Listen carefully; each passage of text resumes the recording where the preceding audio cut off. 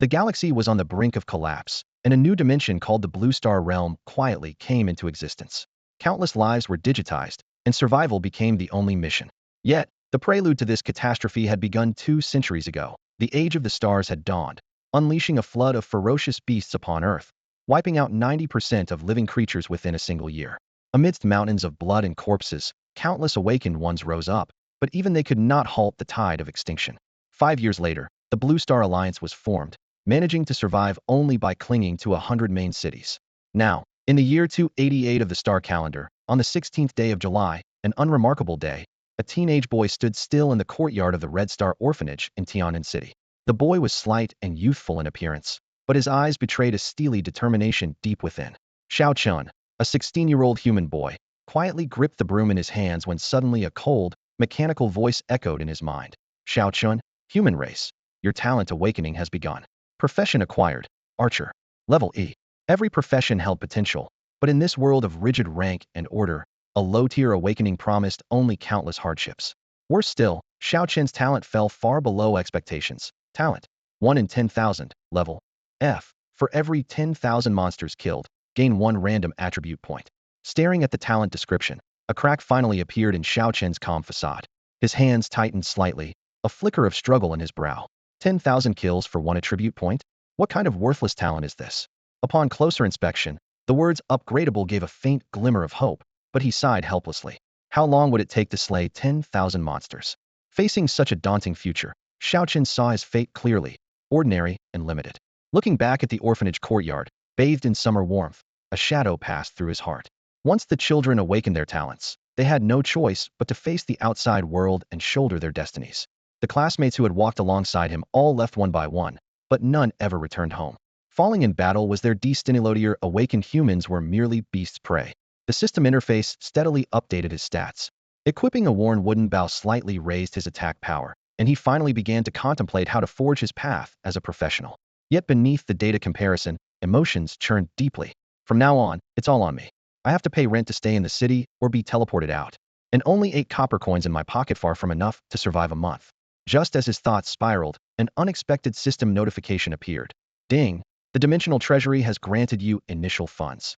3 silver coins. 3 silver coins felt like a divine gift, stirring a heavy yet hopeful gratitude within him. Thanks to the Dimensional Treasury, whatever it is, at least I don't have to wander homeless right now. Clutching his initial funds carefully, Xiao Chen bid a quiet farewell to the orphanage matron without lingering. As he left, he made a vow. If he survived, he would return and repay the orphanage in some way. The dungeon teleport hub in Tianan City was the gathering place for adventurers. The bustling crowds and shouting teams filled the square with a palpable battle aura. Xiao Chun hesitated to join any team, but repeated rejections on his status panel forced him to face reality. Low-tier adventurer's strength is the only currency. Even the lowest level dungeon costs 2 silver coins just to enter, and an archer with barely 100 attack power is worthless. He realized that trying to latch onto a team was futile for someone like him. Just as discouragement settled in, he overheard an unexpected phrase: newbie trial grounds. By chance, a passing chubby boy explained that this free, low-level monster dungeon might be his opportunity. First, you have to rely on yourself to grind up to level 3 or 4. Don't expect freebies in a team. The boy's grating voice carried kindness, and Xiao Chen sincerely thanked him and added him as a friend. Though they barely knew each other, every word from that boy felt like a lifeline. Wasting no time, Xiao Chen headed to the newbie trial grounds. Compared to the complex dungeons explored by humans through generations, this place was simple and straightforward, a boundless grassy plain dotted with countless level 0 monsters. His first target was a long-haired rabbit. This gentle creature didn't attack proactively, but would bite back if cornered. His first full draw shot 3 arrows that curved through the air, but landed about a meter short on the ground. The rabbit looked at him suspiciously, then resumed nibbling grass. The awkward moment made Xiao Chen's palms sweat. Repeated attempts ended in failure, and frustration gnawed at him. My talent is terrible. Even the bow doesn't suit me. It wasn't until he switched tactics combining close and range combat that he gradually found the basic rhythm to land kills. After countless failures, he finally succeeded in his first hunt, but took several bites in retaliation, leaving his health dangerously low. This endless grassland and its overwhelming monster population offered infinite potential, yet also harshly revealed the brutal cost of growth. After 2 days, finally leveled up, the system's chime came as exhaustion gripped his body. Yet rest was a luxury he couldn't afford. He immediately allocated all available attribute points to strength, thinking, my friends are far ahead. No one cares about someone like me here. Catching up means training every arrow, day and night, shifting his stance and refining his shots. Xiao Qin's efficiency rose steadily from 100 kills daily to an ever-increasing tally. After 29 nights of continuous battle, he reached level 5. The achievement rewards were modest, 1 attribute point and 2 silver coins. As he was teleported out again, he cast one last look at the grassy rabbit colony, feeling a tangle of emotions. Back in the city square, he reviewed his character stats. Level 5, attack 72. His meager funds and mediocre combat ability still weren't enough to enter dungeons without rejection. Yet despite the setbacks, a stubborn flame sparked inside him. Next, it's time to tackle a level 1 dungeon.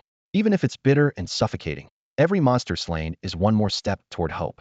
Xiao Qin stepped through the dungeon's gateway, ready to face the unknown. His gaze was firm and steady like the deepest star shining in the night sky. This time, Xiao Qin changed his strategy. Now that he was level 5, he no longer wanted to grovel just to squeeze into someone else's team. The idea of might, as well be the team leader myself, grew stronger in his mind. As soon as he stepped into the dungeon entrance, he cranked up the voice chat to maximum volume. First posting an announcement in the nearby channel, then shouting at the top of his lungs, level 1 dungeon looking for experienced players. No one under 100 total stats, slackers will be kicked. 1 slacker per team was already too many. 2 would spell trouble. His plan was to lure people in by taking their entry fees. Once they paid, they'd have to play, so it was a win-win. To ensure success, he was particularly strict when selecting teammates. Level 6 Summoner Lin Fan, Level 7 Guardian Li Jian, Level 8 Swordsman Su Ming, and fellow Level 5 Healer Li Jixin all accepted one after another, their names lighting up the team list in order. Not bad. All elites, Xiao Qin calculated quietly. Even if I just lay back, these 4 can handle a level 1 dungeon on their own. Especially Su Ming. The faint dark glow from his gear looked impressive at a glance. His longsword was clearly black iron quality, worth 5 or 600 silver coins alone. The attack bonus pushed his damage close to 200. Guardian Li Jian, though only wearing 2 basic white tire pieces, had stacked his HP to just over 1,000, more than enough to tank the level 1 boss. The teammates were all veterans, and rules were quickly agreed upon. Gold would be split evenly. Equipment drops went to luck, and everyone chipped in 2 silver coins to enter. The level 1 dungeon had a total of 9 maps. Xiao Qin chose the one with the most monsters, Bandit Camp, for the simple reason of gaining maximum experience.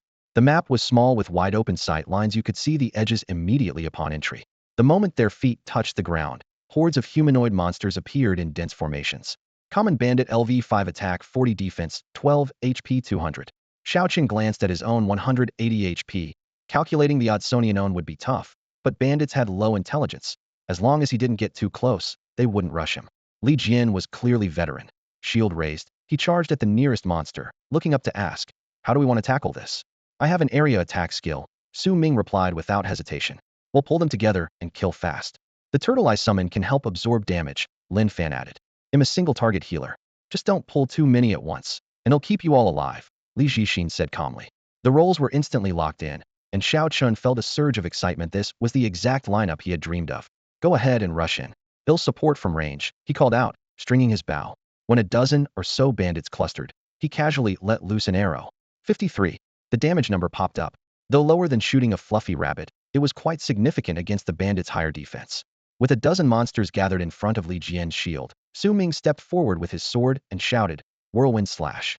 A gust of sword energy swept through, instantly cutting 5 or 6 bandits' health bars by over half. Wow, that's a boss move. Xiao Qin's pupils narrowed, mentally calculating that this single strike dealt nearly 1,000 damage in total. Meeting a player this skilled? He definitely had to add him as a friend. What else could he do? Without other resources, building a network of skilled players was as valuable as anything. Li Jian's strength was remarkable. Despite being surrounded by so many monsters, he managed to keep over 80 of his health throughout the battle. Endless vitality. A green aura surged around him, continuously restoring his vitality. Solid defense. A faint golden shield instantly expanded, blocking all the monsters trying to swarm him. Turtle's protection. A thick phantom turtle shell covered his entire body, deflecting every swipe of claws and bite of fangs. One awakened ability after another flashed in succession, almost like cheating. Watching from the back, Xiao Qin couldn't help but feel envious. Envy aside, the damage output still had to keep pace. After a brief hesitation, Xiao Qin loudly shouted, "Critical strike." Since it was a chance-based skill, just shouting it was enough to look impressive. If anyone asked, he would simply say, "It didn't trigger." But unexpectedly, the teammates all turned to look at him at once. "Brother Xiao, have you awakened critical strike?" Su Ming's eyes glimmered with admiration. "Wow, that talent is rare. Only one elder is said to have possessed it before. What's the trigger chance?" Everyone buzzed with curiosity. With his brag already out there, Xiao Chun had no choice but to play along. My skill is called 1 in 10,000, with a 0.01 trigger rate. That's still strong. Once your attack speed picks up, it'll be a killer skill against high-level bosses. Brother Xiao, when you level up, the big guilds will be fighting over you. If you want, I can put in a good word. Xiao Chun thought bitterly. After all this fighting, who has time to talk about recruitment? But he could only smile and respond. If we get rich together someday, you'll be the first to hear.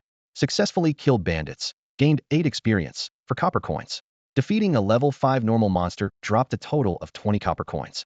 A level 1 dungeon had about 100 monsters, meaning just the copper coins added up to 2 silver coins, plus the fixed 2 silver coins dropped by the level 1 boss, and possibly an equipment drop each run guaranteed, at least 7 or 8 silver coins. As long as luck didn't run out, a nice profit was inevitable, not to mention the experience gained from farming. Experience 8, copper coins 5. A stream of pale gold numbers constantly flickered before Xiao Chen's eyes, overwhelming him with satisfaction. Kill count 1.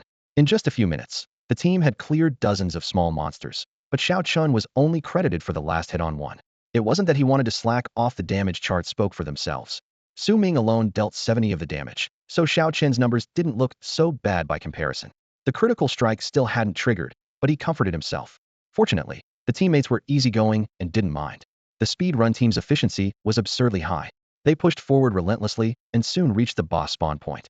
Bandit leader, LV5, HP 1600, attack 120, defense 25, skill, flesh reinforcement.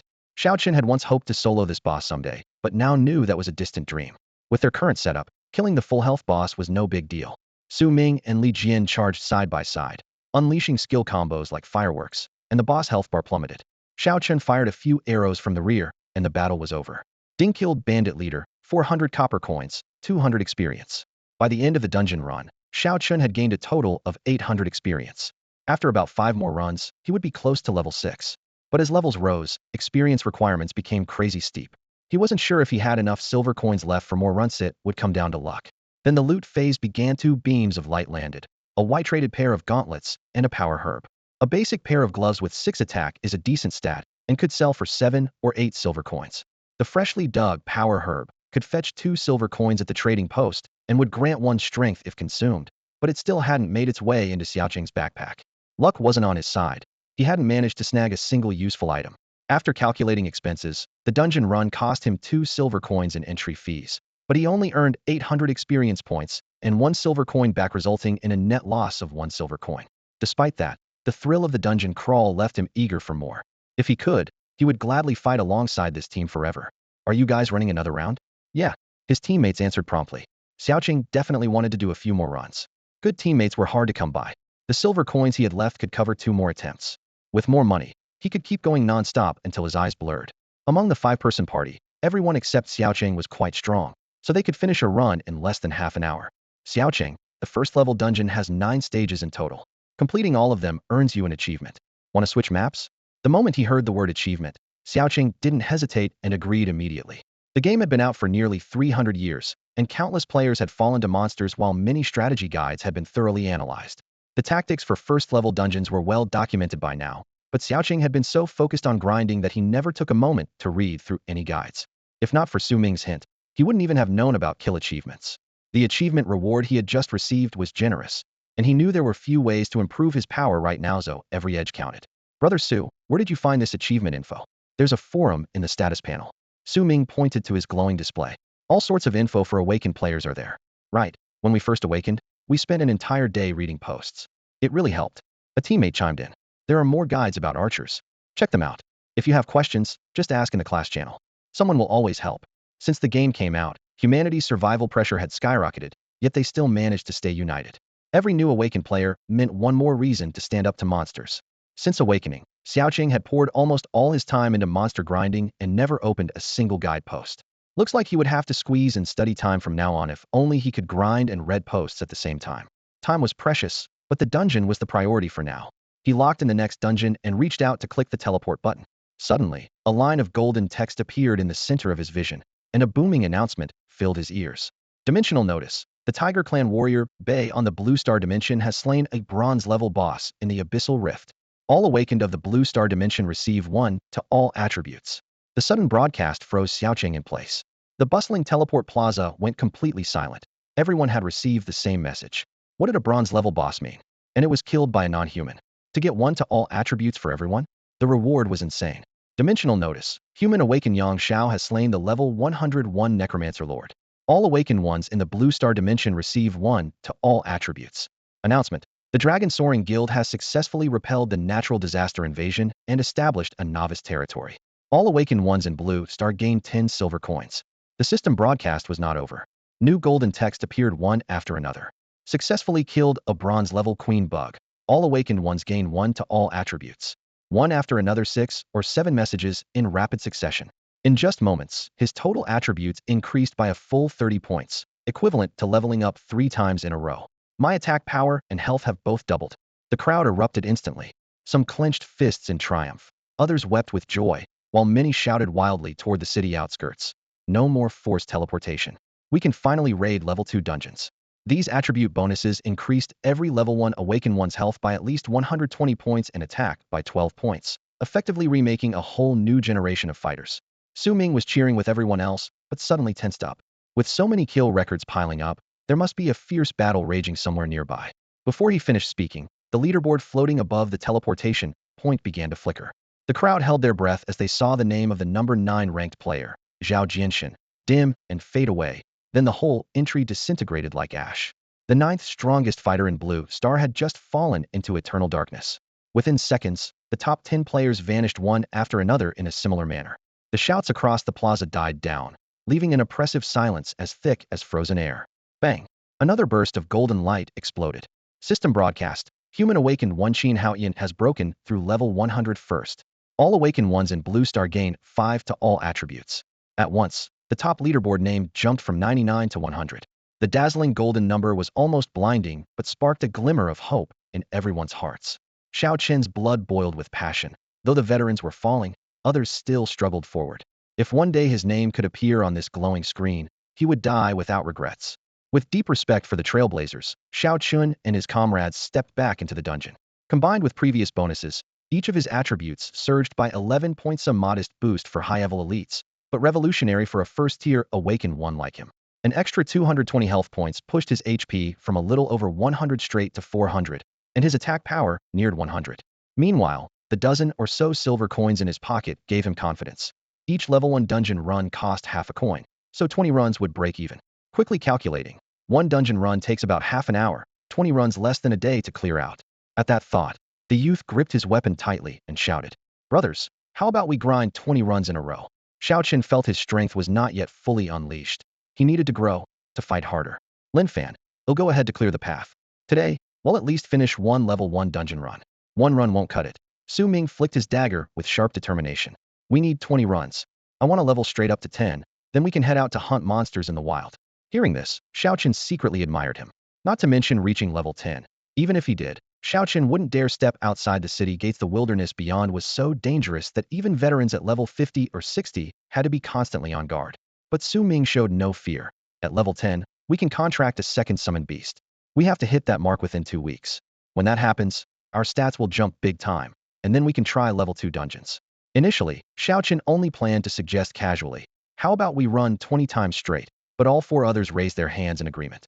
They weren't the only ones pushing hard. Across the entire Blue Star realm, a leveling frenzy was sweeping through. Anyone who saw a glimmer of hope was willing to risk everything to fight for it. The game also released good news. Reaching level 10 would earn 10 silver coins from the realm treasury. Xiao Qin's eyes lit up. This meant once he hit level 10, he could run the level 1 dungeon dozens more times. After the first run, his stats increased a bit, and the second run's completion time shortened immediately. Unfortunately, luck wasn't on his side. Didn't get a single piece of equipment in the first 4 tries. Until the 5th run, when a flash of white light appeared. Common shoes. Movement speed 1, attack 5. Without hesitation, Xiao Qin equipped them and felt noticeably lighter on his feet. These shoes were conservatively worth 10 silver coins, instantly recouping his investment from the previous runs. His total assets now, 8 silver 16 copper. Ding. Level 1. All attributes 1, free attribute points 5. Current level, LV 6, 4987 experience needed to next level. Total attributes, 158. Health, 420. Attack, 109. His power visibly rose, and Xiao Qin couldn't help but feel exhilarated. But experience gains were starting to slow down. The higher the level, the slower the progress, making slow leveling the norm in the years ahead. Kill messages kept popping up. Kill 1. Kill 2. With his increased attack, mobs fell one after another, and the first stage of the 1 in 10,000 challenge grew nearer. By the 7th dungeon cleared, his personal kill count reached 8,500. The system quickly notified him. Ding. You obtained Common Agile Spirit Herb 1. Consuming it grants 1 agility, each trial participant limited to 10 uses. Though useful, Xiaoqian needed money more urgently. Without hesitation, he listed it in the trading hall. Ding. Silver coins 3.3. Enough to fund several more dungeon runs. Soon, he completed the level 1, Misty Island dungeon. Rewards this round. 820 experience, for 110 copper coins, 18 kills. With all level 1 dungeons cleared, the system announced again. Ding. Achievement unlocked. Newbie's Journey. All attributes 1, silver coins 2. He still needed 2,913 experience points to level up. Xiao Chun didn't stop. His instincts told him to keep grinding. The 20 consecutive runs ended 8 hours later, averaging less than half an hour each, a grueling yet efficient routine. He glanced up at the clock. 11 p.m. Fatigue hit him like a wave, and he decided to rest for a few hours before resuming the fight. Before leaving the team, Xiao Chun and the others added each other as friends. Su Ming said, "I'm going to run 10 more rounds. Anyone who can keep up can stick around." Hearing the captain's call, Xiao Chun looked up, filled with admiration. Su Ming wasn't just ridiculously talented and well-off. He fought like his life depended on it, even while grinding dungeons. If Xiao Chun hadn't already spent half a day earlier in the Longhair Rabbit's nest, he'd want to join in for a few more runs. Still, today's intense output had been totally worth it. This was by far the fastest growth had experienced since awakening. Xiao Chen's current stats flickered on the screen, looking scrappy but promising. Level 7. 80,000 total attributes, 172 attack, 129 defense. He was finally wearing 3 basic white-tire items: armor, shoes, and bracers. Though the cheapest gear, they still boosted his overall power noticeably. Unfortunately, the downside was just as glaring. 3 silver and 685 copper left in his pouch, almost empty. Maybe I should sell 2 more white-tire items, Xiao Chen muttered, calculating his inventory. After 20 rounds of level 1 dungeons, he had neither gained nor lost money. That was normal. White equipment dropped so often it was laughable to expect to earn anything from it. His real problem was the lack of a decent weapon. Luckily, his attack had improved enough that 2 arrows could take down a small monster, so he wouldn't get kicked from random parties anymore. Leveling up was the only real way forward. At this rate, reaching level 10 would take about 60 more runs of level 1 dungeons. With enough silver, he could power through in a day or 2. But now he was even skimping on sleep, just crashing for a few hours on the stone steps outside the teleport plaza. Still buzzing with excitement, he pulled out his terminal to browse forums for archer tips for the first time. Most archers posted with only E or F rank talents. Occasionally D and C rank was like finding a needle in a haystack. Suddenly, a character sheet caught his eye. Xiaoling Fei, human, level 1. Strength, 128, agility, 89. Xiao Chen snapped upright. What the heck? Only level 1. But over 500 total attributes. Then he looked at himself, his pitiful 100+ points at level 7. Much of it from positioning bonuses. The gap was crushing. He refreshed the leaderboard. Overall rank, 1,787,546,896 out of 2 billion.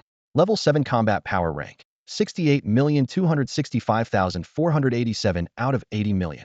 The numbers kept shifting. After a nap, his rank might fall even further behind. Scrolling through posts, his eyelids finally grew heavy. Meant to nap 3 hours, he ended up sleeping until early morning. Wasting hours was shameful for him. Luckily, his overall rank hadn't changed much. Many surpassed him, but just as many had fallen. Waking up meant work. Xiao Chen nibbled on dry bread and opened the trading post to list items for sale. Wearing 3 white-tire items less than a day already made him reluctant to part with them. Suddenly, a loud message popped up in the nearby chat channel. Newbie looking for a group to run level 1 dungeons. Will pay dungeon fees, unlimited runs. What a perfect fee for switching teams, and what an ideal grind. Endlessly plan. This totally suits his style. Without thinking twice, Xiao Chen clicked to join the team. If they dared to call it an endless grind, he was ready to grind them to death. Ding. System message flashed across the screen. You have joined Sun Jian's team. The next second, he was completely stunned. The member info popped up one by one. Sun Jian, Shield Guard, level 1. Sun Hao, Smith, level 1. Su Qing, Priest, level 1. Wang Min, Alchemist, level 1. For brand new ones lined up like a bucket of cold water splashed over his head. Even worse, there wasn't a single proper damage dealer in the team. The Smith and Alchemist were pure support crafting classes. Xiao Chen's heart sank. He wasn't some top-tier player. How could he possibly carry this bunch of newbies? Even with decent talent, a level 1 character's base stats were only around 50 or 60 points. If the boss smashed him with one swipe, the dungeon would be over instantly. No one here had a saving grace like Xiaoling Fei. Sorry, wrong team. He was about to quit decisively. Sun Jian quickly sent a voice message, sounding totally earnest. Big bro, please carry us? We all have some basic gear. Promise we won't hold you back. Obviously, someone else had also joined and tried to quit, and he was rushing to explain. Bro, it's not that I don't want to lead, Xiaochen frowned. I can handle the mobs, but your tank can't survive the boss hits at all. Then we don't fight the boss, Sun Jian said bluntly. We clear all the mobs and quit. Mobs give decent XP anyway. Xiao Chun was nearly shocked by this logic. Each dungeon run cost 10 silver coins. Clearing mobs, but not the boss? That was just burning money. Bro, you guys rolling in cash? We pulled 1 gold coin, Sun Jin replied. 1 gold coin equals 1,000 silver coins, enough to open 100 dungeon runs. Now that was some serious wealth. Since they didn't mind the cost, Xiaochen quickly changed his mindset. Alright, if you want to grind, I'm with you to the end. Without fighting the boss, his 100+ attack was enough to mow down mobs. 2 arrows per mob. Leveling up to 5 was easy, and 7 or 8 would be no problem. The only real damage dealers were Sun Jian and Su Qing. Sun Hao and Wang Min had attack stats in the teens or 20s worse than Xiao Chun himself at the start. Luckily he was ranged, so he could still contribute decent damage. Maybe after a few rounds, we'll be ready for the boss, he thought to himself. A flash of teleportation light, and the 5 of them officially entered the dungeon. Ding. Su Qing cast Battle Inspiration on you. Attack 13. Ding. Su Qing cast Rejuvenation on you. Heal 5 HP per second. Xiao Chen's eyes brightened. First time someone treated him like the main carry. This buff was pretty solid. Based on the buffs, Su Qing's talent was at least grade, definitely potential to be a key player. Then looking at Sun Jian, this newbie already had 600 HP at level 1. If he put all his free attribute points into Constitution by level 5, breaking 1000 HP was totally doable, clearly a future tank. The party started to come together clearly in his mind. The lineup was strange, but held real potential. As for leveling requirements, he calculated it too. Leveling from 1 to 2 only required 100 XP, which meant killing just 13 mobs would be enough. Running these dungeons is really satisfying. At the very least, all the kills are mine. Sun Jian was also entering the dungeon for the first time. Seeing that the mob's attacks barely hurt, he boldly charged to the front to pull aggro. Whoosh, whoosh. 2 spirit arrows sliced through the air, and 3 mobs fell to the ground almost simultaneously. Wow, your damage is insane. Yeah, each mob gives 12 experience points. That's 36 from just one wave. 12 experience? Xiao Chen squinted, recalling his own first run when each mob only gave 8. Sure enough, the lower your level, the more XP you get, so killing higher level mobs is more rewarding. He was already level 5 now, remembered how hard it was to grind up to level 2, spending 2 whole days in the beginner trial arena. No wonder no one liked staying there. Running dungeons was the real way to level up. By his calculations, killing 9 more mobs would get him to level 2. 3 volleys of arrow rain, just a matter of minutes. Ding. 18 XP, 15 copper coins. A flash of light, and Xiao Chun jumped to level 7. The 3 mobs combined only gave 18 XP. Wow, you're leveling up again already. You're amazing. Keep it up. Even just normal attacks were met with cheers from teammates. Good teammates don't just contribute money, they bring morale too. Xiao Chun had never experienced being cheered on like this before. Honestly, it felt pretty great. One by one, for beams of light shot up as all 4 of them reached level 2 together. Xiao Chen glanced at Sun Jian's health bar. It had increased by 200 points. That can't be right. Normally, adding 10 stamina only increases HP by 200. So Sun Jian must have gained 10 stamina points from leveling up? That means at least 9 of his free attribute points went into stamina, 4 more than Xiao Chun. Damn, Xiao Chun thought bitterly. Here was another top-tier player, probably AC or even rank profession. After all, Sun Jian wouldn't put all his points into stamina. Comparing himself, Xiao Chun would have to kill 10,000 mobs just to get 1 attribute point, while Sun Jian gained 4 or 5 each level. The jealousy was real. No point comparing, it just wrecked his mentality. Boss, once we clear these mobs, we'll hit level 3. Xiao Chun nodded. Leveling up really was fast. Don't call me boss, just call me Xiao Chun. He knew this boss title wouldn't last an hour, so he raised his bow and unleashed even faster fire. Spirit arrows flew relentlessly in waves, dense as rain. Soon, the entire dungeon was swept clean of over 100 mobs. Experience 600, copper coins 487, kills 100. Seeing these stats, Xiao Chun grinned from ear to ear. In under half an hour, had earned this much with 0 initial investment. The only regret was missing the chance to kill the boss, which would have netted another 400 copper coins. The boss had high attack and massive health, and Xiao Chen's output wasn't exceptional. Fighting it was still very tough. Su Qing cast Battle Inspiration on you, increasing attack by 18. She then quickly followed up with Rejuvenation, restoring 6 health per second. Just 1 level up had brought a huge leap in her combat ability. At this moment, Xiao Chen's attack stat finally hit 150, but it still took 2 arrows to kill a normal monster in 1 shot. Meanwhile, Sun Jian leveled up twice in quick succession. Coupled with his experience from the first dungeon, his monster pulling skills became far more adept. He could now drag 6 or 7 enemies in a single pull, greatly boosting the group's clearing speed. By the end of the second dungeon, their experience was approaching level 4. After the 6th dungeon was cleared, all 4 reached level 5, the entire process taking less than 3 hours. Such a rapid leveling pace left Xiao Chen stunned. After all, when he had soloed to level 5, it took an entire month. Of course, maxing out efficiency came at a price. Each dungeon run cost 10 silver coins, so 6 runs burned through 30 silver, real money vanishing fast. Since we're already level 5, how about we go straight for the boss this time? Xiao Chen suggested. At this point, Sun Jian's health had soared to 1400, along with Su Qing's steady healing. Even if their damage was a bit lacking, they could grind down a level 1 boss by attrition. Hearing this, Sun Jian's eyes lit up. Alright, I'll swap gear. He pulled out a dark iron shield. Why didn't you bring that out earlier? Xiao Chen teased. Heh, I wanted to try pulling mobs naked first. Sun Jian scratched his head, quite proud. Another piece of dark iron gear appeared. Seems like Xiao Chen was still the poorest in the group. Great, finally we can take on the boss, Su Qing said, lightly punching the air with excitement. Xiao Gu, you stay back and keep doing range damage. They'll handle aggro, Sun Jian said confidently, itching to jump in. Xiao Chen nodded but reminded, be careful. If things go south, we'll be wiped here. This is life or death. With about 10 small monsters left, they decided to clear them out before entering the boss room. As the last few monsters fell, the system broadcast suddenly sounded at just the right moment. Ding! Kill count reached 10,000. Attribute gained, Strength 1.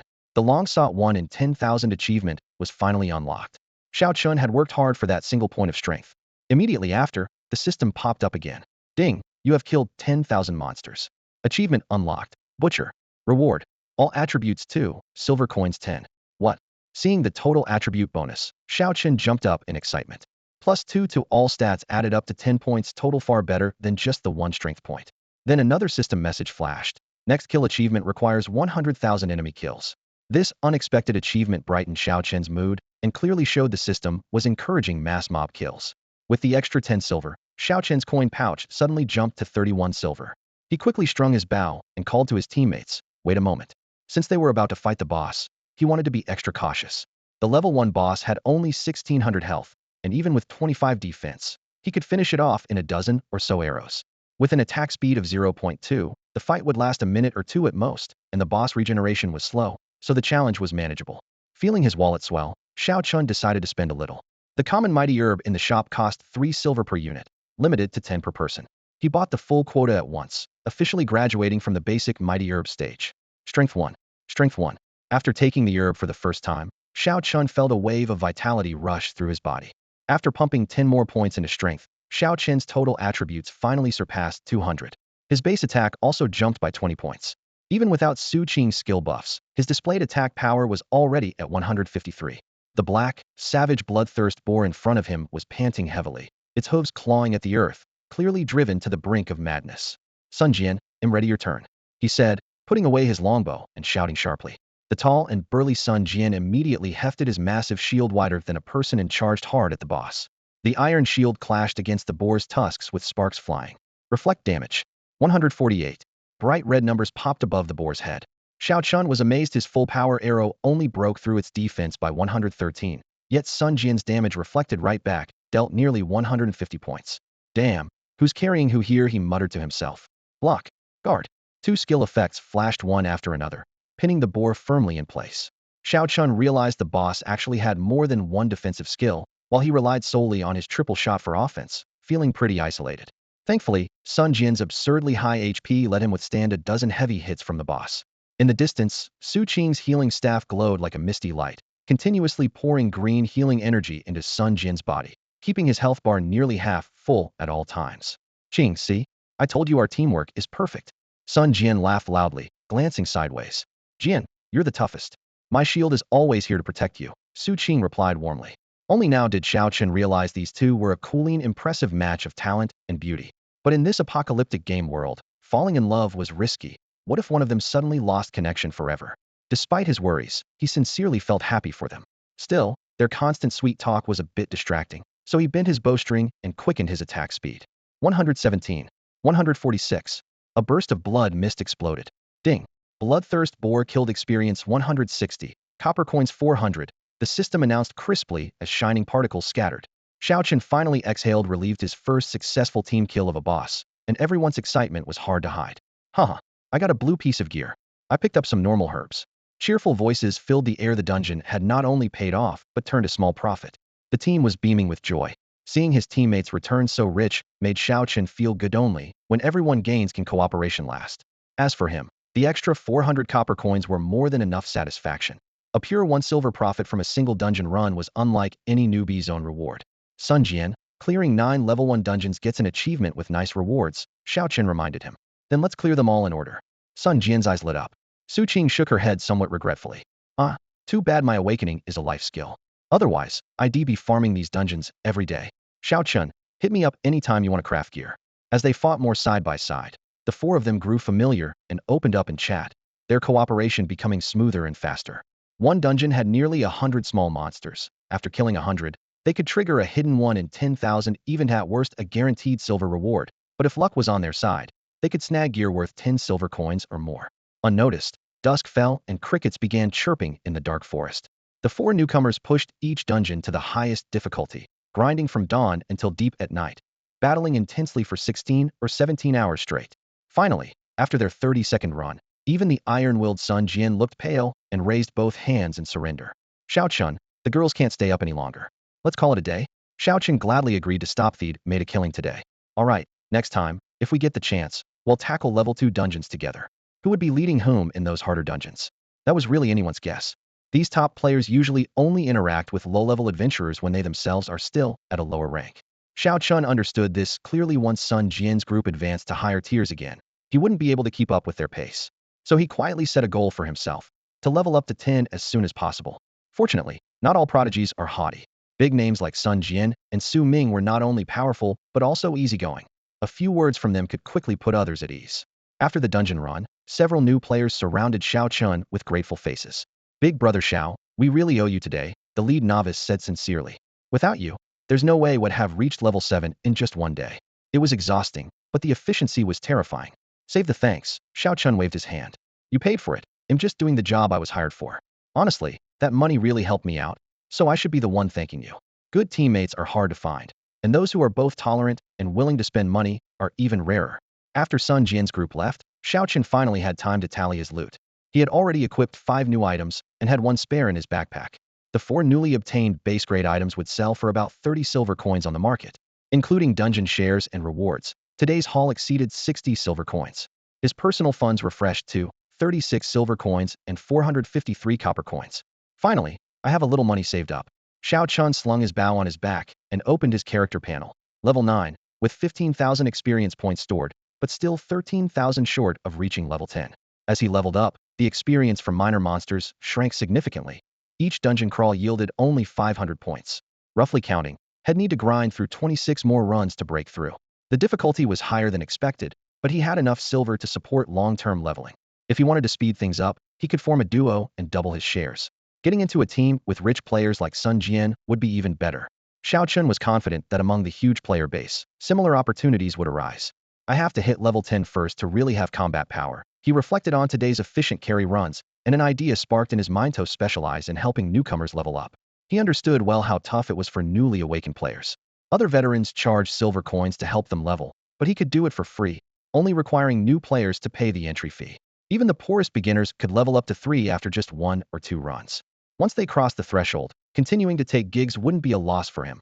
Level 1 dungeons didn't grant him experience, but were good for farming money and kills. Charging 1 silver coin per run is a no-brainer. He calculated silently 100 runs would equal 10,000 kills, and even if every 10,000 kills only increased 1 attribute point, it was still worth it. The attribute panel came into view again. Total attributes 225, attack 197, HP 480, defense 21.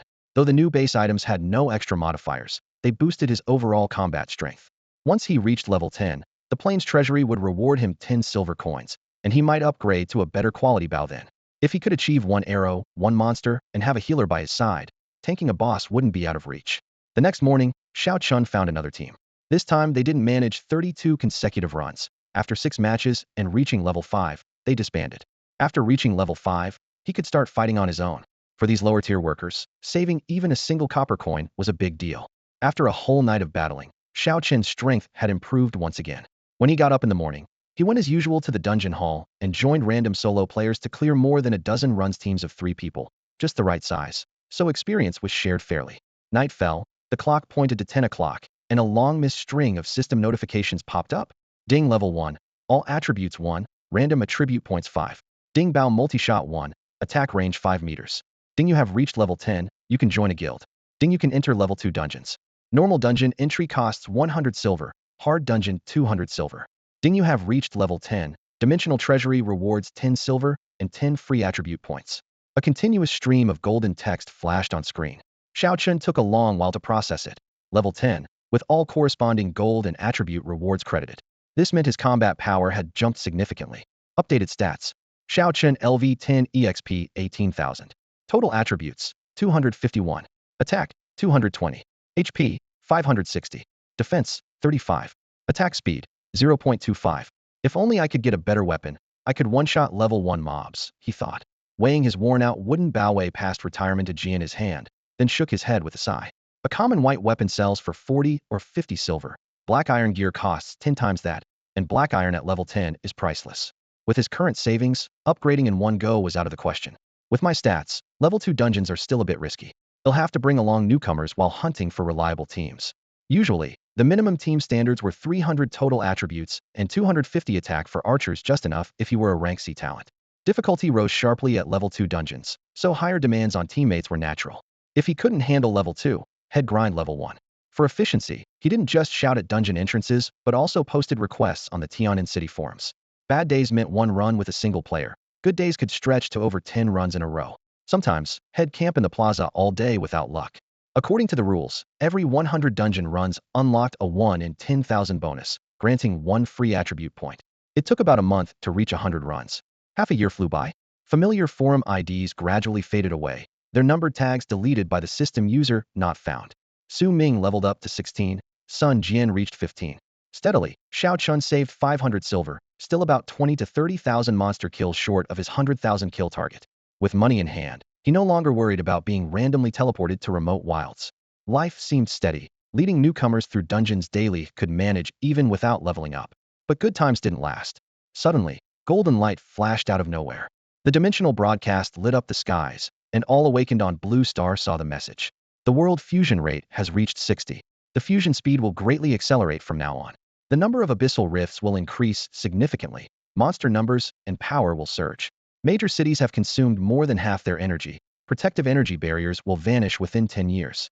All cities must take the initiative to fight back, reducing monster attacks to protect the barriers. If all major cities fall, Blue Star will be destroyed, and all its inhabitants will be wiped out. All adventurers must do their utmost, kill more monsters, run more dungeons, level up quickly, survive. Line after line of golden words struck deep in Xiao Chen's heart. His earlier confidence collapse said so. The world wasn't slowly improving, but accelerating toward destruction. Fear spread throughout the city. Large numbers of players poured out the gates, battling bloodily against increasingly powerful monsters. Forums flooded with strategy guides discussing how to conquer difficult dungeons. Xiao Chen resolved. He had to level up fast. With 500 silver saved, the most straightforward upgrade was a new weapon.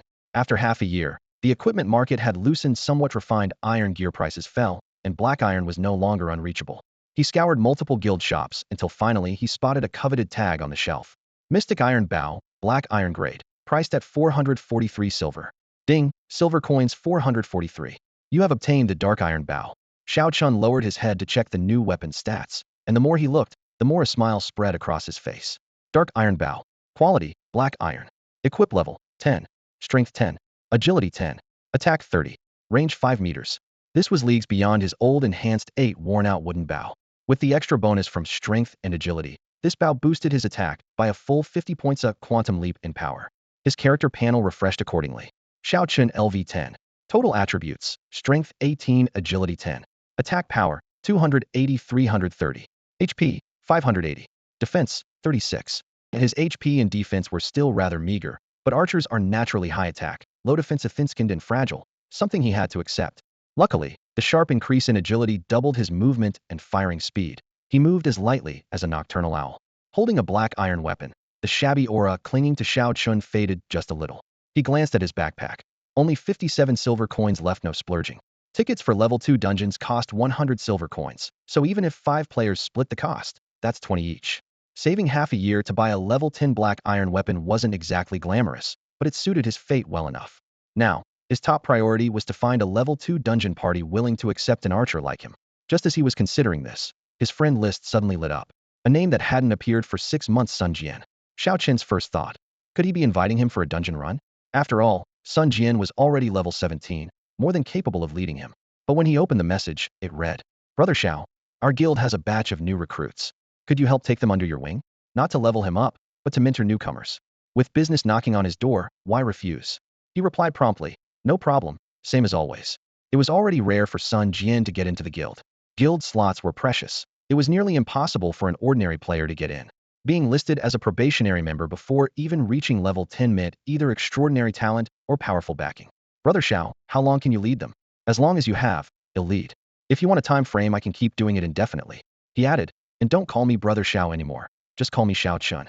We're about the same age, and it feels weird for a level 16 veteran to call me brother. Thanks to Sun Jian, he had made a profit before. Now with this new opportunity handed to him, Xiao Chun felt grateful. With a stable income, slow leveling didn't matter, money was everything. 1 silver coin per dungeon run made this an extremely appealing deal. Besides, armed with his new bow, his quadruple shot skill, and a 20-meter range, his monster farming efficiency had doubled. Sun Jian then threw an even bigger request. From now on, lead runs every day, clearing all 9 dungeons until you earn the achievement. Every day? Xiao Chen raised an eyebrow. The guild has that many new recruits? Yes. We took heavy losses recently and urgently need fresh blood. Sun Jian hesitated, then sent an invitation. By the way, Xiao Chen, want to join the Tianqing Guild?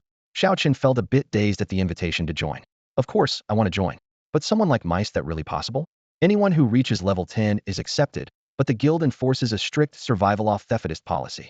If next month your contribution points don't place you in the top 10,000, the system will automatically kick you out, the recruiter explained clearly.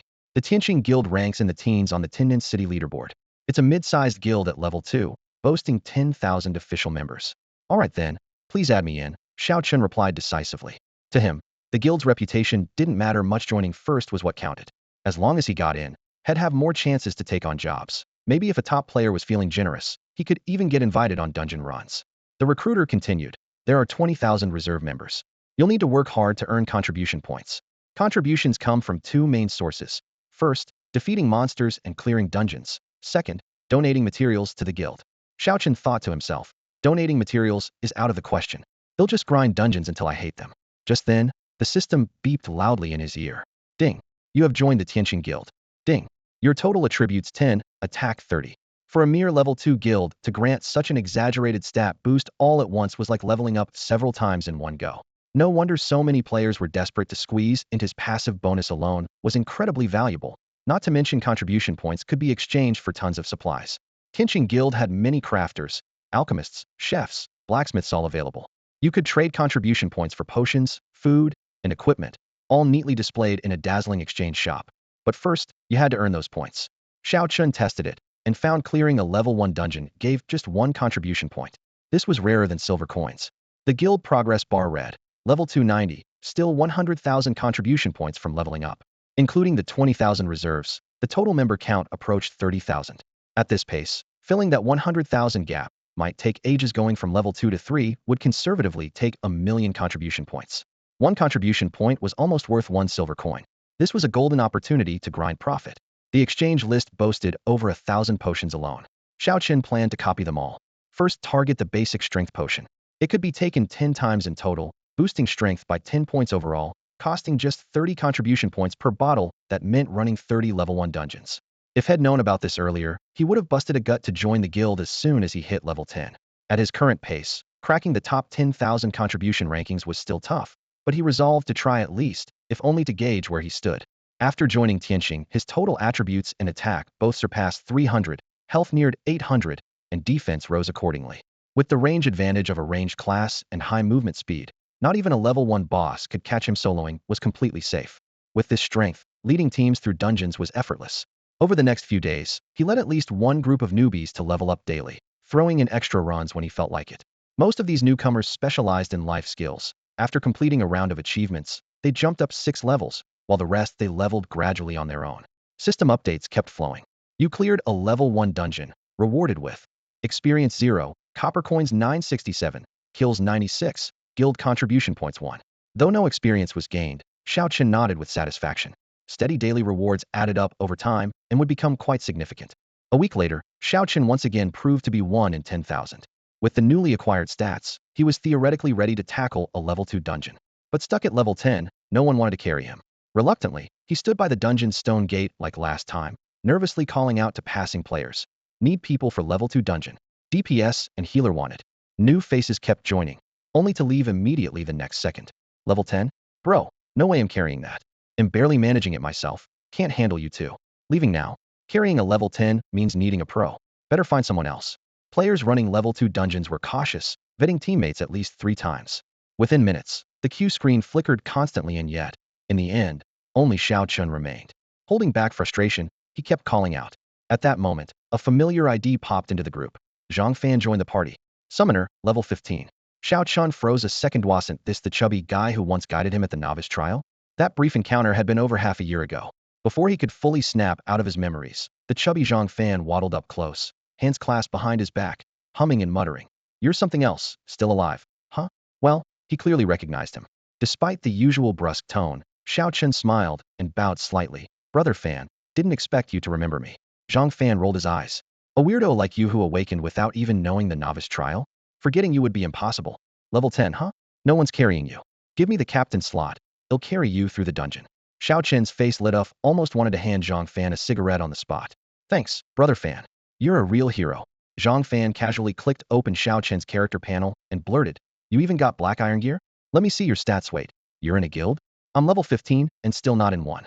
Remembering Sun Jian's promise, Xiao Chen quickly said, Brother Fan, let me see if I can get you into the Tianqing Guild too. You've got that kind of pull? Then I owe you one. Zhang Fan finished, just as Sun Jian sent the invite over. Light flashed, and the chubby guy's stats shot up, total attributes breaking 600 instantly. Zhang Fan rubbed his hands together in satisfaction. That's more like it. Xiao Chun was stunned. 2 turns out. Zhang Fan was a drank talent, 1 in 100. With Zhang Fan as captain, Xiao Chun felt much more at ease. The chubby guy even shouted loudly, powerful teammates needed for level 2 dungeon. Play well and get into Tianqing. Acting like an elder despite just being a probationary member. The boasting worked. To join the guild, a few high-level players eagerly joined the group. In no time, the team had 2 ranged DPS and 1 healer. Xiao Chen whispered, Brother Fan, no tank? He scanned the lineup. Level 16 sharpshooter, level 15 mage, plenty of firepower, but no frontline to tank the monsters. Could they really clear a level 2 dungeon like this? Zhang Fan pushed up his glasses and said calmly, Don't worry, my summon is an earth bear. He paused for emphasis. This is my signature summon: high attack, thick health, strong defense. In other words, seriously badass. Some summoned beasts truly can serve as tanks. Having an extra ranged attacker instantly doubles the efficiency of clearing dungeons.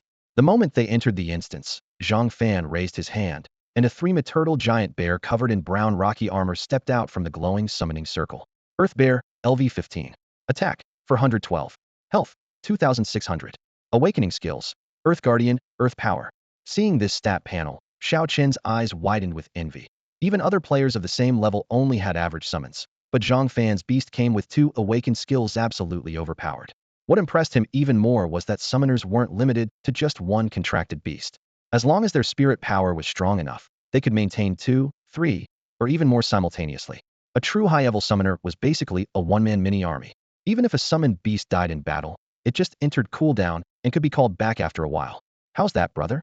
Pretty good summon, huh? Zhang Fan grinned proudly. Fan, 1 word strong. Xiao Chen gave a thumbs up. Zhang Fan then drew his weapon, a black iron staff wrapped in dark runes, faintly glowing.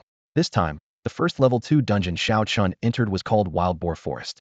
Its overall layout was similar to the level 1 dungeon, but monster stats were multiplied several times over. The stat info popped up immediately. Forest Wild Boar, LV 15. Attack, 300. Health, 600. Defense, 30. 15 level mobs were indeed terrifying, 3 times the stats of level 5 monsters. As for the elites, Forest Boar King, LV 15. Health, 6000. Attack, 800. Skill 1, Flesh Fortification. Skill 2, Savage Charge. This was only the normal difficulty for a level 2 dungeon, theoretically as basic as could be. Yet for Xiao Chun, even these mobs could drain his health in 2 or 3 hits. The Boar King could one-shot him. Zhang Fan patted Xiao Chun on the shoulder. Don't panic. Once you level up a few more times, we'll breeze through normal dungeons easily. Killing monsters above level 5 grants crazy experience. Okay, I'll get to level 15 as fast as I can. Xiao Chen agreed readily, but didn't take it too seriously. Two people running dungeons wasn't exactly easy mode. Zhang Fan laid out the loot rules again. Let's be clear. Normal gear drops are random fortune. But if skill books or special items drop, sell them on the trading platform and split the profits. We're all broke for now. Skill books are out of our reach. No problem. Let's start clearing. Kill ads first, then bosses. Zhang Fan gave the order. 3 sources of ranged firepower unleashed simultaneously, with Xiao Chen's numbers being the lowest. Damage popped up over the monsters' heads. 481, 501, 279. Xiao Chen's damage was smallest, but thanks to his bow skill's quad shot, his total output stayed competitive. The mage burst higher damage but saved mana by not using the most expensive spells on small mobs. A sudden system prompt appeared. You gain Mindfire, attack 35. Xiao Chen thought had received a special buff but saw the other 2 ranged players had the same boost. Ding! You gained 30 experience, 40 copper coins. 30 EXP from one mob seemed generous, but Xiao Chen quickly did the math. Reaching level 11 needed 18,000 experience, meaning killing 600 monsters? That translated to running the dungeons 6 times. Even factoring in boss experience, it required at least 4 runs. When head leveled others, one level 1 dungeon run could level someone up twice. Once your level rose, efficiency dropped sharply. Ding! Kill 1, you received fresh meat 1. Even small monsters dropped loot? It seemed that only by killing the small monsters could he obtain items. Xiao Chen swung his sword repeatedly, harvesting fresh meat that dropped to the ground marked by the system as common ingredients suitable for cooking delicious dishes. After a brief cleanup, he eagerly opened the trading post. Fresh meat, 10 copper coins per portion. This was almost the lowest price in the marketplace, yet he was very satisfied. Each monster killed not only earned him 10 copper coins, but also added to his kill count. Why wouldn't he enjoy that? He immediately sped up, determined to clear the 100 or so monsters in front of him. The monster numbers quickly halved. At that moment, Zhang Fan suddenly emitted a glow signaling a level up. His level jumped to 16 in one go. The moment he leveled up, his Earth Bear summon grew bigger and tougher, with a huge surge in health. Occasionally landing a critical hit, it could kill a wild boar with a single swipe. Fan, with a summon like yours, running dungeons is insanely fun. Xiao Chun praised while picking up loot. Zhang Fan shrugged and stood toward the back, barely moving. Just lucky, I guess. Most summoners aren't this popular in dungeons. Their team's overall strength far exceeded the dungeon's limit, and in less than half an hour, only the lonely boss remained in the arena. Zhang Fan immediately devised a strategy. Full-ranged firepower. Healers, focus all your heals on Earth Bear. Add a Mindfire buff. Get Riadaigo. Xiao Chun expected the boss phase to be tricky, but surprisingly, Earth Bear tanked several rounds of Savage Charge with damage capped just a bit above 1,000 each time. With heavy healing, its health bar stayed safely full. No one noticed that the chubby teammate had already sneaked near the extraction point, poised to flee. Seeing Earth Bear hold steady, he finally relaxed, patting his chest. That scared me. If it couldn't hold, I'd have bailed immediately. Zhang Fan's usual motto was better a dead comrade than a fleeing ally. Fan, what are you mumbling about? Xiao Chen noticed. I'm saying everyone's really strong. This run is guaranteed. Zhang Fan added. System notifications kept popping up. Ding kill 1, Wild Chicken Fong 1. Ding killed Boar King, Silver Coins 4, XP 500, Guild Contribution 2. The boss dropped only a level 15 white quality item. Unbelievably bad luck, but still much better than the level 5 white gear pile Xiao Chen had. The chubby teammate casually grabbed the gear, and Xiao Chun could only accept it. Xiao Chun, it'll take you through 3 more runs. Guaranteed you'll hit level 11. Zhang Fan patted his shoulder. Thanks, Fan. He'll repay you for sure. Xiao Chen sincerely appreciated it. You helped me get into the guild. It's the least I can do. Tomorrow I'm heading out of town to grind mobs. Gotta become a full member by next month. The summoner's greatest advantage was commanding their summons to grind non-stop. Zhang Fan was already planning his level up path. When I level up more, they'll try the monsters outside the city too, Xiao Chen replied. The level 2 dungeon was longer. They could clear it 3 times in 2 hours. After another 3 hours of fierce fighting, Xiao Chen finally jumped to level 11. Ding Yu gained 500 XP for silver coins, 2 guild contribution points. You picked up a black iron tunic. Hearing the system announcement, Xiao Chun nearly jumped with excitement. Black iron gear? He actually managed to loot one? The black iron tunic, gear level 15, crafted from dark iron. It grants 5 strength, 5 constitution, and 10 defense, a rare combo of strength and vitality bonuses. Xiao Chun immediately checked the marketplace prices and saw similar items listed for 100 silver coins. Without hesitation, he put his up for sale. Since he couldn't equip level 15 gear yet, converting it into cash was the priority. Be careful, level up quickly, don't get yourself killed, the chubby teammate said before leaving the party. With the black iron tunic sold, Xiao Chen's silver coins shot up to a solid 200. With cash in hand and his team intact, he decided to keep grinding dungeons. Imitating the chubby player's strategy, he quickly recruited a capable tank. After 8 grueling battles, his level finally hit 12. A few more black iron items dropped next, but unfortunately, Xiao Chun didn't get any. He only managed to snag a level 15 white-tire pants, which he listed on the market for 10 silver coins. Ding! You have cleared all normal dungeons at level 2 and earned the achievement. 2 to all attributes and 10 silver coins. The achievement panel lit up, putting Xiao Chun in high spirits. 2 levels in 1 day's combat power improved noticeably. Xiao Chun, LV12, total attributes 336, attack 349. Checking his wallet again, 198 silver 625 copper. Thanks to dungeon rewards and drops, he was basically breaking even financially. If he could get a special item drop, he could make a serious profit. Even black iron gear brought decent returns. At level 12, he could easily form parties and had enough silver backing him up. Leveling was no longer a hardship, just a bit of effort was all it took, and that was nothing for him. In the following days, Xiao Chun spent mornings running monsters with his team to level up, and afternoons soloing level 2 dungeons. As his level grew, the experience from small mobs steadily decreased, while the amount needed to level up skyrocketed. 24,000 experience to go from 12 to 13, which took him 9 dungeon runs. From 13 to 14, he needed 15 runs. After a month of relentless grinding, he finally reached level 15. Even better, his wealth had grown, with his silver total breaking 500, a personal record. Ding, your guild contribution ranking is insufficient. You have been kicked from the guild. The sudden system notifications startled Xiao Chun. Oh no, I haven't exchanged my contribution points for rewards yet. He had been so focused on grinding dungeons, he completely forgot. The panel showed 240 guild contribution points, all from his non-stop efforts in level 1 and 2 dungeons. Luckily, even though he was kicked, his contribution points remained. Kicked out of the guild, what should I do now? Just as he panicked, another prompt popped up. Zhang Fan invites you to join the Tianqing Guild. Xiao Chun didn't hesitate and clicked accept. You have joined the Tianqing Guild. Thankfully, he could rejoin right away after being kicked. Brother Fan, you're officially part of Tianqing now? He casually sent a message. Over the past month, the chubby Zhang Fan probably racked up plenty of guild points too. Just look at my level to see how hard I've been grinding, Xiao Chun added. He checked his friend list. Zhang Fan Summoner, level 19. Su Ming Swordsman, level 22. Sun Jian Shield Guard, level 21. These 3 had long since ventured beyond the city and were leveling up rapidly. At level 20 plus, they were no longer novices in their professions. Luckily, there's still time to catch up. After leading another group of everyday adventurers through the dungeon runs, Xiao Chun finally heard the long-awaited system notification.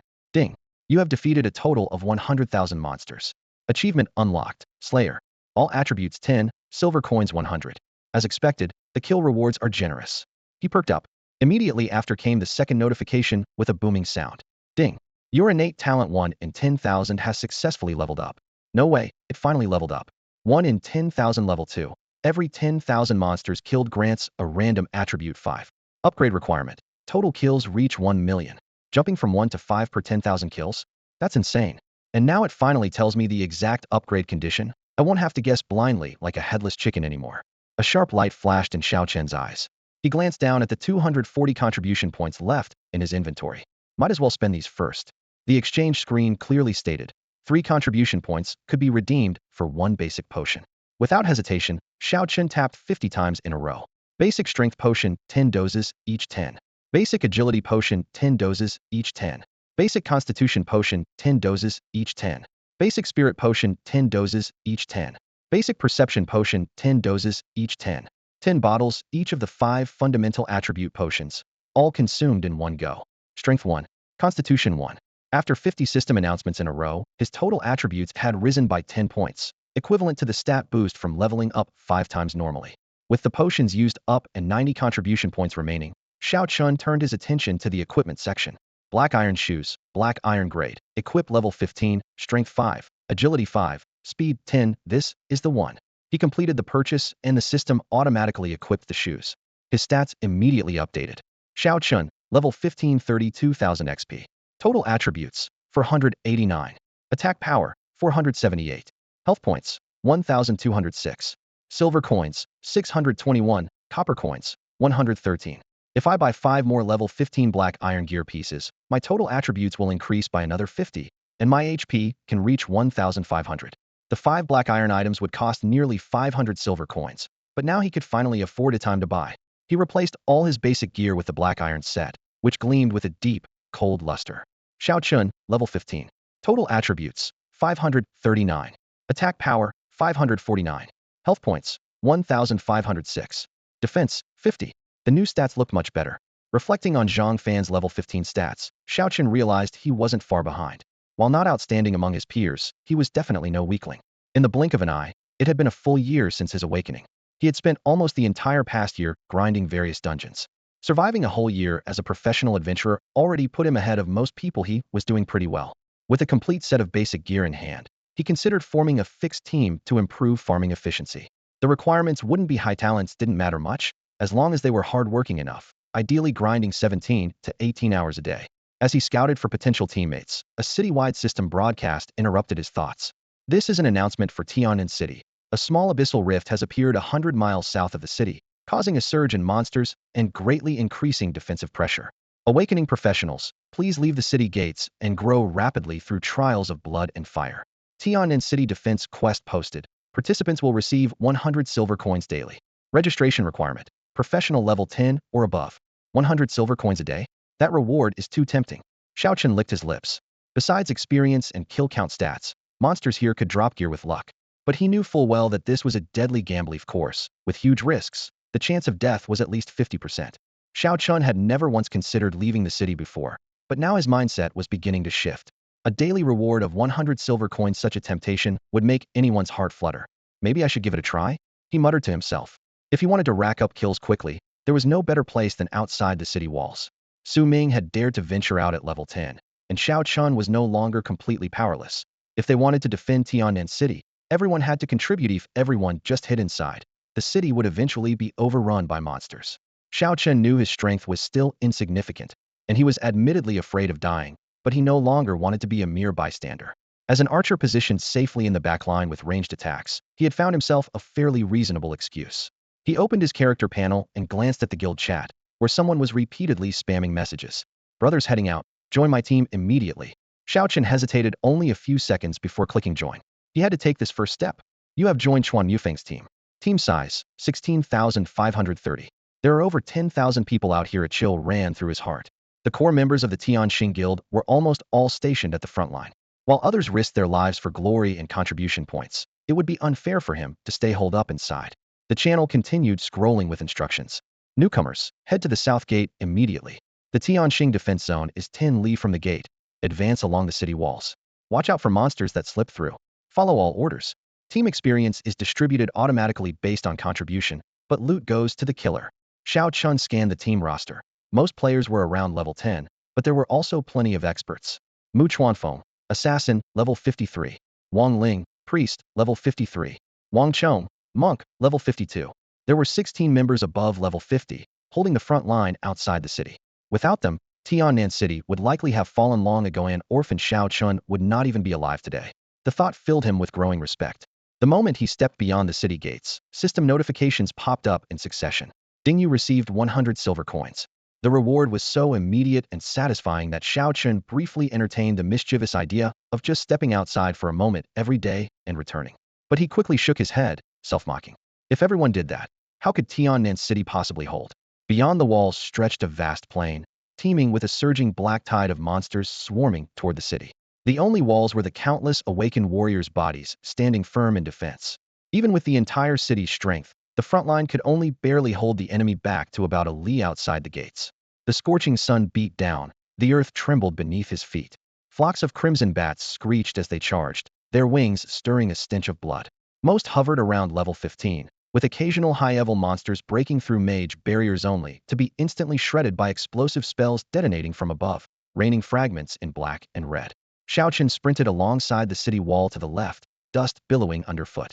Endless streams of players poured out, each running along the wall toward their assigned defense zones. Half an hour later, he arrived at the frontline sector controlled by the Tianxing Guild. Just as he entered the area, his ears buzzed with a rapid-fire system broadcast.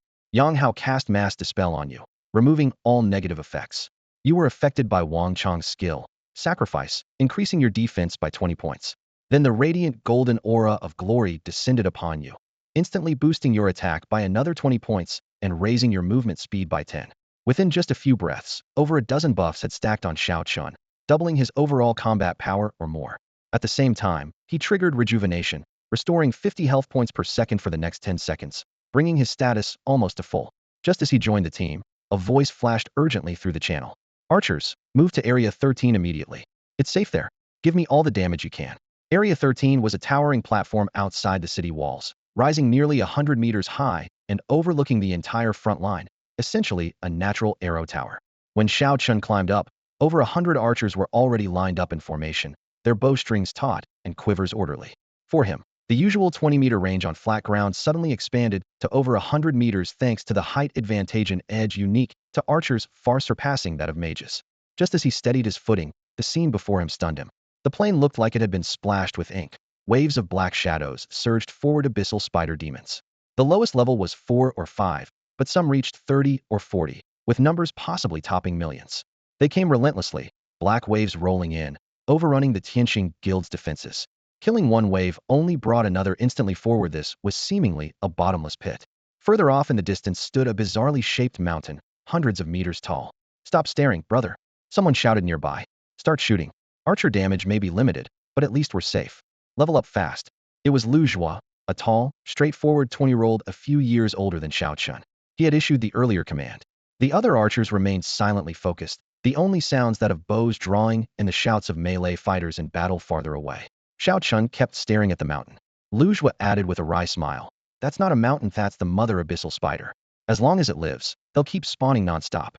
Only players level 70 or above can handle it. I've been here a month and no one's managed. Big brother Lu, what level were you when you came? 13. The outer city is dangerous, but levels go up fast. At this rate, you'll hit 20 in a month easy. Hearing these numbers, Xiao Chen's confidence solidified, knew he had made the right bet. Without hesitation, he emptied his backpack of 200 silver coins and bought all the strength-enhancing potions he could, raising his strength by another 20 points. Higher damage meant more experience gain. He understood the value of smart investment best of all. The hum of bowstrings never ceased. Rows of feathered arrows sliced through the air. Xiao Chun knew his shooting skill was rough and his aim off and off, but now, standing on a 100-meter-high platform facing a sea of abyssal spiders, accuracy was no longer a worry. There were too many monsters. He could hit the targets even with his eyes closed. Xiao Chen's rule for himself was to shoot as far as possible. Killing one more enemy might mean one less comrade lost. With his 4th-level multi-shot ready, he quickly drew the bowstring to its full extent. The arrows buzzed as they flew out, slicing through the air almost horizontally. He didn't even need to aim or look at the monsters. Drawing the bow was enough. At this moment, Xiao Chun was like an emotionless shooting machine. A cascade of buffs stacked up, artificially boosting his base damage. 812, 798, 826, each arrow reliably dealt around 800 damage. Experience 7, 8, 8.6. The EXP bar ticked up in precise decimals, the steady stream of notifications fueling a surge of excitement in him.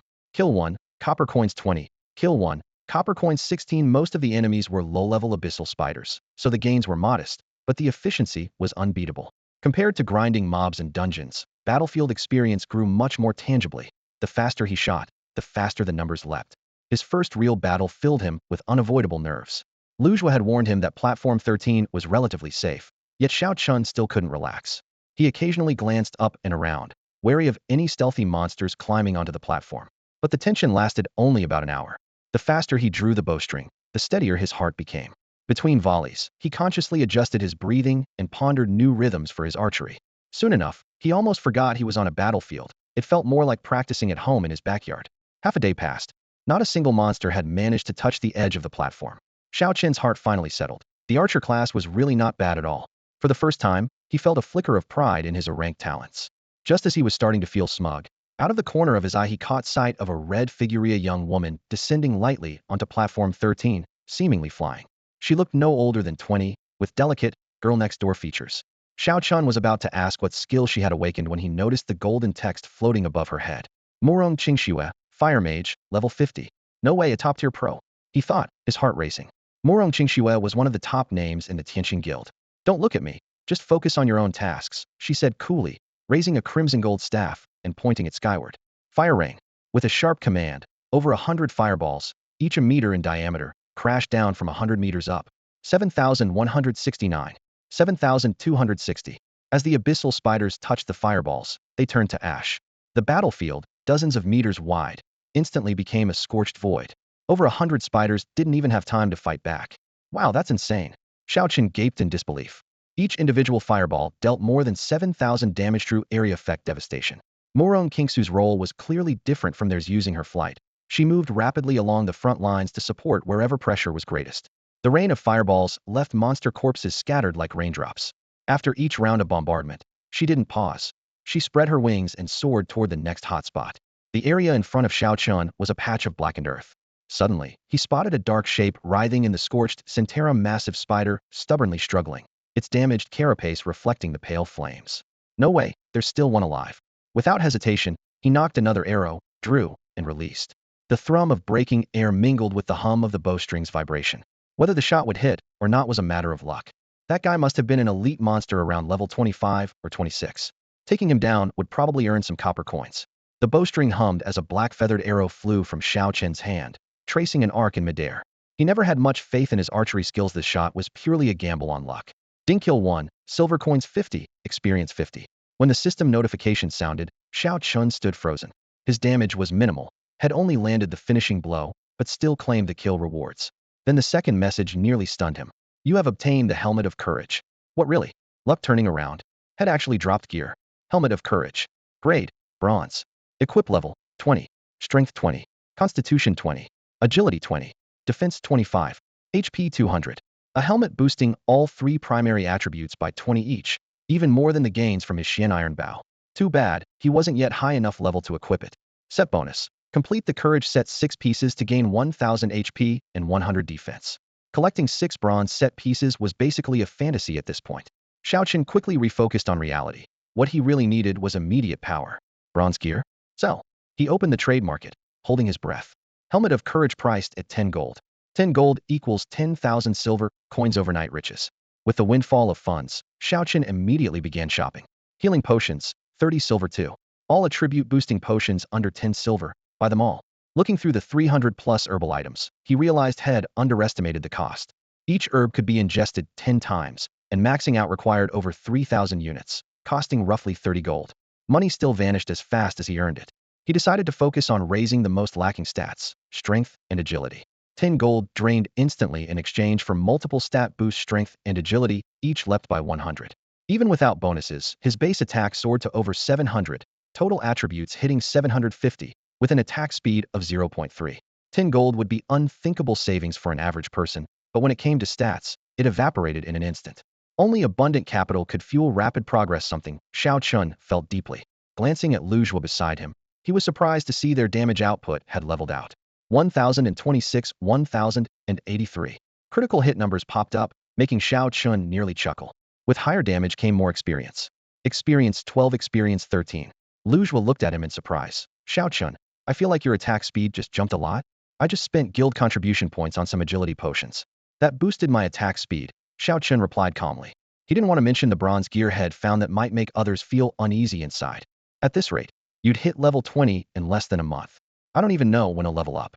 Just giving it my all, Xiao Cheng said, his fingers aching slightly from drawing the bow, but refusing to stop. Luck only favors you sometimes. Effort is everlasting. The rest is up to fate. For the next entire day, he didn't get a single decent piece of gear, only managing to scrape off some low-tier materials from monsters occasionally. Still, thanks to relentless killing, he managed to accumulate 32,000 experience points in less than a day. Ding. Level 1. All attributes 1. Free attribute points 5. This time, he didn't put the free points into strength, but allocated them all to agility. Since his playstyle kept him at a safe distance, attack speed mattered more than attack power. Whoa, you're leveling up so fast. Are you sure you're not a Class C talent? Feels like your damage output's even higher than mine. Lu Zhuo couldn't help but tease.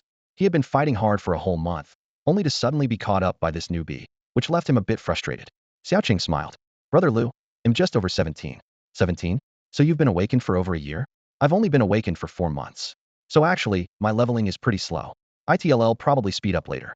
In this battlefield, archers were rather Uniquella level archers mostly hung around the outskirts, while high-level archers joined in hunts for powerful enemies. For Xiaoqing, this was ideal, low risk, steady growth. If he had known monsters could be farmed like this, he would have left the city much earlier. Night had fallen without him noticing. Cold winds swept through the ruins, but Xiaoqing was still locked in fierce battle. Ding, silver 100. The daily quest rewards for Tianan City arrived right on time with the new day. Payday. Time to buy 20 bundles of agility herbs. The herbs melted instantly on the tongue, warmth spreading through his limbs. 2 more types of herbs leveled up, agility 20. Having money meant converting it straight into combat power. Xiaoqing's ironclad rule. Feeling himself grow stronger day by day was addictive in the best way. Before dawn, the team channel suddenly crackled to life with Chuan Mufeng's hoarse voice. Brothers, yesterday we held off wave after wave of attacks. We lived to fight another day. But 503 of our comrades passed forever. Everyone, let's have a moment of silence. Tomorrow, the Brothers Guild Tianlin will take over this defense zone. If you're feeling weak, fall back to the city walls to rest, but stay ready to jump back in at any moment. Changing shifts was just a brief breather. Most in the Tianqing Guild hadn't planned on truly resting. Xiaoqing still had all his buff effects active, indicating support classes hadn't withdrawn either. Monsters flooded in relentlessly, day and night, and he wasn't about to stop. Young as he was, a short nap of an hour or two sufficed. His awakened physical and mental strength had drastically reduced his need for sleep. In the pitch-black night, half asleep, he mechanically nocked arrows, drew the bowstring, and fired. Suddenly, a system alert exploded in his ears, jolting him wide awake. Ding! Team member Chuan Mufeng killed the level 60 demon spider lord. Chuan Mufeng was only level 53. How was he already able to slay a level 60 monster? Not afraid to face even the strongest members of the Tianqing Guild. That's impressive. In the team chat, Chuan Mufeng couldn't hold back his wild laughter, bursting out. Ha! After lurking all this time, we finally caught this monster. Defeating a higher level boss and leveling up twice in one go. Am I strong, or what? Xiaochen had always thought this top player was cold and quiet, but now he realized he was completely wrong. Chuan Mufeng's spirits were high as he shouted in the channel again. Brothers, I'm feeling generous today. No matter who you are in the team, 1 gold coin per person. 1 gold coin. Xiao Chun was momentarily stunned. For him, that was an astronomical sum. Even for veteran players over level 50, throwing around gold coins like that was rare, let alone a guild with over 10,000 members like Tianqing. Yet Chuan Mufeng casually added, don't worry about your brother's finances. I just got a few pieces of level 60 silver gear dropping. Selling those will net me a pile of gold. Hey, where's the cheering? At least celebrate when money's being handed out. Chuan Mufeng realized only he could speak in the channel right now. Everyone else was temporarily muted. In reality, the front lines were already buzzing with cheers, but hidden in stealth, Chuan Mufeng couldn't hear a thing. After his loud shouting, the tense atmosphere eased quite a bit. Since you guys can't talk, let me report. The guild contribution points hit the target last month, so today the guild officially leveled up to tier 3. Everyone ranked within the top 20,000 in contributions automatically becomes a full member. A tier 3 guild could recruit an additional 10,000 full members. Chuan Mufeng quickly announced, from now on, daily contribution leaderboards will have rewards for the top 100. Probation member slots will increase too. We even have a few skill books in the warehouse reserved for top contributors. Don't underestimate those books. Even the most basic one costs several hundred gold. Xiao Chun hurriedly opened his stats panel. His contribution ranking was 18,936. No way, I actually made it to full member? Excited yet realistic. He knew there was almost no chance to win rewards with that rank. He didn't fully understand how contribution points were calculated, but knew that spending a whole day grinding outside the city racked up 60 points equivalent to clearing 60 level 1 dungeons. Adding drops from mobs and a 100 silver coin bonus from Tian'an City, the daily outside grind paid better than dungeons. System notifications popped up in rapid succession. Ding. Team Gold Coin distributed 1. Ding. Tianqing Guild advanced to tier 3. All members attributes 1. Ding. You gained guild bonuses. All attributes 20, attack 60. The windfall came suddenly. In just moments, Tianqing Guild's overall combat power skyrocketed. The guild leaderboard updated. Live Tianqing Guild surged to 10th place in Tian'an City's combat rankings. With a new tier 3 guild in the city, the defense force was immediately stronger. Late into the night, the city channel was still buzzing, flooded with congratulations that scrolled endlessly. With the city's defense situation critical, Tianqing Guild's promotion gave everyone fresh hope. Seeing the flood of membership applications, Xiaochen busied himself recruiting players into the guild. Tian'an City was full of professionals eager to join, and before long the new probation member slots were completely filled. For any professional player, joining a large guild was hugely meaningful. The unexpected red envelope rain of gold coins lifted everyone's spirits. Receiving such a windfall was about as good as it gets. Without hesitation, Xiaochun immediately traded his 1 gold coin for attribute-enhancing potions. Every day, he harvested several kinds of herbs, making steady and impressive progress. After finishing the low-tier herbs, there were medium and high-tier ones waiting for him.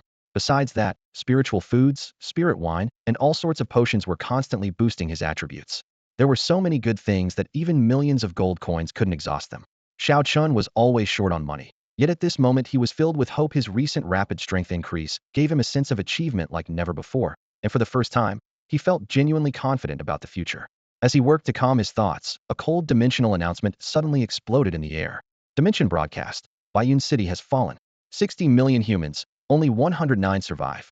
Other main cities, please prepare to receive refugees. 60 million people, only 100 left. The first city on Blue Star had finally fallen. Bayun City was only the beginning. Would Tianan City soon follow? That thought tightened Xiao Chen's chest. Instinctively, he raised his hand to draw his bow, the shooting action quicker than ever. For the entire following month, he threw nearly all his time into grinding monsters. On the daily contribution leaderboard, his ranking steadily climbed from 18,000th to 15,000th place. Besides his own astonishing growth speed, many top players were falling on the battlefield, which cruelly cleared the way for him. Tianan City's daily quests awarded 100 silver coins, giving all awakened a significant boost. The overall strength of the players soared sharply in a short time. Over the month, Xiao Chun triggered the 1 in 10,000 bonus 3 times, netting 15 extra attribute points for free. Ding! You have reached level 20. 1 to all attributes, 5 to free attributes, 5 meters attack range, 50 attack. Level 20 was quite a milestone.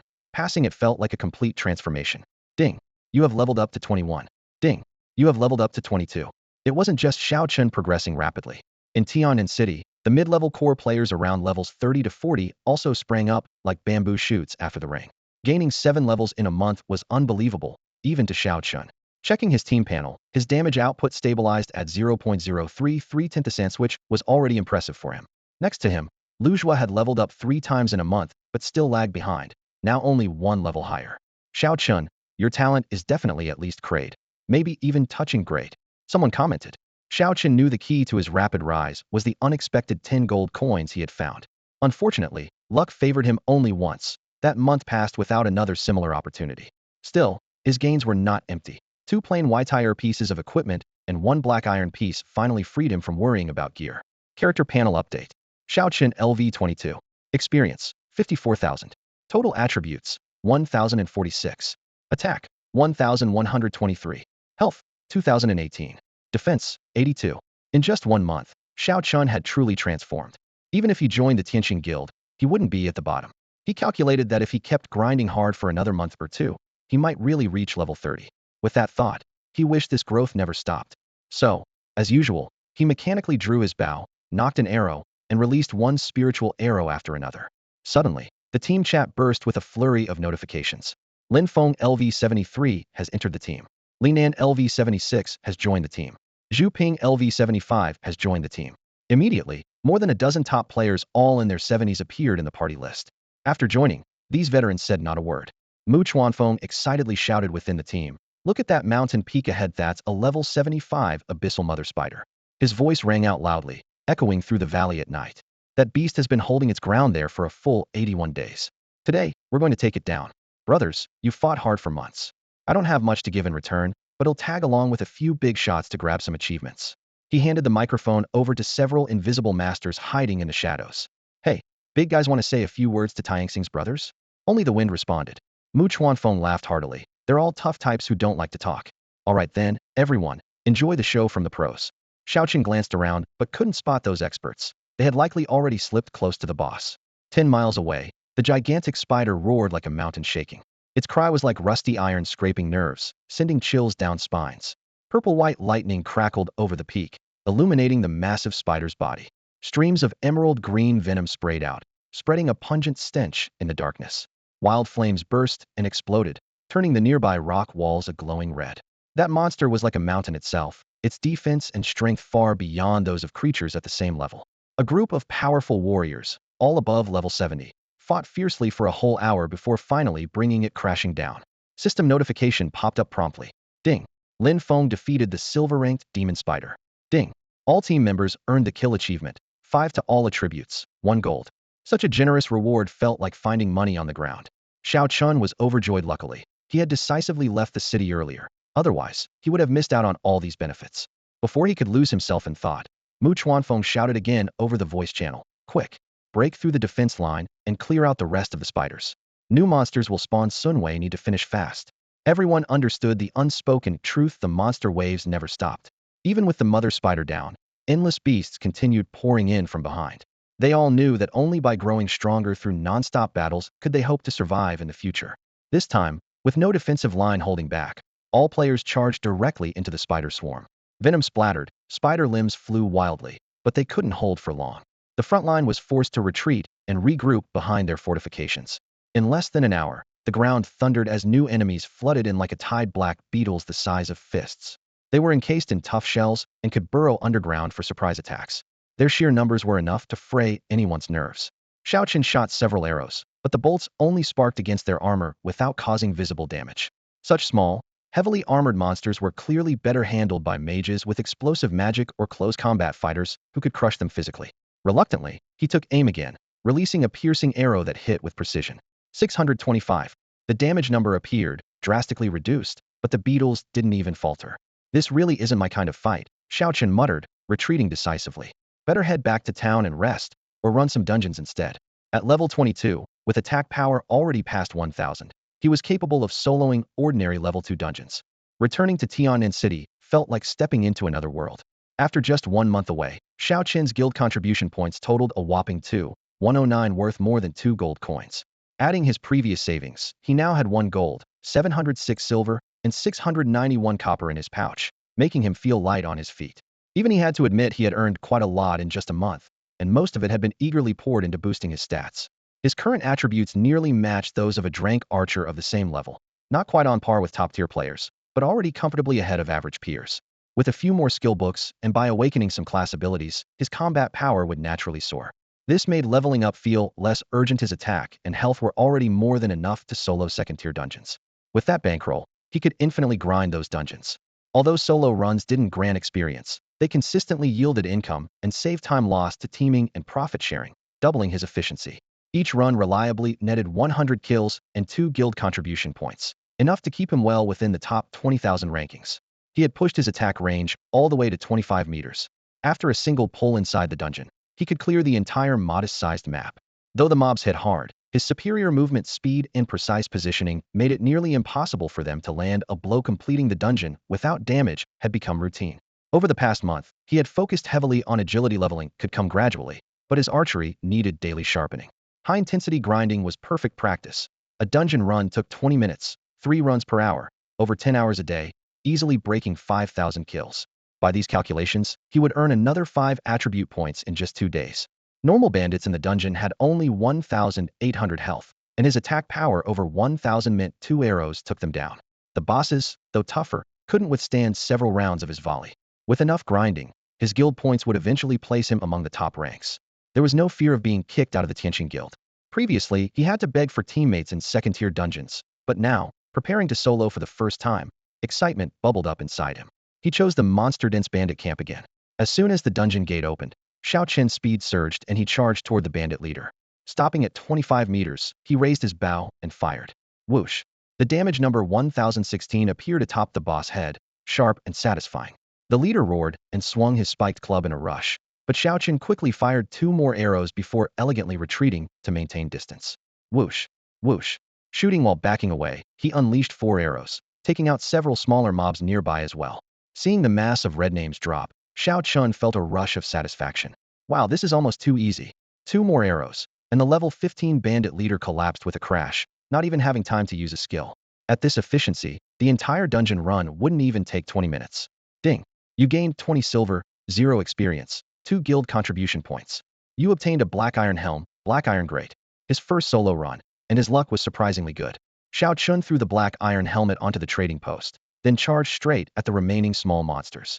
The system panel flickered with numbers: kill 1, copper coins 100, and a prompt appeared, ironstone 1. The level 2 ordinary dungeon was nearly finished, and he cleared it with little effort, silently nodding to himself. Smooth progress, perfect efficiency. Let's grind. He waved his hand and clicked the dungeon entrance again. The level 2 dungeon had an extremely low chance for special drops. Even 1 drop would be a big payday. But the odds were terrifyingly slim. Shao Chen ran the dungeon dozens of times every day, hopes rising and falling repeatedly, leaving him empty-handed and frustrated. Fortunately, every 2 days, he could trigger his innate talent 1 in 10,000. The 5 hot attribute points landed like clockwork, steadily boosting his overall power, even though his level remained stuck. With his stats accumulating, his monster clearing speed quickened, and the kill count from the system climbed higher. Now the achievement reward for 1 million kills no longer seemed unreachable. Between dungeon runs, he often messaged Zhang Fan. Haha, these black armored beetles are so easy to kill. The Earth Bear is their nemesis. One slap, and it's a field of bug corpses. Zhang Fan would show off his scores as usual. Xiao Chun, look at my contribution points, I'm aiming for the top 100. Xiao Chun replied self-deprecatingly. Those black beetles are your XP farm, but my nuisance. They'll just focus on honest dungeon grinding. Other guilds' defense zones also had monsters good for practice, but nothing as safe as his own guild's area. The team's aura bonuses and familiar faces keeping watch made him feel secure. So he put all his energy into the level 2 dungeon, squeezing efficiency out to its limit. He had already mapped out his growth path. First priority was raising 1 in 10,000. Second was saving money to upgrade gear and buy skill books. The talent's 2-day cooldown was a hard cave, could only patiently stack stats. Not leveling up fast wasn't a problem. Once his kill count passed 1 million, had earned the achievement reward and push 1 in 10,000 even further. Everyone had their own path, wasn't in a rush. Day after day in the dungeon, most names in his friend list gradually dimmed. Soon, they would vanish completely. Only Su Ming's name still shone brightly. His level had shot up to 38, becoming a pillar of Tian'an City. Sun Jian and Zhang Fan had both crossed level 30. Among all the awakened players Xiao Chen knew, these few were unquestionably the strongest. In the past year, he had never reached out to Su Ming, feeling their paths no longer aligned. But today, Su Ming's avatar suddenly blinked. Xiao Chen, why haven't you leveled up recently? That familiar name caught him off guard. Su Ming had been his first dungeon teammate. Now he was the only one alive from back then. In over a year without contact, that bright color at the top of his friend list had been a quiet pillar of support. Someone was still moving forward. Xiao Chen replied honestly, I've been soloing the level 2 dungeon. Su Ming quickly responded with advice. You need to level up fast.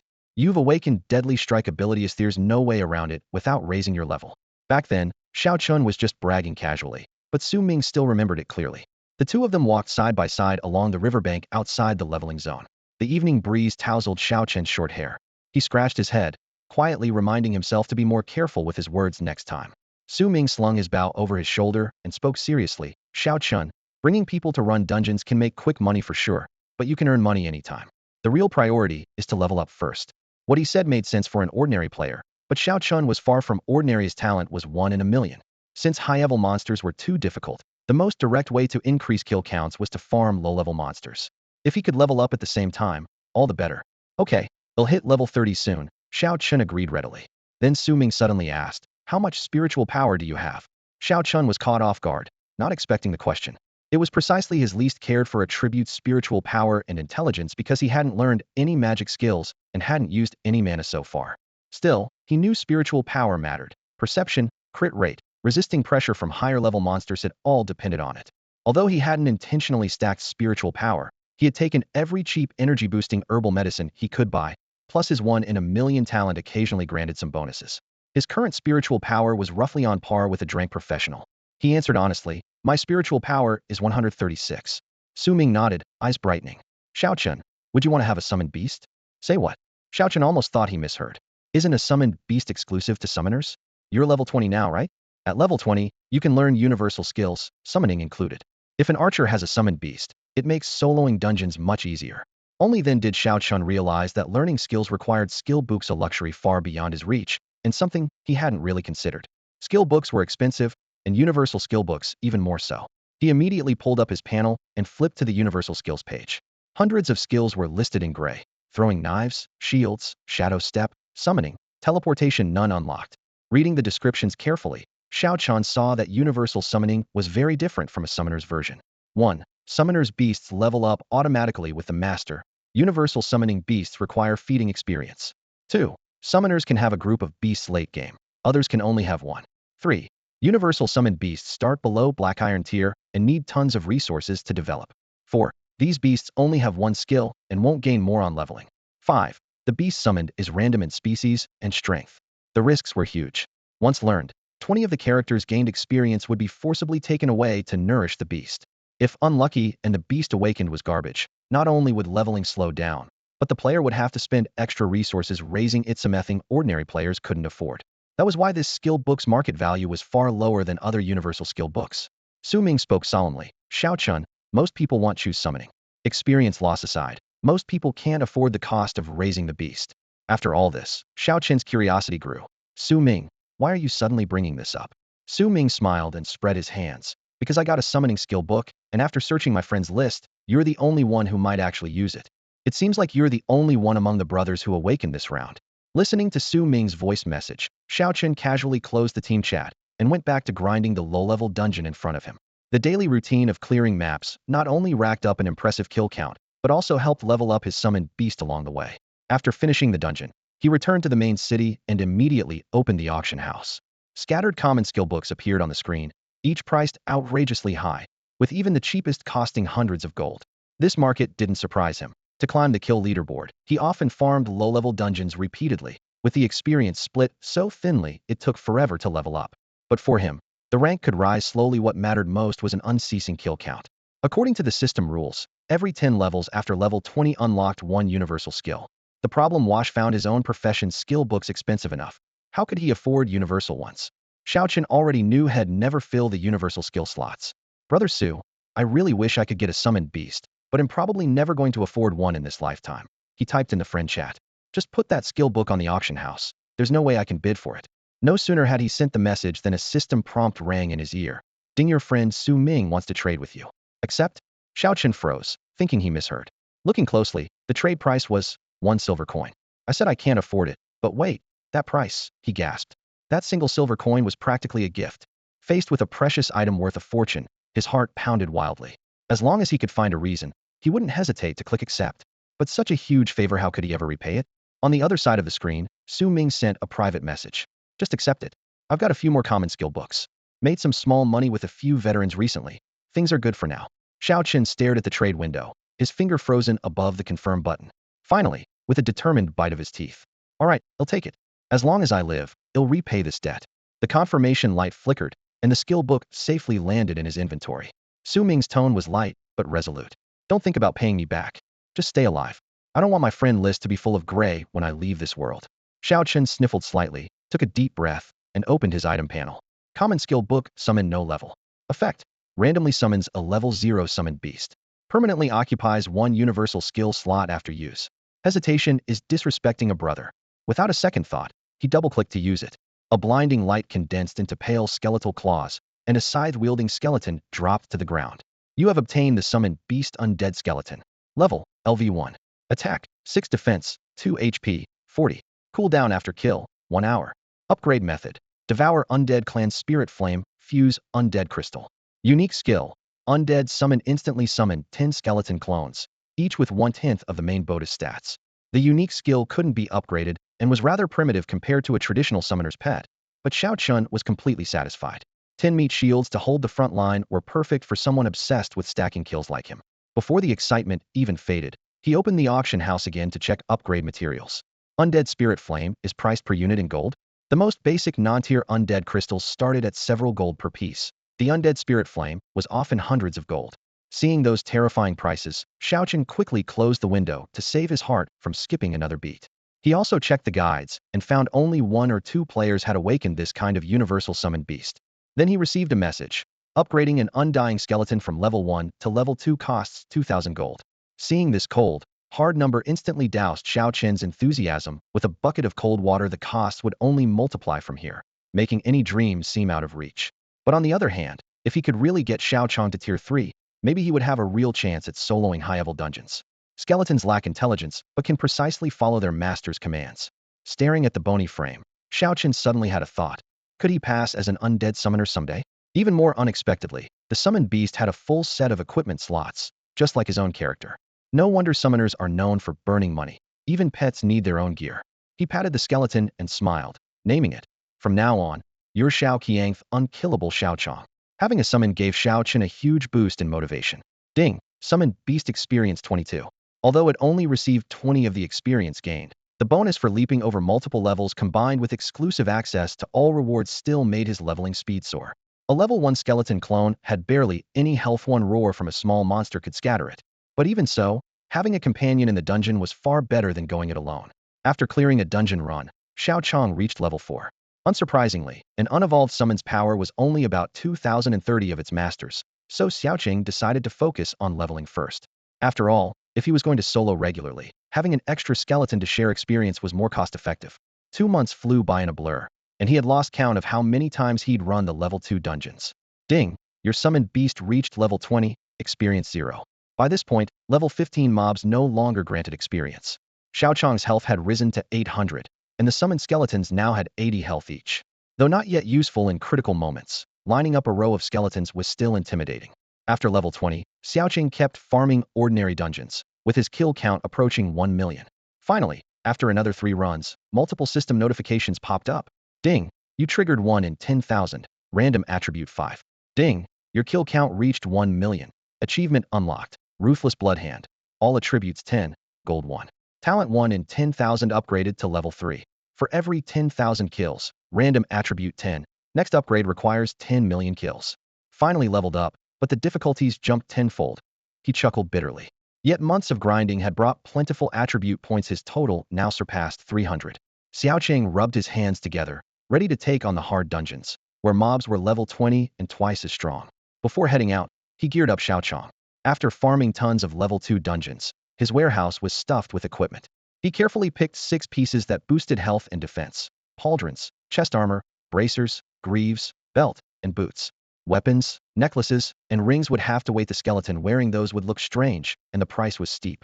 Once equipped, Xiaochong's health soared to 1600, defense hit 40. Attack didn't matter, so much survivability was key.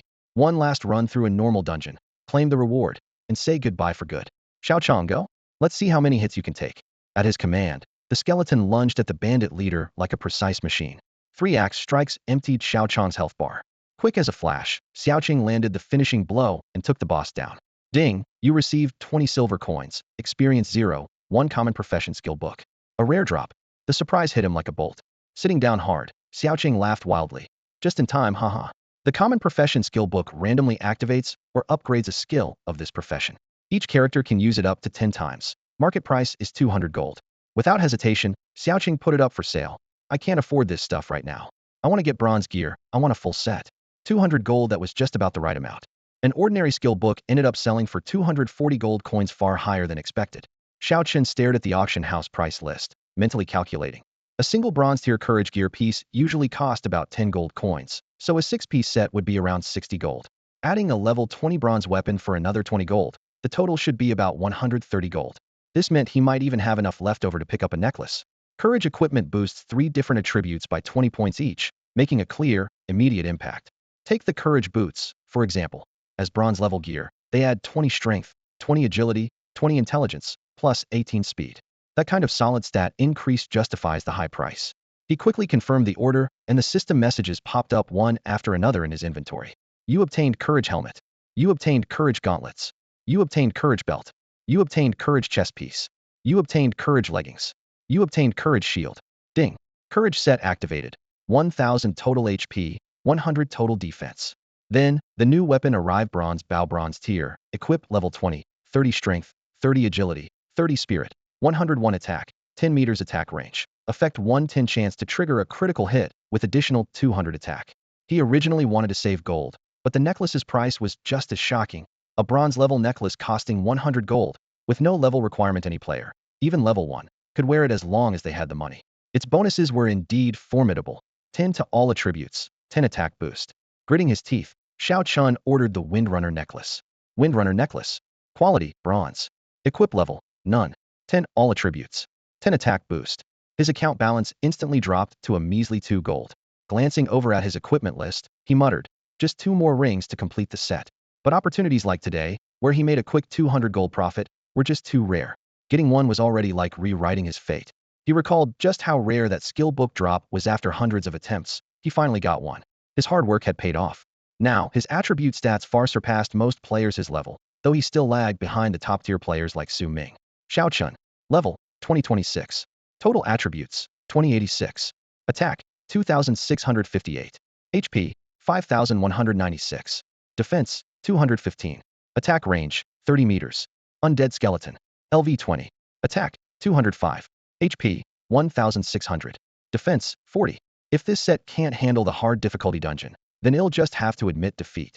He checked the dungeon lobby. The entry fee for level 2 hard dungeons had skyrocketed from 0.2 to a full 1 gold coin, a 5-fold increase. That's harsh. This was his first time attempting a level 2 hard dungeon solo, so he decided to gather info from the forums first. The high entry fee quickly made sense. Hard dungeons randomly spawned 5 bosses, each with the same skills as normal bosses, but with all stats greatly enhanced.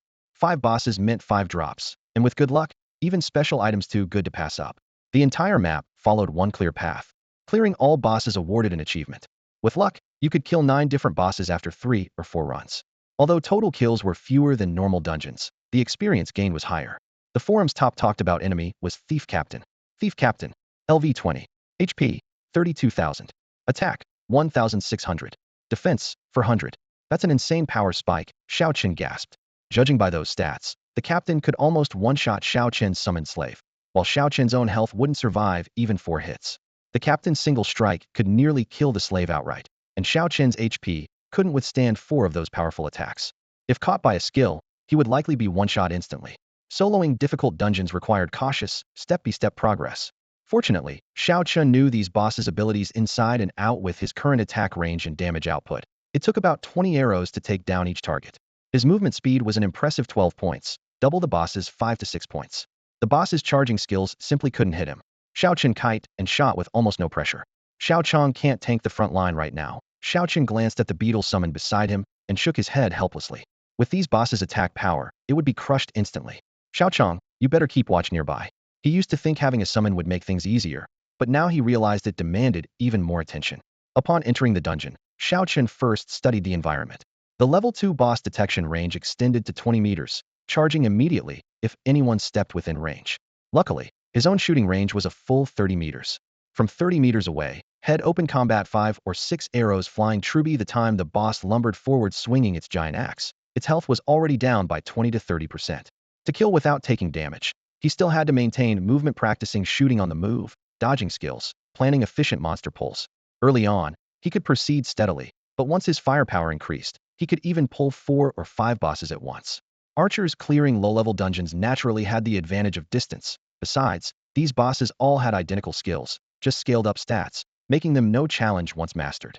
More importantly, Xiao Qin had switched to a full set of bronze gear, putting his attributes far beyond ordinary players.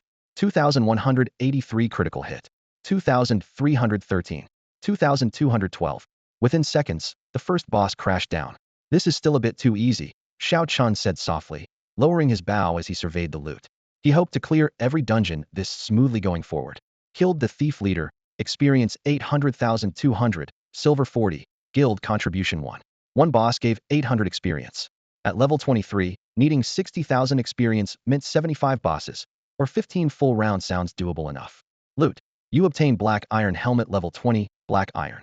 Xiao Qin glanced at its stats and tossed it in his badge. It didn't fit with his bronze set, so head put it on the trading post.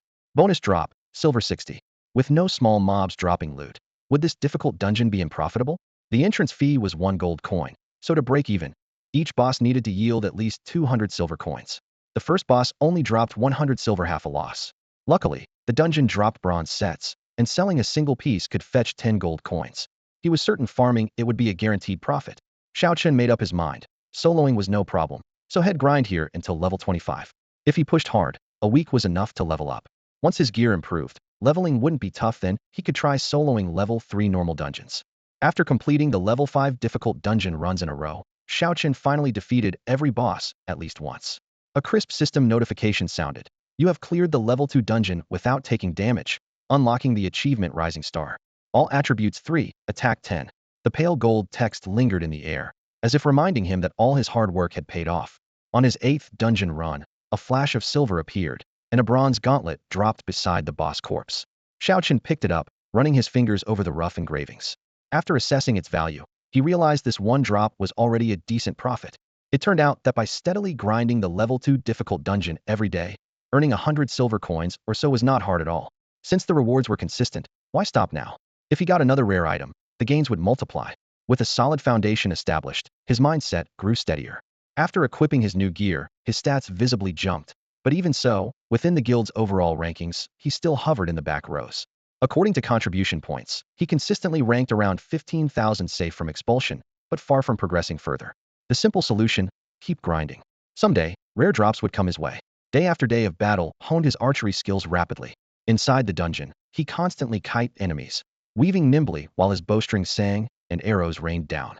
Suddenly, while focused on movement, a system-wide broadcast crackled in his ear. Professionist Xiao Yan has cleared the level 10 dungeon and slain the true boss. All professionists in Tianan City gain 10 to all attributes. Level 11 dungeon unlocked. World fusion rate accelerating rapidly, increase your strength, and try to defeat monsters above level 100. Xiaoqian froze. True boss? Were all his previous bosses fake? At the same moment, the leaders of major guilds in Tianan City were stunned. Who is this Xiaoyan? Such a powerhouse in Tianan City. Ordinarily, experts at level 50 or 60 would be well known here. How is it possible this person cleared a level 10 dungeon in solo and no one had heard of him? Even more strange, the system only announced the name Xiao Yin. Could he really be soloing? That was a feat even the top 10 in the dimension rankings might not achieve. The news spread like wildfire, engulfing the entire city in frenzy. Top players were both shocked and elated. Having such a titan among them eased their survival pressure considerably. Hurry, contact him. Sent a private message, but he's closed all channels. Check the dimension level rankings. On the leaderboard, it was clear. Xiao Yin, Elemental Mage, level 106, 11th place in dimension rankings. Many had seen the name before, but never realized he was from Tianan City. Just as everyone scrambled to send friend requests, a few pinned messages suddenly popped up atop the city channel. Xiao Yin, fellow warriors of Tianan City, greetings. I've been focused on dungeons until now, so this is my first chance to say hello. The channel instantly flooded with messages of thanks, admiration, and worship. Thank you for the attribute points, great one. So the big shot was a lone wolf all along. No wonder he kept such a low profile. This is truly a stunning debut. Boss, could you put together a guide for the level 10 dungeon? The sudden shout on the city channel was like lighting a powder keg. Endless messages flooded the screen, the cursor flickering nonstop. Xiao Yin stared at the glowing display, unable to reply to all of them. So he left a brief but powerful message in the channel. I've been hiding inside the city, protected by all of you, which I'm deeply grateful for. In return, I invite all brothers above level 50 to join my party. He'll clear all the above level 50 monsters outside the city. After that, he'll run team raids with you for several months. Once I finish the level 11 dungeon, he'll lead you all out of the city to wipe out the threat of that abyssal rift once and for all. For high-level players, advancing further is extremely difficult. Even small level 5 or 6 dungeons can be deadly. So when someone capable of soloing a level 10 dungeon steps forward, the elite in Tianan City feel like they've seen a glimmer of hope. Killing one more high-level boss and getting one more piece of top-tier gear could revolutionize the city's overall strength. Over the past 6 months, Tianan City suffered heavy losses trying to hold back the monster tide. So the idea of clearing all monsters level 50 and above in one sweep sounds unreal, but it makes everyone's blood boil with anticipation. If it succeeds, even level 30 or 40 players might dare step outside to hunt proactively. Xiao Chun, currently inside a dungeon, also caught the announcement. Staring at the scrolling messages, he could only mutter, awesome. A top expert can change the entire game, and someone who can solo a level 10 dungeon might just save the entire city. As Tianan City's collective strength rises, everyone benefits. Soon after, another system announcement popped up in the auction house. I put up a batch of high-tier gear and rare items for sale. Feel free to purchase as needed.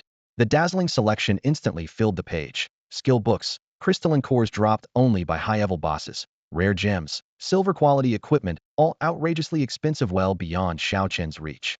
Yet other strong players in the city went wild, borrowing money everywhere, nearly emptying the auction house. After all, this wasn't just a few items dumped by Xiao Yin, it was an entire batch. The days that followed became one of the rare festive periods in Tianan City's history. The city channel flooded daily with kill reports, players' levels visibly skyrocketed. High-end equipment changed hands one set after another, armor gleaming coldly, weapons sparkling in the sunlight. The death toll on the outskirts plummeted. The fearsome monster that had blocked the city gates for decades was finally slain, with countless messages shouting, brothers, our revenge is done. An elite team in the northern district took down a level 100 ferocious beast, dropping several golden tier gear pieces. Someone ventured 100 miles beyond the city and exclaimed in awe that the land was teeming with level 70s and 80s monsters, crying out, brothers, let's hurry up and level knows the best time to farm. As more and more players stepped outside the gates, Tianan City's average level soared. By the time Xiao Chun reached level 25, all the high-level bosses outside had already been cleared out once. Monsters below level 50 were still everywhere, but the powerful ones no longer dared approach easily, instead sending low-level cannon fodder to probe the walls. The city's defensive pressure eased significantly, though the threat from the abyssal rift still simmered beneath the surface. Originally, Xiao Chun planned to solo a level 3 dungeon today, but everything had changed. He wanted to see that freshly cleared battlefield for himself. So he rejoined the guild's temporary team. But the new leader wasn't the familiar Mufinj, it was a level 48 berserker named Xinjiang.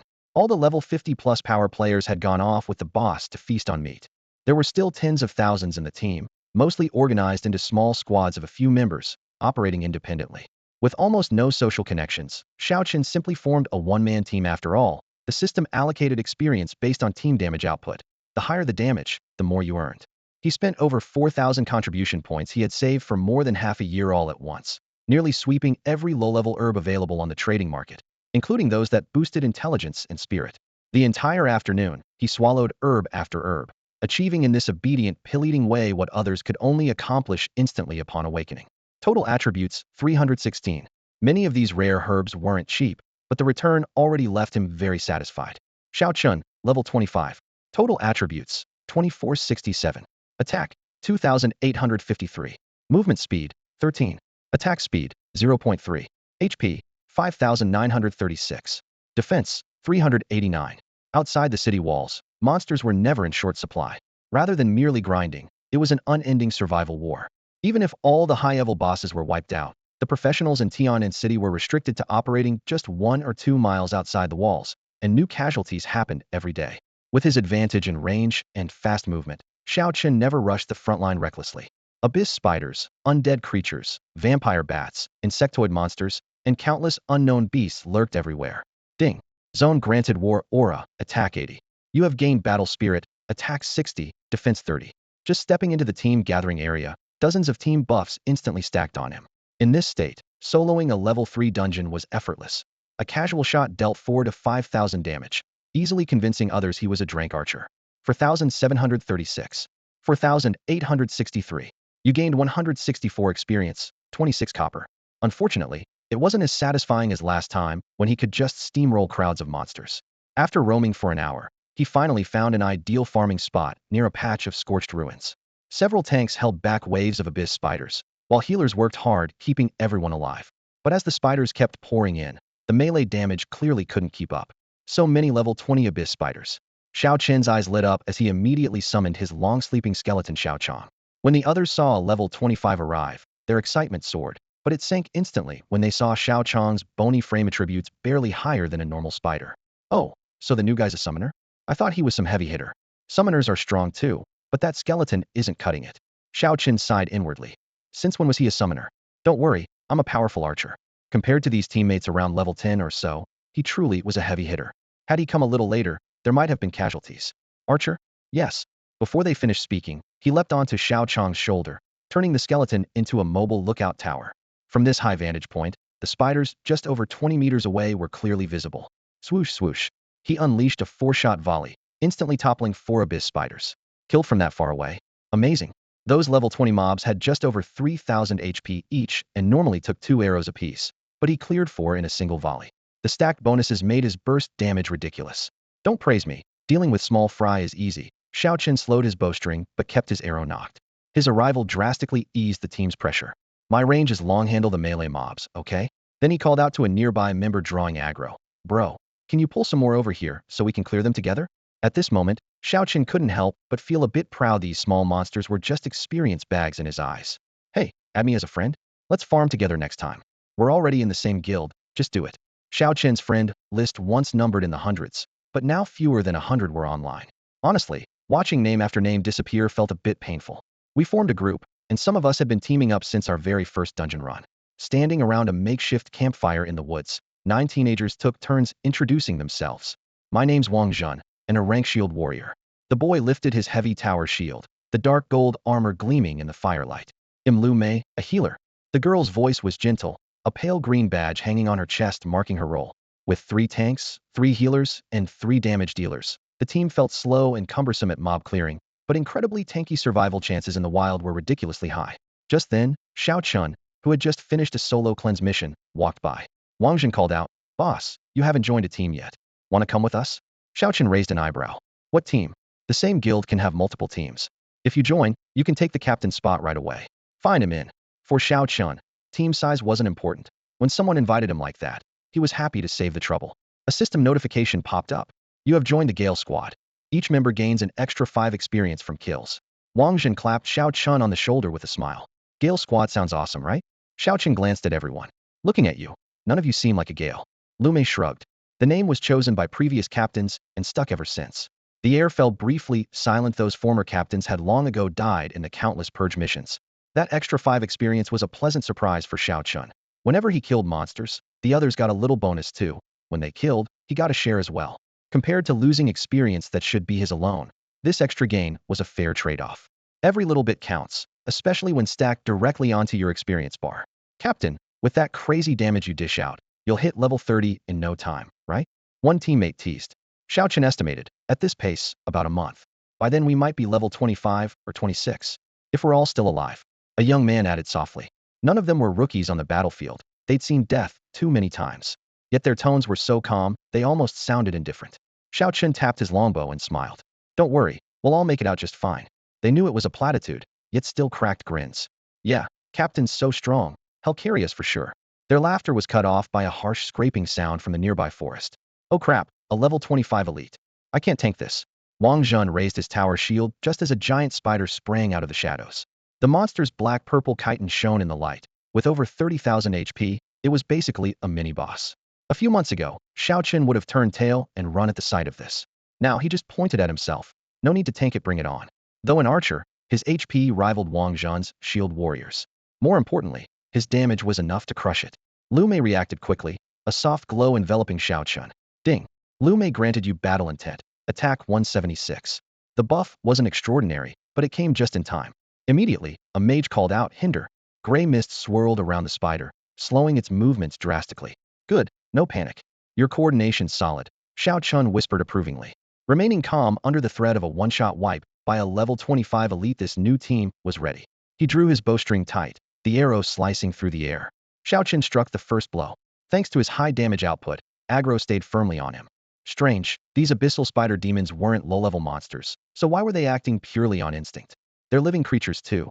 Shouldn't they try to kill as many targets as possible? A teammate muttered quietly. If they were intelligent monsters, they'd at least gang up on a few fragile targets first. Aren't smart monsters usually afraid of the strong and bully the weak?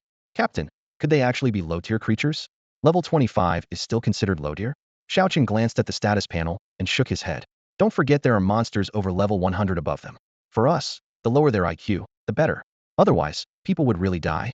As he spoke, he kept moving sideways while rapidly drawing his short bow whiz-whiz. Dozens of arrows flew out in quick succession. Ding. Kill 1, silver coins 40, spider silk 1. Last time he farmed abyssal spiders, he kited them from a high platform at range. But now that had gotten closer, he discovered these spider types could spray multiple kinds of poison. Without constant healing to dispel the effects, the tanks up front couldn't hold their ground. A low-tier squad would be wiped out instantly if they bumped into an elite spider. But with Xiao Chen there, efficiency was a whole different story. Several tanks dragged monsters through the toxic mist while he stood his ground, spitting out damage relentlessly. In just a few days, he had traced familiar spider web patterns across the entire leveling area. Guild contribution points soared 203 in a single day, jumping the guild ranking up to 8,316. 4 days later, the teammates gradually hit level 20, and Xiao Chen flashed golden as he advanced to level 26. During that time, the 1 in 10,000 passive triggered several times, adding dozens of attribute points for free. There wasn't any explosive breakthrough, just the steady accumulation of effort day after day.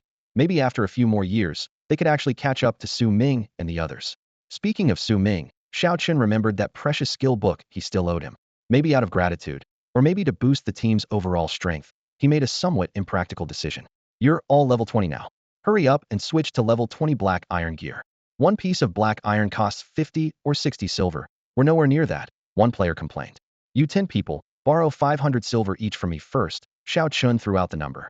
Once you've upgraded your gear, we'll go after more valuable targets. He knew there was a very high chance this money wouldn't be recovered. But recalling Su Ming's generosity after defeating a boss handing out a gold coin to each team member, Xiao Chen suddenly wanted to pass that kindness along. Captain, are you really that rich? Big bro, could I get full black iron too? Don't worry, they'll pay it back for sure. They'll do my best at pulling aggro, gathering all the small mobs for you. The constant noise of gratitude made Xiao Chen laugh and cry at the same time. Good people, just overly talkative. Wang Zhun, he called the main tank by name. Hey, race another gold coin. Upgrade your weapon to black iron as well. Damn. Captain, are you really planning to take on high-level monsters? Wang Zhun gasped. Prepare yourselves just in case we run into one. When your HP and defense go up, the team is safer. Xiao Chen patted his shoulder. Of all the tanks, he could only afford to supply one first. After the level ups and full gear replacements, Wang Zhun finally looked the part of a true tank. Wang Zhun, level 20, has 8,600 HP and 465 defense. If his HP could break 10,000, that would be even better. Still, These stats already gave the entire team a great sense of security. Xiao Chun closed his character panel, feeling quite satisfied once new dungeons open. Maybe he could really run them alongside Wang Zhen. But since Wang Zhen's summoned beast needed to share experience, its level could be overtaken by teammates at any time, which kept Wang Zhen constantly on edge. Ding, kill 1, silver 4. No matter how many times Xiao Chun heard that familiar notification sound, it never grew old. He checked monsters like clockwork every day, yet still enjoyed it deeply. At that moment, Chun Zhan's deep voice came through the channel.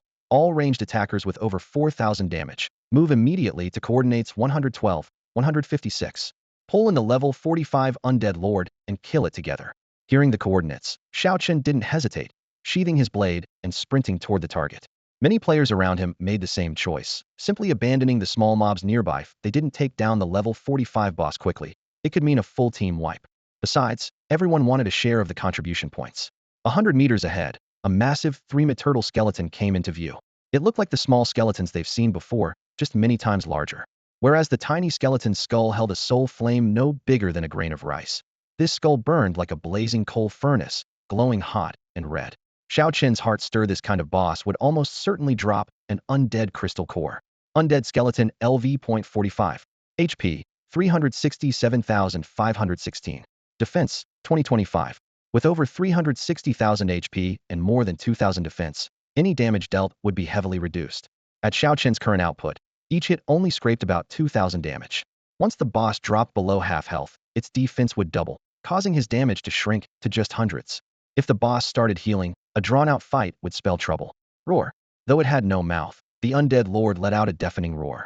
In front of it, a sword and shield warrior raised a giant shield, blocking its path with sheer force. Xiao Chen stared at the man, memories flashing through his mind back when Sun Jian was only a few levels. He had dashed straight at the boss, and the image overlapped with what he saw now. No way, Sun Jian can actually tank a level 45 boss. The huge gap left Xiao Chen speechless. Chun Zhan's orders continued echoing. Attack from maximum range, watch out for boss skills. In the final phase, it will summon 20 level 30 skeleton clones. Kill those immediately, or it will devour them to quickly regain health.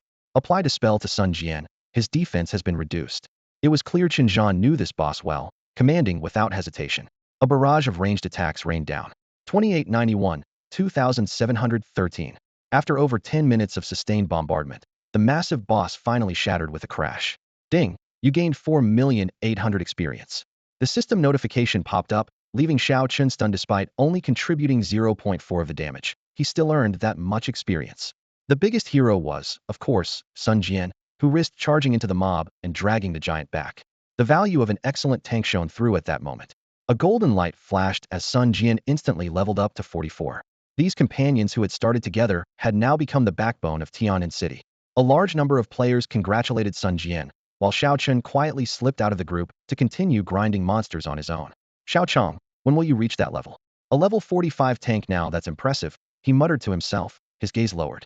But Xiao Chong just lifted his antennae and swayed, oblivious to his master's wonder. Ding, you received 200 silver from the team loot. The system notification suddenly popped up, bringing a big smile to Xiao Chen's face. By team etiquette, whoever found high-level gear had to share the profit, so this unexpected windfall was thanks to everyone. When will I be able to give money to others? To claim kill credit, I need explosive damage output, and am still far from that, he sighed inwardly. Sun Jian was truly an excellent tank. After successfully pulling one high-level boss, he would occasionally draw another, and the other high-level tanks didn't want to fall behind. The whole team benefited from this. Xiao Chan gained experience and grew stronger while occasionally cashing in these dividends. After more than 10 days of daily grinding, his level reached 27, while other squad members hovered around 23. His coin pouch was finally fat enough to buy a ring. Without hesitation, he placed the order. Lingxi Ring Bronze Grade. Equip level, none. Strength 20, Agility 20, Stamina 20. Critical hit chance 3. Attack range 5. The stats were well-rounded, with added critical rate, and a solid jump of 5 points to attack range. Truly top tier. Ordinary bravery gear cost only 10 gold apiece, but this ring cost him 40 gold, almost as much as a weapon. He was still one ring short of a full bronze set, but once he completed it, the depreciation would be minimal. Boss, did your attack range just get longer? A teammate was the first to notice the change. That's right, sharp observation. It's from my new ring. Boss is awesome. Huh, I think so too. Fully armed, killing level 20 mobs still didn't feel efficient enough.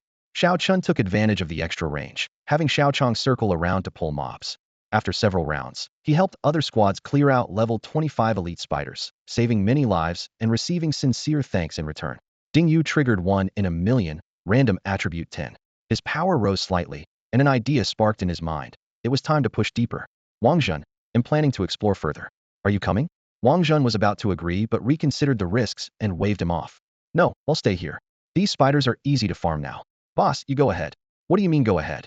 Sounds a little suspicious, Xiao Chun joked as he left Xiao Chong to support the others, darting nimbly through the spider cluster. Just 100 meters ahead, he spotted a massive abyssal demon spider, elephant-sized, driving its kin to charge. A level 30 elite, target locked.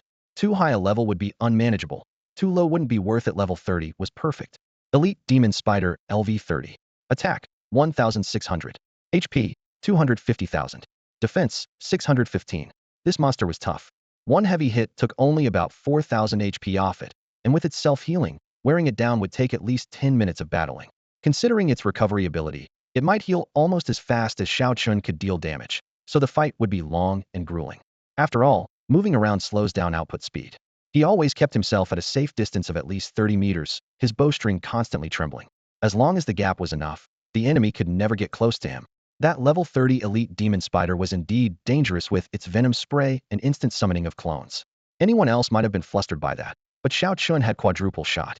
His arrows rained down in a circle, instantly turning the small monsters into pin cushions. Even the occasional stragglers who broke through only managed to scrape a tiny bit off his health bar.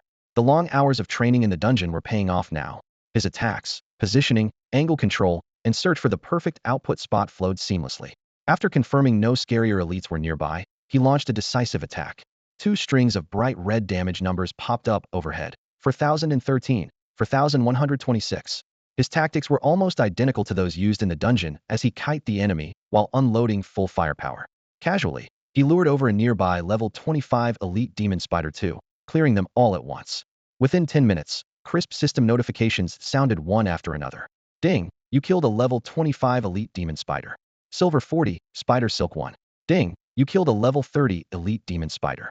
Silver 100, Experience 2000. You obtained a bronze dagger. Xiao Chen's eyes lit up instantly. Not only did it drop gear, but it was a level 30 assassin weapon. Haha, I finally got the last ring, with some extra to spare. He thought ecstatically.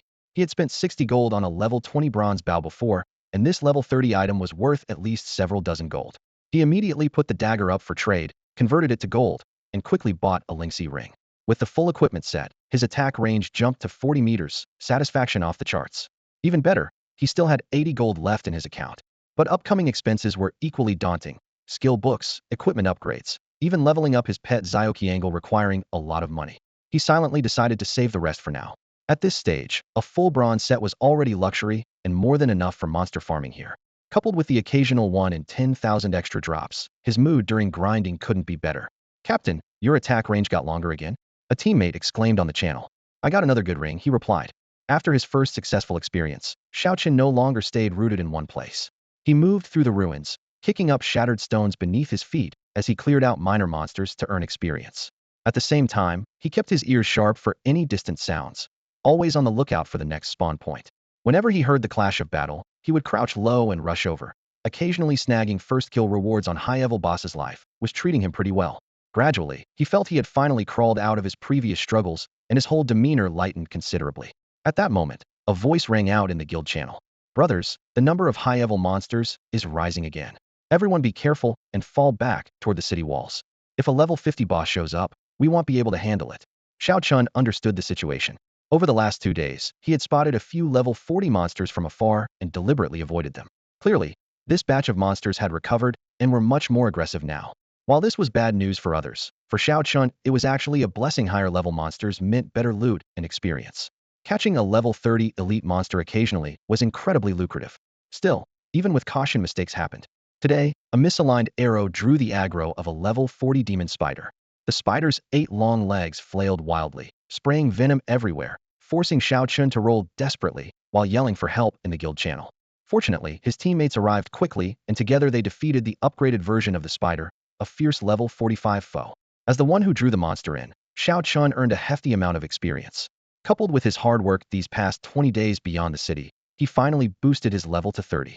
As the fight ended, Xiao Chun, bleeding and weak, found himself shielded by a massive shield. Sun Jian had taken the aggro and saved his life.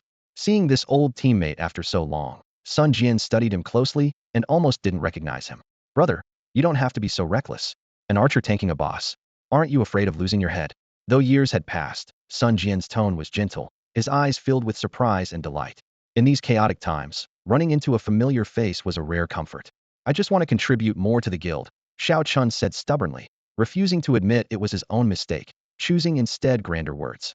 Don't rush things. Once you get stronger, you can make even bigger contributions. Sun Jian glanced at his stats, and his pupils contracted sharply. Wow, your damage is over 5,000 now? Your leveling may be slow, but your fundamentals are strong. Xiao Qin smiled and waved it off. All the buffs just stacked up, that's all. You're already far ahead of others your level. Still got a long way to go to catch up with you. Just then, a deafening beast's roar echoed from afar, shaking the very air. Crap, I have to go help. Sun Jian barely finished speaking before raising his shield and dashing off. Sounds like a level 50 brute. Today's feast is on. Xiao Qin flicked his feet lightly and flashed after him. His movement speed was even faster than Sun Jian's tanky form. Together, they managed to hold the aggro firmly. Before the undead skeletons spewing dark flames could close in, Xiao Chun landed precise rapid shots, mopping up a big chunk of experience before retreating decisively. The system then flashed gold light before his eyes. Level 30. All attributes 1, free attributes 5. Attack 50, attack speed 0.1, attack range 5 meters, base inventory slots 10. Every 10-level milestone brought such rewarding bonuses, though the exact upgrades seemed to fluctuate, and Xiao Chun still hadn't figured out the pattern. Now his attack range reached 45 meters. Just thinking about it filled him with confidence. With a slight increase in attack speed, his efficiency soloing bosses improved dramatically. Feeling proud, the next day when he logged in, a stream of golden announcements popped up. Chuan Mufeng has joined the team. Wang Ling has joined the team. Within minutes, about 15 to 16 people had joined the same squad. What shocked Xiao Chun was that these old faces were all level 60 or above. They had jumped 10 levels in just over a month, while he had barely managed 5 with sheer effort. The channel suddenly burst into raucous laughter. Huh? I'm back. Check out my level. The next moment, the player proudly displayed their stats. That's right, I'm level 68 now. Chuan Mufeng, can you please stop showing off? Everyone look. I'm already level 66. Chuan Mufeng shouted loudly, his voice booming through the channel. His sudden outburst made everyone's ears ache, and they responded with a series of complaints. But in the next moment, he changed tone abruptly. Enough talk. Time to give out rewards. Xiao Chun, who had been about to mute the channel out of boredom, suddenly froze. His previously uninterested eyes lit up. This was exactly his favorite part. Chuan Mufeng's team, distribute 2 gold coins. Wang Ling sends 1 gold coin. One by one, all the top players above level 60 threw out symbolic amounts. The little money bag counter at the top right of the screen jumped wildly, finally settling at 120. Even the 5 gold coins lent out earlier were reclaimed. Xiao Qin's palms grew warm with a full rush of security. The big players were back, and the whole team's spirit steadied. Even if they faced a ferocious boss again, they stood a fighting chance. Compared to the hard times half a year ago, it was a complete turnaround. Over the last month, daily deaths had been decreasing steadily, and the Gale squad hadn't lost a single member. Taking advantage of this peaceful stretch, Xiao Chun earned a total of 6,000 guild contribution points equivalent to 6 gold coins. He didn't rush to spend. Instead, he silently set a goal. Accumulate 200,000 contribution points to trade for an ordinary skill book. With the defense pressure easing, the Skywalk Guild quickly adjusted its pace. 1. Every day, high-level players rotate to lead dungeons above level 40, quickly stockpiling gear and pushing everyone to level 50.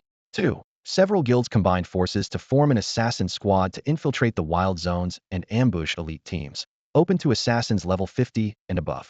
3. The guild still needed over 9 million contribution points to upgrade, so all members were focused on scoring points.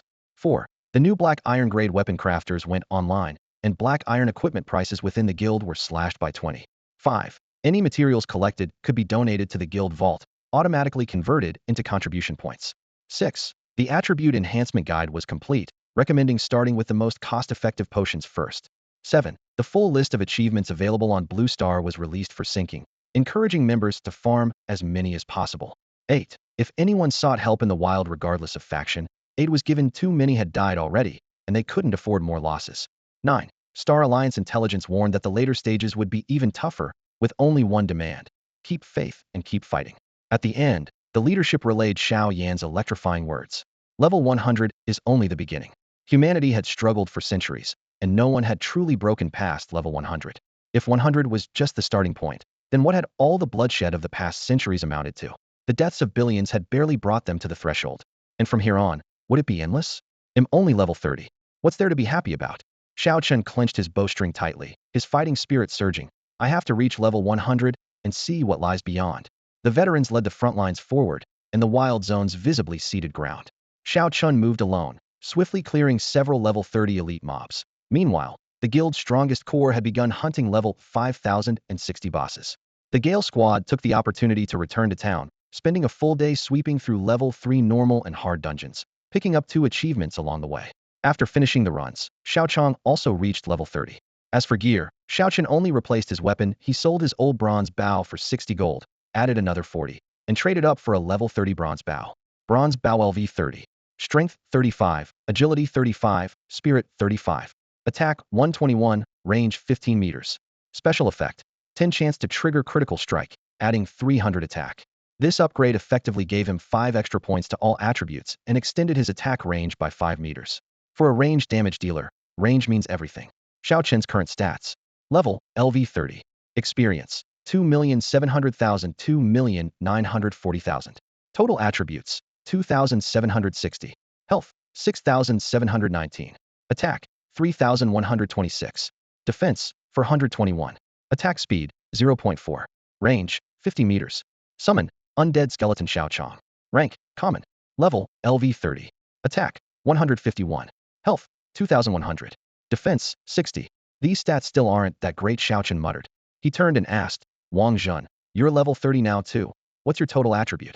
2,016. Wang Zhen scratched his head, voice tinged with a hint of pride. They both had a level talents, so their stats should be about the same. But Xiao Chun was nearly 700 points ahead, partly because his full bronze set added over 200 points, also due to his 1 in 10,000 talent boost, plus all the low-tier herbs had consumed. Not too far off, Xiao Chen replied dismissively. But Wang Zhen wasn't buying it. Captain, stop pretending. I bet your total attributes are well over 2,500, right? Alright, you got me pretty close. Xiao Chun had already successfully completed the level 3 dungeon with the Reckless Wind team. The monsters in the level 3 hard dungeon were all level 30, meaning theoretically he could grind up to level 35 by farming there. But he had lost interest in this dungeon and set his sights firmly on the more challenging level 4 dungeon. The difficulty jumped significantly when moving from level 2 to 3, but going from 3 to 4 was like doubling the challenge. Besides, he couldn't even guarantee a steady clear of the level 3 hard mode, let alone tackling a level 4 dungeon designed for a 10-player party. Wang Zhen, you guys have a solid foundation now. You should be able to handle the level 3 hard dungeons on your own. I need to pull out and focus on the level 4 dungeon, so I won't be running with you for a while, Xiao Chun said at the dungeon exit. Captain, we plan to grind monsters outside the city to gather a full set of bronze gear first. Level 3 is still dangerous for us. Yeah, clearing level 3 at this stage is already something we're happy with. Level 4 is way too tough. Would be grateful just to get in once we hit level 40. Play it safe for now. Staying alive is what matters, Xiao Chen reminded them. Wang Zhen and the others nodded. Don't worry, we'll farm slowly in the outskirts and won't take any risks. At the teleportation portal, Xiao Chun waved goodbye to them. In the past, he had seen dozens of teammates off here, and he hoped Wang Zhen's group would go further. In truth, Xiao Chun was somewhat overstretching himself going for the level 4 dungeon now. The first 3 tier dungeons each had 9 maps, while the level 4 dungeon had only 1. But he had to push forward for 2 reasons. First, that dungeon dropped special materials needed to upgrade his little ally Xiaoqiang. Second, the sheer number of mobs there was perfect for him to break his kill ranking record. Before finding a team, he carefully reviewed the dungeon's details. Map name, Necromancer's Gorge. Final boss, Necromancer Mage. Core skill, Necromantic Plague summons 10 waves of undead creatures, each wave's stats increasing by 10. The skill didn't sound terrifying at first, but combined with the mob's stats, anyone would get chills. Wave 1 Skeletons, 26,000 HP, 900 attack, 250 defense. Wave 2 Skeleton Archers, 28,600 HP, 990 attack, 275 defense. Wave 10 Undead Knights, 52,000 HP, 1,800 attack, 500 defense. Each wave had 100 mobs, totaling 1,000. Later stage mobs had higher health than many bosses. With Xiao Qin's attack power of just over 3,000, it took about 20 hits to kill one monster in the later waves. Given the difficulty, no one wanted to bring a level 30 player into a level 4 dungeon party. Left with no options, he reached out for help in the guild channel. Clearing the level 4 dungeon was life or death, so he didn't hide anything and posted his character stats openly. To his surprise, shortly after sending the message, an invitation popped up. Su Qing invited you to join the team. Seeing that name, Xiao Chun was stunned it was her. Back then, Xiao Chun and his squad cleared 32 level 1 dungeons, including 2 members Su Qing and Sun Jian. At that time, Su Qing and Sun Jian were a young couple, but now they had gone their separate ways. Only their contacts remained saved in the phone. Finally, that network came in handy. Su Qing, priest, level 42. When Xiao Chun finally saw the team invitation from her, he didn't hesitate for a second and clicked accept. As soon as he joined, a private message popped up. Su Qing, Xiao Gu, dungeon rewards are distributed based on team contribution, so your damage output might be lower, meaning less experience for you. Xiao Chun felt a warm rush. Not only was she willing to bring him along, but she also thoughtfully warned him. He replied, no worries, the contribution system is fair. After level 30, leveling gets slow anyway. Just tagging along to kill level 35 mobs for some extra experience is a win. Su Qing. Alright, then buy plenty of healing potions. I'm worried about keeping everyone alive with that many monsters. Xiao Qing glanced at his H pretty solid for an archer and readily agreed. Will do. Rules needed to be clear. Su Qing sent an announcement. Guild raid bosses drop loot that must be turned in at 90 of market price. If you want something, bid for it yourself. Xiao Qin nodded. No problem. He was cautious anyway. If others asked him to buy something, he'd just get it. The entry fee for level 4 dungeons was steep, 1 gold per person. Hard raids either paid off big or ended in total wipeouts. He couldn't use 35 level gear yet, but as long as they cleared, it'd all be worth it. The standard 10-man raid composition was 2 tanks, 2 healers, and 6 damage dealers. The team quickly filled out, and aside from the level 30 Xiao Chun, everyone else was at least level 36. Voices in the voice channel started buzzing immediately. Bro, you're a tire archer? Level 30 in a level 4 dungeon isn't a joke, you might end up dead. Why not level up first? I'm just being honest, if your positioning isn't good, better leave the team. Facing such doubt, Xiao Chun felt awkward. Luckily, Su Qing spoke up. Don't worry. His DPS is enough, and he's more experienced in dungeons than you all won't mess up. Hearing her vouch for him so confidently, the tone immediately softened. If Sister Qing says so, we trust her. Xiao Chun became even more determined not to slow everyone down. He decided to invest more money to boost his combat power and make things easier for Su Qing. He put all his level 20 set gear up for auction and switched to brand new level 30 equipment, paying a 5 gold difference on normal pieces, but the necklace and 2 rings cost him an extra 60 gold. In total, he spent 110 gold and still had 80 left. When his stats updated, all attributes 90, attack 206, defense 32. Not a dramatic boost, but still better than before. He figured he'd need to upgrade eventually anyway, so better to do it now and have peace of mind. The team split into 2 groups, with Xiao Chun and Su Qing in the same one. The main tank was a level 40 knight with a staggering 28,000 hectopascals walking fortress. The other 2 teammates were damage dealers. One was a level 39 fire mage. Fire naturally countered undead monsters, so in this dungeon, all the creatures feared her. She was obviously the core DPS. Another player turned out to be a summoner, as well, already level 40, with 2 summoned beasts. One was a water elemental shaped like a half-human, agile in form. The other was a massive gray-black wolf taller than a man, with gleaming white fangs and a fierce appearance. In the team leader, Wang Su. Follow my commands, said Wang Su, the tank, a burly man holding a heavy shield. He quickly briefed the team on tactics. The first few waves aren't too strong, so conserve your mana. The second wave includes skeleton archers with a 30-meter range. Avoid their arrows carefully, or you'll get one shot. The third wave mixes ranged and tank enemies. They'll split their formation and group them up for concentrated attacks. Xiao Chun listened quietly as Wang Su outlined 5 or 6 key points, which didn't seem complicated. The real challenge was the overall high difficulty. The monsters weren't easy to kill quickly. The skeleton archer's 30-meter range was shorter than his own 50-meter bow range, and since Xiao Chun had never used mana, he didn't need to worry about resource consumption. All right, everyone's here. Let's enter the dungeon, Wang Su said, pointing toward the entrance ahead. The Necromancer's Gorge lived up to its name. A canyon hundreds of meters wide and over 1,000 meters deep, rugged and open terrain. 10 people clearing endless monsters across those conditions needed precise judgment. Any mistake, and they could be surrounded from all sides. A flash of light transported the team into the dungeon. As soon as they landed, Xiao Chun saw a dark wave of skeletons charging through the gorge, the clash of armor deafening. He raised his hand to summon Xiao Chong, a giant beetle with a jet-black carapace. Then, leaping onto its shoulder, his vantage instantly rose. The higher position meant broader vision and greater bow range. No way, you actually have summoning skills. Did you buy a public skill book? Asked another summoner on the team, Sun Xing, eyes wide. Several teammates glanced at him with awe or envy. Public skill books were expensive, and they naturally assumed Xiao Chun must be rich. It was a gift from someone else. Xiao Chun scratched his head. Sure, keep telling yourself that. Xiao Chun, huh? That's not exactly honest, Sun Xing muttered, but gave up. Well, this is pretty ridiculous anyway. Wang Su cut off the chatter. Tanks, hold the front line and block the monsters. Keep your retreat paths clear if the monsters overwhelm us. We won't have any way out. Two tanks raised their shields and charged. Their heavy shields thudded against the front line undead skeletons. At that moment, the system popped up a message. You've gained battle intent bonus. Attack 600. The sudden boost pushed Xiao Qin's attack stat beyond 4,000. He thought internally, this buff was serious. He also noticed the healer, Su Qing, casting a spell. Su Qing has cast rejuvenation on you, healing 200 HP per second for 10 seconds. No need to heal me. Focus on the others, Xiao Qin said. He felt totally comfortable, didn't even bother dodging monster skills.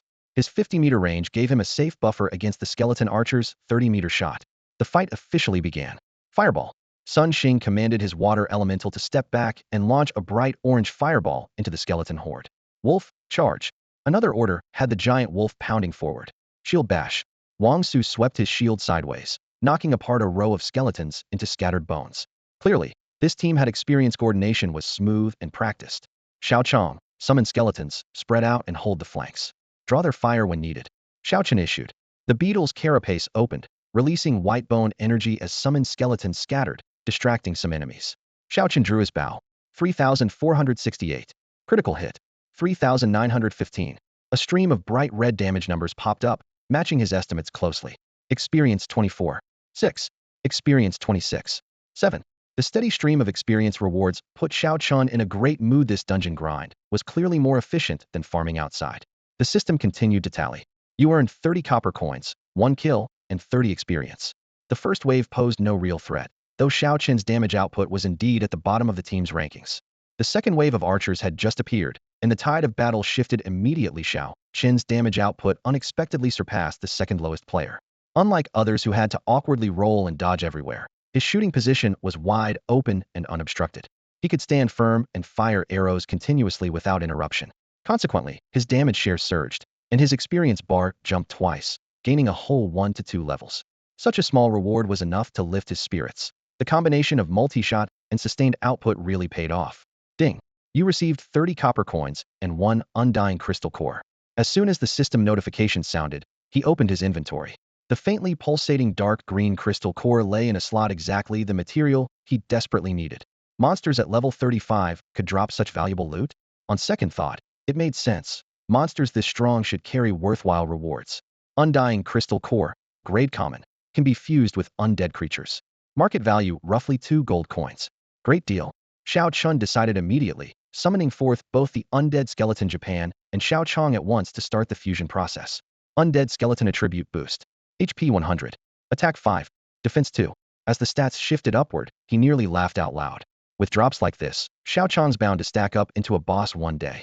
Too bad the crystal cores were evidently rarite. Was uncertain if he'd get another from this dungeon run. Halfway through the 5th wave, enemy's health had thickened to a scary degree, and his damage output began to falter, but the 6th wave surged forward at once. Xiao Chen focused his power. A blue magic vortex gathered at his fingertips. Flame sea. A wave of deep crimson fire erupted, instantly burning dozens of undead creatures down by nearly half their health bars. Time for a mana potion. He lifted a blue elixir and drank it, then unleashed another AoE spell. The 6th wave was wiped out completely. The 7th wave brought skeletal mages. Their eerie green flames flickered atop bony staves as small skeletons were summoned one by one.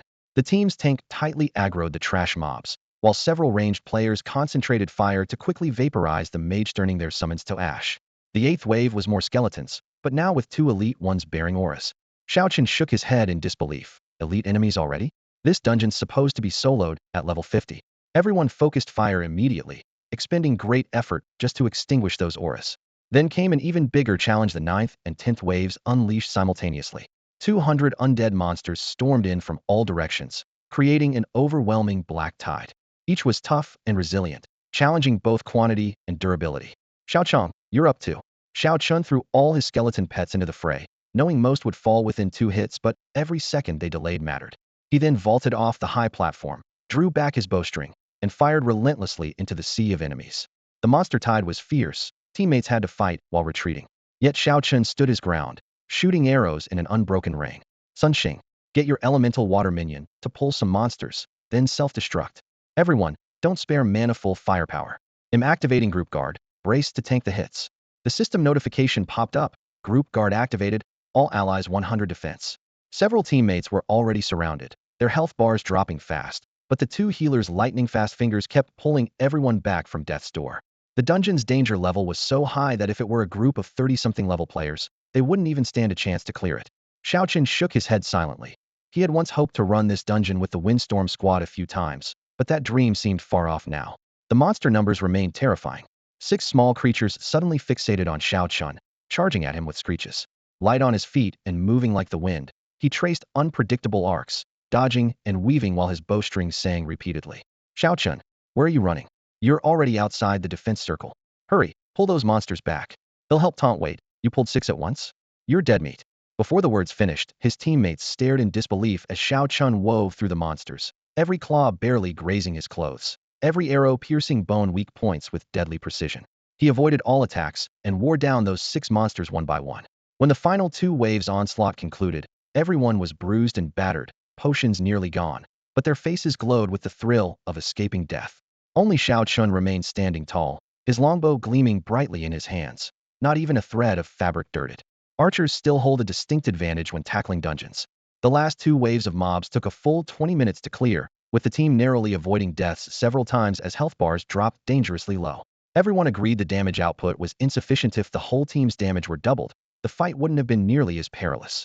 Yet Xiaochen was fairly satisfied with his own performance. He didn't come in last, actually ranking just above 2 others. Considering his current level, that was quite respectable, and no one could legitimately fault his contribution. Besides, he had upgraded his gear at a critical moment. With his old equipment, he likely would have finished dead last. Strictly speaking, the damage gap among several players wasn't very large. After clearing the mobs, the group meditated on the spot to restore mana, healed themselves, repaired their bows, and wiped their blades, racing against time to get back to full strength. The core challenge of this dungeon was surviving wave after wave of small enemies. Once the field was cleared, the boss fight was almost a cakewalk. Rejuvenated, the team traversed the narrow canyon and spotted the necromancer at the far end gripping a staff, the source of all 10 waves of summons. His face was pale and wan, the dark flames on his staff dim, and his mana bar long since emptied. A mage without magic had no choice but a dead end. From a distance, Xiaochen knocked an arrow and released a cold, sharp bolt piercing the arrow warning shot. The others rushed toward the boss almost simultaneously. Ding! You have slain the death mage. Guild contribution 8. Experience 4,000. Silver 40. Looted, necromancer's staff unassigned. Looted, undying flame unassigned. The rare drops immediately drew exclamations. Not only did they get a weapon, but also a special item. Haha, we're rich. The necromancer's staff is worth at least 100 gold. The black iron here undying flame could sell for over 2,000 gold on the trading post. Even regular undying flames go for 1,000 gold. Black iron here at 2,000 is no surprise, but I can't afford it. Xiaochen was equally thrilled, secretly marveling at his luck today. Indeed, bringing along newbies triggered special drops even if he himself wasn't at the bottom. Clearing the level 4 dungeon on the first try brought a hefty reward, and the system immediately popped up with the settlement. Team gold distribution 203. The haul was quite substantial. With gold in hand, he promptly accessed the trading post and purchased a common profession skill book. Description: randomly awakens or enhances one skill, limited to 10 per person. Ding, your multi-shot one. Just this? Xiaochen frowned slightly. It was quite different from the fiery or icy arrows he had hoped for. But the enhanced multi-shot added an extra attack, significantly improving his solo farming efficiency and boosting his damage in the next dungeon. Overall, it was still a win, though he really desired a mana-consuming ultimate skill. Some archers who awakened fire arrow or frost arrow could multiply their instant damage several times over.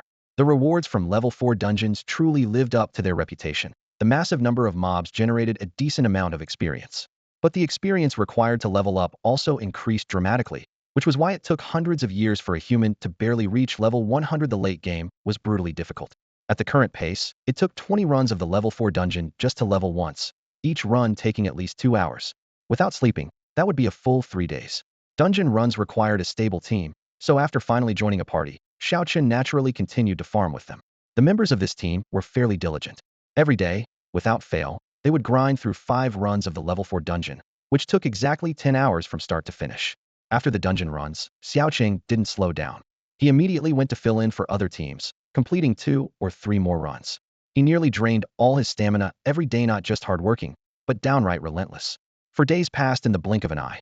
The continuous high-intensity runs of the level 4 dungeon quickly boosted his experience bar, finally pushing him to level 31 on the 4th day. His luck, however, wasn't as spectacular as at the start. No rare drops appeared in the later runs. Still, each clear brought in 2 or 3 gold coins. The level 4 dungeon was crowded with monsters and layered with complex mechanics, making it tough to handle, but the rewards were just as satisfying. Xiaoqing tried almost every kind of common herb available. After that, he reluctantly started buying pricier regular potions and various snacks. To contribute more to the team and share in more experience, he bought a batch of items that directly boosted his attributes. Every day he raised his stats little by little, stacking on the extra attribute points from the 1 in 10,000 buff, steadily increasing his damage output. 1 week later, his name had climbed to 3rd place in damage rankings among the 6-person team. His pet Xiaoqiang also made noticeable progress. Xiaoqing spent a few gold coins to buy Xiaoqiang a level 30 black iron long knife. Armed with the weapon, Xiaoqiang could finally barely handle a level 30 low-level monster, no longer just a showpiece. It took him a full 10 days to level up from 31 to 32. During those 10 days, he could recite the precise movement patterns and boss attack intervals of the level 4 dungeon in his sleep, making his role increasingly crucial. Meanwhile, the Dimensional Channel broadcast bleak news. Another city on Blue Star had fallen.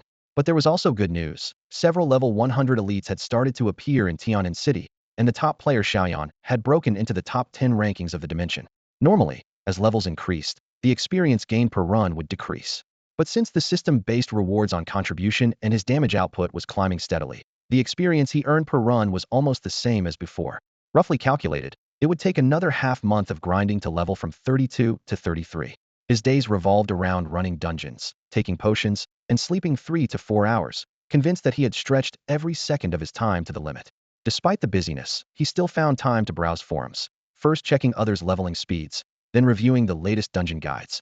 One late night, he came across a level 32 rank archer boasting 9,000 attack power 3 times his own.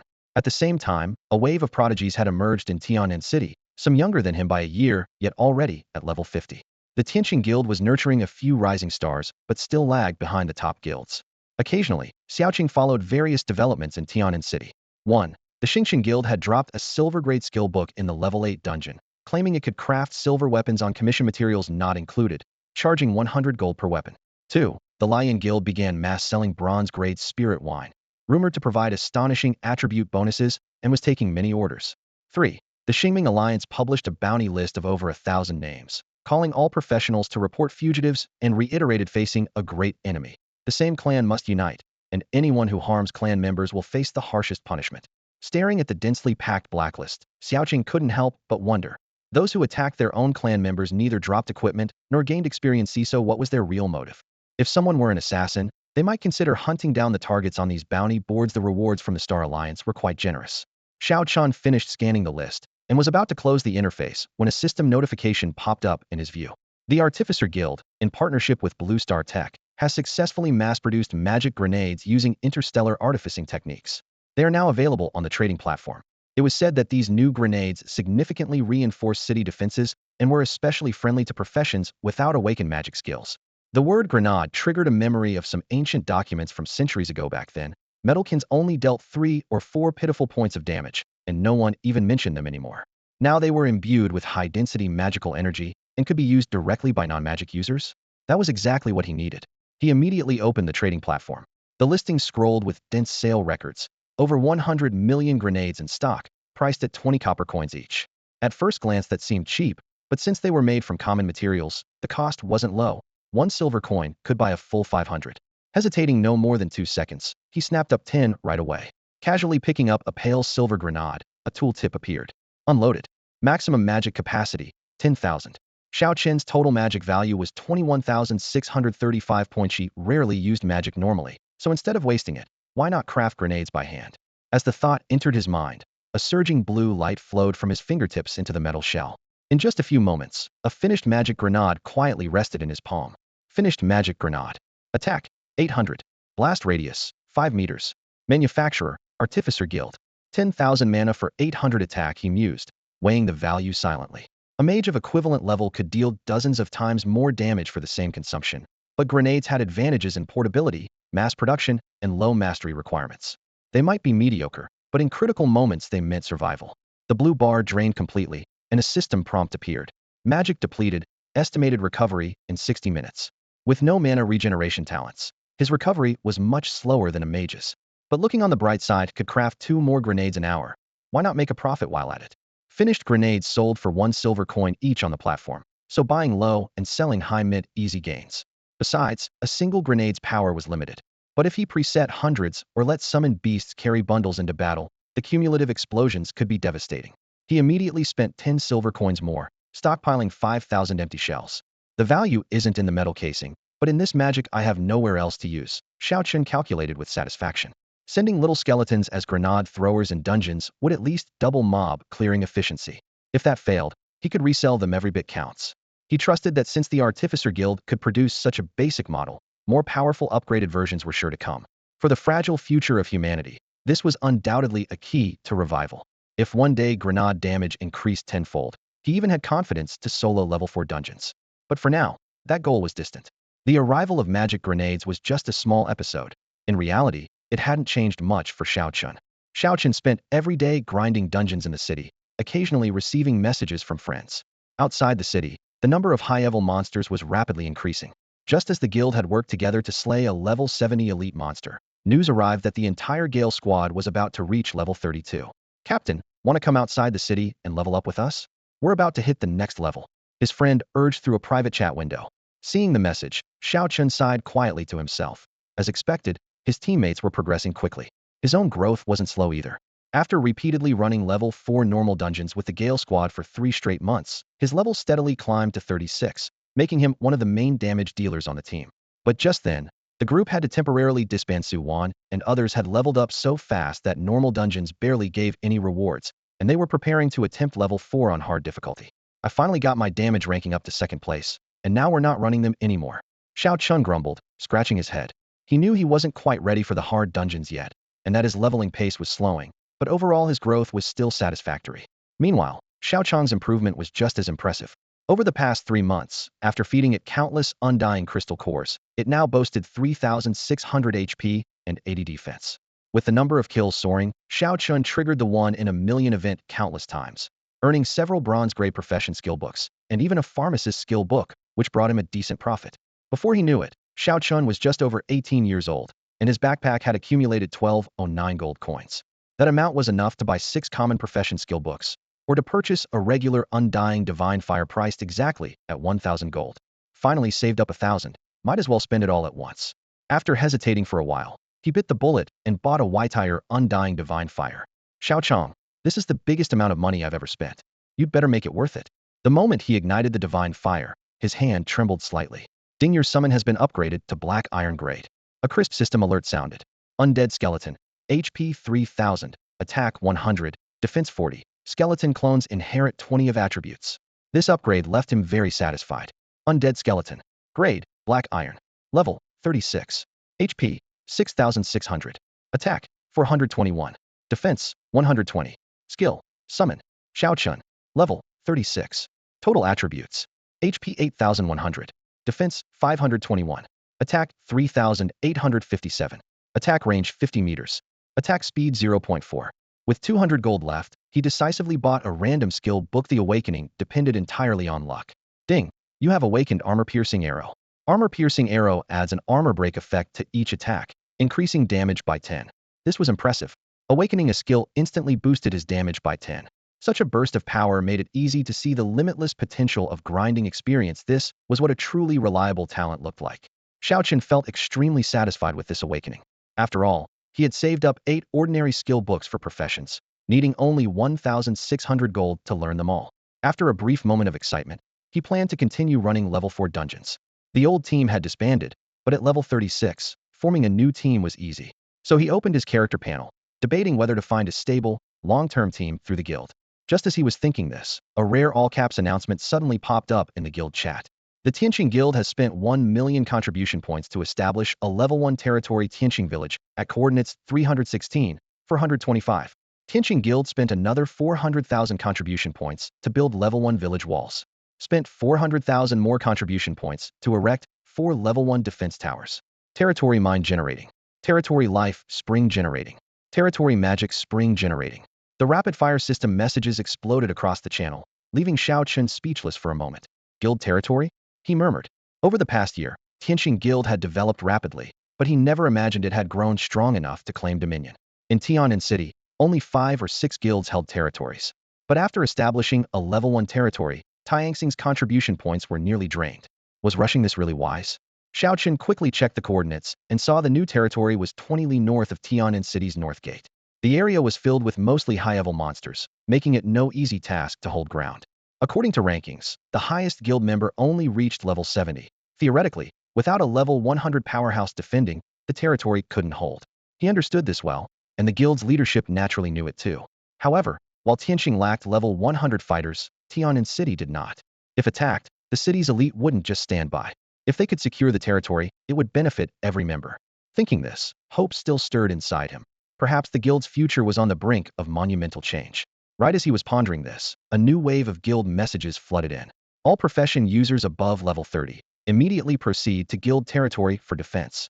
Please quickly join a team and assemble at the North City Gate to head to Tianxing Village. Reward for participating in defense, 100 gold. Earn more contribution points to level up the territory. When the territory thrives, so does everyone. With the defense order issued, Xiao Chun decisively abandoned his dungeon run plan. After joining a team, he sprinted toward the North Gate. The 20-li journey would be impossible without strong escorts, but luckily the guild arranged for multiple protective convoys. As soon as he entered the team, the count froze at exactly 10,000, meaning Tianxing Guild had over 10,000 members above level 30. Outside the city gates, teleportation beams flickered continuously as waves of players were transported away. Xiao Chun joined a squad of 100, and to his surprise, the leader was the berserker Chunjan, the notorious axe-wielding brute. Once outside the city, waves of level 3040 monsters surged from the wilderness. Chunjan spun his twin axes left and right, chopping out a brutal whirlpool of destruction. The sounds of armor shattering and monster screams formed a bloody path for the 100-man squad to follow without slowing down. As the team marched, the channel repeatedly reminded, once we reach the territory, don't stray off alone. There would be continuous waves of monsters attacking the city, possibly lasting for decades. As long as they could hold out for a month, it would be considered a major victory. Once the teleportation array to Tianan City was completed, their territory would be secure. When the city walls and defense towers were fully built, the rate of health and mana regeneration inside the territory would greatly increase, so they wouldn't have to worry about high-level monsters attacking. Everything had already been planned. Coincidentally, 5 guilds were establishing their territories at the same time today. The monsters would find it difficult to choose targets, making this the best opportunity to move in. Later attempts would be as difficult as climbing to the sky. After hearing this, Xiao Chun felt a bad omen rise in his chest. If they failed to hold the territory, would they never be able to return to Tianan City? The thought planted seeds of hesitation. After all, the reward of only 100 gold coins hardly seemed worth it. But their team had already ventured deep into the wilderness. Quitting halfway would mean being swallowed by an overwhelming tide of monsters. He had no choice but to grit his teeth and move forward. After a full hour of hurried travel, they arrived at their destination, Tianxing Village. The village covered about 100 acres and was now surrounded by a dense horde of monsters at the outer walls. Several high-level fighters inside the territory forced their way through, and only together with everyone's effort did they manage to carve out a narrow path, pulling the team into the village. The newly formed Tianxing Village was pitifully rough, surrounded by a crude stone wall and 4 defense towers still in automatic calibration. The rest of the place was almost empty. At the village's heart, 2 springs bubbled up, emitting faint green and blue glows, the legendary Spring of Life and the Spring of Magic. Ping! A system notification sounded in his ear. You have entered a guild territory. HP 1000, attack 200, defense 100. You have gained level 1 life spring buff, restoring 10 HP per second. You have gained level 1 magic spring buff, restoring 10 mana per second. At the same time, dozens of team auras stacked one after another. Xiao Chen's attributes skyrocketed, his attack power surged to 9,000, and his HP broke over 10,000, finally calming his nerves. Wangjin, are you there? Emmet Day territory, Xiao Chen immediately messaged the Gale squad. We're here. We're at the north wall, fighting those wall-climbing monsters head-on. Why aren't you under the defense towers? Someone already took those spots. Captain, come quick, we can't hold much longer. Wang Zhen's group had reached level 35, but they still hadn't closed the gap with the monsters. Xiao Chen responded and dashed toward the city walls, running as fast as he could. Climbing onto the battlements, he saw chaos everywhere. Professionals and monsters tangled in fierce combat, screams and roars blending together.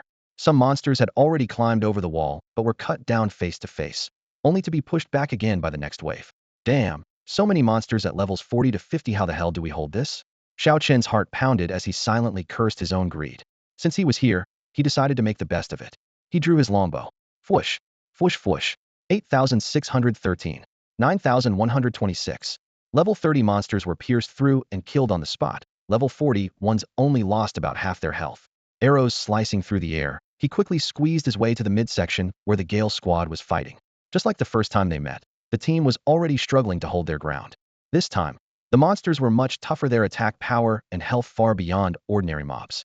The three tanks stood in a straight line, each firmly holding the attention of a level 42 abyssal giant python.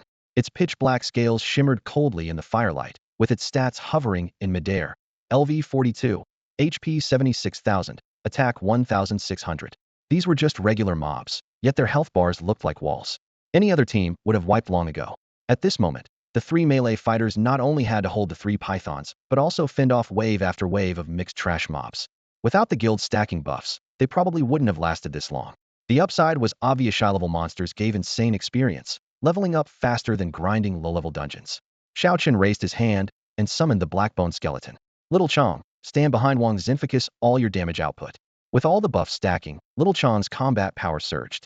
With 3 meat shields up front, his occasional death would only mean an hour cooldown. No big deal. Wow. Captain, this skeleton is way stronger than half a year ago. Should be, right? Wang Zhen, watch your back. No sooner had Xiao Chen spoken than a shadow flashed, and Wang Zhen's back took a whip strike from a tail, instantly losing a third of his health. Focus on the fight, no chatter. Xiao Chen frowned, drawing a 5-fold arrow and charging it up. The armor-breaking effect stacked, and with a volley shot, the python's health plummeted. 9,268. EXP 160. EXP 40. The barrage of damage numbers stunned the teammates. Captain, you've been silent half a year, but this power-up is insane. Damn, another sneak attack on me. Wang Zhen got hit again. Xiao Chen didn't bother to complain and continued pulling his bow. Thanks to a newly learned skill book, his overall damage was nearly 50 higher than the others. Seeing the front line hold steady, Xiao Chen retreated behind a gap and locked onto 5 monsters above level 40, turning into a small defensive tower. His arrows rained non-stop, rapidly reducing pressure in the area centered on him. The experience bar visibly climbed, and contribution points accumulated quickly. Maybe in a few months, he'd have enough to exchange for a new skill book. Up front, Little Chong wielded his bone blades tirelessly, summoning squad after squad of little skeletons whenever there was a pause.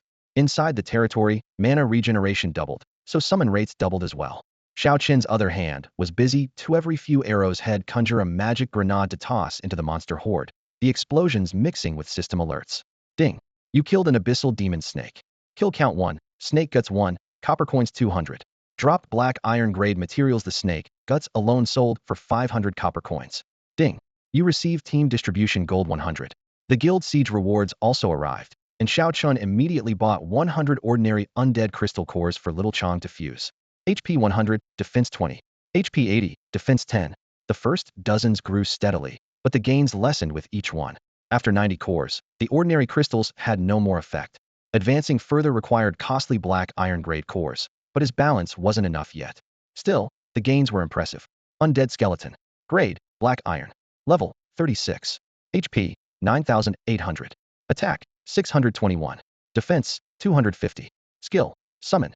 With all buffs combined, Little Chong's HP broke 13,000 and attack surpassed 1,000. With 3 tanks up front and 3 healers behind, he never died once and became the most reliable damage dealer. Those little skeletons had 20 of Little Chong's stats, and together they even helped absorb some damage. 10 arrows were enough to kill a low-level monster around level 40, taking only about half a minute to finish one off. Besides him, archers, mages, and gunners on the city walls all opened fire. Dense volleys of arrows and spell energy caused the monsters' health bars to visibly drop right before their eyes. The overall speed of clearing monsters was astonishingly fast. Xiao Chen's own stats were exaggerated. His damage output was both steady and fierce, making the final strike almost effortless. Yet, the monsters below the walls became even crazier, roaring as they crashed against the stone steps. Several professionals in their 30s were knocked off the wall, falling amidst scattered arrows and shattered skeletons. Someone come quick. A level 50 elite monster is approaching. A sharp shout cut through the chaos. Xiao Chun turned toward the voice and saw a gigantic skeleton over 5 meters tall, trampling the remains of its companions as it slowly advanced.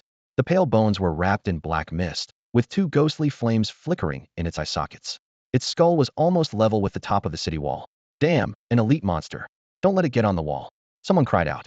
Luckily, the crowd of monsters below was too dense, slightly slowing the giant's pace. Level 50 elite skeleton. HP, 480,000. Attack, 2,500. Defense, 1,200. Skill, undead summon. With a deafening roar, hundreds of level 45 skeletons crawled out of the ground like a tide, rushing toward the city walls. Compared to Xiao Chang's summons, this was basically cheating. But facing this overwhelming wave of bones, Xiao Chun did not panic. Instead, his eyes lit up. Just what I wanted. He pulled out bundle after bundle of dark cylindrical tubes from his quiver magic grenades he had been crafting by hand for half a year. Boom, boom, boom. Dozens of explosions rocked the area in succession, smashing the skeletons at the base of the wall into fragments and opening a gap. Experience 2,400. Copper coins 720. Obtained undead crystal black iron 2. Just in time. Xiao Chun grinned and fed the 2 crystals to the small creature on his shoulder. Xiao Chang's stats improved. HP 200, attack 80, defense 30. Just like that, tens of gold coins gone. Raising a summon costs even more than raising myself. He thought ruefully, but without regret. Someone nearby exclaimed, "Hey, Captain, what exactly is that thing?" Magic grenades. Xiao Chun shook the bag in his hand. Nothing special, just plenty of them, and they work. With that, he untied the bag and poured out the entire contents. Hundreds, even thousands of grenades dragged blue-purple fuses, raining down like meteors onto the enemy below the wall. Boom. This time the explosions shook the very walls, engulfing large clusters of skeletons in flames. Experience 2,400. He kept throwing wave after wave, instantly having his stock while watching his experience bar jump steadily upward.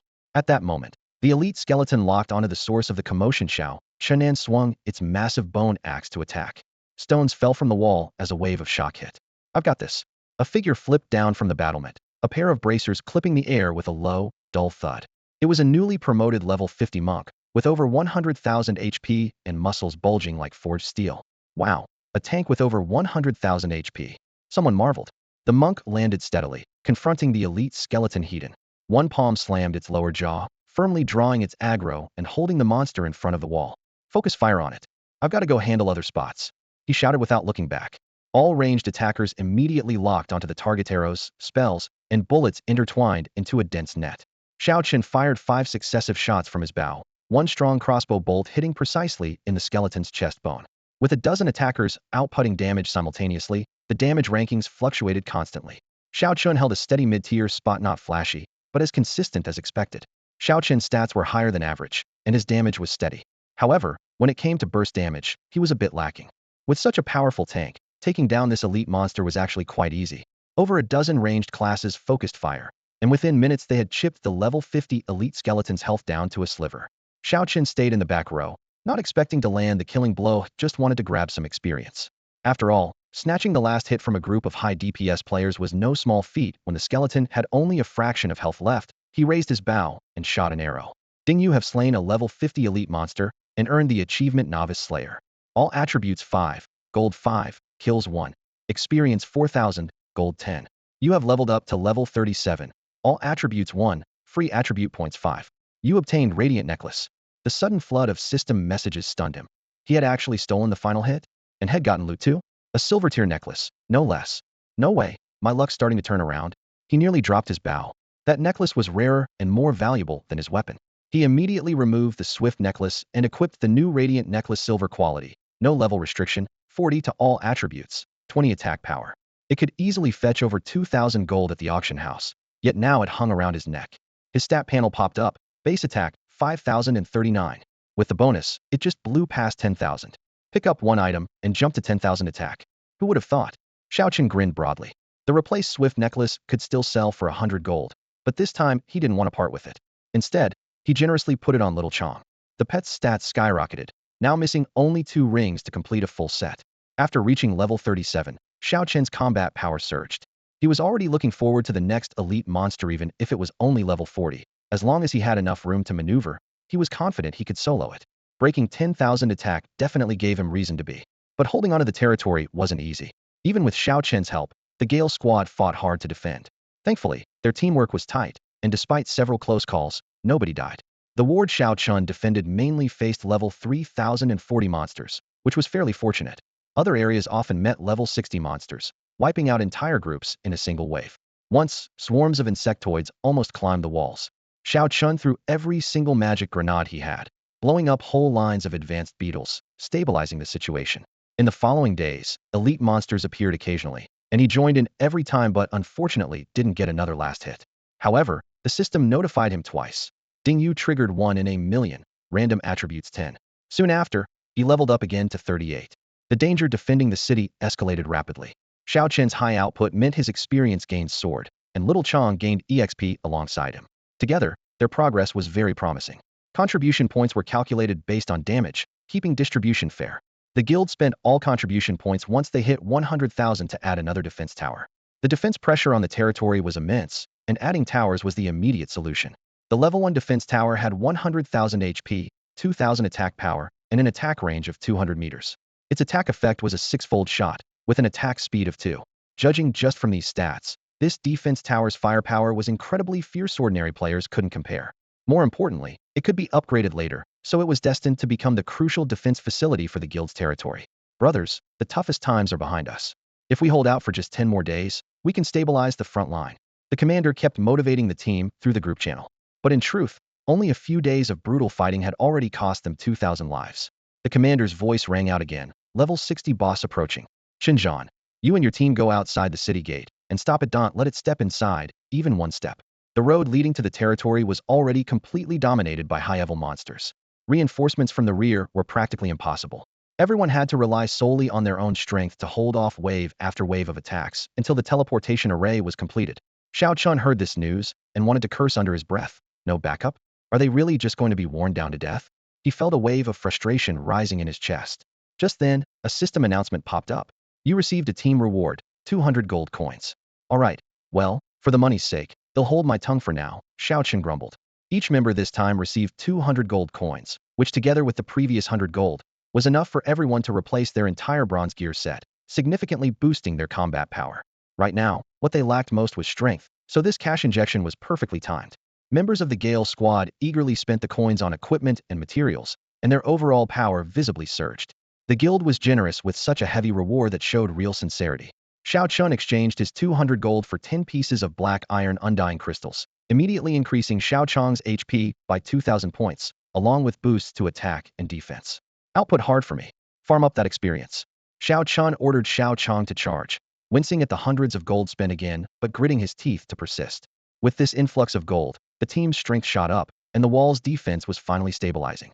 After days of guarding the city, Xiao Chun noticed other guilds were locked in similarly desperate battles, heavy casualties on every city wall. This time, 10 territories had been simultaneously established outside Tian'an City, making this battle a life-or-death moment. Holding the line here would greatly improve the situation.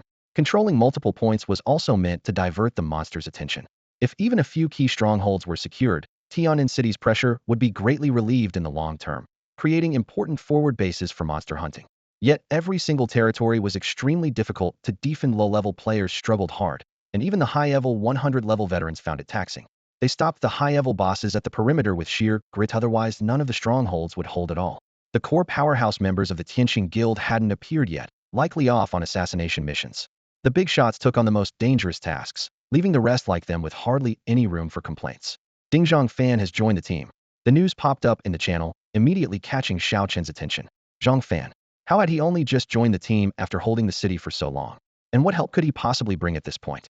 The road from Tian'an City to the territories was already completely blocked. No way, Zhongfan's level 51. Xiao Chen's heart skipped a beat, his curiosity piqued. Xiao Chen was genuinely surprised at how fast his teammate was leveling up, was only level 38, and still had a long way to go. As everyone was busy defending the city, a familiar voice suddenly blasted through the team channel. It was that chubby little guy shouting, "Hey, we're on the same side, don't attack me." The crowd looked up just in time to see a short, stocky figure riding a giant eagle soaring over the city walls. The black eagle's wingspan was nearly 10 feet wide, easily big enough to cover a large bed sheet. Even a low-level flying mount would draw envy, but this one was clearly far above that. After landing, chubby Zhongfan looked around excitedly, rubbing his hands together. Wow, that fight was intense. Before anyone could respond, he raised his hand and summoned, "Earth Bear, go on a rampage." Boom.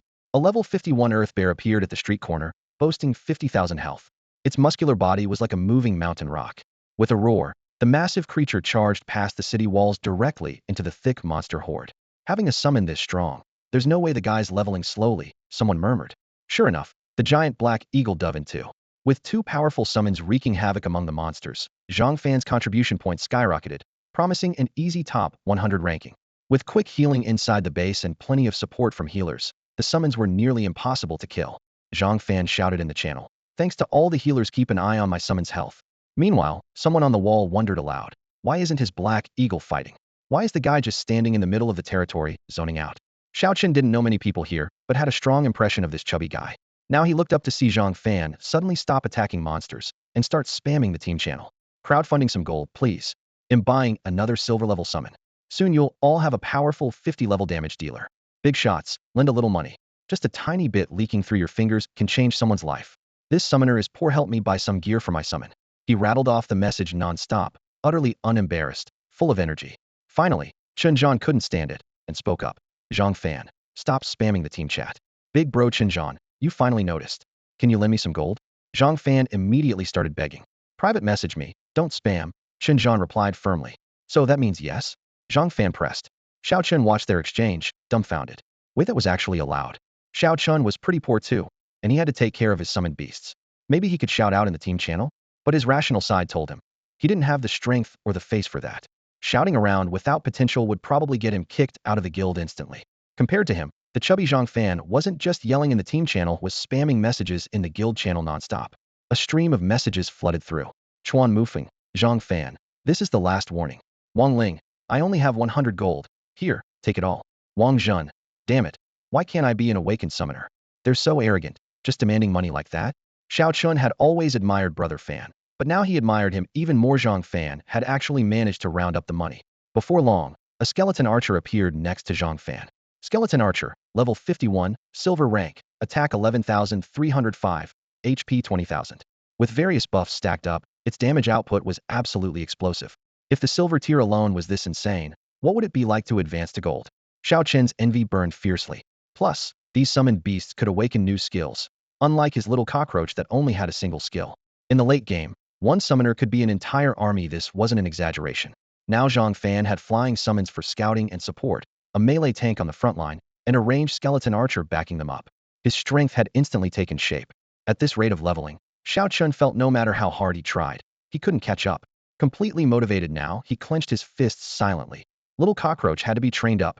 Little Cockroach had 10 clones once their level was high enough. Those clones could inherit more attributes and eventually become a small army themselves. A player's character would be lost once defeated, but summoned beasts didn't fear death. In city defense battles, Zhang Fan was bound to be a key force. Even crazier, Zhang Fan had actually pushed all 3 of his summons to silver rank. The costs were astronomical, something even many level 60 veterans couldn't afford. Suddenly, the once overlooked summoner became the brightest rising star in the Tianqing Guild. Can't compare. If I did, I wouldn't survive. Xiao Chun smiled bitterly and glanced at his own stats. He had squeezed into the top 1,000 contributors. Competition only got fiercer the higher you climbed. Even moving up 1 rank was a huge challenge, not to mention aiming for the top 100 rewards. But steadily climbing several places every day was still pretty good. After getting the silver necklace, his monster-killing efficiency jumped sharply. He lost track of how many monsters he had slain, but the copper coins dropped by the higher-level mobs were piling up enough to build a house. Materials like spider silk and snake bile were low in price individually, but valuable in bulk. Combined with a dozen pieces of level 40 black iron equipment. Once he cleared all his loot, he opened his inventory. 406 gold, 624 silver, 358 copper. Enough to buy 2 basic skill books. Using 8 at once was risky, so Xiao Chun decided to start with 2. Dingyour attack range 10 meters. Dingyor armor-piercing arrow upgraded to level 2. Bow attacks now add armor penetration effect, damage 20. No new skill had awakened, but he was very satisfied with the 2 ability upgrades. A 60-meter attack range is considered very long even among archers. Plus an extra 10 damage, Xiao Chen's success rate in stealing monster kills had improved significantly. The 60-meter range not only dwarfed most other ranged classes, but also gave him a rare sense of safety. However, to fully unlock the power of his new skill, he still needed to prepare 6 regular skill books, costing a total of 1,200 gold. Making money was easier than before, but shelling out so much gold at once was still tough. He had to save up slowly, 1 book at a time. As he was calculating, a string of familiar names popped up one after another in the party chat. Chuan Mufeng has joined the team. Wang Chong has joined the team. Soon, about 10 top-tier experts from the Tianqing Guild, the sharpest blades in their ranks, appeared one after another.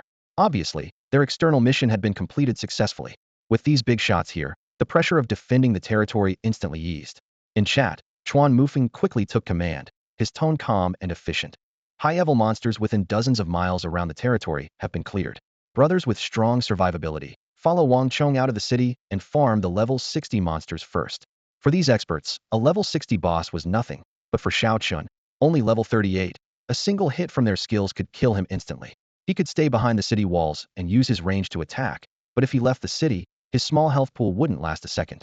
Missing out on such a chance to join them was frustrating, so he could only keep grinding monsters inside the city. Just then, a familiar voice called from behind. Xiao Chun, what are you standing there for? Jump on. Come with me to farm some experience. Xiao Chun turned around to see Zhang Fan standing on the back of a jet-black giant eagle, followed by the skeleton archer. The black eagle's wingspan was several meters wide, and its back broad enough one Xiao Chun couldn't even fill the space. Two people could sit easily. Brother Fan, are you calling me? Of course. Zhang Fan waved at him. Thanks, Brother Fan. Seizing the rare opportunity without hesitation, Xiao Chun took a running start and leapt onto the black eagle's back. Flying at such heights was almost risk-free provided he didn't slip and fall, because no one could save him then. Seeing the earth from the sky for the first time, his heart pounded wildly exciting and novel. Zhang Fan glanced at his teammate's stats and grinned. Kid, you're doing pretty well. Your attack power is about the same as my third bro. Xiao Chun compared secretly. Actually, his stats were quite a bit lower, but with the 5-fold shot skill added in, his total damage output could really match the skeleton archer. Compared to Zhang Fan, who was over level 50, the gap was still clear. That's nothing. You've earned it by grinding hard in the monster waves. If he hadn't seen the teasing comments in chat earlier, Xiao Chun might have believed this. But for now, he played dumb otherwise. He might really get kicked off in midair. Brother Fan is a role model to us all, always the benchmark in my heart. Stick with me and learn well. Soon enough, you'll become a powerhouse too. Now, first, they'll teach you a trick. Zhang Fan pointed a finger, making a smooth gesture. Open the auction house and buy 10,000 ready-made magic grenades. Xiao Chun froze. By 10,000? One ready-made magic grenade sells for about 1 silver coin. So 10,000 is actually just 10 gold coins. Right. Once you've bought the grenades, come level up with me. Just throw them where the monsters are thickest. Experience will pile up fast. Don't worry about wasting money. Just buy boldly. Only throw them at level 40 mobs. The silver coins you get from the mobs roughly cover the grenade cost, so you can keep throwing. Xiao Chen's eyes lit up after hearing this. He grabbed a bundle of magic grenades and hurled them into a writhing cluster of spider demons not far off. Boom. Blazing flames swept through the spider sea. The system panel instantly flooded with notifications, experience gained, kills, copper coins, and even some scattered equipment drops. In the end, he hadn't lost a single coin. Damn. I gotta say, this method for farming experience is seriously badass, Xiao Chun breathed, finally understanding why Zhang Fan leveled up so fast. This playstyle was godlike if you had a flying summon backing you up. From the air, Zhang Fan pointed ahead. Later, stay with the main group, fly up high, and snipe with your bow. My third summon is ranged 2. It's perfect for me. Fanbro, I feel like today's the day we take off. Having an expert guide really made a difference. For the first time, Xiao Chun truly understood what leveling up at lightning speed meant. Boom, boom. Each explosion was accompanied by the system's rolling notifications. The experience bar shot up wildly, copper coins poured in, and shiny equipment icons popped occasionally. Running low on money, Xiao Chun borrowed 100 gold coins from Wang Jun and immediately bought 100,000 magic grenades. He wiped out all the junk items stuck in the trading post in an instant. That spot has stronger monsters. We'll need to throw grenades together to finish them off. Wait, there's an elite monster coming. Use your bow to chip away. The experience split by contribution is fair, otherwise, I wouldn't get any from fighting those level 40 mobs. Once he found the trick, Xiao Chun went berserk. Wherever monsters gathered, there came the grenade rain. By the time Wang Chong led the 100-strong team out of the city, Xiao Chun's experience bar had surged half a level, pushing him to level 39. Level 1, all stats 1. He poured all 5 free attribute points into agility and felt light as a feather. Most of those traveling with Wang Chong were level 50 professionals, all with at least 20,000 HP and strong attack and defense stats, enough to withstand the overwhelming wild monster hordes. From high above, they looked surrounded by a black tide of fiends, yet still tore gaps in the wave to push forward. To monsters, attacking all players was instinctual. Strength didn't lessen their madness. Though these elites wouldn't be one-shot, their advance slowed. The first monster Wang Chong wants to kill is probably that undead demon ape. Zhang Fan pointed to a towering 100-meter shadow in the distance. Xiao Chun had never seen a monster like it. Undead demon ape silver tier LV 60. HP 860,000. Defense 7,200. Xiao Chun stared in disbelief at the stats panel. Fanbro, even with territory bonuses, my damage is just over 8,000. Hitting this boss drops only about 1,000 HP per hit. You reaching 8,000 with the team aura is good. Even if you only do 100 damage, your share of XP is decent. You can finish last in damage. I don't mind, Zhang Fan said coolly. His Earth Bear was locked in melee, and bone archers fired rapidly behind his damage output was several times Xiao Chen's. Though the boss was tough, it was helpless against aerial targets, making Xiao Chen's damage environment perfectly safe. If all else fails, we'll throw all 10,000 grenades at once and chip away at it, Zhang Fan said. Scanning the boss skill bar, all 4 were ground-targeted area attacks. Xiao Chen, we time it right. When its HP hits 1, we unload a grenade rain. If we get lucky, we might even steal the kill. I have to say, Zhang Fan really is a great big brother. He taught Xiao Chen a lot today. Big brother, is it okay to just jump in and steal the boss like this? Xiao Chen hesitated. What's wrong with that? We're also doing our best to deal damage and bring glory to the guild, Zhang Fan replied calmly. All right, he'll follow your lead. Although he still had doubts, the thought of stealing the boss made Xiao Chen's blood race. The level 60 boss was clad in black iron armor, towering like a mountain, surrounded by thunder and lightning as all kinds of skills exploded around him. Over a dozen high-level players attacked for half an hour before finally whittling his HP down to critical. Suddenly, boom, with a deafening explosion, the huge demon ape crashed to the ground. Almost at the same moment, a system notification blared through the team channel. Zhang Fan has killed the undying demon ape. Team stats 1 to all attributes. As soon as the message dropped, Zhang Fan's face instantly darkened. He jumped up cursing. Damn, that announcement just blew my cover. He had wanted to stay low and quiet in the crowd, but now he had no choice but to step forward and speak up or risk the team's anger.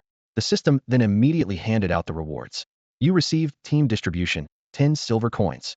10 silver coins floated into the backpack. Xiao Chen couldn't help but grumble silently. A level 60 silver boss would drop gear worth tens of thousands of gold casually. Fanbro is way too stingy. But on the surface, he smiled and gave a thumbs up. Fanbro is so generous. Zhang Fan waved him off. Everyone who showed up gets a share. We all have different strengths, as long as you put in the effort. Despite that, Xiao Chen's damage stats were still dead last, but thanks to the team rewards, he gained way more experience and contribution than grinding small mobs at the city walls. You gained 10,000 experience and 20 contribution points. The next boss was over an hour away on foot. Along the way, Xiao Chun followed Zhang Fan, who was throwing bombs from the air to clear monsters, lighting up the battlefield wherever they went. Before long, a glow flash. Zhang Fan leveled up again. Fanbro, there's a level 50 elite skeleton over there. Pull it into the arrow tower's range and kill it, Zhang Fan ordered. Why does it have to be inside the arrow tower range? To stop others from stealing the kill. The tower's range is much farther than ours. Got it. Xiao Chun was thrilled to split a level 50 elite monster with Zhang Fan. The two rode flying mounts, circling 100 meters high, as magical beams and arrows wove a deadly net. The bone-armored elite quickly summoned over 100 skeletal clones that swarmed in. Xiao Chun raised his hand and unleashed a barrage of magical grenades, causing continuous explosions that shattered the clones into pieces. Experience 6,000, silver 326, undead core 6. A level 45 minor mob gave such generous reward. Xiao Chun was ecstatic. Meanwhile, the elite skeleton's health had been whittled down by almost half. Fanbro, looks like we don't even have to pull it under the tower to wear it down. Alright, then we'll just finish it off from the air. Above the clouds, volleys of arrows and bursts of flame rained down, skeleton soldiers breaking one after another. The kill count kept refreshing. Kills 1, coins 5. Undead fire black iron grade 1. Dark golden light balls emerged from the skeleton pile, sparkling in Xiao Chen's eyes. Those were black iron grade loot worth over 2,000 gold. Just what he needed to upgrade Xiao Chong to bronze grade. Overjoyed inside but keeping cool on the outside, he turned to Zhang Fan and shouted, Fanbro, the black iron loot dropped here, take some gold. The item was indeed black iron grade, but Xiao Chen definitely couldn't call it a special drop. Zhang Fan both helped him farm monsters and level up, so if Xiao Chen showed no appreciation, he would feel guilty. The elite monsters only dropped equipment based on luck. Whoever landed the final blow got the loot, and lower-level players naturally missed out. Zhang Fan joked, once you grow into a powerhouse, make sure to send me more gold. Summoners are always broke. I really need the cash. Hearing this sob story, Xiao Chun vaguely understood the hint. Zhang Fan patted his shoulder and said, Xiao Chun, I can't promise for others, but I believe you will definitely grow strong. Xiao Chun was taken aback by this. Since entering this world, no one had really believed in him. Zhang Fan explained, you're smart enough to avoid dying. You hang back while farming, so your survival chances are higher. When everyone else in your group dies, and you're the last one standing, even I have to respect you. Remember, survive well, and when you get rich, farm more gold. More is always better. Okay, I got it, Xiao Chen said, silently indebted and determined to repay this kindness someday. After their first successful elite kill, the group was eager for more. They immediately rushed the second and third elites. Zhang Fan flew swiftly through the air with great mobility. Whenever Wang Jun and the others killed a boss, the two would take advantage of the downtime to clear 2 elite monsters. Xiao Chun tried to capture bosses with magic grenades, but the bosses were wary and he missed each time. For the elites, he deliberately gave up a few kills and ended up only getting 2 pieces of level 50 bronze equipment. 6 level 60 bosses were scattered around the guild territory and were cleared out within 1 day. Each boss killed granted the team extra rewards and significantly boosted the guild's contribution points. As resources poured in, towers and various facilities quickly rose, making the territory's defenses increasingly robust. 10 days later, after clearing all 6 level 60 bosses again, the group stationed themselves to defend each city. That day marked a peak in Xiao Chen's leveling speed. In just 1 day, his experience bar jumped an entire level on astonishing pace. In the following days, no one formed teams to hunt the level 60 bosses, so Xiao Chun followed Zhang Fan across the map farming elite monsters. He didn't skip the level 30 elites either. When encountering dense monster packs, he threw a volley of magic grenades, their explosions painting the night sky red. Ding! Level 1. All attributes 1, free attributes 5, attack 500, attack speed 0.1.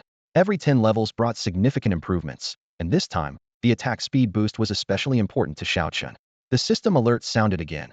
Your level has reached 40, making you a core member of the Blue Star plane. Please continue to protect Blue Star. Immediately after, the Dimension Vault granted a reward of 1,000 gold.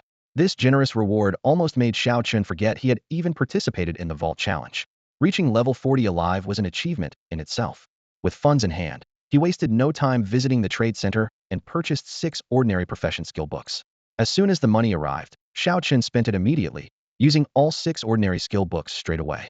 Your attack range increased by 10, your multi-shot increased by 1, again your multi-shot increased by 1, and your attack range increased by another 10. You awakened the skill power strike. Within moments, the system flashed 5 messages, 3 times attack range 10, twice multi-shot 1, plus the awakening of power strike. The numbers on the status panel surged wildly, and Xiao Chun felt a rush of excitement in his chest. 1. Attack range, originally 60 meters, now jumped 3 levels straight to 90 meters. 2. Multi-shot count, originally 5 arrows, now stacked to 7, hitting 7 targets with 1 shot. Just thinking about it thrilled him. 3. New awakened skill power strike. Each attack has a 10 chance to deal double damage, making it a core burst ability when fighting bosses. This surge in stats made Xiao Chun almost want to laugh out loud as he held his bow tight, but he forced himself to stay focused and reviewed his entire status. Level, LV 40. Attack power, 3216. HP, 5306. Defense, 9800. Attack range, 90 meters. Attack speed, 0.58. These were his naked stats, without any territory bonuses. Once he returned to his territory and stacked all the bonuses, his attack power would easily double enough to dominate players at his level. Riding this wave of excitement, Xiao Chun handed the remaining 200 gold to Zhang Fan. It's not much, but I want to show my gratitude. Without you, I wouldn't have earned so much from elite monsters. Zhang Fan didn't refuse and patted his shoulder after accepting it. No need for thanks. Between us, it's all business. When we make money, you send it over. For a whole month after that, the two stuck to their routine, camping out at dawn, packing up at dusk. Xiao Chun had thrown over 1,000,000 magic grenades by now, making nearby players complain about the noise. His experience bar soared, and after 30 days, he leveled up to 45.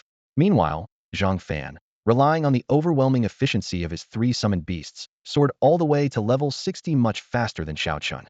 A fully developed summoner is like 3 people in one, Xiao Chun thought, but he also knew Zhang Fan was already preparing a 4th summon and about to enter level 7 dungeons. At level 45, Xiao Chun wouldn't be able to keep up much longer.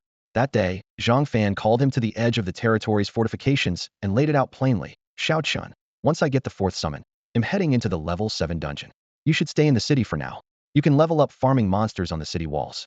The territory's teleportation portal is almost finished, which will make returning to the city much easier.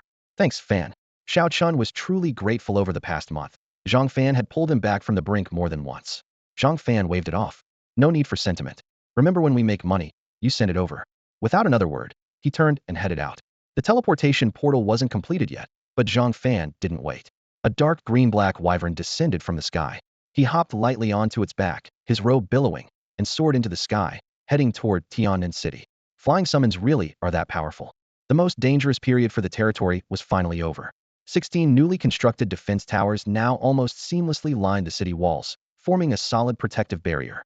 Layers of magical runes shimmered along the tower walls, weaving together a powerful network of firepower. Faced with this formidable fortress, the monsters had obviously realized the situation wasn't the same as before.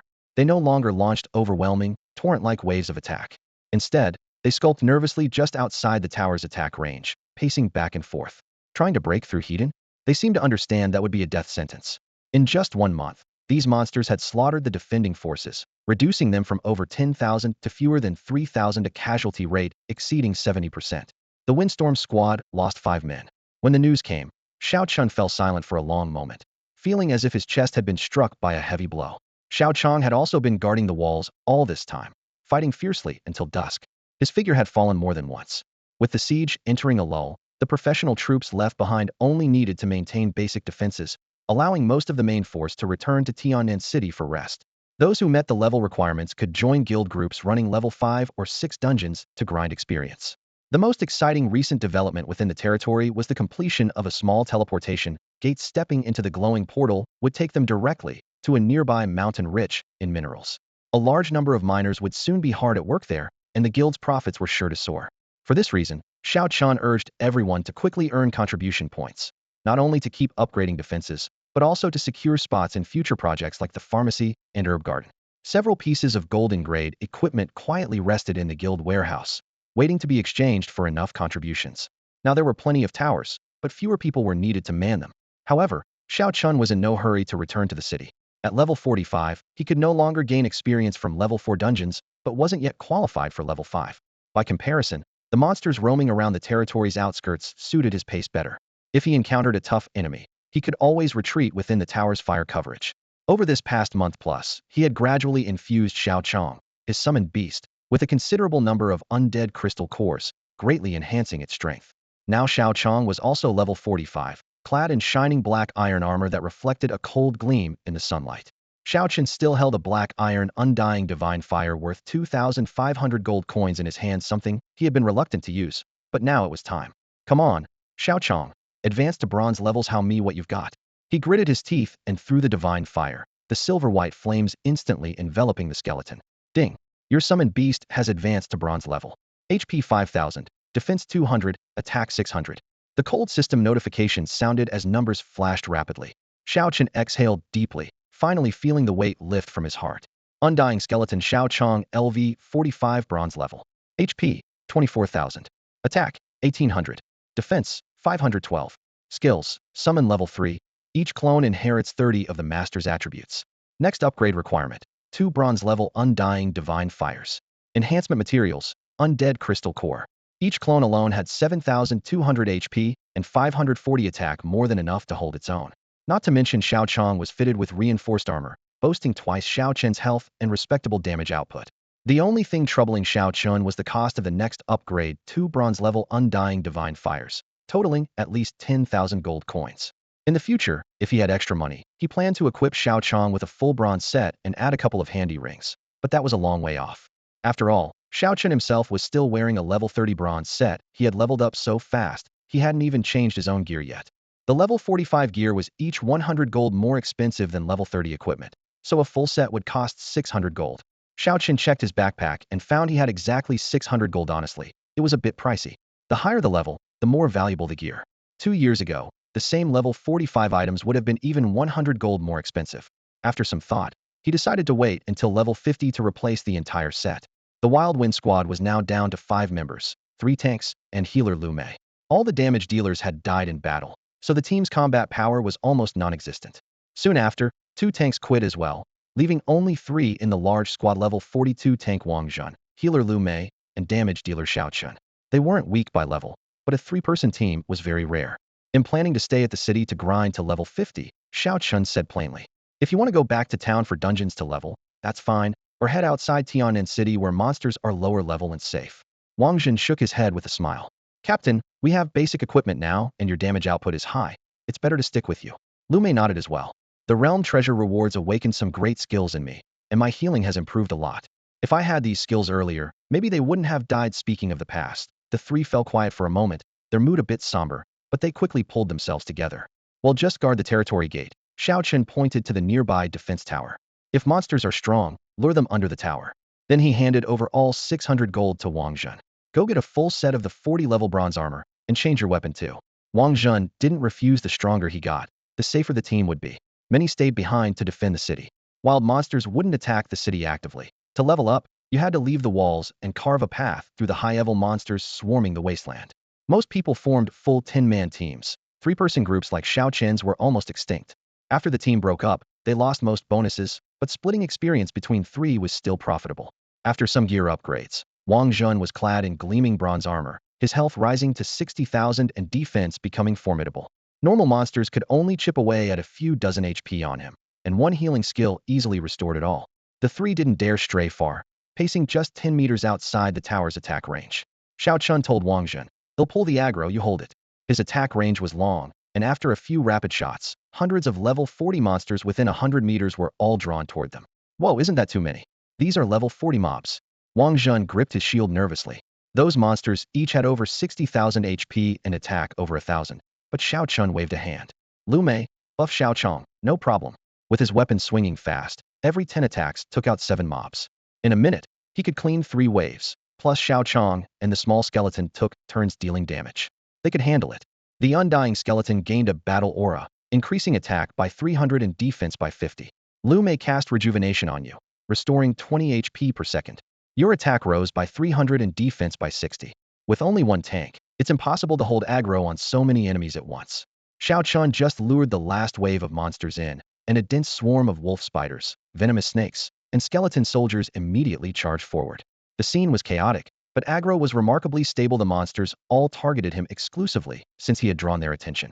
Wang Jun raised his shield at the front, a thick group shield enveloping the three of them, the blue and white light shimmering with every impact. Lu Mei stood behind, the soft green glow of rejuvenation constantly flowing onto Shao Chun, keeping his health steady and safe. Ding. Your kills 7. Experience 120-30. In just a few seconds, 7 monsters turned to black mist and collapsed, experience flooding in. Killing 7 at once, this efficiency was even crazier than during the city wall defense. Because Wang Jun and Lu Mei had no summoned beasts, they didn't share experience with Shao Chun, which let his experience bar surge faster. At this pace, by the time Shao Chun reached level 50, they'd probably catch up to his level 2. Ding. Your copper coins 490, spider silk 1, snake bile 1. All loot was picked up by Shao Chun as usual, planning to split 30 to each teammate. Afterward, the presence of a tank and healer doubled monster farming efficiency, so he wouldn't hog it all. With the extra firepower from his little summon, the three of them could clear 25 monsters per minute. On the first day, they farmed for a full 18 hours before returning to town to rest. Stats: kills 20,000, 1 in 10,000 triggered twice. Shao Chun was Elitida, needed 900,000 experience points to level from 45 to 46, and at this speed, that meant a level up every 5 days. If they farmed only 40 level monsters, it might take just 2 or 3 days. Total earnings: 40 gold coins. According to their agreement, each took 12, with the rest going to shared expenses. Unfortunately, not a single elite monster appeared in this batch, or their income would have been even higher. Wang Jun could now tank elite monsters at level 45. Though level 50 elites were risky, pulling them under the arrow tower allowed them to fight safely. Shao Chun loved this repetitive rhythm. 1 in 10,000 triggers daily, millions of kills a year. Leveling up skills and gaining random attribute bonuses would be extraordinary over time. Right now, an extra 10 attribute points per day already had him grinning from ear to ear. Though the 3-win squad wasn't top tier for their level, they all worked hard, mechanically casting the same skill thousands of times without complaint, all for that slight bit of growth. "Captain, my total combat power is now in the top 1 billion. Wang Jun exclaimed, eyes gleaming as he checked the leaderboard. Past 900 million, Lu Mei added happily. Shao Chun glanced 870 million. He felt satisfied. In just 2 years, he had climbed from the bottom of the charts to the upper middle ranks, all thanks to countless 1 in 10,000 stacks. Suddenly, a system announcement blasted through the city. Ding! A professional from Tiannan City killed a level 112 abyssal spider. All professionals in Tiannan City gained 5 to all attributes and 10 gold coins.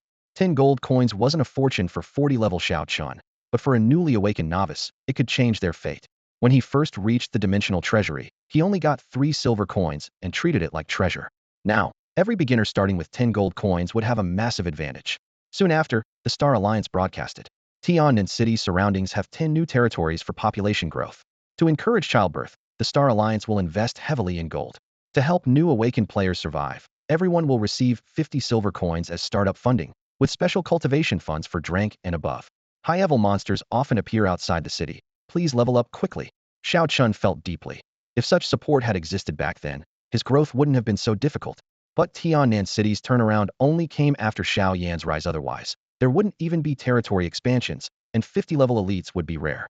Aside from his own grit, he had also benefited from Tianxing Guild's support, which gave him the chance to reach his current level. The situation in Tian'an City was improving, but many other cities were far less fortunate. The droning broadcast echoed through the sky. Huanqing City had fallen, its human population plummeting by 70 million. Baihu City and Wushuang City had successfully built a teleportation array, linking the two cities and sharply stabilizing their defense line. Shortly after, the Blue Star Dimension announced that all awakened ones would receive 5 to all attributes. A simple number, but it sparked a wave of jubilation across the major cities. What did the teleportation connection mean? It meant that powerful fighters from both cities could join forces to storm higher-level dungeons and hunt far more dangerous high-tier monsters. It meant that every major breakthrough by the risk-taking vanguard would deliver shared rewards to the entire dimension. Xiaochen listened quietly to the report, his heart uneasy. 2 years ago, when he first awakened, each attribute barely reached 5 points. Now, the strongest in Blue Star had surpassed level 120, all classes gaining an additional 10 to all attributes, and all new awakened ones started with a base 30 surpassing even his stats at level 40. Thinking of this, the young man felt a sting in his nose. Just a late start could make such a huge difference. But that was the harsh rhythm of the times. The first generation of awakened had to forge their way through mountains of corpses and seas of blood. One survival out of 10,000 was considered a miracle. Those who awakened a century earlier than Xiao Chun had spent decades just to reach level 40. Back then, who was there to lead them in groups to farm level 60 bosses? Each generation was stronger than the last. That was inevitable and hopeful. Although new awakened ones couldn't claim the accumulated rewards from past eras, if any of the first generation old legends were still alive, their amassed attributes after centuries would be truly terrifying. As the successive rewards flooded in, Xiao Chun felt a surge of hot energy coursing through his body. Even as a level 20 newcomer, he clearly grew stronger. For them, this was nearly a divine gift. Now, a newly awakened level 1 professional could team up to challenge level 1 dungeons directly, and even life professions no longer faced difficult upgrades. Teams were easier to form than ever. Members of the Wild Wind Squad felt this gap the most. They had clawed their way up from low-level professions, each point of attribute won with blood and flesh. Captain, when will Tian'an City get its own teleportation portal? I'd love to see other cities in my lifetime. Wang Zhun looked up at the darkening clouds, as if searching for an invisible path. I heard before the game arrived. This world was interconnected. You could go anywhere you wanted, another teammate chimed in. Xiao Chen clenched his fist, his tone resolute. With Tian'an City's current strength, that day won't be far. The outside world already had people breaking through walls. Top assassins could slip between cities without teleport arrays. Level 100 professions traveled easily. Some awakened had innate flight talents. Traveling thousands of miles a day was routine. Skill books for flying even circulated on the market, but a single copy cost hundreds of thousands of gold coins and were rare to find. Gaining strength earned money everywhere. Don't think about it too much. Focus on grinding monsters. Xiao Chun waved his hand, signaling the team to continue clearing the nearby respawn points. You guys come back to Tian'an City once you hit level 50. Hearing this, Wang Zhun and another teammate exchanged glances. Captain, aren't you coming back? After level 50, the monsters don't give much experience. I want to stay a bit longer here, see if I can get lucky and take down a few elites. Xiao Chen's gaze locked onto a massive, shadowy figure flickering in the distance. That's one reason, but more importantly, I want to increase my kill count. Training twice a day with a 1 in 10th sand drop rate meant his attribute gains were leveling up almost as fast as his experience. Xiao Chen wasn't in a rush to increase his level. What mattered more was the number of kills. As long as his efficiency stayed steady, he was happy to grind here for years. At this pace, a few months of farming would be enough for his attributes to catch up with those of a certified tire professional.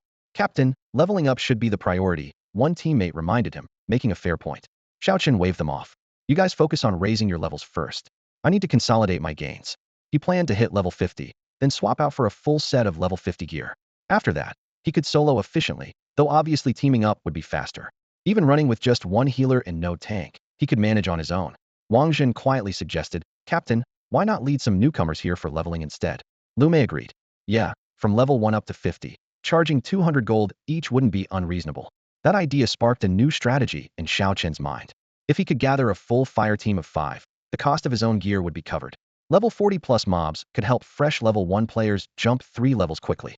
With money, newly awakened rookies would catch up to the main group in no time. Starting at level 10 rather than 1 was fine too, could just recruit via the guild. Between monster drops, training fees, kill rewards, and guild contributions, it was a profitable, multi-layered plan. Building a highly efficient farming machine sounded appealing. More importantly, Once he reached level 50, he could activate dozens more of those rare 1 in 10,000 boosts, leading to explosive attribute growth. Now Xiao Chen truly understood the power of that talent one day. He too would become a genuine 1 in 10,000 elite. So every day he honed his skills amid mountains of monster corpses, his reflexes growing faster and sharper. Time flew by. After a month, Xiao Chun hit level 49 and finally encountered a level 50 elite demon spider while farming in the forest. Wang Zhun and Liu Mei had climbed to level 48 as well. Level 50 elite demon spider. He'll pull it. Wang Zhun charged forward, shield raised, metal clanging with his impact. Don't worry, Captain, I've got this. He shouted at the top of his lungs. Don't miss this fat one. Xiao Chen warned. Its venom burst is intense. Watch your dodges. Xiao Chen kept a safe distance inside the arrow tower's range, his territorial aura swirling beneath him and boosting his attack power as he rained arrow after arrow down on the spider. Liu Mei followed closely behind Wang Zhan, flashes of healing light shimmering as she skillfully supported the tank.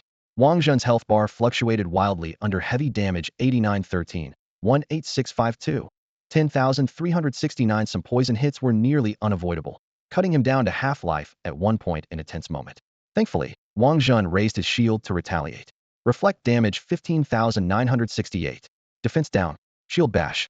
His combo eased much of the pressure on Xiao Chun. The elite demon spider boasted a massive 500,000 HP, but under the trio's coordinated assault, it collapsed quickly. The system flooded with messages. Experience 3,000, gold 3, kill 1. You obtained a bronze staff. Though only bronze, it was level 50 gear and sold for a good price. Including the share bonuses, each earned over 100 gold. Keep farming. With no elites respawning, the three turned to clear, ordinary mobs. Over the next 10 days, working day and night, their efficiency surged, and within 10 more days, all three hit level 50. In just 40 days, the rare attribute boost he gained soared to an astonishing 800 points, far surpassing the increase granted by leveling up. Now, his total base stats had already exceeded those of an ordinary rank professional. At the moment his level shot up to 50, the system flashed a series of notifications. Level 50, attack 500, attack range 10 meters, HP 2000. Dimensional Vault, gold 1000. Summoned Beast, level 1, HP 500, attack 100, defense 30. The system then provided details on future growth. After level 50, each level up would grant 10 to all attributes and 20 free attribute points. The Dimensional Vault also added another 1,000 gold. The generosity of these rewards left Wang Zhun and the others speechless. The benefits after level 50 would increase several-fold, likely widening the gap between Xiaoqing and other high-tier talent players even more. Captain, hey, race your 600 gold back. He promptly repaid the debt. A quick glance at his inventory showed his cash balance frozen at 2,016 gold, over 2,000 gold, something he'd never have dreamed of before. Next, he immediately bought a bronze-tier helmet of courage from the guild shop, level 50 gear with stats, strength 40, agility 40, constitution 40, defense 100, HP 1000. Even within the same bronze grade, the difference between level 30 and level 50 equipment was like night and day. Xiaoqing decisively auctioned off all his old level 30 gear, recouping over 600 gold to complete a full set of level 50 courage armor. Gauntlets of courage and boots of courage arrived one after another. Wearing the full set, his body felt steadier and more solid, while the set bonuses stacked on top. HP 2000, defense 200. With over 1,300 gold still in his bag, he spent 300 more to upgrade his weapon to a bronze bow LV.50. Attack 800, all attributes 40, attack range 10 meters, attack speed 0.1, plus a 10 chance to trigger a critical hit, dealing an extra 600 attack. His agility rose sharply, attack speed went from 0.6 to 0.7. With 1,000 gold left, he still planned to spend it all. Xiaoqing set his sights on a silver tier ring, but was 400 gold short. Without hesitation, he broadcast to the guild chat. Efficient leveling service. Jump from level 10 to 50. Only 200 gold per person, limited to 5 spots. For casual players, 200 gold was a fortune, but for high-level pros, it was a steal. As soon as the message went out, the slots filled instantly, earning him 1,000 gold. Just in time, he put the Lingxi ring up for auction and sold it quickly for 1,100 gold. Now holding 3,000 gold, he immediately bought a brilliant ring for 2,453 gold, leaving only 600 gold in his inventory. Brilliant ring silver, strength 40, agility 40, constitution 40, critical hit chance 6, attack range 10 meters. With this, Xiaoqing's equipment was truly top tier. Xiaoqing level 50. Total attributes, 4336. Attack, 6,506. HP, 15,000. Defense, 825. Attack range, 105 meters. Attack speed, 0.71. Movement speed, 16. Skills. 1. 7-fold shot. 2. Armor-piercing arrow level 2, damage 20. 3. Strong strike 10 chance to deal double damage. He was incredibly powerful. An attack range of over 100 meters already counted as ultra-long distance. Suddenly, 5 newcomers between levels 10 and 11 joined Xiao Chen's squad. There weren't many high-level monsters around at the moment. He estimated that by the time these 5 reached level 50, he himself would be at most around level 51 or 52. Although his own level increase would be limited, the rewards from kills would be insanely high if he triggered the 1 in 10,000 event twice a day. He could gain 20 extra points of light attributes each time. Once everyone reached level 50, Xiao Chen's total attributes might rocket from just over 4,000 to more than 6,000, a leap of 2,000 points. That kind of improvement even tempted him to just stop leveling up for a while and grind attributes every day. The thought of sustaining this for a few years was enough to make his scalp tingle. Unfortunately, reality wouldn't grant him such a long period to accumulate power. Every second counted. The higher the level, the greater the hidden bonuses waiting ahead.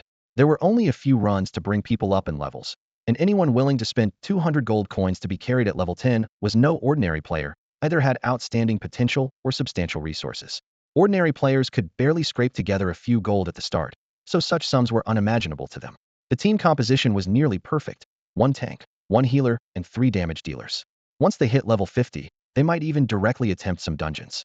On top of that, the rewards from the interdimensional treasury gave each person 2,000 gold. There was no downside. Since they had to start leveling up, efficiency had to be maximized. U5, drop everything you're doing and teleport immediately to the guild territory. To get more experience bonuses, first join the Gale squad. You can leave anytime you want. Voice chat is available on the squad channel, so ask if you need anything. Within minutes, all 5 were teleported in. Xiao Chen checked their class info from behind the city walls, and his heart skipped a beat. Li Hailon, Priest, Tire Talent. Wang Hai, Berserker, Tire Talent. Wang Min, Water Mage, Tire Talent. Lin Fan, Martial Monk, Tire Talent. Zhu Ping, Archer, Tire Talent. The lowest was still Tire, and there was even a Tire Priest. Absolutely incredible.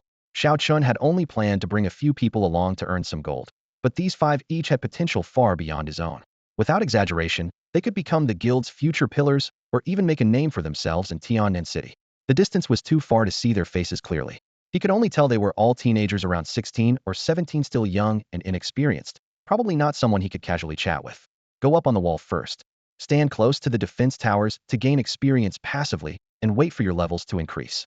As he spoke, he summoned a row of skeleton clones in front of him, not for damage, but as a precaution to absorb any danger if needed.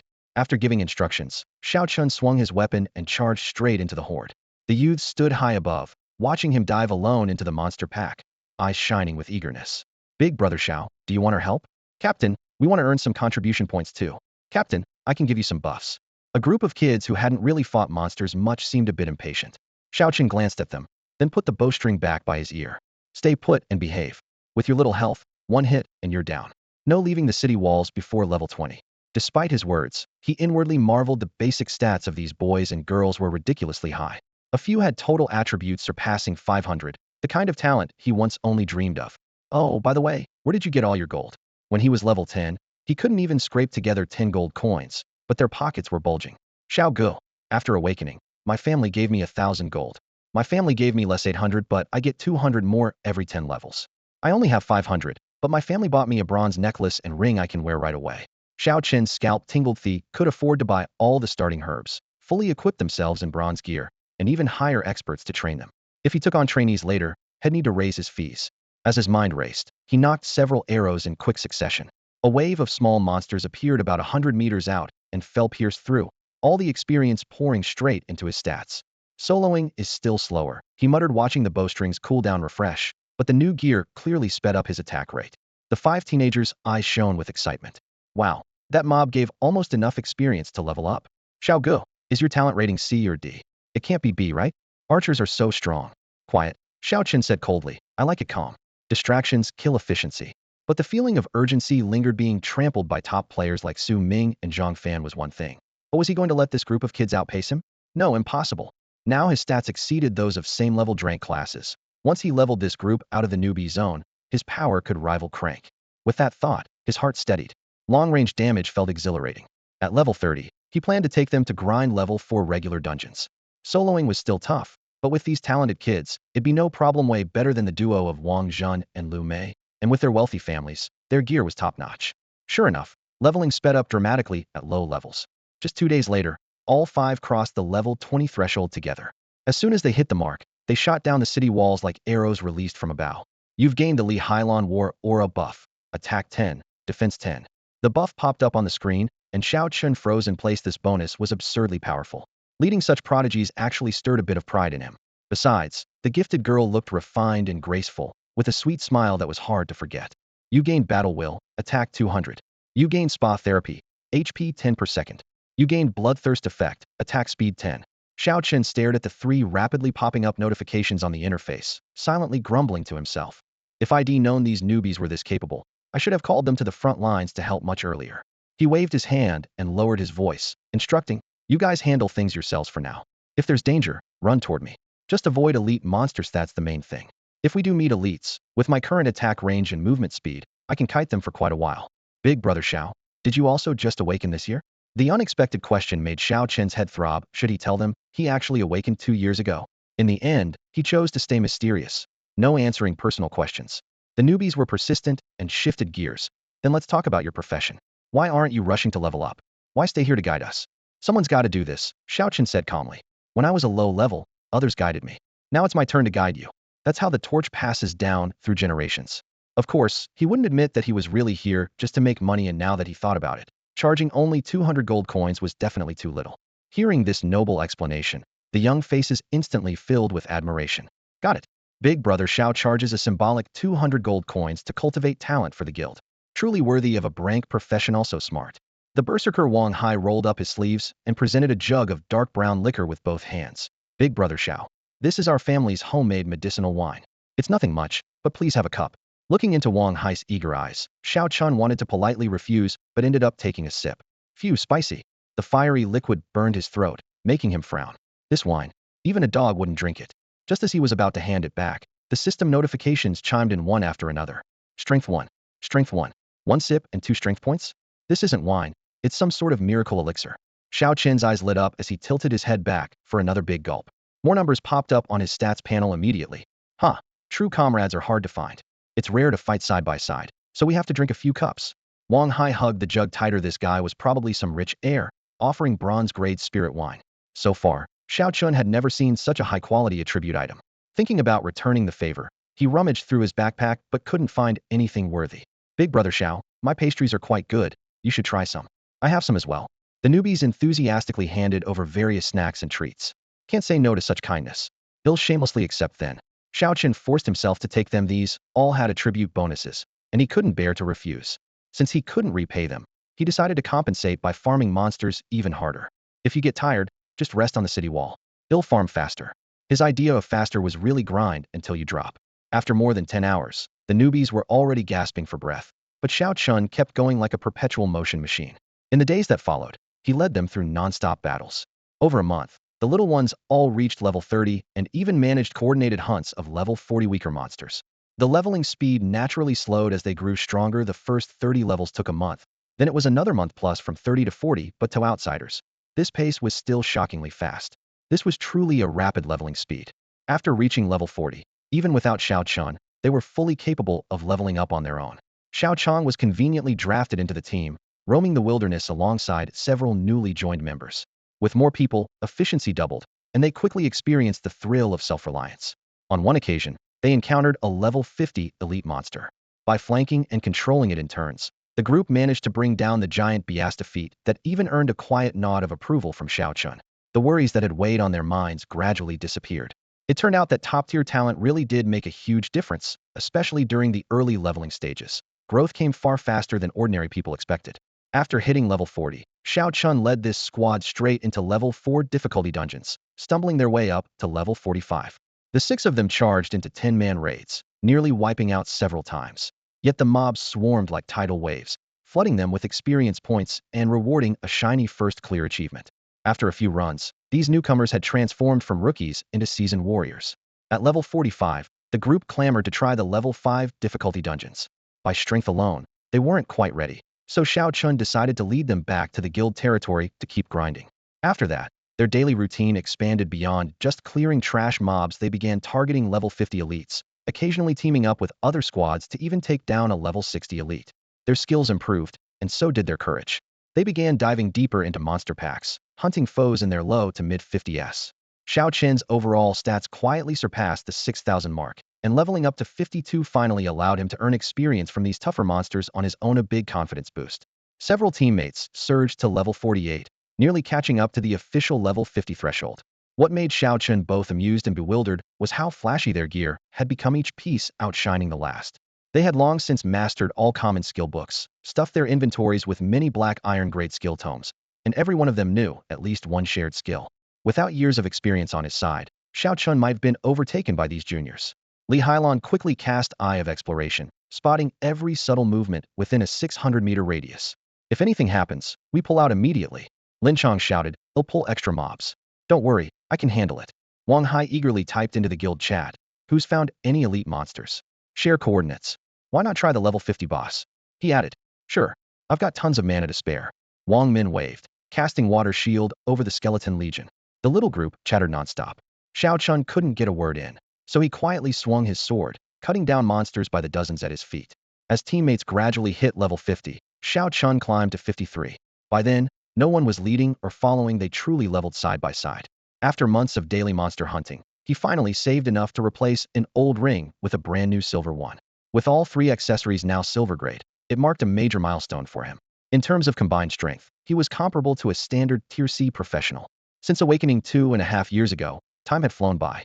Half of his cohort had already fallen, and the lower tiers suffered severe attrition. Fortunately, the environment had improved, with survival rates rising significantly for newcomers.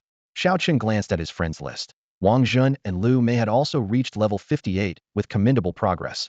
Zhang Fan and Sun Jian were rushing toward level 70, while Su Ming remained firmly at the top, holding steady at level 76. Xiao Qin had planned to update Su Ming on his progress, especially Xiao Chang's impressive growth. But thinking about his own relatively slow leveling lately, he patted his head and gave up. Better to quietly root himself where he was and not bother the big shots without cause. Leveling a few little guys up to 50 made Xiaocun quite happy. After months of fighting side by side, the moment of parting felt especially bittersweet. Watching the spirited young men busily packing their gear, he couldn't help but ask, "You've all reached level 50. What are your plans from here?" Each boy came from a powerful family or had influential elders backing them, so their paths upward were already mapped out. Wang Hai spoke first, a hint of pride mixed with a tone of testing the waters. "Big brother Xiao. I'm actually from the Wang family in Tianan City. I've asked my elders to help us run 10 runs of the level 6 dungeon. It'd be even better if you join us." Tianan City's Wang family. Xiaocun wasn't familiar with them, but he understood the significance of a level 6 dungeon. The ordinary mobs, there were level 55, an entire tier above where he was now, not even having cleared a level 5 dungeon yet. Another boy didn't want to be outdone. He raised a hand and said, "Then he'll ask my father too. He'll bring us through 10 runs as well. None of my family can clear a level 5 dungeon, but you don't need to send extra people. Your aura alone will be enough." Xiaocun hadn't expected to hitch a ride to the level 6 dungeon. Just running 10 times sounded like a great deal, so he agreed immediately. "Wang Hai, he'll do 10 runs with you guys. Big brother Xiao, don't just do 10 runs, keep going until you're maxed out. That'd be great." Wang Hai scratched the back of his head and encouraged him. No, I'm different. Not in such a rush to level up." Xiaocun smiled lightly. "After a few dungeon runs, I need to return to my territory and continue guiding others to level up. If possible, I want to help more people reach level 50. Everyone has their own mission, you guys go ahead, and I'll catch up later." His words earned them even more respect. Wang Hai sighed. "Big brother Xiao, you really are our role model." "Role model is too much," Xiaocun waved his hand dismissively. "We're all just trying to contribute in our own ways." Although his stats were strong, he still wanted to build up his forces further before pushing past this level. Running the level 5 dungeon alone would bring rich rewards. Xiaocun had assumed Wang Hai's family was just wealthy until a sudden system notification popped up. "Wang Haoran has joined the team." The group instantly fell silent, and Xiaocun froze. A data panel appeared. "Wang Haoran, sharpshooter, level 101. Wow. With a heavyweight like this backing you, why bother asking others for help?" Wang Haoran's voice was deep but friendly. "Xiao Hai, you did well getting to level 50 without your family support." Judging by his level, this veteran was at least a couple of centuries old, yet his appearance was that of a middle-aged man, even with a youthful vigor. Such high-level experts barely showed the marks of time. "Greetings, senior," everyone said together. "No need for formalities. They'll take you through 10 runs, then head back outside the city. Once inside, stand still, don't do anything. Xiao Hai, you handle the loot distribution. All right, let's go in." Before Xiaocun could study the details of the level 6 dungeon, they were whisked into a dark cave. The damp, bloody smell hit him immediately. Far off, A blood-red bat hung upside down on a rock wall, with horrifying stats flashing briefly. Level 55, 160,000 HP, and more. Bang! Before Xiaocun could even take in the other details, 5 or 6 gunshots rang out. Bullets streaked through the air with red trails. He didn't even catch the damage numbers above the target's head before a crisp system message sounded. Bloodbat, King defeated. XP 20,000, Gold 10. Standing at the entrance, Wang Haoran had already taken down the boss. The attack must have come from at least 1,000 meters away. Bang bang. 2 more gunshots rang out, the air still tinged with the smell of gunpowder. Bloodwing Demon Bat killed. 20,000 XP, 10 gold. Within seconds, 2 bosses fell one after another. Xiaocun didn't even glance at the loot and said, "All right, next round." Inwardly, he cursed, "Damn it. Grinding dungeons like this is totally soulless." He followed the team out and immediately dashed back in. After 10 consecutive clears, the total time spent was probably less than 10 minutes. "All right, there's urgent fighting outside the city, I gotta go." The boss-slaying expert dropped this line without waiting for thanks, then left the team and logged off. The remaining few stood in the empty dungeon, staring at each other. This is just insane. Wang Hai remained calm. "Guys, there are 20 pieces of equipment total, 3 each. They'll take 5. Since all the gear was loot, nobody objected. System notifications flooded the screen. You received star armor. You received mithril longbow. 2 silver-grade items, one of which was a weapon. Xiaocun felt a little regret, should have run it more often.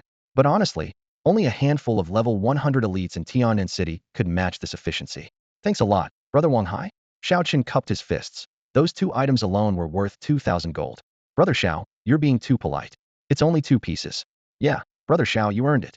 Let's keep grinding, see you. The 5 of them left the team one by one, leaving Xiaocun alone. Just as he was about to click teleport, he spotted clusters of red shadows moving in the dark corners.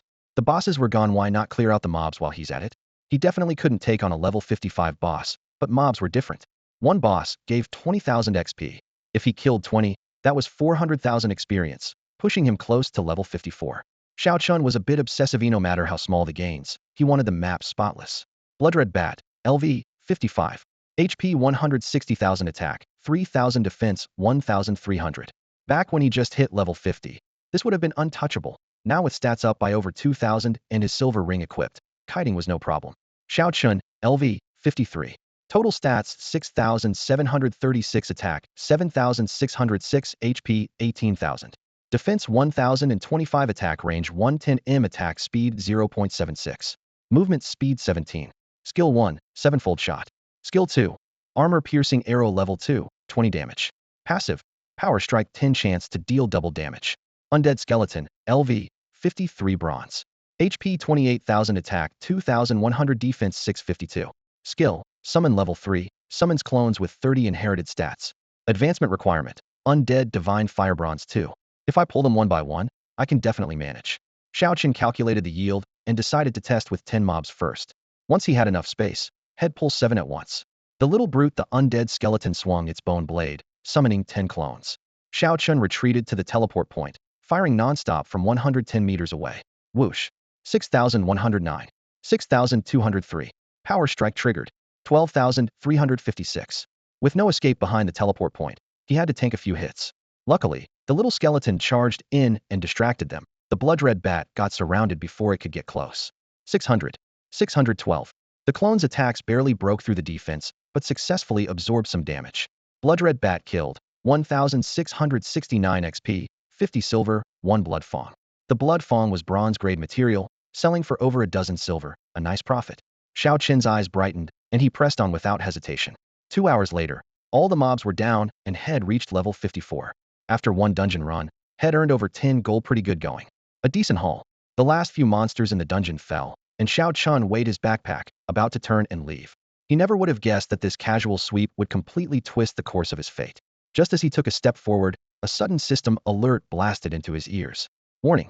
Warning! An unknown entity is monitoring you. Leave the dungeon immediately. No, wait. Do not leave. Whatever you do, don't draw that entity's attention onto the blue star dimension.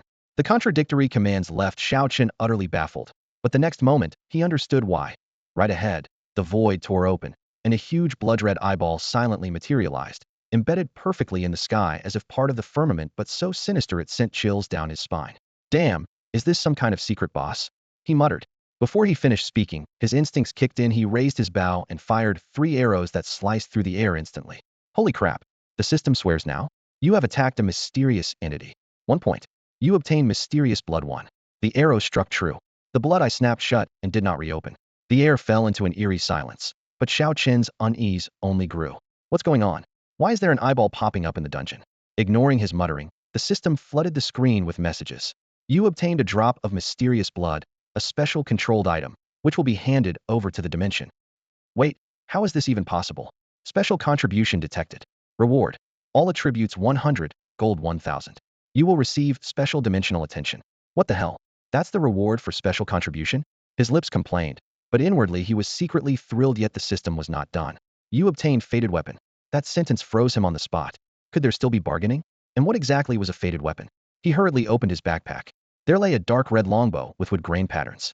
Common wood bow, exclusive weapon, non-tradable. Equip level, none. All attributes 10. Attack 30. Attack range 5. Attack speed 0.1. Experience bonus, 10. Effect 110 chance to critically strike, 100 extra damage. Upgrade requirement, 10,000 XP, 1,000 gold, 10 pieces of shin iron, 1 beast tendon. A weapon that can level up and needs experience?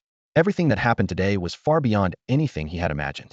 He rushed to open the forum and searched around before finally finding the entry for fated weapon. Only 21 have ever been issued in the whole world, with 14 still in existence. Only those who have made outstanding contributions to the world's balance qualify to obtain one. The only recognized owner in Tiannan City was Xiao Yan. What the hell did I do that counts as an outstanding contribution? Helping newbies level up? But I charge for that. Or is it that weird blood drop? His thoughts swirled. Xiao Qin suddenly felt as if the gears of fate were accelerating. A fated weapon? Did he really deserve to wield one? If this had been a small windfall, he would have been grinning ear to ear. But with such an absurdly large reward landing on his head, he felt a bit uneasy. Trying to calm himself, he checked the auction house and compared every attribute. The conclusion was clear. The fated weapon was ridiculously overpowered. Just the normal tier came with skill effects, plus attack speed and range bonuses. Not to mention the experience bonus. Xiao Qin didn't hesitate long before switching his gear to his destined weapon. Since dimensional rewards could appear out of nowhere, they must have unique advantages, and missing out would be a strategic mistake. Besides, he wasn't in a rush to level up right now, so he decided to treat this weapon as his core long-term equipment. Compared to the bronze bow he held, the basic state of the destined weapon was a bit weaker. Its attack power dropped by 770 points, and its range shrank by 5 meters. But that wasn't a concern. The greatest strength of the destined weapon was its ability to be upgraded. Even better, after submitting that mysterious drop of blood, the system granted him a bonus of 100 to all attributes, allowing his overall power to almost match what it was before. After confirming the weapon's effects, Xiao Qin didn't hesitate to list his 2 old bows on the trade market. They sold quickly for 2,000 gold coins, which, combined with his existing funds, pushed his total balance up to 3,125 gold. The materials needed to upgrade the destined weapon weren't rare. He could easily buy them from the market shelves, which eased his mind somewhat. When actually equipping the bow, another system prompt appeared. The destined weapon would consume 20 of character experience. Fortunately, it came with an experience boost to offset this. Otherwise, it would have been maddening. Back at the guild territory, Xiao Qin settled into his familiar side hustle, recruiting hired hands to run dungeon runs. This time, he brought a full group of 10 people, charging each 200 gold, quickly raising his total to just over 5,000 gold in a half day. The familiar defense battle kicked off again. Xiao Qin assigned all the newbies to the city walls with a simple warning. Stay put, and don't call me unless something's urgent. He focused intently on honing his destined bow. Time flew as the bow's stats slowly climbed. It took a full 10,000 experience points to fill, at which point he finally understood the bow's experience actually pulled directly from the character's experience pool. Kills on monsters below level 50 didn't add a single drop to it. This flaw completely shattered his fantasy of quickly leveling by farming low-level mobs. Once both experience and materials were ready, he confirmed the upgrade without hesitation. Your destined weapon has been successfully upgraded. Cold, glowing text surfaced on the screen. Black iron bow exclusive, non-tradable. Equipment level, none. All attributes 40. Attack 200. Attack range 10. Attack speed 0.2. Experience bonus 20. Skill 1 10 chance of critical hit. Additional 400 damage. Skill 2 10 chance to ignore enemy defense. Next upgrade requirements. 1 million experience, 10,000 gold, 10 refined iron, 10 mithril, 1 beast tendon. His attributes panel surged instantly, and 2 powerful skill effects appeared in the skill bar. But the upgrade costs soared as well. 1 million experience and a hefty 10,000 gold, even more expensive than raising a summoned beast. Looking at the mere 4,000 gold left in his account, his planned purchase of an immortal core for Xiao Chong had to be put on hold. Fortunately, the 0.2 boost to attack speed took effect immediately. He could basically fire 1 arrow per second now, doubling his monster clearing efficiency. Combined with the burst damage of his new skills, his total output far surpassed what the raw numbers showed. At last, he understood why Xiao Yin was so overpowering. Having a destined weapon that could grow with you gave an absurd advantage. However, pushing the bow further to bronze rank presented the most brutal barrier: 10,000 gold coins. To level Xiao Chong up at the same time would require another 20,000 gold. His other gear would have to wait, and bronze level skill manuals were out of reach, let alone common manuals. Xiao Chen felt he had embarked on the hardest path to power. Leveling up with 10 people slows down the process a bit. But the saying there's strength in numbers holds true. Once these 10 little guys reached over level 20, they could descend the city walls and fight independently. Each of them had a solid base class, and a few even showed remarkable talent. With a series of team buffs activating, Xiao Chen's attack speed noticeably increased, his bowstring hardly ever resting. Before long, the little team started farming monsters on their own, and Xiao Chong occasionally landed some kills too. The leveling path basically followed the last run. After a full 6 months, Xiao Chen finally guided this batch safely out of the newbie phase. Half a year was enough to change many things. Core members like Wang Hai had already pushed to level 70. The guild territory's walls were upgraded to level 2. Several defense towers also reached level 2. And a level 70 plus professional was assigned for daily defense, greatly improving security. Xiao Chun, the monster farming maniac, had gained some fame inside the guild, and occasional shoutouts from Wang Hai and others spread his reputation throughout the nearby areas. After another intense 6 months of farming monsters, Xiao Chen finally rested his bowstring. System notifications popped up one after another. Your kill count has reached 10 million. Achievement unlocked, Bloodthirsty Maniac. You have gained a special skill, Lifesteal. Restore 3 of damage dealt as health with each attack. 10 million kills, and this is the reward? He paused briefly, then laughed heartily. That 3 lifesteal was huge now, even without healing. He could solo tank groups of small monsters. The notifications continued. Talent 1 in 10,000 reached level 3. Effect: gain 20 random attribute points for every 10,000 kills. The upgrade log scrolled rapidly.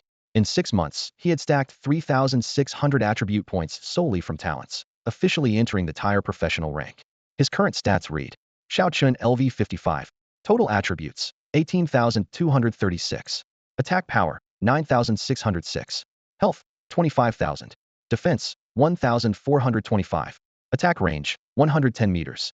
Attack speed: 0.91. Movement speed: 17. Skill 1, 7-fold shot. Skill 2, armor piercing arrow 2, damage 20. Skill 3, powerful strike, 10 chance to deal double damage.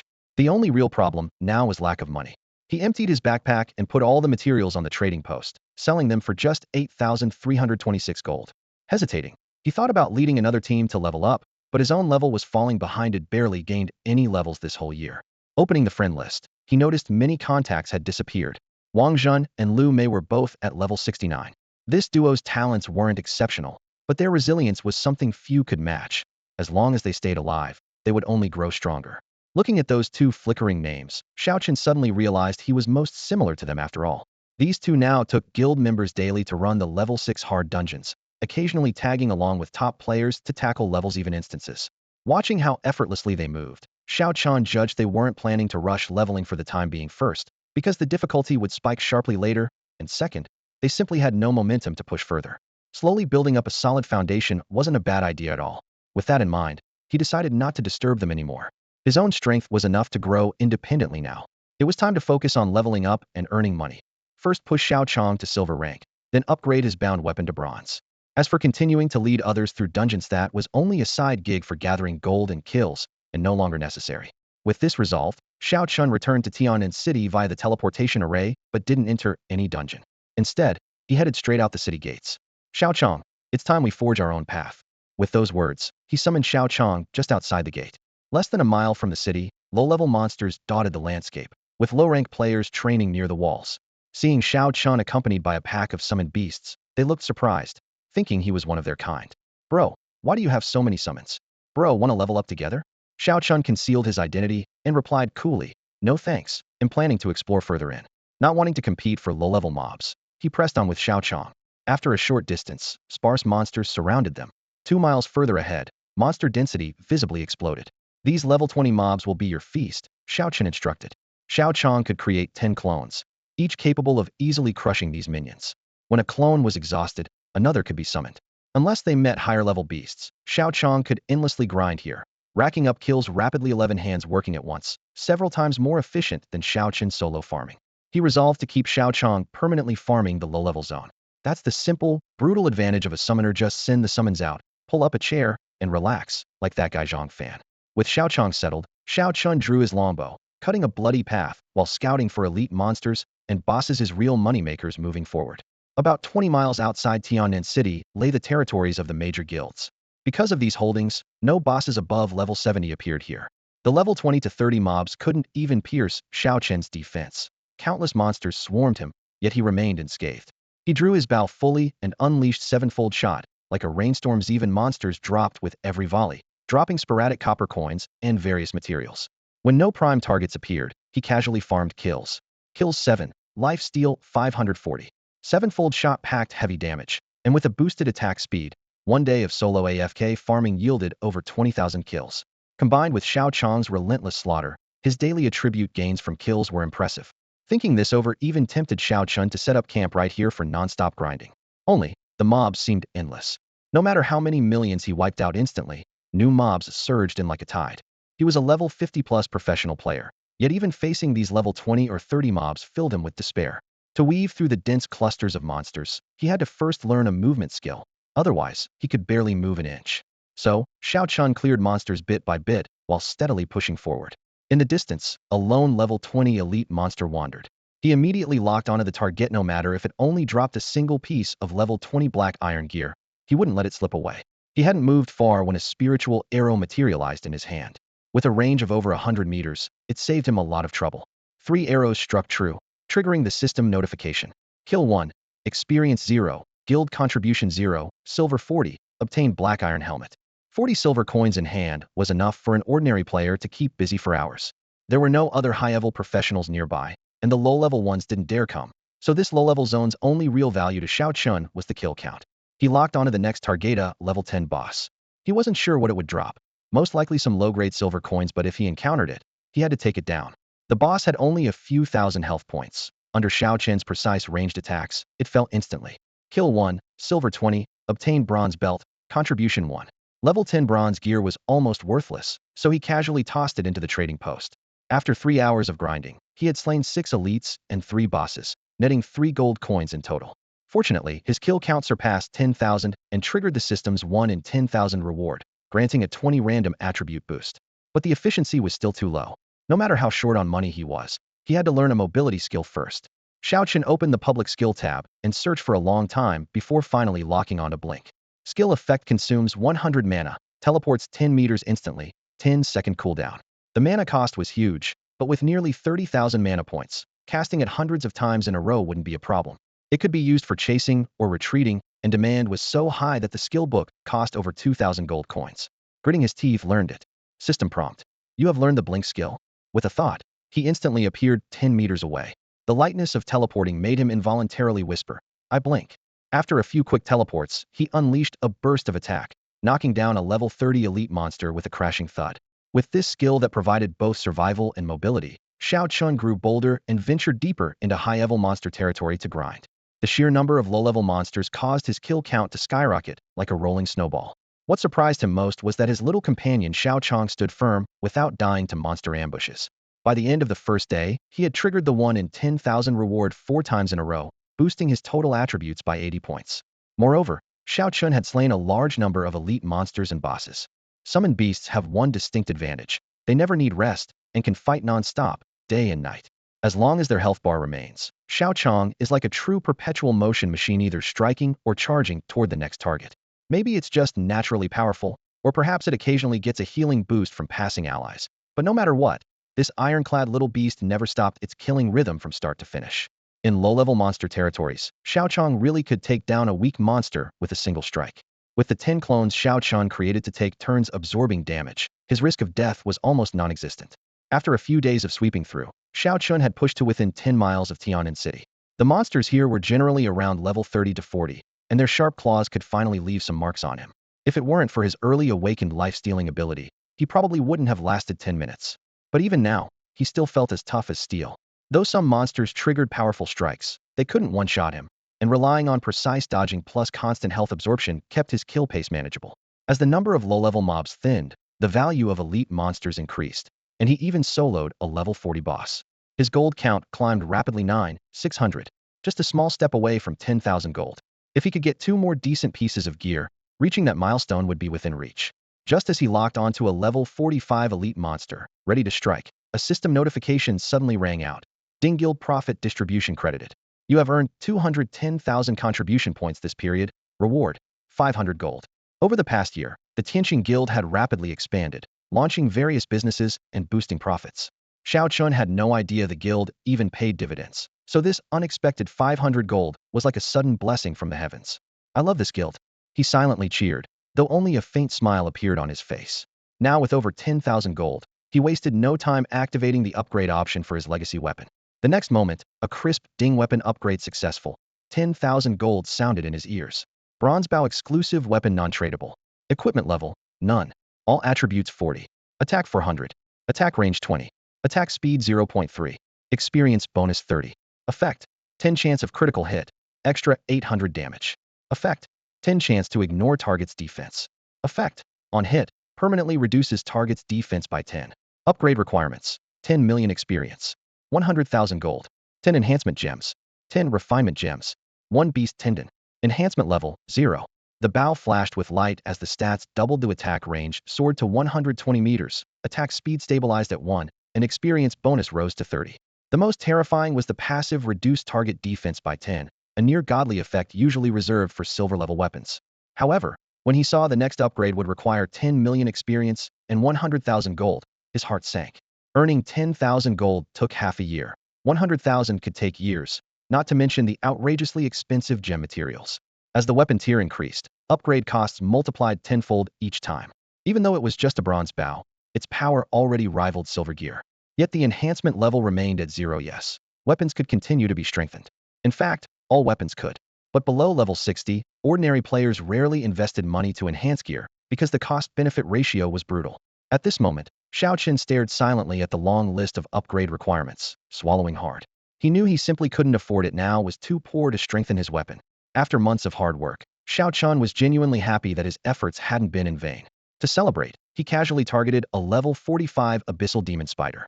With his long sword's built-in armor-piercing effect, a flash of cold steel tore through the spider's thick shell. In under 5 minutes, the creature collapsed, bloodied and broken. Ding! You gained 10 gold coins, 0 experience, 20 guild contribution points. Xiao Qin didn't rush forward.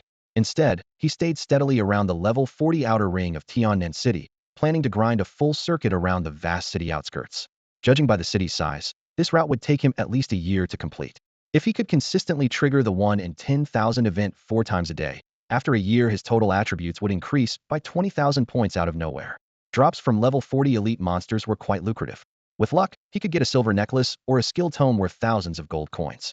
Xiao Chun considered his luck average, but made up for it with volume picking up. Even low-tier bronze gear and scraps netted a few hundred gold coins profit daily.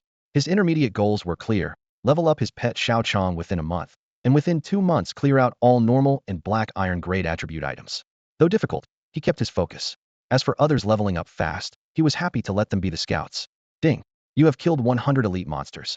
Achievement unlocked, Elite Hunter. Reward, 10 to all attributes, 10 gold coins. The long-awaited achievement pop-up reinvigorated him. If elites had achievements, bosses surely did too. His motivation surged. He maintained a steady routine of 16 hours grinding in the wild and 8 hours resting in town, day after day. More than a month had passed. Occasionally teams hunting level 60 bosses invited him to join, but he always declined. High-level bosses had high rewards, but the loot was split among many and the pace slow had no interest. Ding! You triggered 1 in 10,000. Random attribute 20. Xiao Qin nodded with satisfaction. His health and defense steadily increased every day. He wondered whether to push deeper into monster territory. Defeating a few level 50 mobs along the way could yield some extra experience. Just then, a piercing cry for help came from ahead. Help! Somebody please. The voice was clearly a human player's. Having once been helped by a stranger in the wild, Xiao Chun was willing to lend aid. Strangely, only one person was calling for help, risky in such a dangerous area. He blinked several times, teleporting forward, quickly locking onto the target. A woman dressed in white wielding a staff, fleeing frantically through a horde of monsters. She cast healing spells on herself as she ran. Green light glimmered around her, undeniably a priest. But something was off. She was level 62, yet she darted about like a headless chicken. No powerful monster pursued her. A level 60 priest should be able to whittle down level 3040 mobs with simple attacks. Even stranger, her health bar was only half full.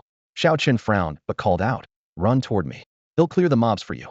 The woman struggled through gaps, but swarms of small monsters slowed her down. She kept healing, but her health kept dropping. "Please, save me," she pleaded, seeing him like a lifeline. "Don't worry, this area isn't dangerous," Xiao Chun said with confidence, gripping his longsword. He was in control here. When the woman got close, she glanced over and her face changed instantly. "Wait, how are you only level 55? Only 55? Xiao Chun was speechless, thinking he came to save her, but was already being looked down on. Her expression grew more terrified, waving her hands frantically. "Run. If you don't get out now, you'll die too." "Yeah, right. Let me show you how a level 55 guy saves you today." You invited Lu Man to join the team. As soon as her name appeared on the team panel, Xiao Chun immediately sensed something was off. Her health bar was visibly dropping at an alarming rate, and a cluster of purple-black poison debuff icons flickered next to her avatar, yet her maximum HP was astonishingly high. "Xiao Chun, quick, there's an assassin," Lu Man warned quietly as she retreated. An assassin? Xiao Chun was momentarily stunned. Wasn't this just a wild map for grinding monsters? How could a professional player be lying in ambush here? Before he could think it through, monsters attacked from all sides. Clearly experienced, Lu Man dodged with nimble moves, cast a healing spell on herself, and also buffed Xiao Chun. Lu Man applied Battle Will on You, attack 1000, defense 500. The buff from a level 60 priest was indeed powerful. At the same time, several flashes of emerald light flickered over Xiao Chun. "You received healing spell HP 10,000 N. No, you're barely holding on, heal yourself first," Xiao Chun urged loudly. But Lu Man's voice trembled with anxiety. "I'm afraid I'll kill you first." Just now, he took down a level 60 bowman with a single slash. A chill ran through Xiao Chen's ear that couldn't see the lurking assassin at all. If that person struck from stealth, there'd be no defense. He was about to shout retreat to town when suddenly a sharp pain exploded in his back, and his health dropped to 0 instantly. HP 23,500. Damn, that bastard actually attacked. In the blink of an eye, another healing spell landed. HP 10,000. That was close. Xiao Chun bit back a curse. Without this timely heal, the screen would have gone black. Still, his vision remained empty, only the monsters snarled around him. Suddenly, the bowstring Twangity's multi-shot targeted thin air but then curved mid-flight, turning into 3 sharp arrows piercing the invisibility. Powerful strike. Critical hit. 23,650. This is bad. The assassin attacks so fast, the next strike. Just as despair began to rise in Xiao Chen's chest, the system's icy voice announced, "You killed Li Fei and received Star Alliance bounty rewards. Gold 1000. Guild contribution 100. The assassin's figure materialized briefly before collapsing heavily. Lu Man was still stunned, her hands frozen in a holy light spell. "Damn, you're poisoned. Heal yourself fast. You're about to die and still standing there?" Xiao Chen urged anxiously. Lu Man stared at the corpse dumbfounded. "You one-shot him?" "I didn't do anything." Xiao Chen shrugged. "Probably triggered a powerful strike with critical hit, defense reduction, and armor penetration arrows all at once. Took him out in one go." Lu Man looked him up and down. "Are you really only level 55? If I wasn't only 55, he wouldn't have underestimated me." Xiao Chen smiled bitterly. "If that slash hit my neck, I'd be dead. Weak point attacks are way more dangerous." Thinking of that, Xiao Chen broke out in a cold sweat, but finally breathed a sigh of relief. Luckily, assassins are burst damage types with low health. Even so, it was impossible for Xiao Chen to have killed him in one blow. The assassin had already been nursing old wounds, with his health bar dangerously low. This time, it was pure Lukier fate smiling down on him. Out in the wild, he wasn't bitten by monsters, yet he almost got stabbed by his own kind. After a brief numbness, Xiao Chen finally realized he had actually just killed someone, and a heavy weight settled in his chest. "How did you guys end up crossing this guy?" He suppressed his emotions and turned to ask. "We didn't provoke him at all," Lu Man said helplessly. "We were just fighting a level 60 boss normally when he suddenly appeared and, along with the boss, instantly wiped out our tank." With the tank down, the backline couldn't hold the boss, another survivor chimed in. "He even poisoned several of our teammates with darts. His damage was absurd. If you hadn't shown up when you did, I'd be done for as well." The situation was straightforward, but Xiao Chen couldn't wrap his head around it. Would one of their own draw a knife against another? If these people truly died here, outsiders would most likely just assume they'd fallen to monsters. It's common for squads to go missing on expeditions. Who would suspect the culprit was a fellow player? Maybe those silent disappearances outside were exactly this kind of scenario. "Lu Man, just pretend none of this ever happened. Don't tell anyone," Xiao Chen said sharply. "This wasn't the work of a single person, probably an entire gang. I know the bounty board lists quite a few people." "I get it," Lu Man forced a bitter smile. "His name's even specially marked on the bounty board. Isn't that just asking for trouble?" Xiao Chen sighed. Usually, people who can kill players like Li Fei or that class don't fear retaliation. But he was different. Fragile health and a tendency to clear monsters solo in the wild made him an obvious revenge target. That 1,000 gold bounty. He wished he could just send it back untouched. Xiao Gu, I think he killed just to steal the boss. Lu Man suddenly lowered her voice. Steal the boss? Xiao Chen raised an eyebrow. Yes. The boss had only about 1 or 2% health left then. He probably didn't expect me to be wearing a full silver set and wielding a golden weapon. Me HP and defense were way higher than others at my level. If I wasn't here, he'd have killed us all and taken that boss for himself. Monopolizing a level 60 boss alone was indeed a huge temptation. Wait. Xiao Chen's eyes lit up. You said the boss was almost dead? He looked up sharply, finally realizing, quick, come with me. A critically wounded level 60 boss was like a moving experience pool and a dropping gold jackpot to Xiao Chen. He couldn't care about anything else. With several blinking skills triggered one after another, he darted straight into the monster horde. Xiao Chen, can you handle it without a tank? Wait for me, I'll heal and buff you. Lu Man called out anxiously behind him. But Xiao Chen didn't hear her anymore. The only word repeating in his mind was boss. His feet sparkled and flickered with light. After a dozen or so relocations, a deafening roar burst out. The abyssal demon spider. The creature was 2 stories tall, 8 shiny black legs digging into the mud, its crimson eyes burning with fury. Worse, its health was visibly regenerating at an alarming rate, bouncing up to about 4% in the blink of an eye. It was an over 800,000 HP boss with only about 30,000 left. What kind of boss is this? It's barely even a mini-boss, not even as tough as an elite monster. About 120 meters away, Xiao Chun raised his hand and drew his bow. The feathered arrow sliced through the air, trailing cold light like a string of pearls as it shot toward the abyssal demon spider in the distance. As he fired, he continuously backpedaled, white spiritual light blooming beneath his feet, repeatedly pushing him away from danger. The skill range of a level 60 boss had definitely increased a lot, but it still fell short by a dozen or so meters to reach him. 8,016. 8,103. Less than 10 arrows in, spider silk scattered, and the massive armored body of the abyssal demon spider collapsed with a roar. Its 8 giant legs twitched unwillingly a few times before losing all vitality. At that moment, Lu Man was still on her way, leaving Xiao Chen alone on the battlefield. As the spider's presence vanished completely, he decisively hit leave team. Ding. You have defeated level 60 abyssal demon spider. 200 gold coins, 210,000 experience, 500 contribution points. You obtained Starry Dagger. You obtained Starry Helmet. You obtained Mana Vortex Potion Recipe. You obtained Abyss Crystal Core. System announcements popped up one after another, golden text flooding the screen, lighting up Xiao Chen's eyes with brilliance. He knew he had hit the jackpot. Exclusive experience, exclusive loot, feeling as refreshing as a breeze on his face. But he didn't rush to appraise the value of the spoils. Instead, his first move was to invite Lu Man back into the party. Sorry, I might have been a bit unfair. He spoke up in team chat first. Consider this payment for saving you once. You have mostly gold quality gear anyway, so a level 60 boss isn't such a big deal to you, right? From now on, we're even. Xiao Chen believed he was settling the score fairly, speaking plainly to avoid future trouble. Xiao Chun, you're right to do that, Lu Man replied quickly, though her tone still carried a hint of grievance. But can one life really compare to a boss? Maybe not quite. You. Well, that was exactly how Xiao Chun felt deep down, at least in his heart. All right, now that the boss is down and that assassin is dead, Xiao Chun glanced around to confirm safety. Are you ready to head back? If you're not confident yet, I can escort you back to the lower-level monster zones. Only then did he realize he had unwittingly chased into an area swarming with level 60 mobs. In the distance, bushes rustled as a spider-like demon slowly emerged, its feelers the health bar boldly showing 2000. A single mob with 200k health would definitely be a tough fight. All right, let's head back first. There were still a few monsters wandering around in the dense forest ahead. Xiao Chen wasn't used to moving alongside female adventurers. He walked silently at the front, his daggers flashing as he efficiently cleared the small monsters blocking their path while constantly watching out for any elite monsters spawning nearby. Lu Man followed behind and finally couldn't hold back. Xiao Chen, are you soloing in a level 40 monster zone? Are you hunting a boss? Yeah, Xiao Chun answered casually as he finished off a foe. I don't mind whether it's bosses or elites. Lu Man pursed her lips. Are you really that short on money? Come on, who isn't? Xiao Chen chuckled and cursed under his breath. Want me to heal you? With your damage, maybe we could try those level 50 elite monsters. No need. I can handle it alone. His tone was calm, yet confident, had life steal, and could stand his ground even when surrounded by level 40 monsters. Healing wouldn't make much difference. He preferred not to owe anyone favors or slow down their leveling, so he liked going solo. After hearing this, Lu Man nodded. Fine, let's head back together. She wasn't upset by the rejection. Everyone had their own path to grow.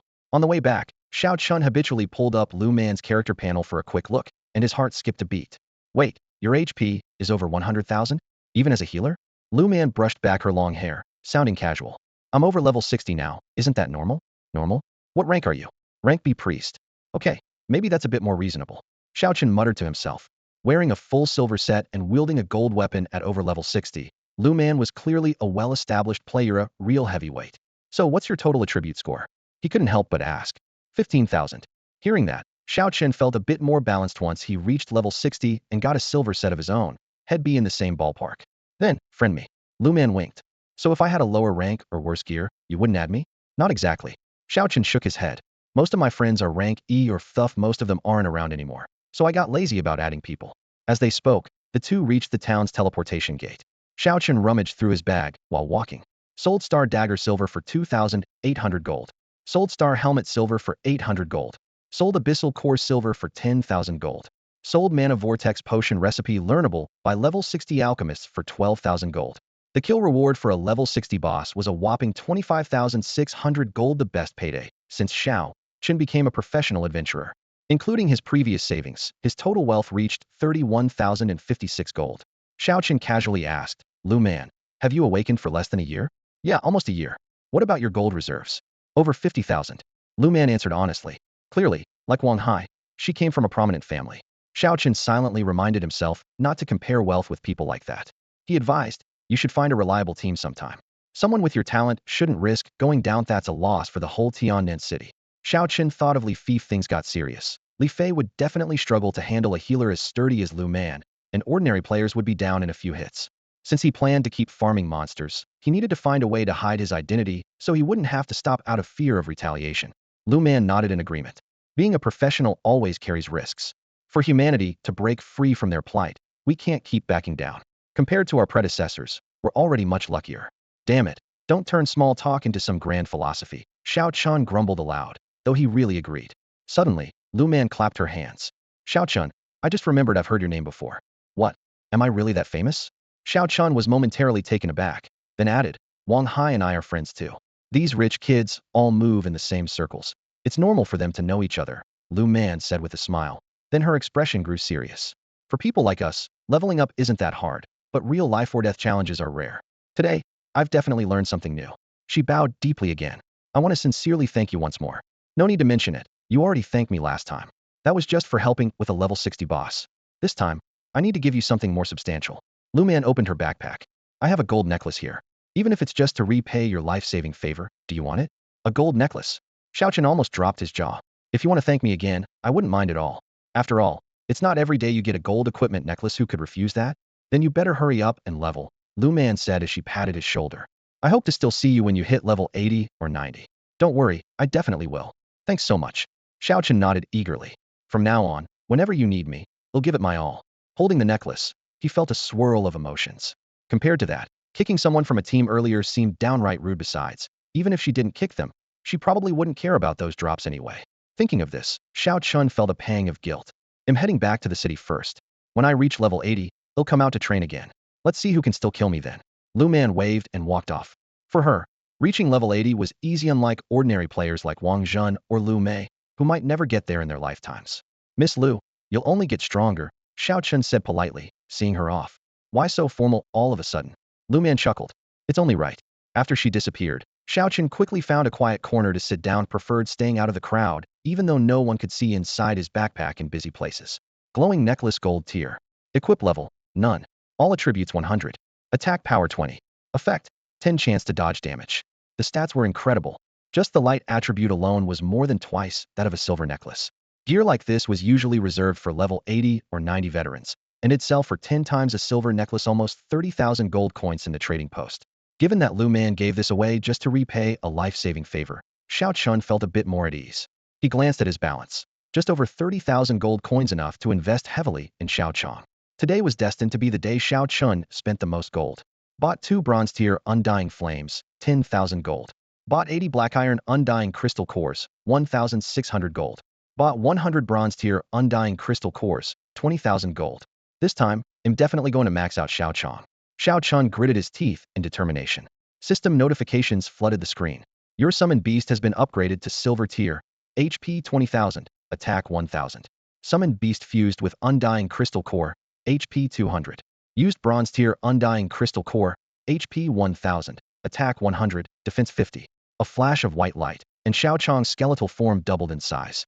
It looked bulkier, but moved more agilely. Undying skeleton LV 55 silver tier. HP 140,000. Attack 10,001. Defense 1,852. Skill summon level for each clone inherits 40 of main bonus attributes. Evolution requirement 2 silver tier undying flames. After dropping over 30,000 gold, Xiao Chang finally became tough enough to be taken seriously. Next, he'll upgrade to a silver tier set and grab a better weapon. Then he'll be able to hold my own in battles. Xiao Chen stared at the mountain-like pile of skeleton soldiers before him, a bold idea flashing through his mind. When grinding mobs, he could casually toss his Xiao Chang into the group, then finish off the enemies from behind with ease. Every little skeleton now had over 50,000 HP, far tougher than his original character had been back then. On top of that, a newly acquired golden necklace had visibly boosted his overall combat strength. Let's go. Time to grind some level 60 mobs. He raised his hand to activate a teleport scroll, a white flash enveloping his body. To be safe, he avoided the usual veteran zones and landed directly on the teleport platform in the guild territory center. Just a month ago, he wouldn't have dared stray far from the defense towers. Now, his steps were steady as his eyes swept across the wide stone plaza. Arrow towers bristling with crossbows, warehouses stacked high with supplies, the crisp clang of the blacksmith's hammer ringing in his ears, all familiar, yet somehow fresh. Oddly, members passing by stopped their activities to nod and smile at him. Xiao Chun, the big shot, you're back. Xiao Chen blinked in surprise. Big shot? Since when did that nickname stick to him? Don't be modest, a warrior chuckled, waving a hand. Taking down a bounty assassin 10 levels higher isn't something an ordinary player can pull off. You guys heard about that? The system broadcasted in the guild channel. The warrior shrugged. Big shot Zhang Fan spammed the chat for a Jesse. I'd have to be blind not to notice. Just thinking about that made Xiao Chun want to tear his hair out. Zhang Fan basically wrote hate across his forehead. He quickly hid his character name, level, and other details. Luckily, guild leader Chen Zhan acted fast and muted Zhang Fan in the guild chat. Well done, Xiao Chun breathed a sigh of relief. Unfortunately, Zhang Fan had a loose tongue and kept spamming in the city channel.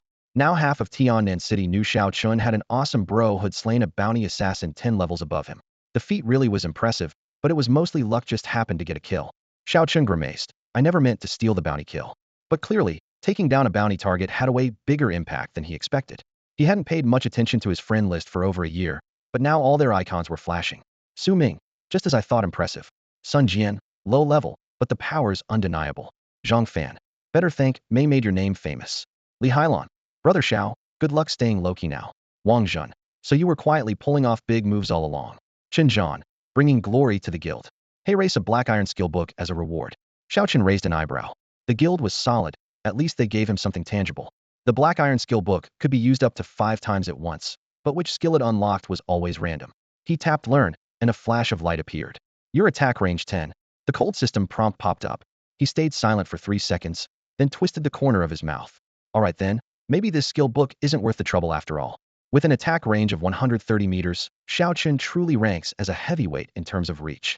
He shifted his gaze away from the stats panel, thinking that after saving up guild contribution points for so long, it was time to spend them all.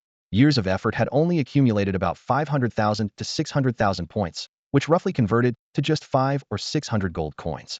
Xiao Chen decided to exchange everything at once for items that could directly boost his attributes. He also casually picked up some cheap potions and stuffed various snacks he had never tried into his bag.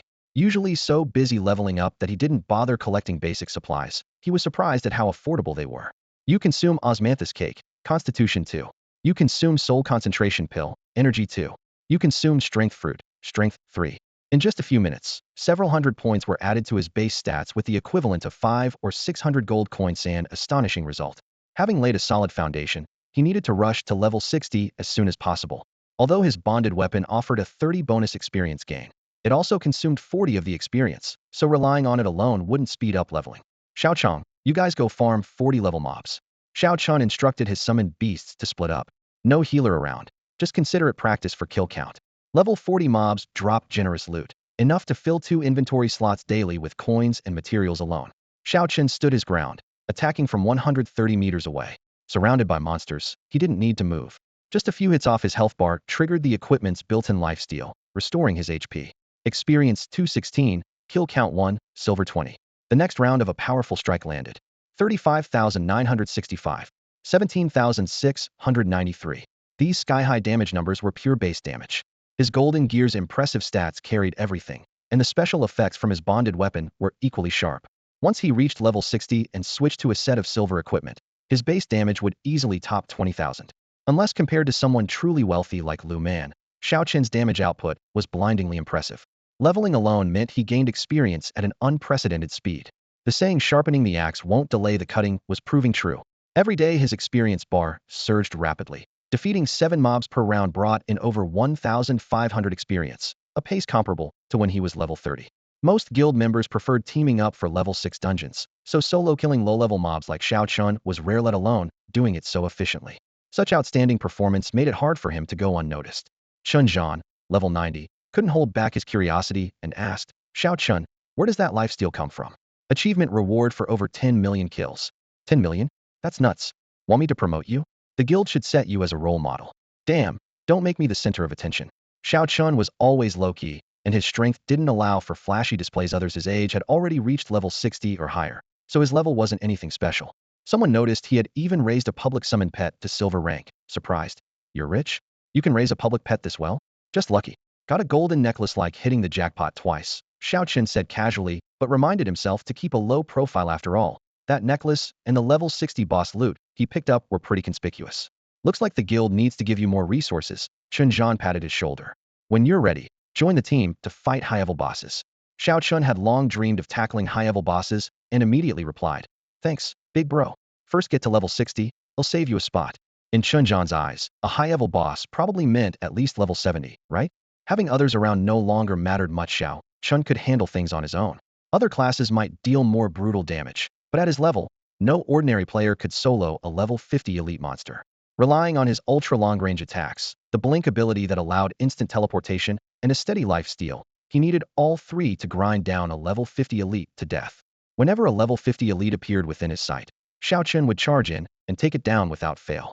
The rewards from level 50 elites were extremely worthwhile, dropping at least hundreds of gold coins, and sometimes even a few thousand if luck was on his side. Right now, he mainly focused on standing his ground to output damage. Once he reached level 60 and upgraded his gear, he would undergo another qualitative leap. He grinded day and night, with kill counts, experience bars, and his wallet numbers all soaring rapidly, earning a steady 100 gold per day. Just as Xiao Chun was buried in grinding, Tiannan City was suddenly set ablaze by thrilling news. Dimension broadcast. The teleportation array between Tiannan City and Wushuang City has been completed. Wushuang City is now connected by teleportation to 10 other cities.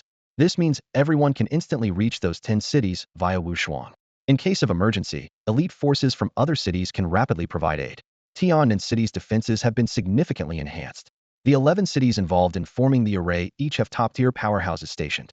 Currently, level 10 raids are 100-player instances, and many cities still struggle to clear levels 11 and 12 due to a lack of high-end combat strength. Now that 11 cities are linked, their strongest fighters can finally unite, sparking explosive growth in Blue Star's top combat power.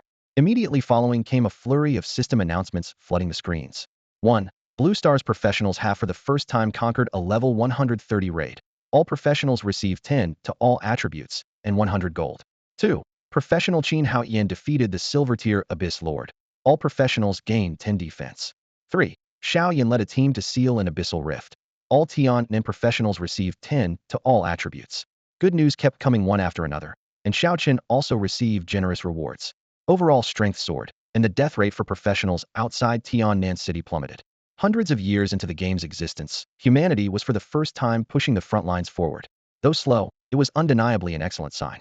Starting from humble beginnings, Xiao Chun had just caught this golden age. The overall strength of Blue Star surged wildly, and his own various attributes rose correspondingly. After another 2 months of non-stop intense battles, his experience bar finally shattered the ceiling, and he leveled up to 60. Every 10 levels marked a leap, and this time was no different. Level 1. All attributes 10, free attributes 20, attack speed 0.1, attack range 10 meters, base attack 1000. After the breakthrough, he continued grinding elite bosses of various levels for over 10 days to save up for new gear. This time his goal was a full set of silver equipment. Even Xiao Chong had to be upgraded to level 60 bronze gear. One silver piece cost nearly 1,000 gold. After selling his old gear, he still needed an additional 4,000 gold. Of course, he was willing to spend that money, had already spent tens of thousands of gold not long ago. Radiant battle armor, silver grade, equipment level 60, 60 strength, 60 agility, 60 vitality, 60 defense, 300 armor, 2000 HP. This level 60 silver grade gear offers quite substantial boosts. Radiant set bonus, 20,000 HP, 500 defense.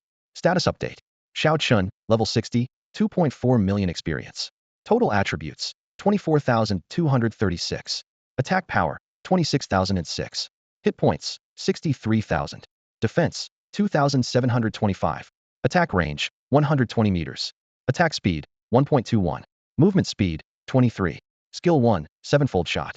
Skill 2, armor piercing arrow 2, damage 20. Power strike 10, chance to trigger double damage. After reaching level 60, Xiao Chen's combat power far surpasses expectations, perfectly embodying the saying slow and steady wins the race. His base attack power breaks 20,000, matching many rank archers. Total attributes reach 24,000, even exceeding family second-generation players like Lu Man. Meanwhile, Xiao Chang's equipment has also been fully upgraded. Undying Skeleton. Level, 60 silver grade. HP, 160,000. Attack, 12,001. Defense, 2,352. Skill, summon level 4. Each clone inherits 40 of the original's attributes. Advancement requirement, Undying Divine Fire Silver Grade X2. Upon breaking level 60, the planar treasury rewarded an extra 3,000 gold coins, bringing another hefty bonus. After buying his gear, Xiao Chun had little money left, but now he can replenish supplies again. He has already used 1 Black Iron skill book and still has 4 left. With money on hand, it's wise to stockpile first. Skill book effects activated in sequence. 10 attack range, 1 multi-shot. 10 attack range, 1 multi-shot. As the glowing enhancements kept falling, Xiao Chun no longer found them surprising. Lacking entirely new skill unlocks wasn't a bad thing. These bonuses fit his current role perfectly. His stats updated once more, with attack range increased to 150 meters and multi-shot upgraded to 9-fold shot. Either of those abilities alone would make any archer envious, let alone combined. For Xiao Chun, whether farming monsters or engaging in PvP, the battles ahead would be absolute domination. Especially for monster farming, 9-fold shot was practically overpowered. After reaching level 60, Xiao Chun ventured into a level 5 dungeon. In normal mode, the level 45 mobs inside with their dull gray names charged at him, but a single slash barely chipped their health bars. They posed almost no threat to him. However, the harder level 5 difficulty was a different story. The monsters remained the same level, but their health, attack power, and AI were all significantly enhanced. Xiao Chun and Xiao Chang took turns taunting and carefully coordinating their positions, narrowly clearing the dungeon in the final minute. The final rewards panel didn't flash any legendary loot. Instead, they dropped some rare crafting materials and a few dozen gold coins. It was better than nothing. Yet, the achievement notification instantly wiped away Xiao Chen's disappointment. Dungeon clear. Level 5 completed. Achievement unlocked. A taste of power. 10 to all attributes. 1,000 attack. An outright 1,000 point attack boost just appeared out of nowhere. That reward was absurdly generous. After receiving the bonus, his character sheet stats jumped to 21,000 total attack. Xiao Chen smiled with satisfaction. Even though level 5 dungeons no longer granted experience, he'd complete them purely for rewards like this.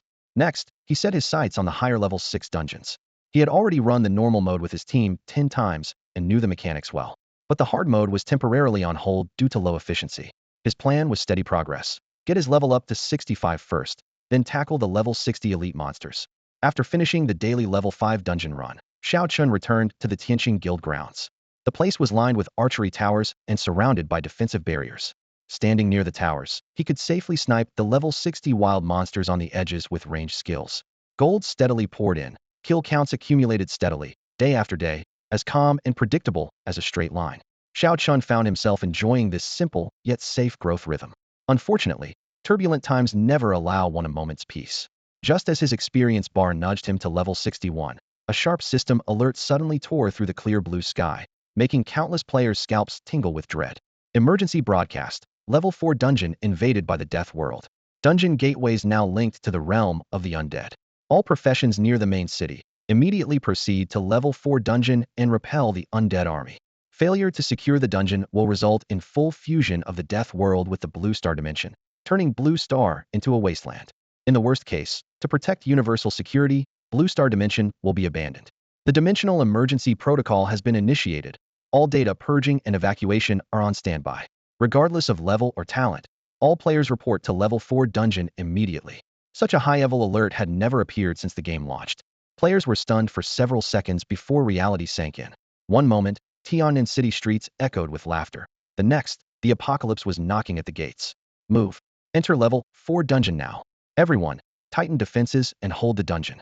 Strong players over level 100, assemble immediately were taking the front lines. The Tianqing Guild channel was immediately flooded with orders. The guild leader coldly commanded, spend all your money. Maximize your power. Don't hoard gold this time. This is a do-or-die fight. Event risk level, extreme. Am leading the charge. If I go down, keep pushing forward. Frontline scouts reported in rapid succession, large numbers of high-level undead breaching the dungeon. Reinforcements urgently needed. A second system broadcast followed. You must hold your position for 24 hours. After 24 hours, the dimensional rift will close automatically. The dimensional vault is releasing supplies now and will be emptied. Items awarded will vary by player ranking. The severity of the situation was clear. Even the system dimension itself showed no confidence about the outcome. Xiao Chen's current strength couldn't change much. All he could do was fight with everything he had alongside the guild members. The real game changers were still those top-level players above level 100. Right now, the only thing he could do was avoid thinking about the outcome and fully commit to the battle. Otherwise, his mindset might collapse at any moment. System messages flashed repeatedly. You have received dimensional treasury supplies. You have obtained Rage Potion Epic. Rage Potion lasts 24 hours, attack power 100. Such an insane boost made Xiao Chen's eyes widen. A limited time item? I just have to hold out for 24 hours. Without hesitation, he opened the bottle and drank it in one gulp. His stats instantly skyrocketed. Attack 21,560, total attack 43,120. When he returned to Tian'an City, the first wave of Tianqing Guild members had already entered the dungeon, while the second wave was quickly gathering. Familiar faces like Chun Zhan, Su Qing, Wang Hai, and Li Hailan were already there. System messages popped up again. You have obtained Li Hailan's War Aura, attack 20, defense 20. Li Hailan's level had remarkably climbed to 83, making her the guild's top prodigy. You have obtained Su Qing's Battle Intent buff, attack 800, defense 200. You have obtained Guardian Aura, defense 300, HP 3000. After stacking all the bonuses, Xiao Chen's base attack of 20,000 exploded past 100,000, a number that even shocked him. But this still wasn't the limit. He could push further if only he had enough money. To upgrade my legacy weapon, I need 100,000 gold coins, plus a large batch of strengthening gems, at least 200,000 gold total, he thought. He knew now wasn't the time to ask for such a huge sum since everyone was holding their money tightly. But even if the chance was 1 in 10,000, he wanted to take the risk. Can anyone lend me 100,000? No. Sorry, I actually need 200,000 gold coins, he said quietly, but loud enough for those nearby to hear. Brother Xiao, I've already spent all my gold. My pockets only have a few hundred coins right now. You want 200,000 at once? I don't think anyone can manage that.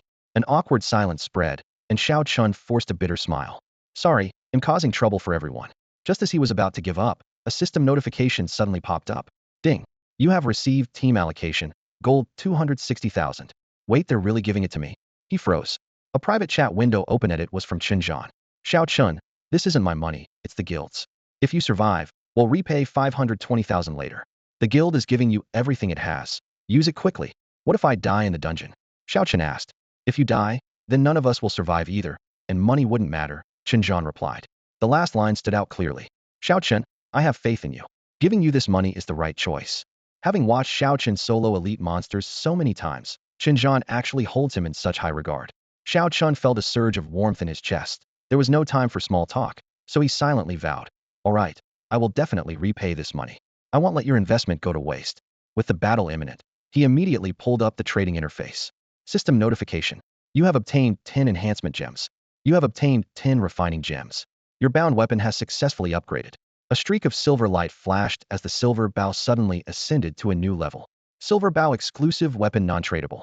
Equipment level, none. All attributes 100. Attack 1000. Attack range 50 meters. Attack speed 0.5. Experience bonus, 40. Effect 110 chance to trigger a critical hit, dealing an extra 2,000 damage. Effect 210 chance to ignore the enemy's defense. Effect 3, reduces target's defense by 10. Effect 4, 0.01 chance to land a deadly strike. Upgrade requirements. 100 million experience, 1 million gold coins, 100 enhancement gems, 100 refining gems, 1 exotic beast tendon. Enhancement level, 0. The light faded and the bowstring quivered. The overwhelming stats hit Xiao Chun like a wave, leaving him momentarily stunned. Every attribute had more than doubled, and most importantly, That 1 in 10,000 chance of a lethal strike appeared, a godlike effect beyond normal limits. The bragging he once did was now coming true in this very form. Gritting his teeth, he threw in the extra 60,000 gold coins Chun-Zhan had transferred to him with a firm resolve. If it doesn't work out, he'll just sell my gear to pay off the debt. System notification. You have obtained 2 Glimmer Rings. Glimmer Ring Golden Grade. Equipment level, none. All attributes 100. Critical hit chance 16. Attack range 20 meters. Slipping on both rings, Xiao Qin's total critical hit rate instantly soared to 42, and his attack range extended to 200 meters. With all bonuses combined, his stats showed base attack power at 120,000, attack speed 2.5, and health crossing the 100,000 mark. Soloing a level 60 boss? No problem. Right now, his combat power rivaled that of an 80-level professional player. Yet at the same time, the amount of gold he owed could equal the yearly earnings of several level 80 veterans. Originally, only a few were allowed to enter the level 4 dungeon in teams, but now all restrictions had been lifted. Hundreds of players were teleported inside simultaneously. Unlike the usual cramped spaces, this time it felt like billions of dungeons layered atop each other, converging into an endless world of death. Beneath their feet stretched a gray-black flatland, extending endlessly into a desolate wasteland. The air hung thick with a sickly sweet stench of death, so heavy it almost felt tangible. In the distance, towering skulls dozens of meters high charged forward, followed by squads of death knights wielding long spears, their iron hooves pounding furiously.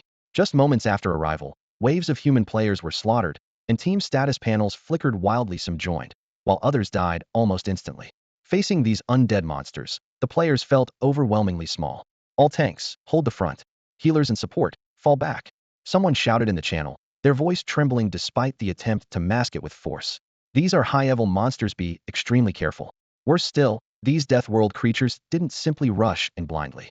They seemed under some command, maintaining tight formations and coordinated attacks. The razor-thin line between life and death had been drawn tight.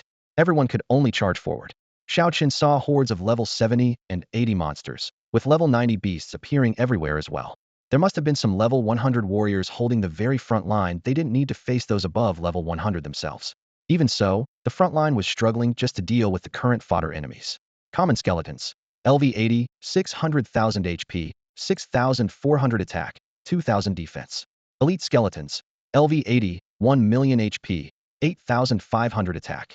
And this was only the most ordinary trash mobs, coming wave after wave, overwhelming like a tide of bones. From a distance, it truly deserved the title of an undead catastrophe. Xiao Qin was stunned by the scene before him. Even if they held the line today, probably only 10 to 20% of the guild would make it out alive. But if anyone hesitated now, there'd be no chance of continuing the fight. Having accepted a huge commission, he could only strive to fight for his brother's survival. Despite his fear, he didn't rush to the front, since monsters had already broken through multiple defenses and were closing in on the teleport point. Ninefold shot. Arrows rained down, but it wasn't enough. 109,865. 98,654. Powerful strike. 213,695. After an attack speed burst, he could release almost 3 arrows per second, each ninefold shot unleashing terrifying damage. Special effects frequently triggered, and damage numbers exploded in the team chat. Experience 1,600. Experience 3,650. Experience 2,019. The explosive growth in experience delighted Xiao Qin. Whether he survived the unknown or not, he would earn massive experience before falling. Oh right, I still haven't summoned Little Chong. The silver rank summoned beast Xiao Chong appeared immediately, projecting a dozen shield copies to absorb the front line's blows. Xiao Qin couldn't bother to command if the healer managed to keep up, they'd heal Xiao Chong. He gradually adapted to the rhythm, moving back and forth with blink skills to carve safe paths for his teammates. Big brother Xiao, you're so strong. You're already in the top 100 for damage output. It was the first time Xiao Qin had broken into the guild's damage leaderboard. Focus up, don't look at the ranking. He had no time to be distracted. After years of battle, Li Hailon had become an excellent healer. Don't worry, brother Xiao, I'm focusing on protecting you. Nothing will happen. I told you, you're not ordinary. Spending tens of thousands on equipment really works. Quiet, talking distracts. Li Hailon fell silent. There was no time for chatting in the heat of battle. You gain Li Hailon's Soulfire buff, attack 10. Damn, why didn't I activate that skill sooner? Another volley of arrows brought down 9 elite skeletons at once. Gold 9. Undead Crystal Core 3. Elite skeleton kills even dropped gold coins directly. Xiao Qin was very pleased. His role was limited. There was no need to tank damage. Covering his teammates and grinding experience like crazy was enough. More players joined inside the dungeon, but high-level undead seemed endless. 6 or 7 hours passed in the blink of an eye. Xiao Chun had painstakingly leveled up once, but undead monsters only grew denser. Frustration was useless, reminded himself silently. If there was a next time, he must become stronger. Xiao Chun, go support Sun Jian. There's a level 90 boss appearing on his side. Chun Zhan's voice suddenly came through. Xiao Chun was terrified, but naturally he had to go. Besides, Sun Jian wasn't far, providing distant support would be relatively safe. The level 90 boss had 3 million health and over 30,000 defense. Although Xiao Chun's attack was high, against this monster his damage output could barely keep up with the boss regeneration. At least half the members in the Tianqing Guild couldn't even break through the boss defense. Fortunately, Sun Jian was tough enough, also level 90, and used ninefold shot to rain arrows on the boss, keeping it pinned down without slowing Xiao Chun or disrupting the overall pace. The boss skills covered nearly 200 meters. Xiao Chun just needed to follow commands, occasionally blinking to evade. Meanwhile, quite a few ranged classes had opened fire, but after a long fight, the boss had only lost a few percentage points of health. The situation had become a stalemate. There were very few ranged players who could maintain output like Xiao Chun, and players around level 60 or 70 fell immediately when hit by skills. At this rate, forget about 2 or 3 hours. If the boss started using new tricks, it was uncertain whether they could wear it down at all. Just as Xiao Chun was getting frustrated, a pillar of blazing golden light suddenly shot down, had leveled up. Immediately, a line of floating text shook the entire battlefield. Critical hit, 2,730,000. You have defeated the level 90 Bronze Lord. Gold 900, guild contribution 10,000, level 1. The team chat instantly flooded with messages. Team member Xiao Chun defeated the level 90 Bronze Lord. All team members gained 2 to all attributes. Leveled up in one strike. Xiao Chun's total damage output instantly vaulted him into the guild's top 10. Then golden items began dropping. You received Undying Staff Gold Grade. You received Undying Armor Gold Grade. You received Undying Divine Flame Gold Grade. You received Public Skill Book Gold Grade, Undying Plague. The chain of drops stunned Xiao Chun on the spot. Doing some quick mental math, he thought the debt he owed was almost paid off now. Except for the Undying Divine Flame, he handed all the other loot to Qin Zhan. Boss, I'm keeping the Divine Flame. Take everything else. Just that single gold grade Divine Flame alone was worth 200,000 on the market, so he was already taking nearly half the profit. By guild rules, loot from team kills was distributed based on contribution. Xiao Chun giving over the gear immediately was to prevent some guild elites from waiting to snag new equipment. As for the Divine Flame, he kept it to help Xiao Chun advance ranks. Monsters of the same type had a higher drop rate for Divine Flames, so maybe today was the day for a promotion. The shockwave from the level 90 boss falling was enormous. Qin Zhan, Sun Jian, and others immediately asked, "Damn, Xiao Chun, how did you do it? What awakening did you get?" In the past, Xiao Chun gave vague answers. Today was different. He spoke confidently. "Boss, the awakening I got, ice and hit kill. You've got that ability and you never told us? Running off solo to farm monsters and risking death. Who's going to compensate the guild for the loss?" Qin Zhan was both furious and amazed, then suddenly overjoyed. "We have to report this kind of godly skill honestly, so the guild can allocate resources to you. You have potential we're willing to invest." Xiao Qin smiled modestly. "Boss, I'm always low-key like that. Low-key my foot." Qin Zhan swore outright. "I'm getting you some agility gear right away to boost your attack speed. Once your attack speed is high, that skill will really be broken. There are actually quite a few people skilled in tactile abilities, but they mostly belong to the major guilds." "Xiao Chun, don't move yet. Follow my orders." Qin Zhan's calm and authoritative voice came through the team channel. Clearly, he had prepared everything in secret. Several buff notifications popped up one after another on Xiao Chen's status panel. 1. You have gained the water element shield. 2. Wang Chun casts sacrifice on you, absorbing half the damage. 3. You have received blessing of the wind, movement speed 3. Within seconds, layers of radiant light enveloped Xiao Chun. At the same time, a messenger dispatched by Qin Zhan waved over a cart full of rare supplies, high-tier potions, and premium ingredients, all carefully chosen to boost agility. Qin Zhan instructed, "Use everything you can, and keep track of the expense." Gritting his teeth, Xiao Chun shoved the potions and roasted meat into his mouth.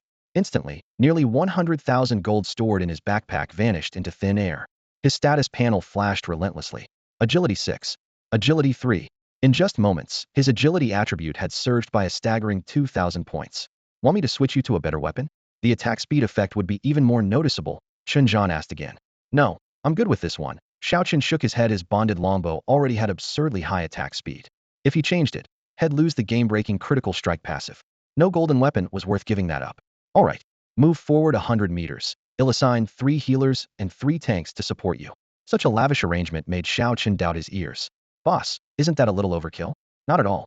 Just do as I say." Qin Zhan's tone was firm. Coordinating other teams. You just focus on dealing damage. Soon enough, the answer appeared.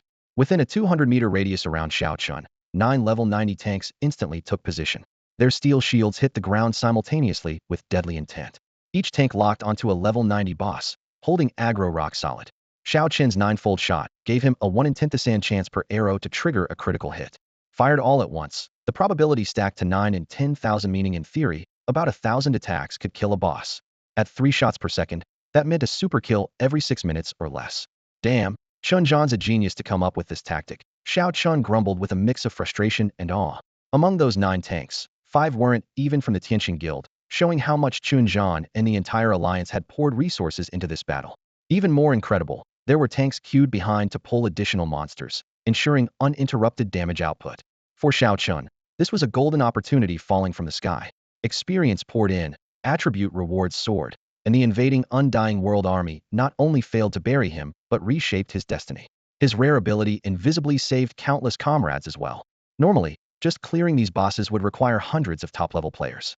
Now, they could free up hands to deal with the smaller monsters, accelerating progress exponentially. Ding! You killed a bronze tier boss, gold 900. Kill 1. Kill 1. Level 1. Each crisp notification felt like the most significant kill of his life. Even better, team members received extra attribute bonuses after each boss kill in this defensive battle. As Xiao Chun kept chaining super kills, his personal strength skyrocketed, benefiting all guild members. After only 4 bosses, the entire team leveled up once, an astonishing feat that left everyone dumbfounded. Yet they knew the higher their levels got, the less experience each game provided. The experience needed to level up grew ever steeper. Despite only a little over 2 hours passing, Xiao Chen's level shot up all the way to 70. In just 2 hours, he had gained what took others months of grinding. The ground beneath him was littered with corpses, and shimmering all around were countless pieces of dropped gear. He couldn't help but grin after handing over just a small cut to his team as per the rules. The rest was all his profit. Boss after boss fell in endless succession, as if they would never stop spawning. The moment he hit level 70, the system notified him of a bonus. His attack speed increased by 0.1. Then came the rapid sequence of updates. Kill 1. Experience 310,000. Kill 1. Gold 900. This barrage of notifications lasted for more than a dozen hours straight. Xiao Chun had long lost count of how many level 90 bosses he had defeated. He vaguely realized that if he kept this up for days and nights, the monsters would only keep gathering in greater numbers. Each level up granted 10 to all attributes, 20 to free attributes, causing his stats to skyrocket. Meanwhile, he distributed the equipment directly to members of the Tianqing Guild. No longer calculating contributions, he simply gave whoever needed what, as long as their level was high enough, postponing the money issue entirely. In a short time, a flood of high-quality gear equipped his guildmates, visibly boosting the guild's overall strength. The pressure from nearby monsters began to ease quickly. After the 21st hour, Xiao Chun had reached level 81. Between levels 70 and 80, the system awarded extra bonuses every 10 levels. At level 80, his attack range increased by another 10 meters. Now, he could strike monsters from 210 meters away and turn them to dust. After 3 more hours of grinding, he might get 2 or 3 levels higher. However, beyond 80, each boss granted drastically less experience, so he had to chain kill over a dozen just to level once. Still, he didn't mind. A day's haul left him very satisfied. At that moment, his spirit was high, and he felt like he could stand and dish out damage for 10,000 years. Suddenly, his friend Chun Zhan's voice crackled through the comms. All right, Xiao Chun, follow the big shot. Which big shot? Xiao Chun was too engrossed in killing to want to change maps. Before he could finish, a tall figure appeared out of the darkness. Chuan Mufeng, level 110, a true powerhouse. The boss wants to ask, Xiao Chun, what's your spirit attribute? Xiao Chun froze, then honestly replied, my spirit is 2916. 2000 plus? Nice kid, your spirit's almost as high as mine. With that foundation, you definitely want die. Chuan Mufeng chuckled lightly, but his tone made Xiao Chun uneasy. Sounded like danger was ahead. Follow me. Where? How? Before Xiao Chun could ask more, Chuan Mufeng grabbed his shoulders firmly. Xiao Chun had learned the blink skill himself, which only moved him about 10 meters at a time. But under the lead of this top assassin, he felt as if his vision were torn apart by a raging wind, and the next second had already jumped hundreds of meters. Along the way, they passed only high-level monsters, 5 or 6 meters tall elites everywhere. Several times when he looked up, he met pairs of eerie green skeleton eyes staring back. The monsters kept getting higher in level, and later even the small monsters on the roadside were all level 100. Boss, where exactly are we going? To take down a big guy? Chuan Yufeng's voice was calm and steady.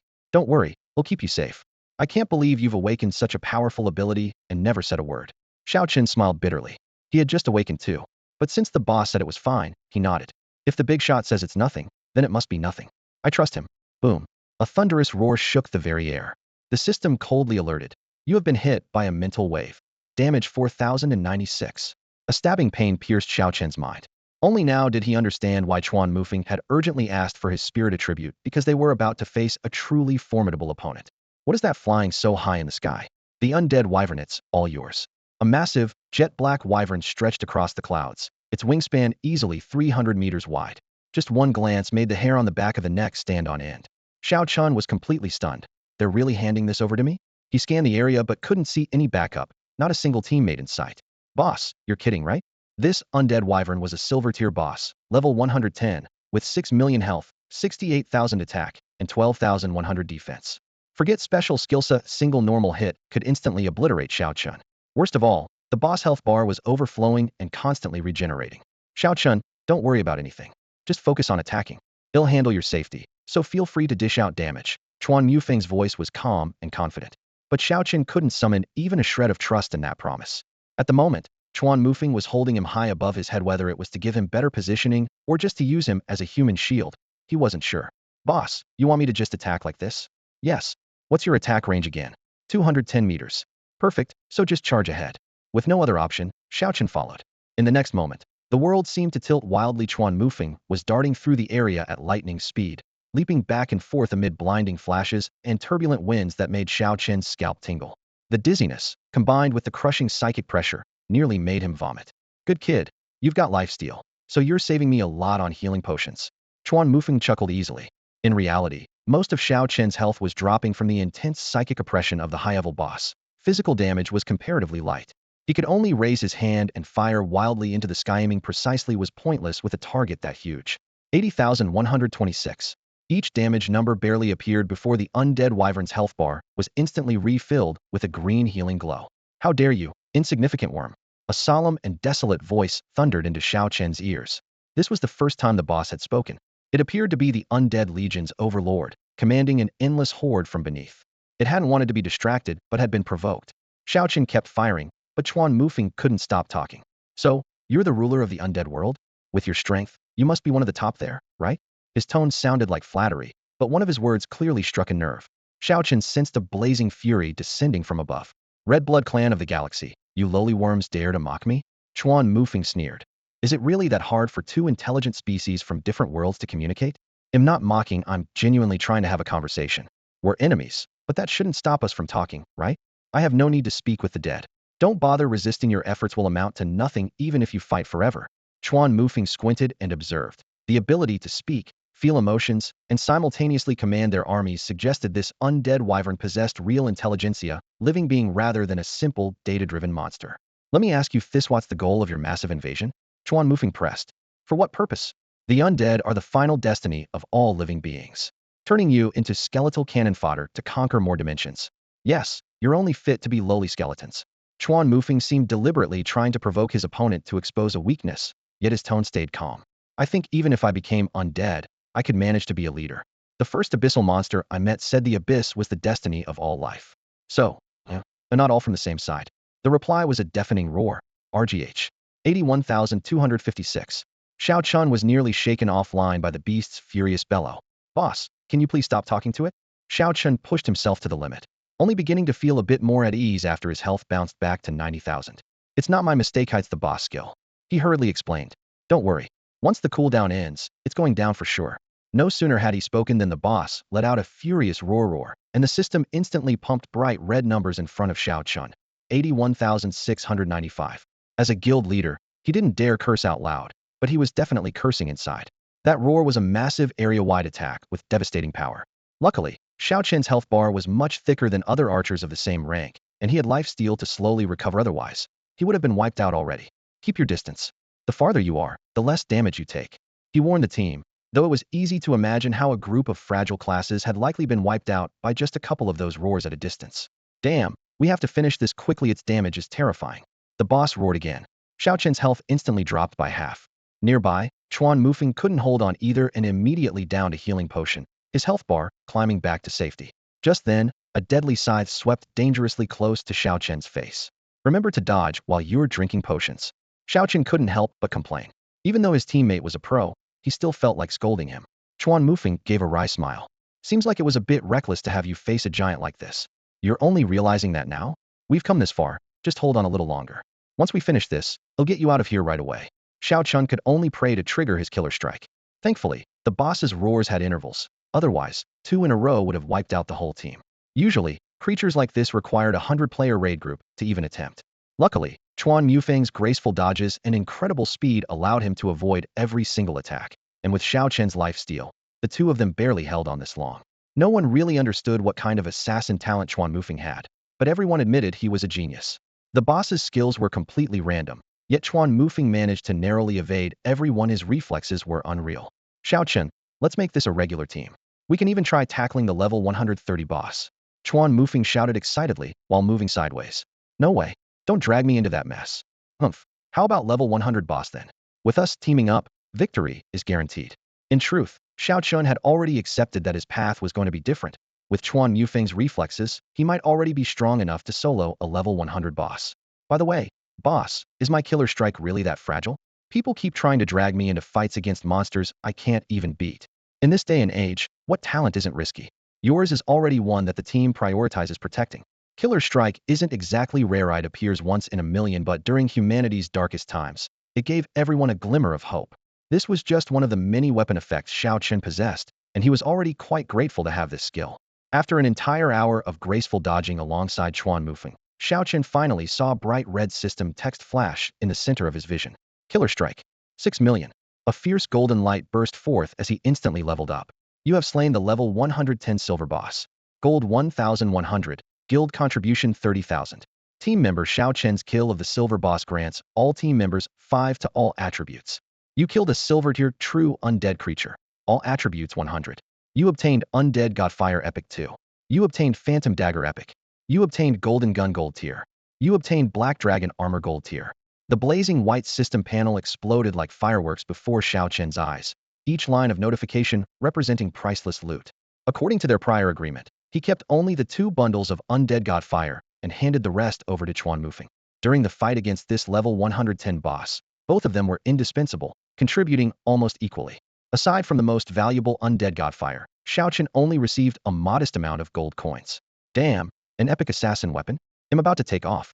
Chuan Mufeng stroked the phantom dagger, his eyes flashing with ferocity. Xiao Chen glanced at his own status panel level 82. Experience bar nearly full. I'm almost level 83 too. Alright, Xiao Chun, you've earned it. I'll send you back first.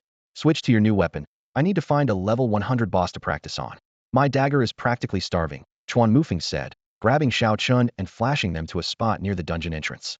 The ruins were deserted and safe enough. Zhan, they're in your hands now, said Chuan Mufeng, his figure dissolving into a blur before the words even finished. In less than 12 hours, Xiao Chen's level skyrocketed by 10, and his combat power doubled. The most important thing was that he finally qualified to upgrade his summoned beast Xiaochang. He wouldn't delay increasing its strength even by a point, especially since this time, it could jump 2 ranks at once. Your summoned beast has been upgraded to gold tier. Your summoned beast has been upgraded to epic tier. Xiao Chun had no idea exactly how much the 2 bundles of Undead Godfire were worth, only that it started at well over 1 million gold.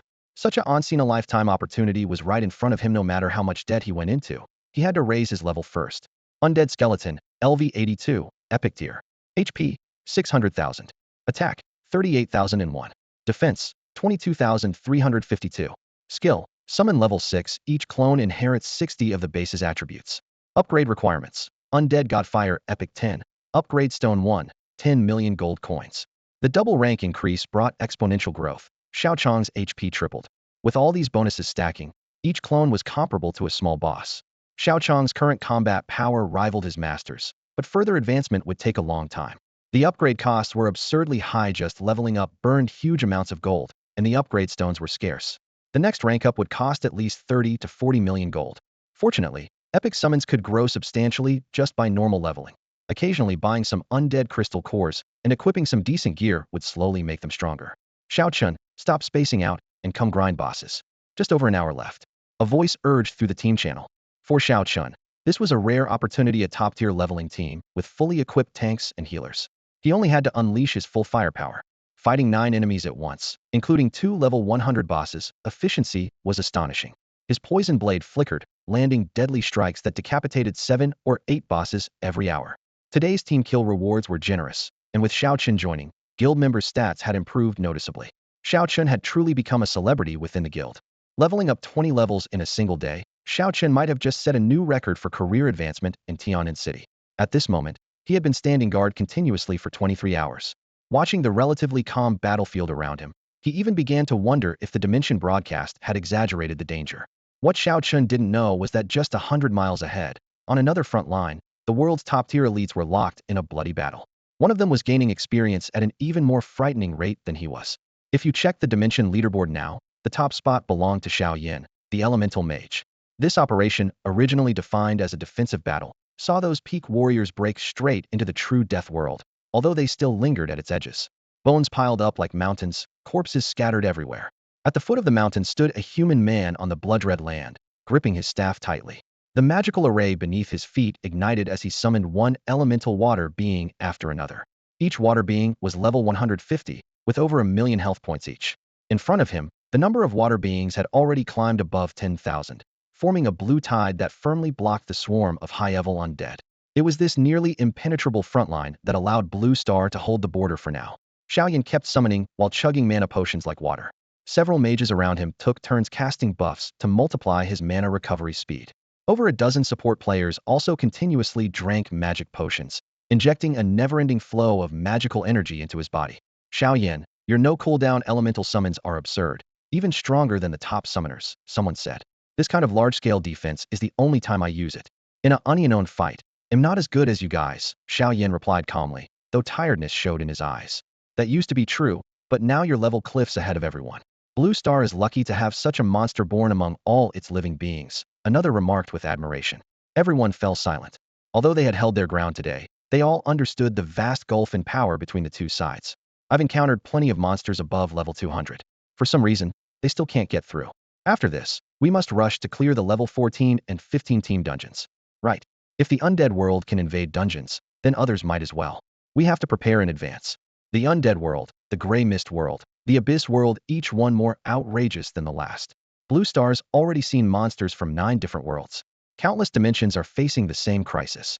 We can only hold out with everything we have. If we can't hold, Blue Star is finished. Among these strongest warriors, there were not only humans. A white tiger over 10 meters long stood guard nearby. Powerful members from the wolf, bear, and leopard clans each defended their respective posts. After the game's arrival, the races could finally communicate freely. In some ways, they even held certain advantages over humans. Suddenly, a golden system broadcast rang out across the entire region. Human Awakener Xiao Yan has defied the odds to break through to level 160. All Awakeners in the Blue Star dimension gain 10 to all attributes.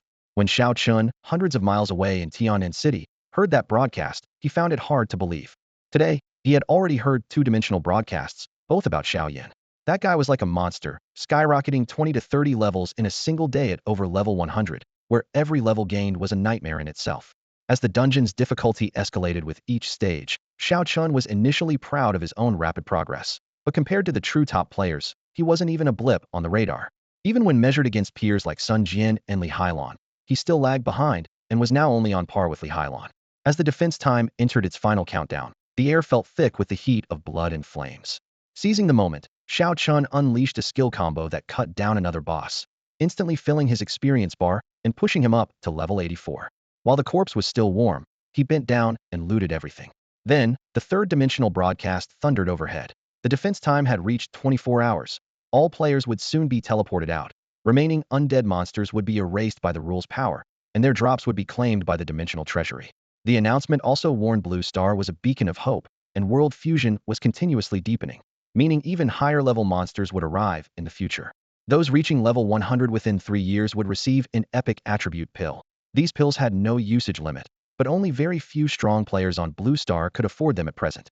A flash of white light, and Xiao Chun returned to Tian'an City. As soon as he landed, he noticed the Tianqing Guild's members were down by half. Tianqing was relatively lucky. Other guilds had lost up to 70% of their forces. Even though top experts had held back the most terrifying monsters, the death toll was still staggering. If the defense limit had been extended to 48 hours, Blue Star might have already fallen completely. During contribution accounting, the guild's bulletin board scrolled cold, hard numbers. Xiao Chen's boss kills were frighteningly numerous. ranking 6th in contribution, an extremely impressive achievement. Yet the entire Blue Star had paid a tremendous price.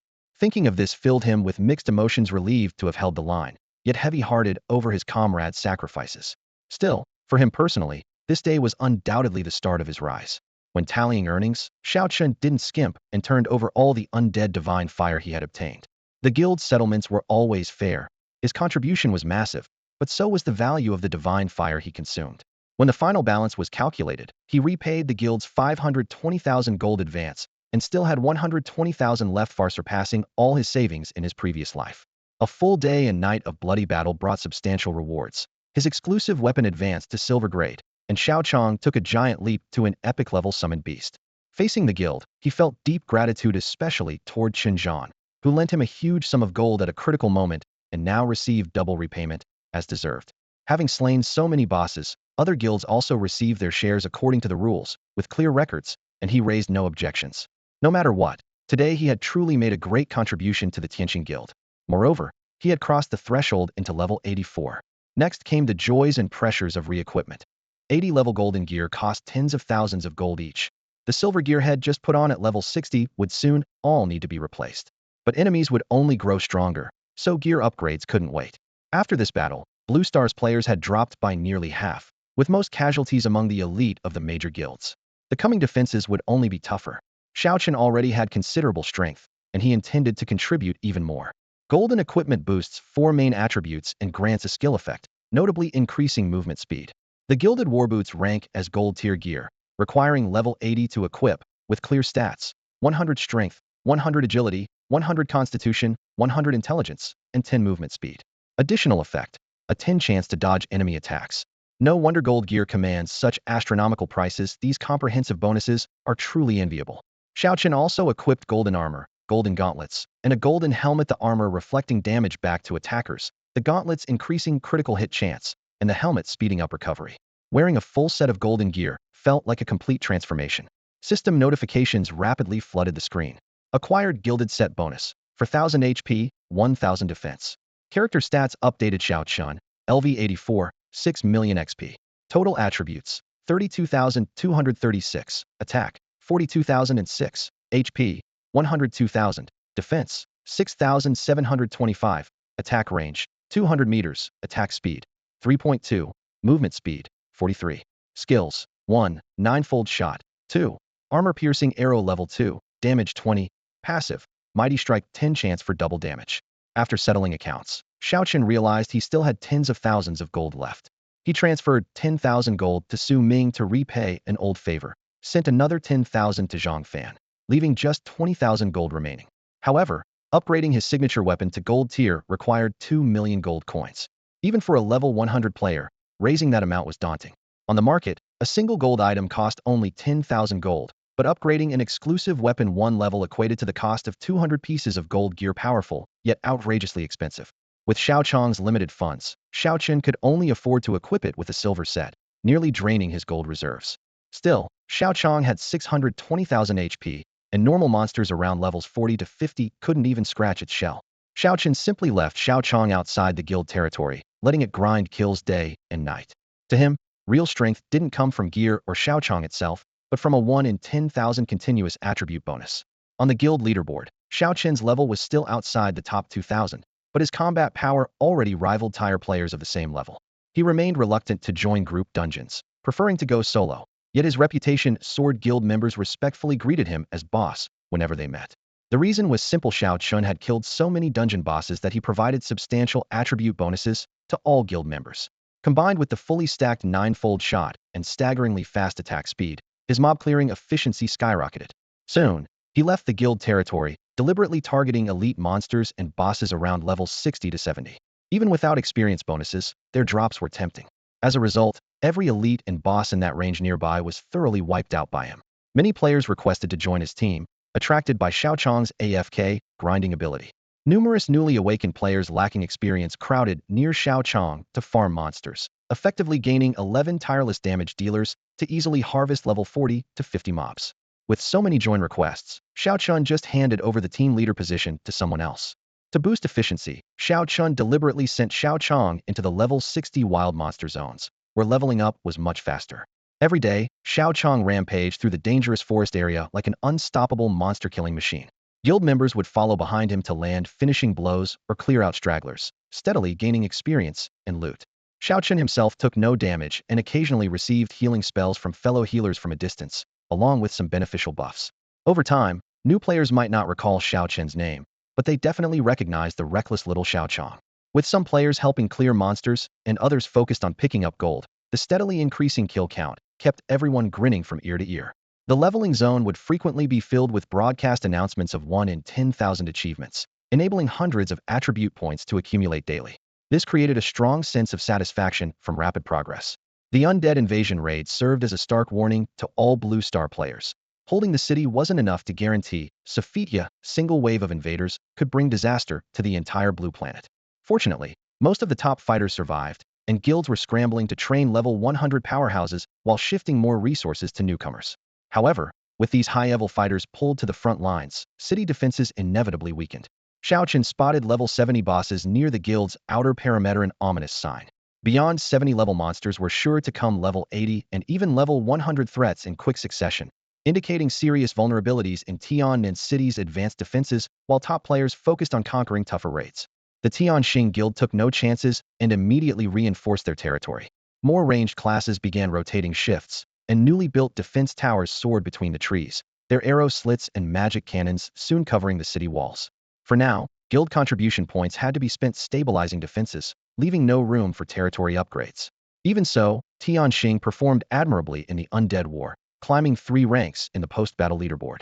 Nobody truly celebrated, not because Tianxing grew stronger, but because other guilds of similar ranks suffered devastating losses.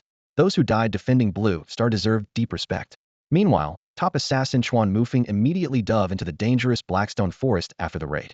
As a legendary assassin, he consistently pulled off precise kills daily, with the guild's storage gaining rare glowing gear every now and then.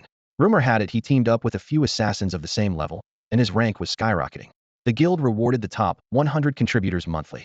Xiao Chun had never appeared on this list before, but after his record-breaking number of high-level boss kills, his contribution shot up to 9th place. Soon after, Chun Zhan messaged him. Pick any item from the warehouse, including gold tier gear. Xiao Chun, already wearing a full set of gold gear, replied, Boss, can you just give me gold coins instead? You don't have a full set of gold already? I recently split 120,000 gold coins, so this gear is pretty normal. Xiao Chun didn't hide it, it was all earned fair and square. Alright, I'll pay you at the highest price. Also, since you've been training new players, that's extra contribution. 20,000 gold coins total. Chen Zhan agreed instantly. Fair and reasonable.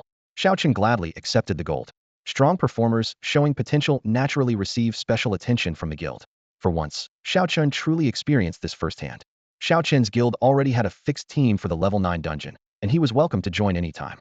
Thanks for the offer, big bro Chen Zhan, but I'm not in a hurry. Xiao Chen smiled and shook his head. He glanced down at his newly acquired gear and said with confidence, I have the equipment now. What I really need most is money.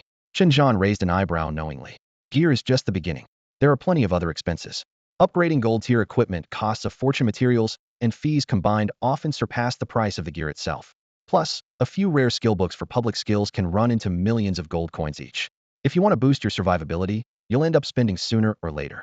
Xiao Chun understood all that perfectly, but at the moment he had a more urgent goal: leveling up his bonded weapon by 1 stage. He wanted to save at least 2 million gold coins before worrying about anything else. So he shared his plan. I'm going to solo farm level 70 elite monsters and bosses.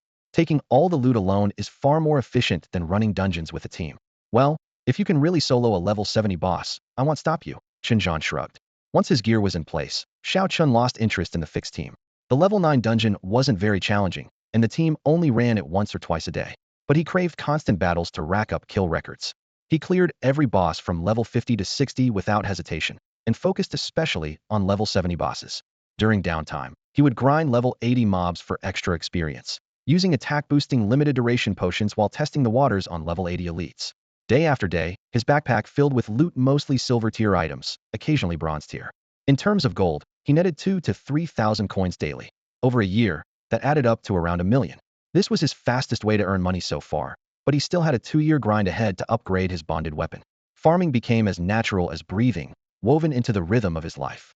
Besides, his 1 in 10,000 talent triggered occasionally, granting rewards even richer than simple leveling up. Half a year passed, and he reached level 85. Not particularly fast, but still acceptable.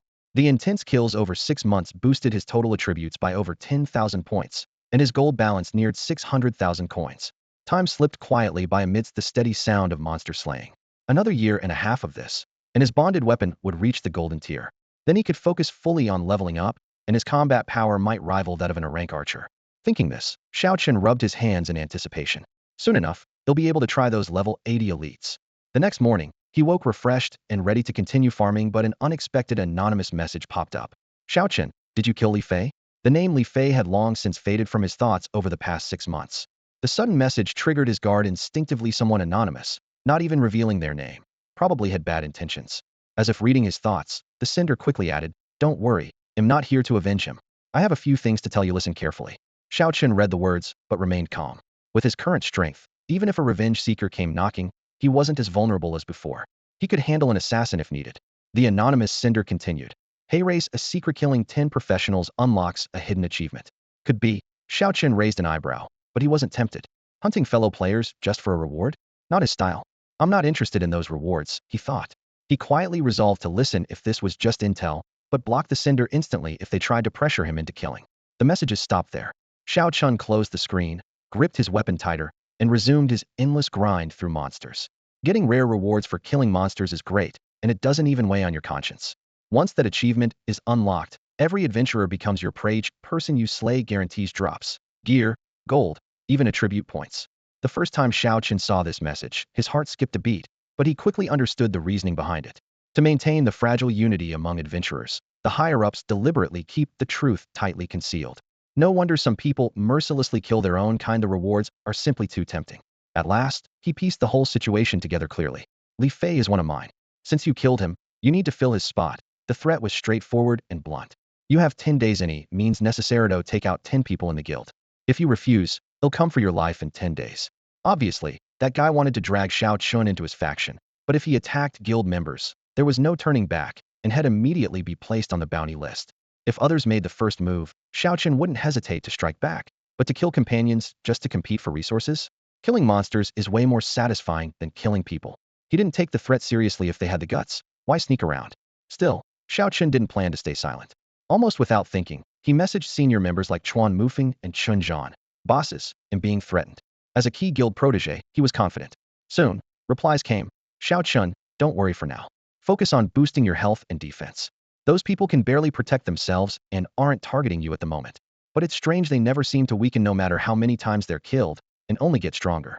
Chun Zhan didn't idle either, instantly sending over a huge pile of items to increase vitality. Many of the potions were new even to Xiao Chen, and some rare attribute items opened his eyes wide. Vitality 2,500. He downed handfuls of herbs and dozens of potions, supplemented by special gear, causing his vitality to soar.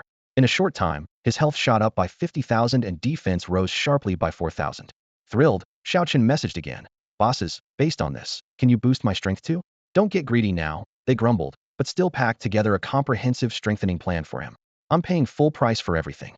Xiao Chen replied with a grin, then promptly handed over nearly 100,000 gold coins to buy a full strength enhancement package. Compared to gathering materials bit by bit himself, this all-in-one service was much faster and easier. Final stats. Xiao Chen total attributes, 34,536. Attack, 42,006. Health, 142,000. Defense, 9,725. With stats and health bars like this, he felt incredibly safe. The last dungeon crisis had awarded him a Onati attack multiplier potion from the Dimensional Vault, which was outrageously powerful. Afterwards, he realized how invaluable items like that were in key moments. In the past, he avoided spending money on limited-time potions whenever possible, but now with a solid foundation, he was willing to invest more. Epic-level potions were still out of reach, but bronze-level ones were definitely worth considering. A bronze-grade berserk potion that boosts attack power by 20 for 2 hours. Xiao Chen frowned sharply as he browsed the auction house prices. A single bottle cost 20 gold coins. If he spent 8 hours farming monsters daily, just the berserk potions would cost 160 gold coins. Fortunately, he didn't need to use them on ordinary mobs, only the pesky elite monsters. After some thought, he decided to buy a full batch of 100 at once. Next, his eyes moved to the bronze-grade healing potion. Each dose instantly restores 10,000 health points. He considered the consequences if an assassin ambushed him and he had no emergency healing ready. Without hesitation, he purchased 10 bottles. Before, with little money, he had to tough it out, But now that he had the resources, life-saving supplies were a must-have. Then came the strength enhancement potion, also bronze grade, granting 1,000 strength for 2 hours and priced at 20 gold coins. The boost was considerable, but the price wasn't cheap. Yet Xiao Chen still gritted his teeth and bought a batch. Soon after, he fixed his gaze on the agility enhancement potion. For him, attack speed and movement speed were vital lifelines. Unfortunately, the bronze and silver agility potions provided only fixed bonuses that couldn't amplify his already off-the-chart stats, so he set his sights on the gold grade potion. The gold grade agility potion was shockingly expensive, 400 gold coins per bottle, but equally impressive, for 1,000 agility for 2 hours. Xiao Chen knew he had to push his attack speed to the limit. After awakening critical strike, soloing high-level bosses had become achievable. With precise dodging and extreme attack speed, even these bosses might be slain alone. Plus, his current baseline attack power supported strong lifesteal and health regeneration. A large health pool allowed him to withstand a few skill hits, greatly increasing his margin for error. Clenching his teeth, he purchased several bottles of the gold-grade agility potion. In mere seconds, his backpack filled with shimmering golden potions, while his wallet took a serious hit. After consuming the potion, his stats skyrocketed. Attack power neared 60,000. Attack speed shot up to an outrageous 5.0, meaning 5 attacks per second. The extra 4,000 agility alone boosted his attack speed by 1.6. Xiao Chen lifted his hand, feeling so light it was as if he could walk on air. With such a godlike talent awakened, not pushing it to the extreme would be a waste of the hand fortune had dealt him. He could still grind down level 70 elites slowly, but level 80 monsters were almost immune to his damage. So he decided to change tactics. Placing hopes on critical hits with enough luck, he could trigger huge bursts of damage every few minutes. His targets were no longer just level 80 bosses, but also future challenges at level 90. After swallowing another gold-grade agility potion, he felt noticeably lighter and his movement speed shockingly fast. But paying 500 gold coins for potions every 2 hours taught him that farming only small monsters was a losing proposition.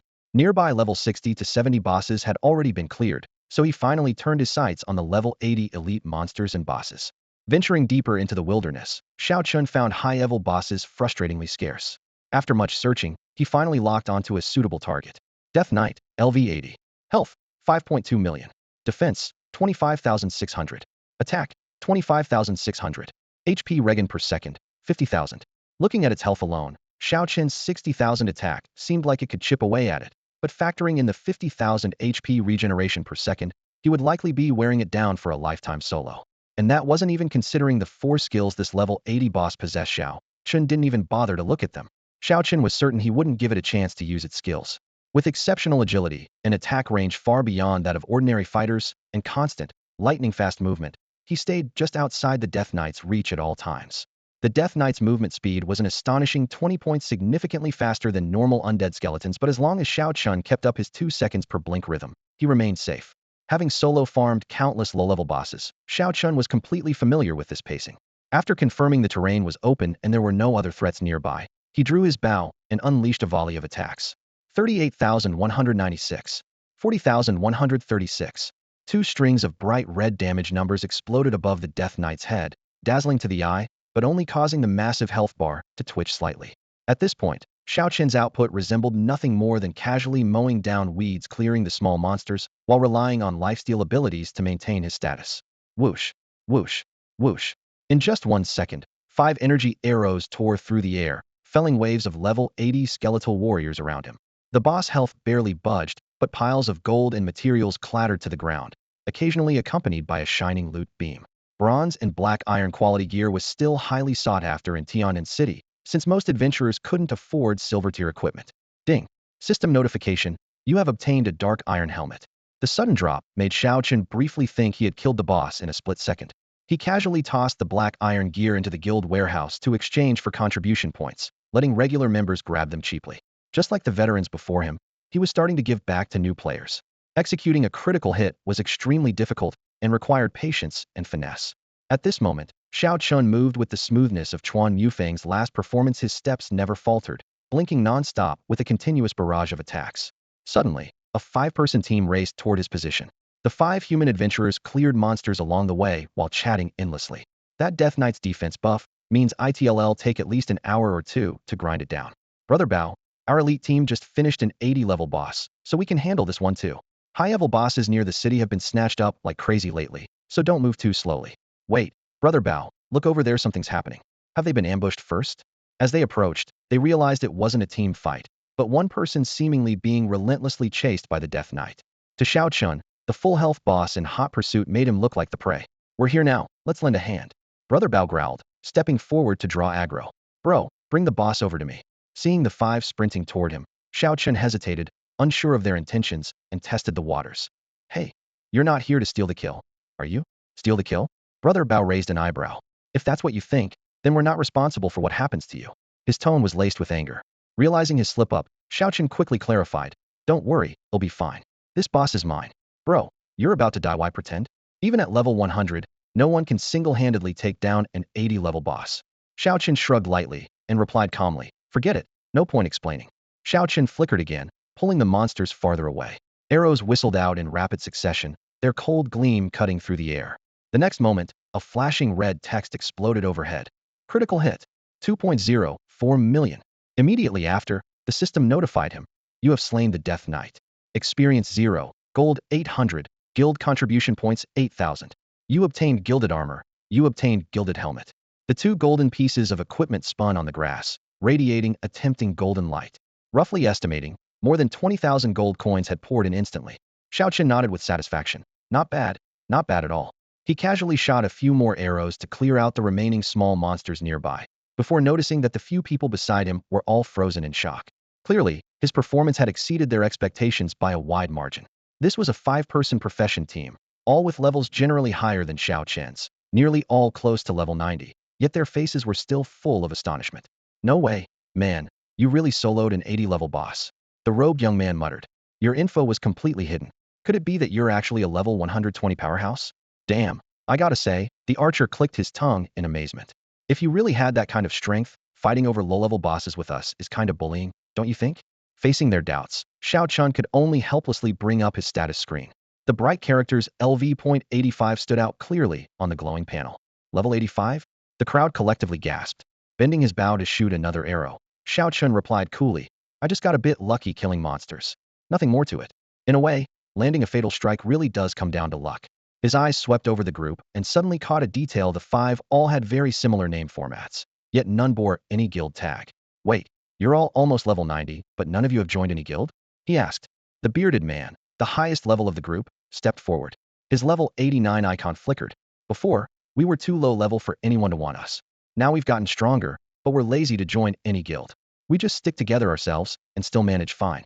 The archer nearby snorted in agreement. Yeah, back then they ignored us. Now they can't even reach our level. Brothers, Xiao Qin shook his head with a smile. That sounds easy, but you're really not that out of reach. Join Tianqing Guild. ITLL help you grow. Bringing these 5 into the guild would be a great boost for both Xiao Chun and Tianqing. Tianqing Guild?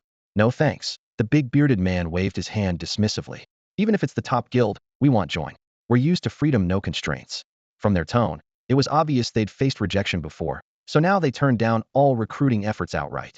How about this? Xiao Qin patiently proposed. I can take you to clear bosses. We can handle all the nearby level 90 bosses. I'm still a bit short on skill to solo 90 level bosses alone and wanted partners anyway. Later on, the guild also runs level 10 dungeons.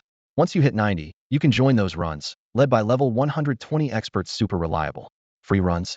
The healer girl's eyes lit up. Absolutely free, Xiao Qin nodded. Joining the guild speeds up your leveling a lot. I'm living proof. The 5 exchanged looks, clearly tempted. Suddenly a system prompt popped up. Fong Qingbao invites you to join the team. Xiao Chun clicked accept, and the name appeared on the elite squad list. 1 healer, 1 tank, 3 ranged DPS, a surprisingly balanced setup. Stop hesitating and join the guild already. Xiao Chun pressed his advantage. These days, survival is everything. Don't be stubborn. If you really don't like it, you can always leave after a few days. He sent the guild invite directly. The 5 glanced at one another, but still looked undecided. It's not that we can't. The bearded man scratched the back of his head. It's just we're used to freedom and don't like being controlled. Don't worry. Nobody has the time or energy to boss you around, Xiao Chen assured them. Just focus on your own tasks and work hard to improve yourself. When Fong Changbao and the others joined the guild for the first time, they were instantly dazzled by the benefits shown on the panel. Bonuses to all attributes, huge boosts to attack power, guild contribution points that could be exchanged for equipment, and even dividends. Unbelievably, the guild also organized daily boss runs led by top players. They were amazed and muttered, don't those top players need to level up themselves? Watching their reactions, Xiao Chun could only shake his head in silence. Fong Qingbao, Fong Qinglin, and Fong Qing's talents weren't exactly exceptional, but they all had decent middle-tier C or D level potential otherwise. They wouldn't have made it this far in levels. The system notifications popped up one after another. Fang Qingbao has joined the Gale Squad. Fang Qinglin has joined the Gale Squad. Fang Qinghu has joined the Gale Squad. All 5 of them shared the surname Fang, and their names were strikingly similar. Xiaochen raised an eyebrow. Are you siblings? Sort of. Fang Qingbao scratched his head. We all came from the same orphanage. That simple sentence immediately bridged the distance between them. Xiao Chun understood their pride and stubbornness all too well. Himself was a kid from Hongxing Orphanage. Although newcomers now started with higher base stats and more initial funds, making survival easier than years ago, the path to growth still remained tough. I'm from Hongxing Orphanage too. None of this is easy for us, he said, extending his hand. Stick together and work hard as a team. Captain, you're an orphan too? Fang Qinglin's eyes widened. What's strange about that? These days, 70 of professionals are orphans. But you solo an 80-level BOS, wouldn't that make your talent a level? Something like that, Xiaochen smiled. He did have that kind of confidence. Damn, we've really hit the jackpot this time. They'll at most carry you through boss runs for a few months. Once you all reach level 80, we'll tackle 10-player raids together. By then, they'll probably be close to 90 and ready to keep pace with the raid progression. With that, the squad expanded to 6 members, and their overall strength skyrocketed. Especially after Xiao Chen ate some buff potions, his stats climbed even higher. They quickly assigned roles within the team. 1. Fang Chongbao and Sun Jian were both sword and shield warriors, capable of tanking together and occasionally dealing damage. 2. Fang Qinglin was a wood-type healer with clever talent, but she could apply a fresh status-boosting max HP by 10, defense by 10. Such a buffer was often more valuable to tanks than burst damage. Xiao Chen's health jumped by over 10,000, much to his satisfaction. 3. Fang Qinghu was a summoner running with a silver-tier white tiger, plus bronze-tier skeleton archers, and a fire demon. It wasn't until nearing level 90 that he got 3 summons, still weak compared to others his level, but at least providing ranged support. Compared to the incredibly lucky Zhang Fan, their gap was obvious, but normal players couldn't all be luck miracles like Zhang Fan. Now that all 6 of us are together, we don't have to be so cautious anymore. Xiao Chen looked around. Next, let's rush toward the level 95 small monsters and fight elites and bosses we encounter. Deal? Well, follow the captain. Everyone responded in unison. He sent out a signal to summon Wang Zhun and Lu Mei back. They arrived quickly, covered in dirt from field battles, both at level 78. Wang Zhun laughed heartily, didn't expect to fight side by side with the captain again. Lu Mei's eyes sparkled with excitement. It's an honor to heal the captain once more. Enough, enough, Xiao Chen waved them off. Keep it normal. The squad has experience bonuses. If we push for months, the goal is of everyone at level 90. Hearing experience bonuses, Fang Qingbao's face immediately fell. He covered his face. How many things did we miss out on? The 8 members of the Wild Wind squad had each survived countless life or death trials. Though their individual strengths varied, they all had rich experience comparable to Xiao Chen's. Now, facing a whole wave of level 95 mobs, their coordination was flawless. Fang Qingbao handled pulling enemies from a distance, while the others followed the planned rhythm, chaining area attacks with seamless precision, squeezing every last bit of damage out of each strike. Xiao Chen kept 9-fold shot active nonstop, stacking attack speed and crit buffs on top. The rain of arrows fell like a tempest. After a wave of monsters fell, the system popped up. Kills 9, XP 4215, silver 102. Even split 8 ways, the rewards were still impressive, much to Xiao Chen's satisfaction. Our goal is to hit level 100 within 3 years. Only then will the dimensional treasury unlock extra rewards, he said, scanning his teammates. But we're aiming to finish in 2. He checked the leaderboard every day and noticed Xiao Yan had already approached level 180. That blue star hero had single-handedly saved an entire dimension, truly a legend. Although currently out of reach, Xiao Chen refused to stand still. At their current pace, breaking level 100 within 2 years was guaranteed. Bow, this leveling speed is insane, Fang Qinghu said with a mouthful. I swear when I hit 70, I wasn't leveling this fast. Fang Qinghu, shut your mouth. Fang Qingbao shot back. You're outputting so low you're dragging me down, and you blame the tank? Yeah, another teammate chimed in. If you don't contract a 4th or 5th beast soon, we're kicking you out. Fang Qinghu sighed bitterly. What can I do? My second beast isn't even leveled yet. How do I afford 4 more? Despite the bickering, the mobs kept respawning. Xiao Chen glanced at the damage meters combined. They still couldn't outdamage him alone and warned. Enough chatter. Focus up. They were clearly used to grinding and joking at the same time. Having grown up together and faced death side by side forged a bond others envied. The captain's all business. Just keeps grinding, someone murmured. Business my foot. Xiao Chen shot back, then realized Fang Qingbao's sister Fang Qinglin was right there. Innocently, Fang Qinglin raised her hand. Captain, I wasn't talking about you. Fine, not you. Xiao Chen withdrew his gaze and continued attacking. He scanned the group. Fang Qingkai, you're level 90 now. Stop wasting time on mobs. Go hunt elite monsters or bosses nearby. Don't miss a single one. Fong Chenkai was their lone assassin, suited perfectly for stealth scouting. Got it. He flickered and vanished into the tall grass. The strategy was simple. Keep farming mobs, clear elites and bosses on sight. As long as Fong Chengbao held aggro from afar, Xiao Chun could spare a layer of arrows to secure the kill. With his attack speed, he was sure to build up a sure kill strike every hour or two. I take half the boss and elite loot, split the rest among you, Xiao Chun clarified ahead of time. So no one can say I'm unfair later. No objections, they answered in unison. Without Xiao Chun, none of them could touch level 90 bosses. Though his basic damage was average, his terrifying sure kill was enough to turn the tide. Rightfully so. The captain puts in the most work. The captain's wise and mighty. Whatever he says goes. Just glad to get some XP and a cut of the loot. What else can I say? Xiao Chun chuckled to himself. Looks like I've got a bit of vanity after all, and it's only getting worse. Nice words get addictive. Xiao Chun felt a surge of happiness and decided not to argue anymore. You're all a bit short on resources, so let's split it 60-40, he said. The crowd froze for a moment at his words, then erupted into cheers so loud that even the birds in the surrounding forest took flight in surprise. But as soon as he spoke, Xiao Chun immediately felt a twinge of regret. Damn it, good intentions make people soft. He sighed quietly to himself, but realized he had already committed and couldn't back down now. Just then, the crisp chime of a system notification sounded. Guild member Chuan Mufeng has slain the level 130 Silver Lord. All guild members gain 5 to all attributes. The sudden announcement hit like a thunderclap, causing everyone to jump in place. Fong Qingbao's eyes widened, and he exclaimed, "Wait, there's a guild bonus too?" One teammate laughed, nearly doubled over. "Bao, haven't you heard? 6 months ago, during the Undying World invasion, I farmed 500 or 600 attribute points in a single day just from guild bonuses. Damn it, don't remind me." Fong Qingbao's face flushed red. The other player kept teasing him. "Bao, you shouldn't have ignored it back then. The earlier you joined a guild, the sooner you get the perks. Stop it, I regret it myself." Fong Chengbao slapped his thigh, looking utterly remorseful. Now that Chuan Mufeng could lead the team to take down a level 130 boss, even with coordinated teamwork, his power was undeniable. Everyone silently agreed. This was a true powerhouse, someone even Xiao Chun had to respect. But Xiao Chun wasn't discouraged. His level might be climbing slowly, but his strength was steadily growing too. As long as he survived, he'd get stronger. By now, the team had traveled 10 miles beyond the guild territory and about 30 miles from Tianan City. The wilderness here was vast, filled with elite monsters of various kinds, though bosses were far rarer. Xiao Chun wasn't picky, he knew some elite monsters dropped better loot than bosses when luck was on their side. Silver level equipment over 90 was treasure for the other team members. After clearing monsters for a while, they quickly came to a conclusion. The higher the monster's rank, the scarcer the bosses. Level 150 lords? Even on Blue Star, there were only a handful.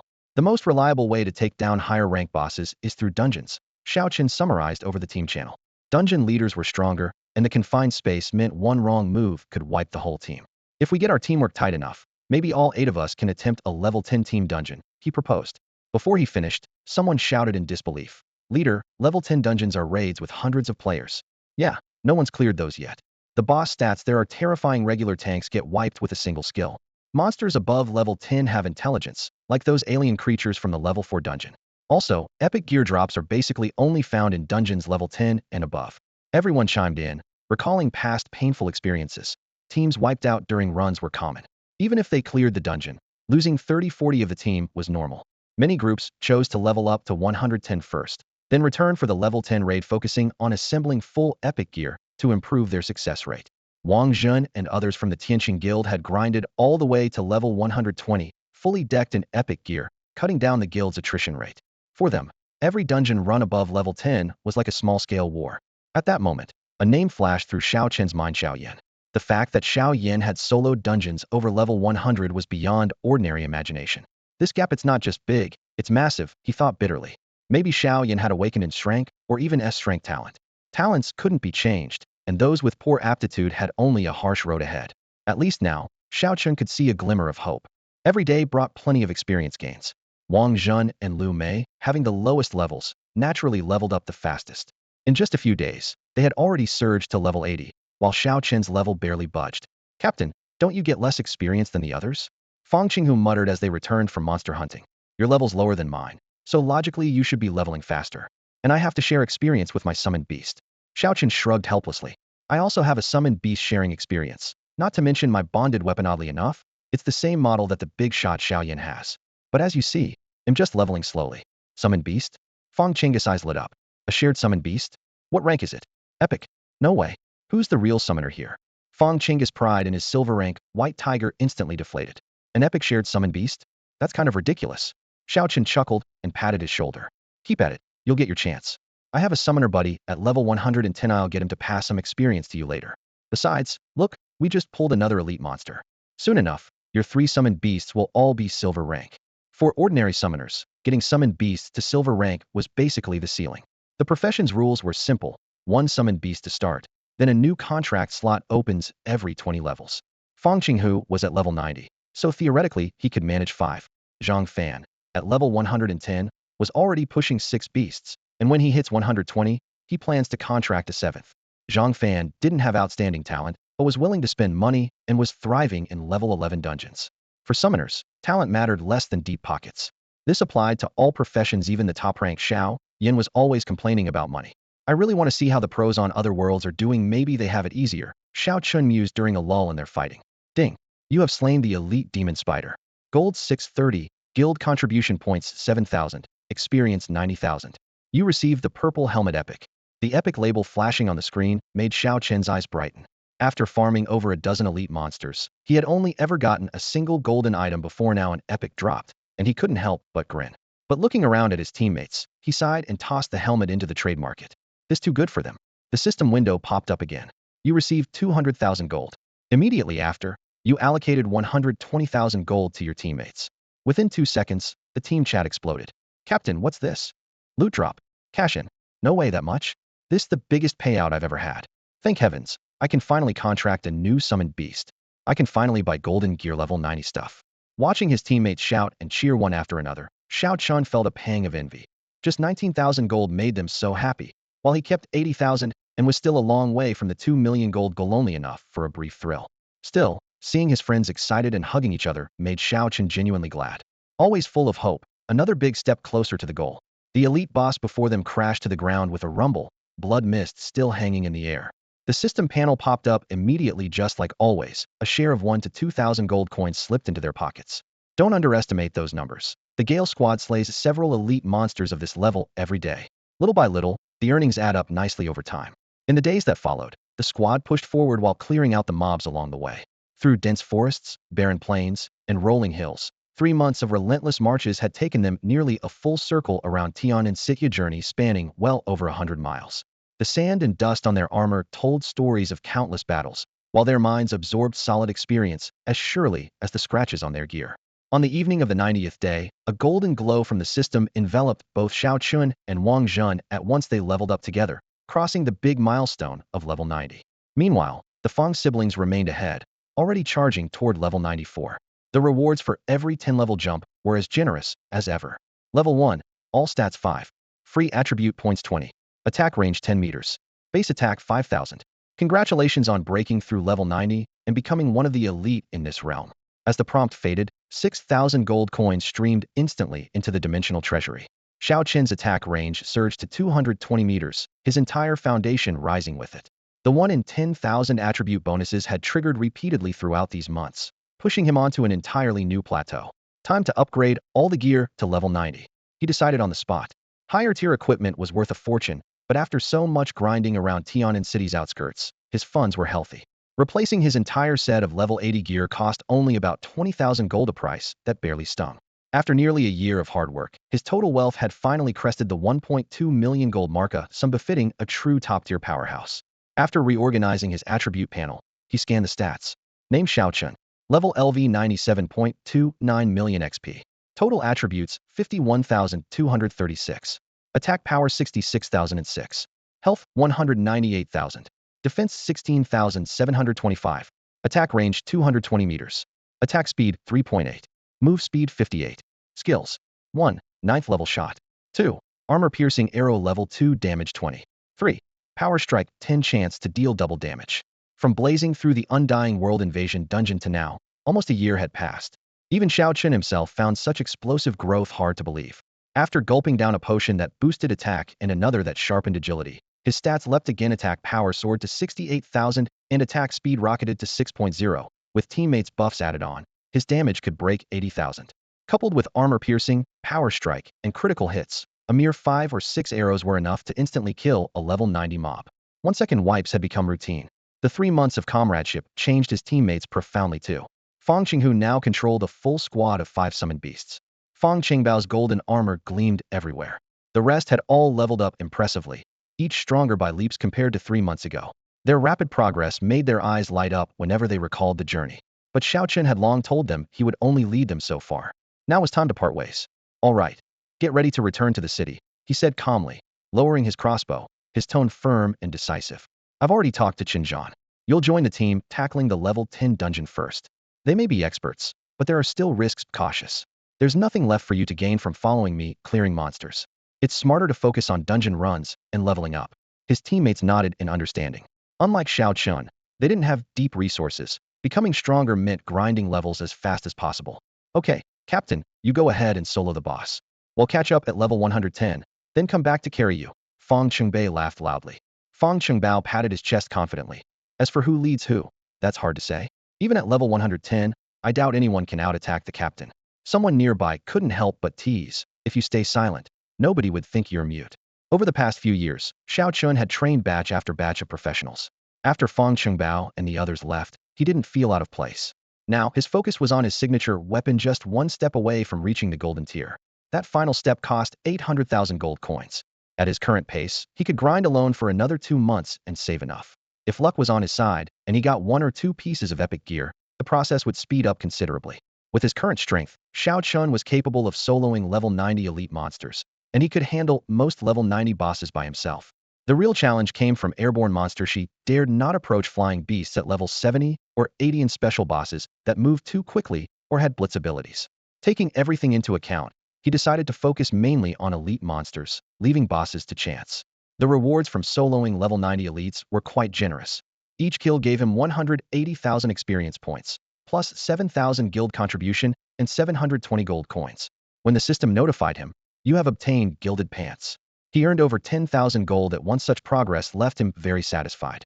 When clearing smaller mobs, he no longer had to waste effort pulling aggro. After clearing an area, head simply blinked 200 meters away into another densely packed zone to continue farming, quickly turning the map into large, empty patches. Day after day, his routine seemed repetitive, but change was quietly taking place. When bored, he scrolled through the interdimensional forums while grinding monsters and occasionally chatted with a few friends. A new forum post caught his attention. Strange high-level monsters had appeared in the wild, some even invisible. Large groups of level 160 monster commanders had surfaced within 100 miles outside the main city. The post's pictures included undead wyverns seen in dungeons, enormous locusts as big as hills, and several clusters of seemingly formless gray mist.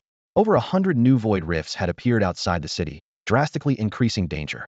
All adventurers were warned to be cautious when venturing out. Originally planning to farm level 100 monsters for ranking, Xiao Chen saw this and decided to hold back, adopting a more cautious approach for now. He continued grinding monsters day and night, and during the year, the guild achieved numerous milestones. After several years of accumulation, the Tianqing Guild's contribution points had reached tens of millions. This day marked a crucial moment for the Tianqing Guild. Chun Zhan spent 10 million contribution points to upgrade the guild to level 4. All members gained 50 to all attributes. 10 attack. The member limit increased to 50,000, and reserved members expanded to 100,000. Then Xinjiang spent another 6 million points to raise the guild territory to level 2. The area doubled. Members received an additional 10 attack, defense, and health within the territory. Iron and food output increased, and new quarry, lumberyard, and pharmacy facilities were added. The effects of the Spring of Life and the Spring of Magic doubled as well. The system immediately settled the guild dividends. Your outstanding contributions earn you 2,000 gold. Only 2,000. Xiao Chen raised an eyebrow but then thought, 2,000 wasn't too shabby. Chun Zhan quickly announced in the chat channel. The guild was recruiting a large number of life skill players who would receive free leveling assistance upon joining. Brothers wanting to level up, please add Xiao Chen to your group. Seeing Chun Zhan's guild message, Xiao Chen was at a loss for words. Damn, they really treat Xiao Chong and his crew like perpetual motion machines. Huh? The guild just doubled its territory all at once, and right outside the gate, there were packs of level 50 to 60 monsters. But to Xiao Chong's group, that was nothing. In fact, every class managed to level up alongside them all the way to around level 60, which was already pretty ridiculous. Someone complained in the chat channel, "Boss, I spent so much money to train my summoned beast. Doesn't the guild owe us some subsidy?" The guild leader shrugged. "Honestly, we can't afford subsidies. If you're short on cash next time, I can lend you from the guild's revolving fund." "Really? I want to borrow 800,000 gold coins today. All right. As usual, borrow 1, repay 2. In that case, never mind. Using future money isn't a good habit. They'll just work harder myself. The chat instantly burst into laughter. Borrow 1, repay 2? Other places have interest rates worse than us. Our guild's stricter than loan sharks. After the laughter died down, someone suddenly reminded, by the way, Xiao Chun, you better watch out for people from the Scarlet Guild lately. Xiao Chun paused while farming monsters. Scarlet Guild? I'm just grinding monsters by myself, not bothering anyone. People like that crazy guy Li Fei used to be part of their alliance. Half the wanted targets on the bounty board belong to Scarlet Guild. They've been acting extra boldly recently, taking out plenty of players. Xiao Chun remembered the anonymous private message he got earlier and felt a flicker of unease, so the other side really was Scarlet Guild? Still, he stayed calm. No worries, I'm safe. He had already hidden all his public info, blending in as an ordinary player. After this long, they wouldn't go chasing him for revenge. Besides, he hung out daily in the high-level monster zones where regular hunters didn't dare enter. Still, he should probably stack more health to be safer from now on. For the next 7 hours, Xiao Chun fought alone. When he cleared the last wave of monsters, a golden light flashed level 91. Ding. 1 in 10,000 triggered a random attribute 20. That was the 5th time it triggered today, making him pretty satisfied. Night had completely fallen, and after nearly 17 hours of grinding, it was time to call it and head back to the guild territory to rest. The night was dark, but Xiao Chun was used to seeing clearly in it. Just as he was about to blink away, a sharp pain shot through his neck. 25,186. An ambush, and aimed at a vital spot. Out of the corner of his eye, a shadow streaked past and vanished, the classic Hitandran move of a top-tier assassin. Xiao Chun blinked immediately, appearing 10 meters away. With 17,000 defense and 170,000 health, a 20,000 damage hit wasn't fatal. Next time, they wouldn't hit his neck so easily. No sooner had he landed than another tearing pain hit his back. 15,396. A second assassin. They predicted his blink destination and laid an ambush ahead of time. He'll blink again. 14,396. A third. Xiao Chun finally snapped. How many assassins are there? This was clearly a coordinated ambush. If he kept blinking around like this, his health would run out soon. He stopped retreating, gripped his weapon tight, and unleashed a furious assault, slashing and casting spells at the surrounding mobs. He went wild on the nearby monsters with relentless attacks. The blood-sucking ability proved crucial at this moment. That guy can drain blood and let him heal. Attack. A deep, hushed order whispered into Xiao Cheng's ear from behind. Another assassin. Quickly, Xiao Cheng keyed in the voice's tone and rhythm, determined to commit it to memory. Drawing his bow while pulling out a healing potion, his eyes scanned but found no sign of anyone. To lure them out, he deliberately mocked aloud. Damn, you really overestimate Mezending so many at once? I told you, join us or die. You can solo 90-level elite monsters, your gear must be decent, right? It was that anonymous messenger again. Xiao Cheng's heart sank. It seemed these people held grudges as deeply as a gentleman's revenge that waits a decade. You know I can solo 90-level monsters, and you still come? You're just banking on your mobility and attack range. He chuckled coldly. For us assassins, your little teleport distance is nothing. A sneering reply came. Enough talk. In the brief pause, Xiao Cheng downed several buff potions. His attack power and agility soared instantly. He reminded himself to stock more physique-enhancing potions in the future. Stop wasting time, kill him. A third assassin joined the fray. Impossible to spot in daylight, let alone at night. Xiao Cheng gave up defending and waited for their strike to counterattack. The hidden shadows offered no breathing room. Flash strike. Shadow kill. Poison sting. Gale slash. Numbers bloomed red across his vision. 21,569, 18,306, 19,236, 24,530. His health bar plunged to 30,000, only 2 hits away from death. Luckily, the bowstring responded in kind. 39, 165 health restored. Critical hit. 41,392, 1,209 health. Powerful strike. 82,963, 2,469 health. He gulped another healing potion, regaining 10,000 HP. System notification, you killed Qian Duo. Bounty reward, 3,000 gold. Guild contribution 1,000. The bloodthirsty bowstring still humming, Xiao Cheng's heart pounded wildly. He guzzled more potions while draining nearby mobs for blood, ears straining for any movement. Quick, don't let him heal. He's down to a few thousand, urged a voice from the darkness, tense and urgent. That powerful strike had taken down one assassin in a flash, terrifying the rest. Still, they feared death. They couldn't rush in or lose invisibility. They had to wait for the 5 to 6 second cooldown before stealthing again and launching another round. If they all attacked at once, Xiao Cheng would surely die, but he'd take a few of them with him. Clearly, these assassins were inexperienced and lacked decisiveness. Both assassin and archer relied on speed and burst damage but had fragile health. With buffs at their peak, Xiaoqing's output was terrifyingly high. If you want to make a move, then it's my turn to strike. Still healing steadily, he knew he couldn't withstand another combined assault. 9 arrows no longer aimed at small monsters nearby, but sprayed blindly around him. In just 1 second, 6 volleys of arrows shot out, creating a deadly rain around Xiaochun. 39,456, health 1,182, 41,368, health 1,239. You killed Zhao Ming, reward 3,000 gold, guild contribution 1,000. You killed Li Yongxin, reward 3,000 gold, contribution 1,000. A reckless barrage based purely on instinct had taken down 2 enemies outright. Before his mind could catch up, he tipped back a bottle of healing potion, instantly restoring 10,000 health. Still, it wasn't nearly enough. Xiaoqin suddenly tossed a bundle of magical grenades beside him, then blinked twice in rapid succession, his figure slicing through the night like lightning. Boom. 12,543. Flames roared, and he lost over 10,000 health from the explosion as well. Amid the thunder and flashes, a staggering bloodied figure appeared in his line of sight.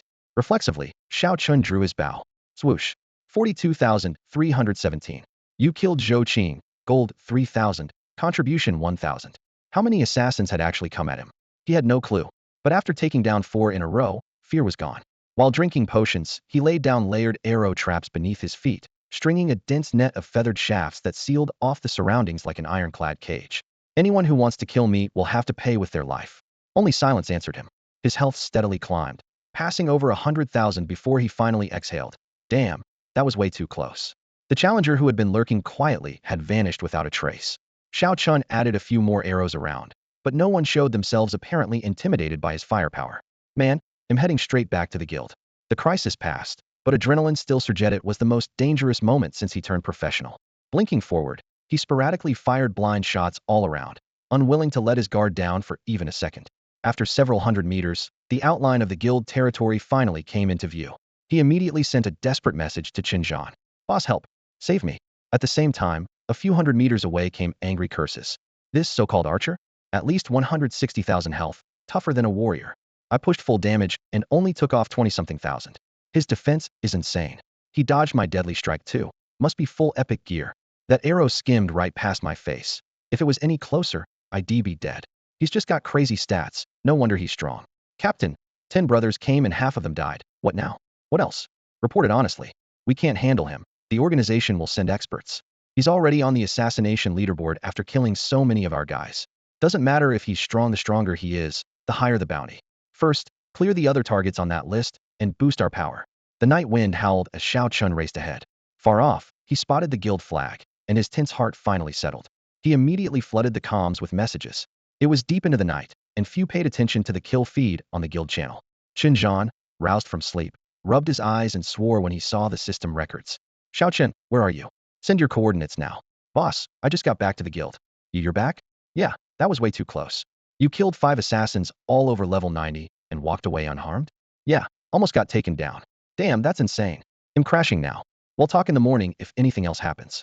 Xiaochun was already having trouble sleeping. He felt like someone was watching him. The room was eerily quiet in the dead of night. The blinking cursor in the darkness was the only movement, but all he could think about was the word assassin.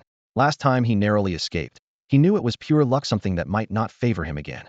Clearly, he had to seriously figure out how to deal with assassins, from hidden weapons and mobility skills to counter-surveillance tactics. He ran through everything in his mind. Thinking about the 15,000 bounty that had just hit his account, he couldn't help but grin. Getting paid that instant was definitely satisfying. But as soon as he recalled the Blood Guild's warning, a grudge must be avenged, his head started to ache again. The next day, he unusually slept in until well past midday. Unlike before, he didn't rush out armed to grind monsters. From now on, his movements couldn't be as predictable as clockwork. Once your habits are exposed, setting up ambushes becomes far too easy. Before, killing just one Li Fei brought pursuers to his door. Now, after taking out 5 members of the Blood Guild in a row, he might get blocked right at home at any moment. Damn it, grinding isn't easy for me either. How am I supposed to go out like this? He muttered. Opening the intelligence panel, he checked the latest Blood Guild data. Their total members had exceeded 10,000, all favoring the assassin class. Their strongest core members were all leveled above 130. Ignoring numbers, their power was nearly on par with the Tianqing Guild. The next wave of assassinations must be coming soon. Maybe I can hold out this round, but what about the next? If a level 130 big shot shows up, Even 10 of me wouldn't be enough to fill a tooth gap, he calculated rapidly. Taking on a guild alone meant zero chance of victory. Killing one would only draw more enemies. I'm part of Tianqing too, at least ranked near the top on the contribution list, right?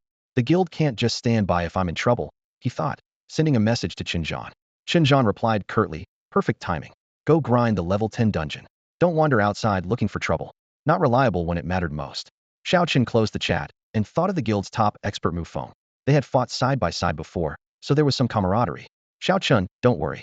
He'll stay invisible and cover you while you grind.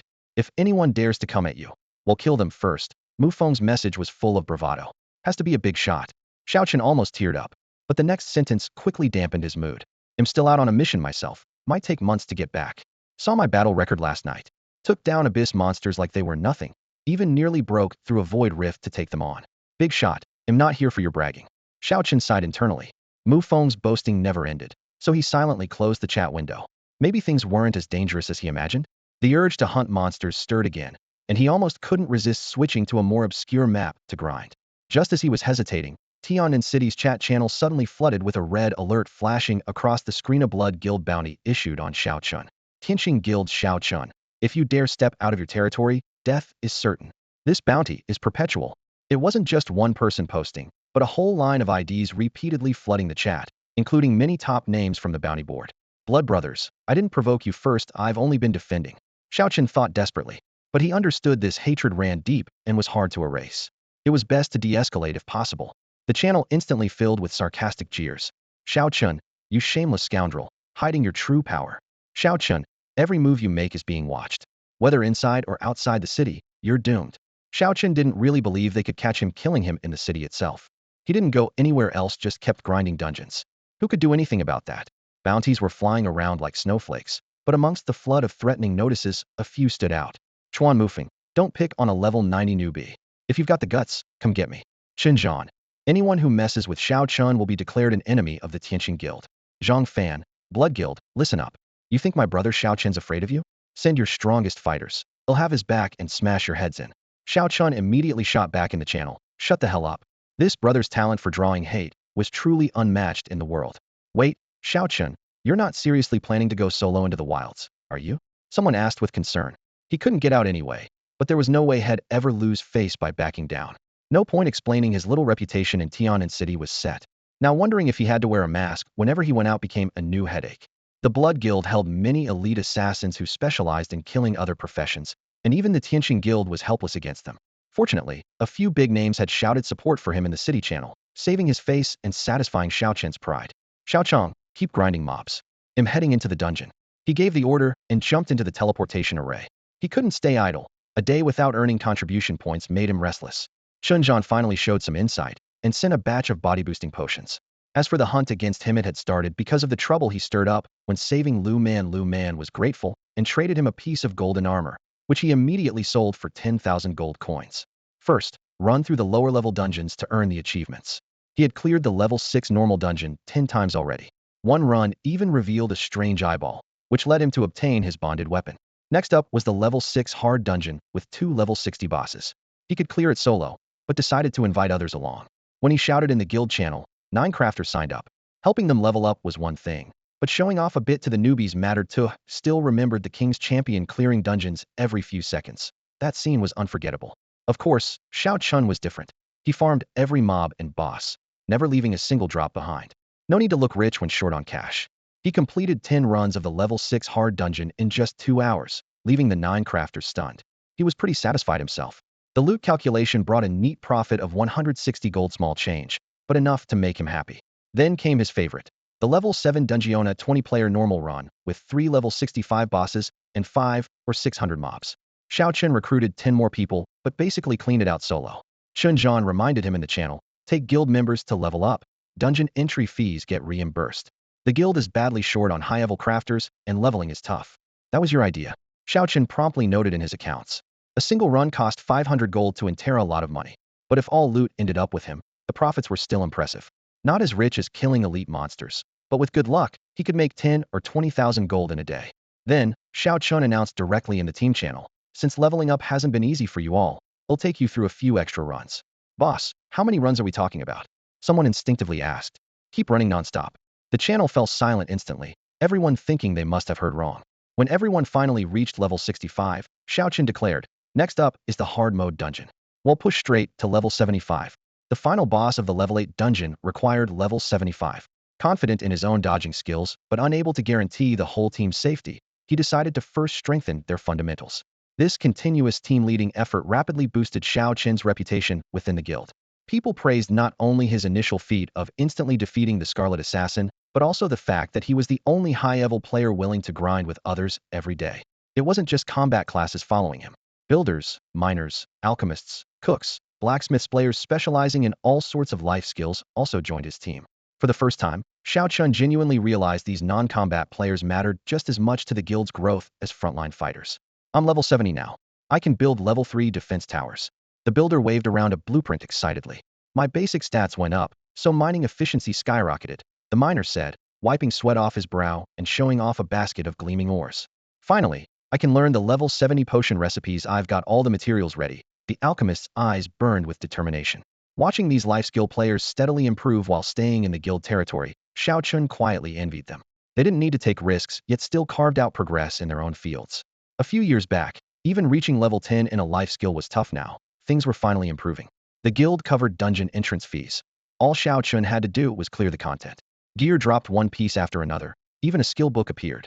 After 18 hours of intense daily runs, he managed to boost a group of level 60 players to 75 within just half a month. If I can gather a bit more money, we'll take you all up to level 85, he said calmly, though it made the whole team's hearts race. The rewards from the levels even dungeon exceeded expectations. With the guild paying the fees and all loot going to Xiaoqun, the gains were nearly equal to farming elites outside the city.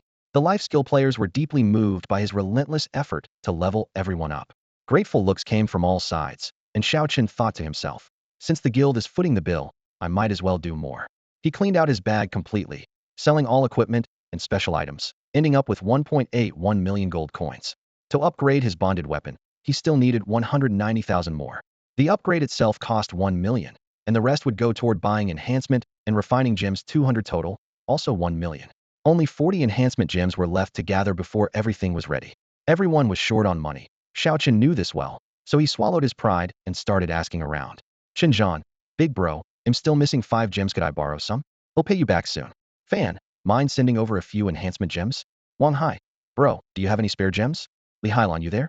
Turns out, with patience and a thick skin, no problem could not be solved. Soon, 46 shining gems quietly found their way into his inventory. Xiaoqun counted them and grinned. Pretty lucky, got a few more than I asked for. With everything ready, there was no time to waste. It was upgrade time. A golden tier innate weaponess upgrade should be substantial, right? The previous upgrades jumped in multiples, but this time it was finally a true qualitative leap. The system's notification exploded onto the screen. Your innate weapon golden bow has been upgraded to golden tier exclusive, non-tradable. Equipment level, none. All attributes 500. Attack 10,000. Attack range 100. Attack speed 1.5. Experience gain 60. Effect 110 chance to trigger a critical hit, dealing an additional 10,000 damage. Effect 210 chance to ignore the target's defense. Effect 3 reduces the target's defense by 10 after a hit. Effect 4 0.01 chance to deal a fatal blow. Effect 5 arrows automatically track targets. Requirements for next tier upgrade: 1 billion XP, 10 million gold coins, 1,000 enhancement gems, 1,000 refining gems, 1 rare beast tendon, 1 advancement stone. Current enhancement level: 0 additional 50 attack range and 1 attack speed granted. Total attribute increase so far: 2,500 points. Automatic tracking? Does that mean all my years of archery practice were for nothing? Xiaoqun joked, but his eyes were filled with joy. A 60 boost in experience gain meant his leveling speed could finally catch up with those efficient grinding classes. However, the next upgrade would cost tens of millions of gold, roughly estimating. It would be tough within 10 years. For now, it made sense to steadily enhance the weapon step by step. Character stats. Name: Xiaoqun. Level: 91. 7.69 million. XP. Total attributes: 68,236. Attack power: 72,006. Health points: 218,000. Defense: 18,125. Attack range: 270 meters. Attack speed: 4.8. Movement speed: 68. Skill 1, 9-fold shot. Skill 2, armor piercing arrow level 2, 20 damage, 10 chance for powerful strike causing double damage. Breaking through this level had consumed over a year of time and resources, but seeing the attribute panel multiply many times over made every investment feel worthwhile. This is what worth it feels like. He breathed deeply and gripped his shining golden bow tightly. Level 8 dungeon? Guys, let's go, I'll lead you through. Though his tone was bold, he secretly worried better stack more potions for safety. He'll take my potion. You all keep your buffs rolling. The entrance's shimmering light rippled, revealing a gloomy giant nest, the lair of the abyssal spider queen. The entire map held only one boss. From afar, Xiaoshan spotted the looming black-run-like mountain deep within the dungeon, involuntarily recalling the first time he left the city and looked up at that peak. That towering mountain he once revered now stood as a prey, a solitary mother spider waiting to be hunted. Wait. A bright idea flashed through his mind. The abyssal spider queen can lay eggs endlessly. And truly endlessly. Before him, an unceasing tide of spiderlings poured out of the cave like a flood, densely covering the rocky walls, nearly making him laugh out loud. Guys, this is where you'll grind to level 80. He raised his bow and let a sharp arrow fly through the air. Abyssal spider. Level 75. HP 380,000. Attack 5,600. Defense 1,600. These little spiders couldn't even withstand Xiaoshan's defense, let alone break through the armor of his summoned minions, Xiao Chong and Xiao Skull. Coming back at level 90 to fight level 75 mobs was an absolute blessing. Xiao Chong had been grinding weak monsters outside the guild territory for nearly a year, and now he was finally fighting side by side with Xiao Chun once again. Xiao Chong, block all the monsters. Let not a single one through. Everyone else, hide in the corner behind me, completely safe. Xiao Chun ordered in a low, commanding voice. He tilted his head back to gulp down attack and agility potions. With a flick of his fingers, a rapid volley of arrows whistled through the air. Each burst of arrows sent a monster crashing to the ground. In less than a second, 9 demon spiders turned into cold experience points. When a dense cluster of monsters gathered, he tossed out a magical grenade. With a deafening explosion, a cloud of bloody mist instantly spread. The most frustrating thing about this dungeon was being pushed into a corner by endless waves of small monsters. Yet this was precisely the kind of battle Xiao Chun loved most. The skeleton warriors he summoned formed an arc-shaped, thick wall of shields, tightly guarding his teammates behind them. He transformed into an efficient monster-slaying machine, determined to keep farming experience until no one could gain any more, then take down the boss. When tired, he would nap in a corner of the dungeon, waking to continue. Though these small monsters dropped far fewer coins than other dungeons, their sheer numbers made up for it. His high-efficiency slaughter caused the loot to pile up like a small mountain. In just one day, he triggered the 1 in a million buff 6 times, gaining 120 attribute points without even bothering to level up. Xiao Chun quietly calculated. First, he would grind his health to 200,000. If that wasn't enough, he'd keep farming. One day, he would be able to handle everything on his own. So he kept grinding for 10 days and nights straight. His total attributes soared by over 1,000 points, while no one lost a single drop of health. Just as Xiao Chun prepared to continue this endless loop, a system notification interrupted. Ding! The Abyssal Mother Spider's source power has been exhausted. It died of fatigue. Your team has slain the Abyssal Mother Spider. Guild contribution 6,000. Team members earned achievement Eradication. All attributes 10, gold 500. The achievement that popped up on his screen stunned him. Such a hidden reward actually existed, but he hadn't planned to clear the dungeon this quickly. Well then, might as well move on to level 8 difficulty. It was the same map, just that monsters had double the stats, merely 2 more arrows to take down each for Xiao Chun. The result was the same. 10 days and nights of relentless grinding, the boss fell, and all 8 dungeons were cleared. This intense farming session boosted even the casual players on the team. In less than 20 days, everyone reached level 85. Even the usually proud Qinzhan couldn't help but sigh. Xiao Chun, I know you need money, but this is overkill, forget it. You don't have to pay me back for those gems I lent you. The level 9 dungeon was guarded by an 85 level boss. Xiao Chun checked the guides to see if he could solo it. The level 9 hard mode featured a level 90 boss, which even at his level 91, he wasn't confident enough to take on alone. So, for now, he stuck to farming the level 9 normal dungeons with the guild. For the next 3 months, he relentlessly grinded the hard dungeons day and night, climbing all the way to level 95. Whenever he was present, the team's damage output instantly doubled. Alone accounted for half the team's total damage. After months of hard work, his debts were finally paid off, and his account balance stood at a full 100,000 gold coins. Conveniently, 2 silver-grade skill books also cost 100,000. Having once scrimped every coin just to upgrade his weapon, afraid to spend a single copper, he could now finally settle down and steadily build a solid foundation. You used a skill book to activate multi-shot 1. Then, you opened another skill book, Power Strike, upgraded directly to level 2, now with a 20 chance to deal double damage when triggered. Although no brand new moves were unlocked, This round of enhancements greatly boosted Xiao Chen's confidence. His tenfold shot firepower was now on par with wide-area attack skills. But then he reminded himself that the Blood Guild's bounty on him was still hanging overhead no matter how much time passed. The enemy wouldn't easily forget. Xiao Chun had just reached level 95 and was preparing to leave the city to clear out level 100 mobs. But before setting off, he decided to prepare thoroughly. Logging onto the forum to gather intel, he immediately saw alarming news: the battles among professionals had escalated sharply. The death rate from friendly fire was skyrocketing, and the Star Alliance's bounty list kept growing longer. It seemed certain hidden rules had been widely exposed. Once a player reached 10 kills, each additional kill of a professional triggered a loot drop reward. For many, it was easier and more satisfying to kill players for gear drops than to grind mobs. What made things worse was that although high-level archers had reached level 100, their HP was only in the low hundreds of thousands, vulnerable enough to be taken down with a few melee hits.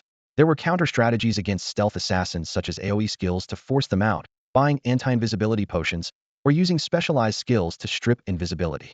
Some support classes could set up anti-stealth barriers and area detection skills. The best option, the public skill Eyes of Truth, required a skill book costing hundreds of thousands of gold, not something Xiao Chen could afford. After weighing all this, he settled on silver-grade anti-invisibility potions, 100 gold per bottle lasting 2 hours. That alone cost 900 gold per day. On top of that, he needed to keep berserk potions to boost attack, and potions enhancing agility, constitution, and strength. Altogether, his daily potion expenses hit several thousand gold, turning even his cash flow into a struggle. By comparison, Wang Zhen and the others were in an even tighter spot. Reluctantly, Xiao Chun went to ask Xinjiang for help. They'll transfer 50,000 gold from the guild funds to you first, but remember to pay it back soon. Forget it, I want charge interest. Boss, no need to rush, the funds are just sitting there. You don't get ITI, oh millions myself. This hole is only getting bigger. That's when Xiao Chun realized Xinjiang had been treating the guild treasury as a temporary bankroll, moving millions on his own, a scale that left Xiao Chun silently impressed. Once he got the emergency funds, he downed a constitution potion that instantly raised his HP to 230,000 and defense over 20,000. With that kind of toughness, almost no assassin on the market could slash him down in one hit. But purely relying on passive defense wouldn't get him far. Instead of waiting to be ambushed, he thought better to take the fight to them. The results were uncertain, but he decided to give it a try. Fully geared, Xiao Chun broadcasted in the guild channel, free wild leveling, near the guild territory. Anyone under level 70, join up. Dozens immediately joined the group at his call. Xiao Chun didn't mind if they wanted to come along, he'd lead them and use the opportunity to rack up some kills. To make sure no one forgot that Xiao Chun had left the guild territory, he refreshed the chat a few times. Team is full. Anyone wanting to level up, wait for the next wave. They were farming monsters right outside the Tianxing guild gate, and with just a flicker or two, he could teleport back inside the guild land. Inside, there was the spring of life granting boosts to HP and defense. With these buffs, it was nearly impossible to kill Xiao Chen outright. Tianxing's membership, including reserves, had passed 100,000. If the Blood Guild really wanted to move against him, they'd surely have planted spies within. These global messages were bait, trying to flush out hidden enemies. If he could spot someone cloaked, Xiao Chen would have a solid upper hand. Beyond his fierce damage and long range, his newly awakened auto-track skill was his ultimate trump card. It shot multiple arrows after locking onto an enemy, before casually turning away. Normal assassins couldn't withstand that. A few hundred meters outside the guild territory, he had a craftsman build a 5-meter turtle watchtower. From that vantage point, with a 270-yard range, any level 70 mobs entering his view were instantly under fire. 10 small skeletons scattered around the tower's base methodically hammered the monsters, while also keeping Xiao Chen safe in the center. Several support players kept buffing him continuously. He downed several potions, and it took only 3 arrows to clear a bunch of level 70 mobs. He could kill 20 per second. His kill count skyrocketed. On day 1, he fought intensely for 18 hours straight, triggering the 1 in 10,000 talent 7 times, randomly gaining 140 attribute points, smashing his kill record. Yet the whole day passed without a single disturbance. Xiao Chen thought to himself, did the Blood Guild really forget about me? Hopefully they've given up, or those who hated me have already been eliminated. The threat of assassination had disrupted his leveling progress once had observed for a few more days. If the enemy stayed hidden forever, maybe there'd be no more chances. Just as he was about to retreat to the guild territory for rest, shadows suddenly appeared under the distant lights. No way, they're here? Clearly, the enemies had timed their attack for when he was most exhausted. One invisible assassin wasn't unusual, but a whole group cloaked and with no visible name or level. Definitely not regular players. If they want to kill me, then let them all come. Xiao Chun thought swiftly and secretly relayed commands to several teammates. Instantly, 3 shimmering light frames popped up on his screen. Your attack power 10. Your defense 10. Your armor 1000. Still feeling his damage was insufficient, he swapped his Berserk potion for a gold grade one, and bought several silver tier healing potions that restored 20,000 HP each. His stats jumped instantly to attack 120,364, defense 23,165, HP 245,631. If I get one shot with these stats, then there's nothing more I can do, he muttered. Having prepared everything, he stretched and called out to everyone. That's it for today. We'll grind again tomorrow. A group of beginners all thanked him, and Xiao Chun smiled warmly as he replied to each of them. He jumped down from the high platform, and after running about 100 meters, he suddenly drew his bow. The night wind carried a chill as Xiao Chun relaxed his fingers. Whoosh, whoosh, whoosh. 10 arrows sliced through the darkness, tracing sharp, deadly paths as they locked onto the prowlers in the distance, tearing through the air. Damn, we've been spotted. Dodge. Several assassins hidden in the shadows whispered urgently. They had thought the darkness, combined with the noisy crowd of novice players nearby, would mask their movements. Instead, the piercing whistle of arrows shattered the silence like a shrill alarm. The assassins' figures instantly blurred into afterimages as they scrambled to evade, but a smile tugged at Xiao Chen's lips. Useless. His specially crafted tracking arrows subtly shifted mid-flight, alive as if with a mind of their own, locking onto their targets. With 10 arrows still in the air, he drew again and again. Arrow after arrow poured out in a relentless storm. Confidence swelled in his chest. Tonight was in the bag. Just as he prepared to reap the spoils, a sudden chill spread down his back. His health bar was pierced in an instant. 106,985. There was still another assassin, so deeply hidden that even his anti-invisibility potion couldn't reveal them. One strike dealt over 100,000 damage more than Xiao Chen's own health, and the attacker's power was at least 130,000, twice his own. On the razor's edge of life and death, Xiao Chun flashed with a burst of speed, his silhouette rippling through the air. At the same time, he threw back a bottle of healing potion. Li Mei cast healing on you. HP 36,584. You gain Wang Zhen's shield buff. Damage taken 20. 2 system messages popped up, and only then did Xiao Chun exhale in relief. Thankfully, he had prepared thoroughly, otherwise, he would have died from that single dagger strike. If the opponent had landed 2 more hits, it would have been certain death. Luckily, his blink activated after the first hit, narrowly avoiding the second blade. He used the momentum to sprint into the defense tower's range, healing potions continuously restoring his health. Once stabilized, he dashed toward the city gate. After the blink's cooldown refreshed, he used it again, leaving danger far behind. The anti-invisibility potion still failed to detect the high-level assassin, which furrowed his brow in concern. Lost in thought, crisp kill notifications sounded one after another in his ears. You killed Wang Yuan, bounty 5,000 gold, guild contribution 1,500. You killed Li Hao, bounty 3,000 gold, contribution 1,000, agility 10. You killed Zhao Wuming, bounty 3,000 gold, contribution 1,000. One after another, ringing out like coins dropping into a purse. You have killed 10 career players, achievement earned, slaughterer. Players are monsters too. Killing players may yield drops. Even though he had expected it, seeing those prompts for real still left Xiao Chen stunned. You killed Li Ming, experience 210,000, gold 7,000, gilded gloves 1, strength 5. You killed Wang Tong, experience 180,000, gold 6,000, gilded armor 1. You received bounty reward, 5,000 gold, guild contribution 1,500. The barrage of messages was almost overwhelming. Only now did he understand why so many hunters targeted career players. The risk was far lower than fighting bosses, but the rewards were nearly equivalent. Anyone would be tempted. But this also meant from now on, he had to defend not only against monsters, but against other players. Survival tactics had to be improved, no question. He never imagined that tonight he would slay 9 career players, gathering a total bounty of 65,000 gold for pieces of gold tier equipment, 1 piece of silver tier gear, plus nearly 1,000,000 experience points.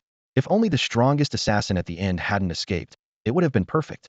Xiao Chen knew that after today, his grudge with the Blood Guild was irreversibly sealed. There would be no peace until one of them died. But this was not a provocation he initiated. He had only wanted to level up quietly, yet was forced to the edge of the blade. Just moments ago, he had slain 9 elite members of the Blood Guild in succession. The system's announcement blasted like firecrackers across the guild chat, leaving everyone confused and unable to grasp what had happened. The wind swept through the gap in the city wall, carrying the metallic sting of blood to his nose. Xiao Chun stood dazed, muttering repeatedly, "Professionals are just like monsters?" The thought that killing high-level players could also yield experience unsettled him even more than the fight itself. How many of their own kind had those top-tier Blood Guild players, leveled 130 or 134, slain? Suddenly the realization dawned. From now on, venturing alone in the wild might actually be safer. This secret would inevitably spread, and when huge rewards are on the line, Who could guarantee that former allies won't stab each other in the back? Killing players increases stats. Wasn't this basically encouraging mutual slaughter? Isn't the dimensional system supposed to make us unite against external threats? This only causes us to destroy each other. He was filled with doubts. From the stone steps on the other side of the wall, urgent footsteps approached. The figure of Chun-Jan soon appeared. Apparently, the high-level assassin had already vanished, leaving even silver-grade anti-invisibility potions helpless. What's wrong, Xiao Chun? Scared? Chun-Jan brushed the hair from his forehead, eyes scanning the bloodstains. Xiao Qin remained frozen, as if hit by a sudden shock. Some nearby whispered, did he really get rattled? There's no cheating involved anyway. He took a deep breath, shook his head, but his expression stayed complex. Had clearly won today, yet it felt like a fragile illusion was shattered. I get it now. Chun-Jan looked at the system interface and said softly, you reached 10 human kills, triggered an achievement, right? It's shaken you? Deeply, Xiao Chun smiled bitterly, staring at the bloodied back of his hand. The world seems to have changed all at once. Chun-Jan chuckled harshly. Reality's always been brutal. Man eats man. That's society's baseline. In the past, survival pressures forced people to unite like never before. Now that things have stabilized somewhat, other thoughts grow. Thoughts natural. Standing behind the ruined female city wall, he glanced back at the city. I've seen many cases like this. The dimensional system wants us not only to fend off monsters, but also to sift out the true strong. To survive the external enemy, you must survive your own kind's malice. This is like raising traps. Sacrifices bred to foster elites. So you knew all this already. Xiao Qin gave a wry smile. What good does knowing do? Our strength is limited. Can't see the whole game the system architects are playing. Chun-Jan patted his shoulder. All we can do is make ourselves stronger, make the Tianqing Guild stronger. A strong guild protects its members. Only the strong set the rules. He pointed toward the distant reward bulletin. The bounty list will only grow longer. When it overflows, bloodshed becomes normal. Within a few years, killers will be everywhere. But remember, whether it's the Blood Guild or other hunters, their ultimate goal is the Sumito protect Blue Star. Different paths, different consciences, that's all. Chun-Jan's calm words struck like a hammer to the heart, yet also lifted a veil of confusion from Xiao Chun. The pressure in his chest eased, and he nodded. You're right. We can only keep getting stronger. I have only one principle: whoever tries to kill me, I kill back. If anyone thinks they can make me their stepping stone, they're dreaming. That's exactly what I told Chuan Mufeng at the time. Chun-Jan laughed and casually patted Xiao Chun on the shoulder, a teasing glint in his eyes. Be honest, how much did you make? Make? What are you talking about? Xiao Chun blinked and played dumb. Don't play me for a fool. How much did you earn? Over 30,000. Chun-Jan snorted coldly. Not playing dumb, huh? Or do you think I'm the fool here? Doesn't matter how much you made. You still haven't paid me back, right? Suddenly remembering something serious, Xiao Chun asked, Boss, what do we do if an assassin hides using invisibility potions and we can't find them? Simple. Increase your spirit power. Chun-Jan said firmly. If your spirit power is high enough, you can spot invisible targets without anti-invisibility potions. Your base stats are already good, so just stack a few thousand spirit power and you're solid. Spirit power actually has that use. Xiao Chun realized how every basic stat had its purpose. Can I get some items on credit that boost spirit power first? Chun-Jan rolled his eyes. I gotta say, you really are thick-skinned. After killing that group of Scarlet Guild members last night, Xiao Chun didn't feel nervous as expected. He was almost excited. Those scum were more like monsters to him, and he was ready to kill every last one. He still kept his limits with other normal players, though. All right, I'm going to sleep now. We'll talk tomorrow. Chun-Jan tossed out before heading to rest. The next day, he actually delivered a heap of spirit-boosting items to Xiao Chun, instantly pushing his spirit power over 7,000, far beyond Chun-Jan himself, a level 128 expert. Still not fully satisfied, Chun-Jan arranged for a level 130 assassin to test Xiao Chun. In combat, as soon as the assassin entered a 10-meter radius, Xiao Chun could detect a faint outline, finally putting his mind at ease about his invisibility detection abilities. That same day, Chun-Jan issued a strict guild rule in the chat channel. No one is allowed to attack any other guild member under any circumstance. Most members took it lightly, never imagining they'd be betrayed by their own. Xiao Chun couldn't oversee everyone, but he privately messaged each member of the Gale squad, reminding them, always stay cautious. The city was relatively safe thanks to the Star Alliance maintaining order, and the guild territory was somewhat secure, but only outside the city was truly dangerous with hidden threats. Risks were unavoidable, so Xiao Chun decided to venture out again. A target was the level 100 monster zone. He wouldn't let the Scarlet Guild disrupt his rhythm. He had to get stronger fast. His debt of 70,000 gold could wait a bit. After selling some golden gear, he still had 120,000 left. Epic gear was out of reach for now, so had improve in other ways, starting with upgrading his signature weapon. Enhancement gems were pricey, 5,000 gold each. Level 1 enhancement required 10 gems, costing 50,000 gold, but at least his weapon stats would improve by 10. Gritting his teeth, He handed over the gold. You have consumed 10 enhancement gems. Weapon enhanced to level 1. All attributes 10. No sooner had the system message appeared than another popped up. To upgrade to level 2 requires 100 enhancement gems. As expected, the enhancement requirements skyrocketed exponentially with each level. Leveling up to the second tier would cost 500,000 gold coins. A 10 overall boost was already impressive, with attack range extended by 10 meters and attack speed increased by 0.15. Now, with a 280-meter range, Xiao Chun could stand on the city wall and shred distant monsters like a sieve. Thinking about the next wave of monsters attacking the city, he even felt a faint sense of anticipation. With 50,000 gold left in his account, he decided to buy some common skill books first. Although summoning skills only required 1,000 gold to start, the follow-up investments were astronomical, often tens of millions, so he had no intention of throwing money into that bottomless pit right now. What he needed more urgently were survival tools. The flying skill books he wanted were outrageously expensive, so he had to set those aside for the time being. Finally, he settled on a shield of protection, a skill that, once cast, could absorb damage equal to twice his own defense, consuming 1,000 mana with a 1-minute cooldown. The entire book was priced at exactly 50,000 gold steep, but the most suitable survival divine skill for him at the moment. If an assassin really attacked, this shield would block most of the fatal damage. A mere 1,000 mana cost was nothing to him. He planned to keep the shield active at all times. Once his basic stats improved further, the shield's absorption would become even more substantial. Taking his own defense into account, a single burst to kill him instantly would require over 300,000 damage. Even top assassins like Chuan Mufeng would find that difficult to pull off, even with stealth critical strikes. After buying the shield skill, he still had 20,000 gold left, so he bought 2 disposable survival items, random teleportation talismans. When activated, these could teleport the user anywhere within a 10-mile radius. If things got too rough, running away was the safest option. Before leaving the city, Xiao Chun didn't want anyone to track his movements. The moment he arrived at the guild territory, he crushed a teleportation talisman. His figure vanished in a flash of blue light, and a second later, he appeared in a lush, green forest. Paying 10,000 gold just for passage, he privately cursed how extravagant he was being. Is there really a forest like this outside Tianqing? The terrain rolled with hills rather than mountains, covered in dense woodland. The monster density here was far lower than outside Tian'an City. Scattered in small groups, this was probably what a normal wilderness ecosystem looked like. Just as low growls erupted nearby, a pack of black pythons struck with sharp instinct. Each was over 10 meters long, with waist thickness as wide as a basin. Abyssal Python LV-102. HP, 1,010,000. Attack, 11,200. Defense, 6,000. Seeing the stats, Xiaoqin couldn't help but feel a thrill. He was already so strong that even a level 100 monster couldn't dent him at all. Their attacks couldn't break through his defense, and the only issue was their huge HP, making kills somewhat time-consuming. He didn't even need to use the newly learned shield of protection and saved his mana. Unfortunately, the snake pack wasn't very large, so his farming efficiency wasn't great. He planned to find a denser spot. After several quick teleports, he found a fog-covered canyon nestled between hills, densely packed with giant pythons curling around rocky cliffs and thick forests. Clearly, a huge snake nest. System notice: you have entered the domain of the abyssal pythons. Since venturing into the wild, this was the first time Head heard such a warning. He clearly realized that this area was far beyond human settlements now. If Xiao Chun wanted to level up quickly, he couldn't keep soloing anymore.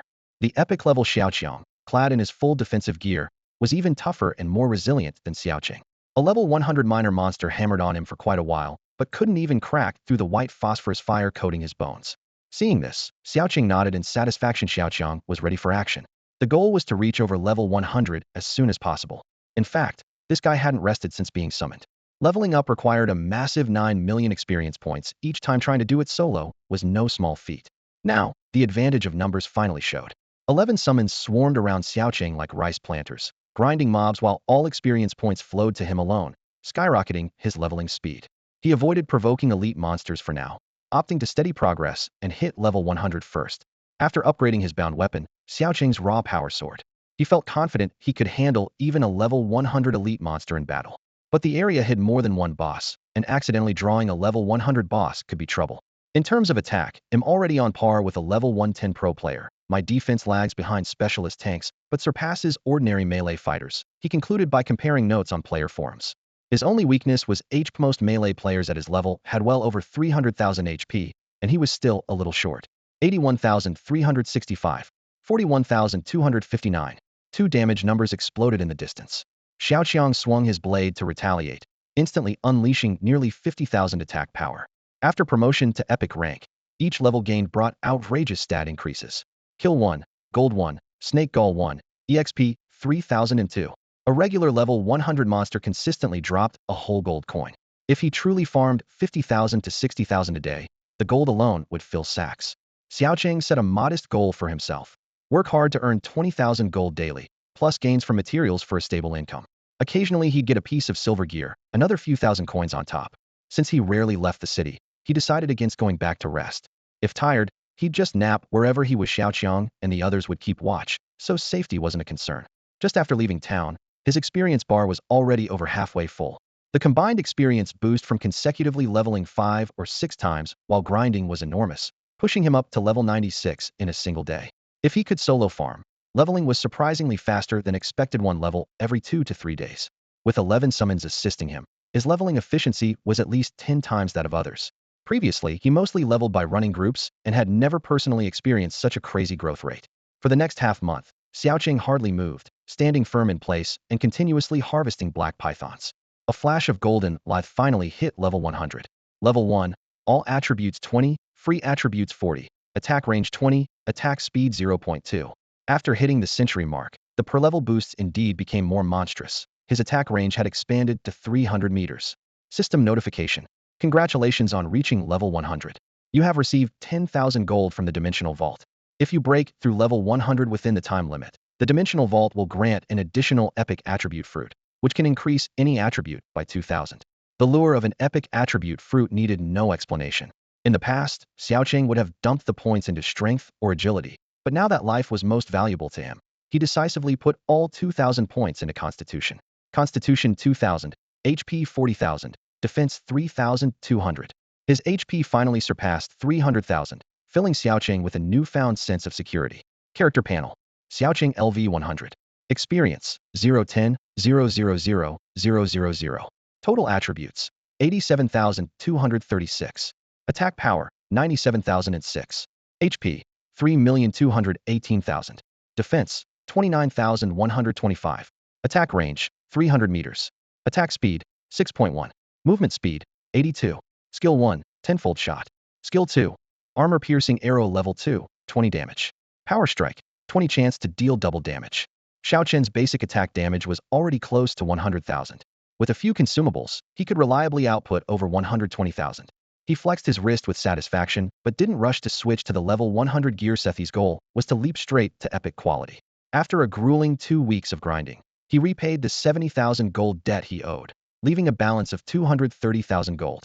But an epic piece cost 1,000,000 gold. He'd have to save up slowly and upgrade one item at a time. Stepping into the level 100 monster zone, he hadn't encountered a single level 100 boss for several days, let alone elites. The entire area only had a handful of level 90 elite monsters showing up. Fortunately, level 90 experience was still decent, and he reasoned that once bosses hit level 100, some special change must suppress elite spawns. If that was the case, he'd just patiently keep leveling up. From then on, he would push into the high-level monster territory by 100 meters each day. On the 5th afternoon, as he walked through the forest, a faint glimmer of light flashed near the roots of a large tree ahead. Ding, you found 13 starlight herbs. Starlight herb, silver grade, grants 1 to all attributes when consumed. Xiao Chun immediately took 5 and put the remaining 8 into the marketplace. The sale quickly brought him 800 gold. Being newly in the wild meant opportunity and danger coexisted, and the small windfall lifted his spirits. Right then, a transfer notification popped up in his friends list. You received 56,134 gold from Wang Zhen. Over 50,000 gold was no small sum. Yet a chill ran down Xiao Chen's spine. Sure enough, a private message appeared immediately afterwards. Brother, I can't make it. Take the money and live well for us. His fingers trembled as he quickly typed back. Wang Zhen, what happened? Are you in danger? Where are you? No reply came. Having seen death many times, Xiao Chen still felt like a heavy hammer struck his chest when he read this. He opened his friends list, ready to ask Li Mei what was going on. Then, 2 seconds later, he saw Li Mei's avatar go dark, and when refreshed, Wang Zhen's avatar was grayed out as well. This was no dungeon mishap. Wang Zhen was cautious and not reckless. Li Mei was experienced, honed by 6 months of dungeon runs. There was no way both of them would die unless some outside force was involved. Xiao Chun was at a loss, when suddenly an unknown private message popped up. Xiao Chen, how long do you plan to hide? The 2 guys I dealt with in your territory last time are dead now. Just wait, you won't see me coming until I'm right behind you, slitting your throat. The Bloodstained Man. He was the elite assassin who had appeared outside the territory last time. Wang Jun and Lu Mei were implicated because of him. The assassin didn't hide his name, revealing his confidence. Lin Ju from the Scarlet Guild, codename Shadow Killer, a level 128 assassin. Xiao Chun had initially thought the opponent was only around level 110, but upon learning the true level, he realized how close he had come to death under such a powerful foe. Xiao Chun, sooner or later I will find you. Even if you hide in another city, I will kill you. Lin Ju's message was blunt and direct. Xiao Chun replied with only, Lin Ju, you better not die. We'll come find you. Then he decisively blocked him, saying any more risked exposing a weakness or being drawn into pointless emotional provocation. Revenge didn't have to come immediately. He even contemplated uprooting the entire Scarlet Guild. The deaths of Wang Jun and Lu Mei left him restless for days, guilt, rage, and a profound sense of his own weakness swirling heavily within. Over the next 2 days, he barely slept, grinding monsters wildly in the wilderness. 2 days later, his emotions cooled slightly. While grinding, he gathered intel on the Scarlet Guild and kept a close eye on Lin Ju's level changes. Meanwhile, the Skywalker Guild was discreetly preparing as well. Brothers outside the city had been disappearing one after another, likely connected to the Scarlet Guild.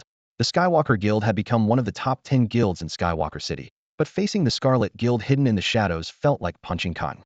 For now, the safest strategy was to reduce leaving the city and focus members on dungeon runs. Xiao Qin didn't plan to return to the city just yet. He first bought a batch of undead crystal cores for his undead pet Xiaoqiang, boosting its power again, then ventured alone deeper into the forest, reaching an area filled with level 110 monsters about a mile in. He needed to reach level 120 before he could confront the Scarlet Guild Heathen. After breaking level 100, his overall combat power had risen sharply, and his efficiency clearing level 110 monsters remained steady. The experience from the 10-level gap was substantial. Ding! You triggered 1 in a million, random attribute 20. With more high-level monsters appearing recently, the 1 in a million trigger had become rarer, and advanced monsters could no longer be killed in 2 shots. Entering a dense forest, Xiao Chun pulled monsters as usual, but suddenly something strange happened. The giant snakes surrounding him all backed off. Instantly, the area within 100 meters around him turned into a vacuum. There wasn't a single monster left. What the hell? What's going on? Normally, low-level monsters instinctively attack profession players and never retreat. Soon, he spotted the source of the animalia a few hundred meters away on the flat ground. Several huge snake heads suddenly emerged.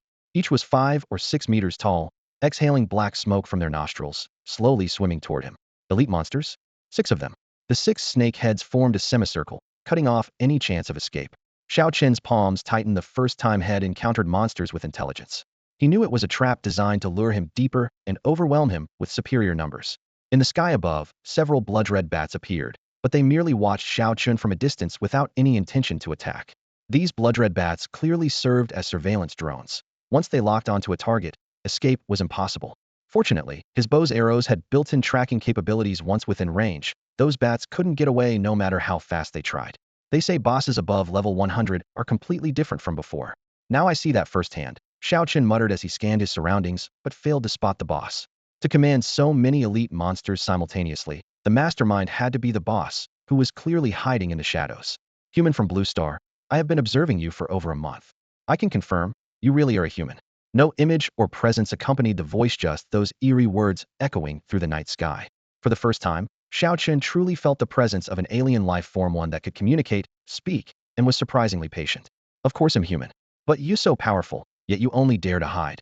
He retorted casually, searching for the source of the voice but finding nothing.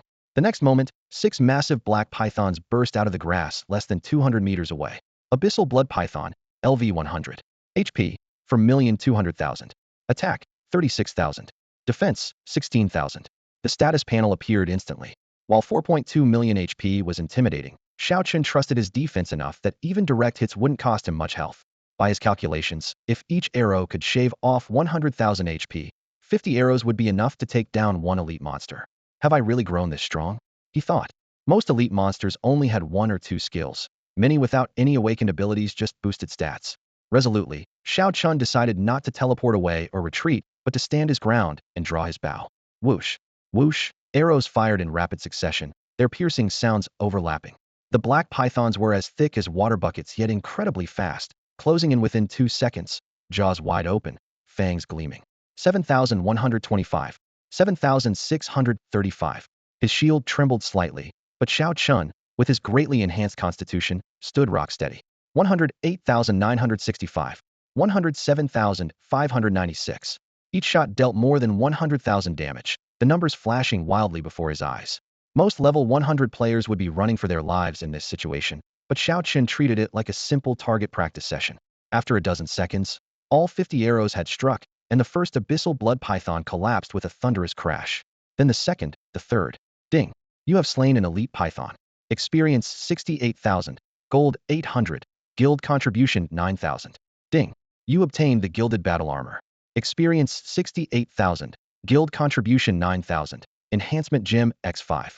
The chain of notifications popped up like a flood, the satisfying electronic chimes stirring his blood. All 6 elite monsters were wiped out in mere breaths, and the gold he had gained surged beyond 100,000. When the fight ended, Xiao Qin's guardian shield had just been shattered, but his own health remained at maximum. What's more, he summoned another shield casually at once. Xiao Qin himself found it hard to believe it must have stunned the hidden boss as well. The surroundings were deathly silent, not a leaf stirred. Xiao Qin scanned the area but found nothing, so he called out loudly, "Since you've revealed yourself, why not come out and face me?" No sooner had he spoken than about 100 meters ahead, the grass rustled gently as a black snake slowly slid into view. It was surprisingly smaller than an ordinary black python, but raised its upper body upright, its vertical pupils gleaming with an almost human-like intelligence. This world has produced a Xiao Yan, raising the baseline for awakeners across the blue star dimension. Your strength is far beyond what I expected, the black snake spoke in hoarse but clear human speech. Startled that the monster not only knew Xiao Yan but could also talk to him, Xiao Chun asked cautiously, "Which world do you come from?" "The Abyss world," the black snake answered flatly, then glanced disdainfully at the fallen elite monsters nearby. "Your elite mobs are rather weak. They're not weak, it's just that you're too strong." Hearing the boss admit his power outright, Xiao Chun felt a quiet thrill and gained confidence. The snake's danger came from controlling hordes of minions, but those trash mobs were unable to penetrate his defenses, so he had no fear of being swarmed. Still, caution was necessary against any boss. What level of monster was this? Xiao Chun studied the black snake, noticing this level 100 boss completely hid its attribute and skill panels. His gut told him, without triggering a fatal strike, killing it would be almost impossible. The black snake flicked its tongue with a half smile. "Human, neither of us can kill the other for sure. How about we stop here? Go to the nearby territory. There's a big skeleton over there, much easier to deal with." His words cunningly diverted the trouble elsewhere, revealing not only great strength, but also sharp intelligence and slyness. Xiao Chen sensed he was being baited into striking first. Whether he could win or not, there was only one way to find out. Rarely encountering a boss, Xiao Chen wasn't about to let this chance slip away. With a flash of thought, he drew his bow abruptly. Swish! The bowstring twanged, and arrows sliced through the air. 88,356. 87,268. Damage numbers spiked, showing the black snake's defense was clearly higher than that of the elites before. Its speed wasn't fast though, so maintaining distance and slowly wearing it down with speed advantage seemed doable provided Xiao Chun landed a fatal strike before its rapid healing caught up. When fighting bosses, Xiao Chun always followed a strike-fast approach. The more attacks landed, the higher the chance of triggering a killing blow. Swish, swish, the initial volley hit, followed immediately in the air by 5 more rained down. "Human, you shouldn't take things too far," the snake commented dryly, tongue flicking with a mocking glint. Something was wrong. A chill ran down Xiao Chen's spine as his battle instinct screamed danger. He suddenly darted backwards several steps, just as his health bar plummeted dramatically. 88,621. Ding. You gained a rebound effect. 54,311. Seeing such massive damage made Xiao Chen jump in alarm. You gained a reflection effect, taking back 56,315 damage. Xiao Chun acted quickly, instantly downing 2 health potions and restoring 40,000 HP. His assault immediately came to a halt. Reflective damage, an unavoidable skill forcing him to pull back, though the arrows already released were impossible to retrieve. 54,169, 53,821, 54,777. 6 hits of reflected damage struck him one after another, rapidly dropping his health to just 16,000. His health bar was on the brink of collapse. If he hadn't gulped down the potions immediately, he would have had to retreat to town and resurrect. "Damn it, you sneaky bastard." Xiao Chun cursed under his breath, pulling out another potion and downing it, pushing his health back up just above 30,000. Then he flipped nimbly to the side of his skeletal battle pet. "Xiao Chong, block it."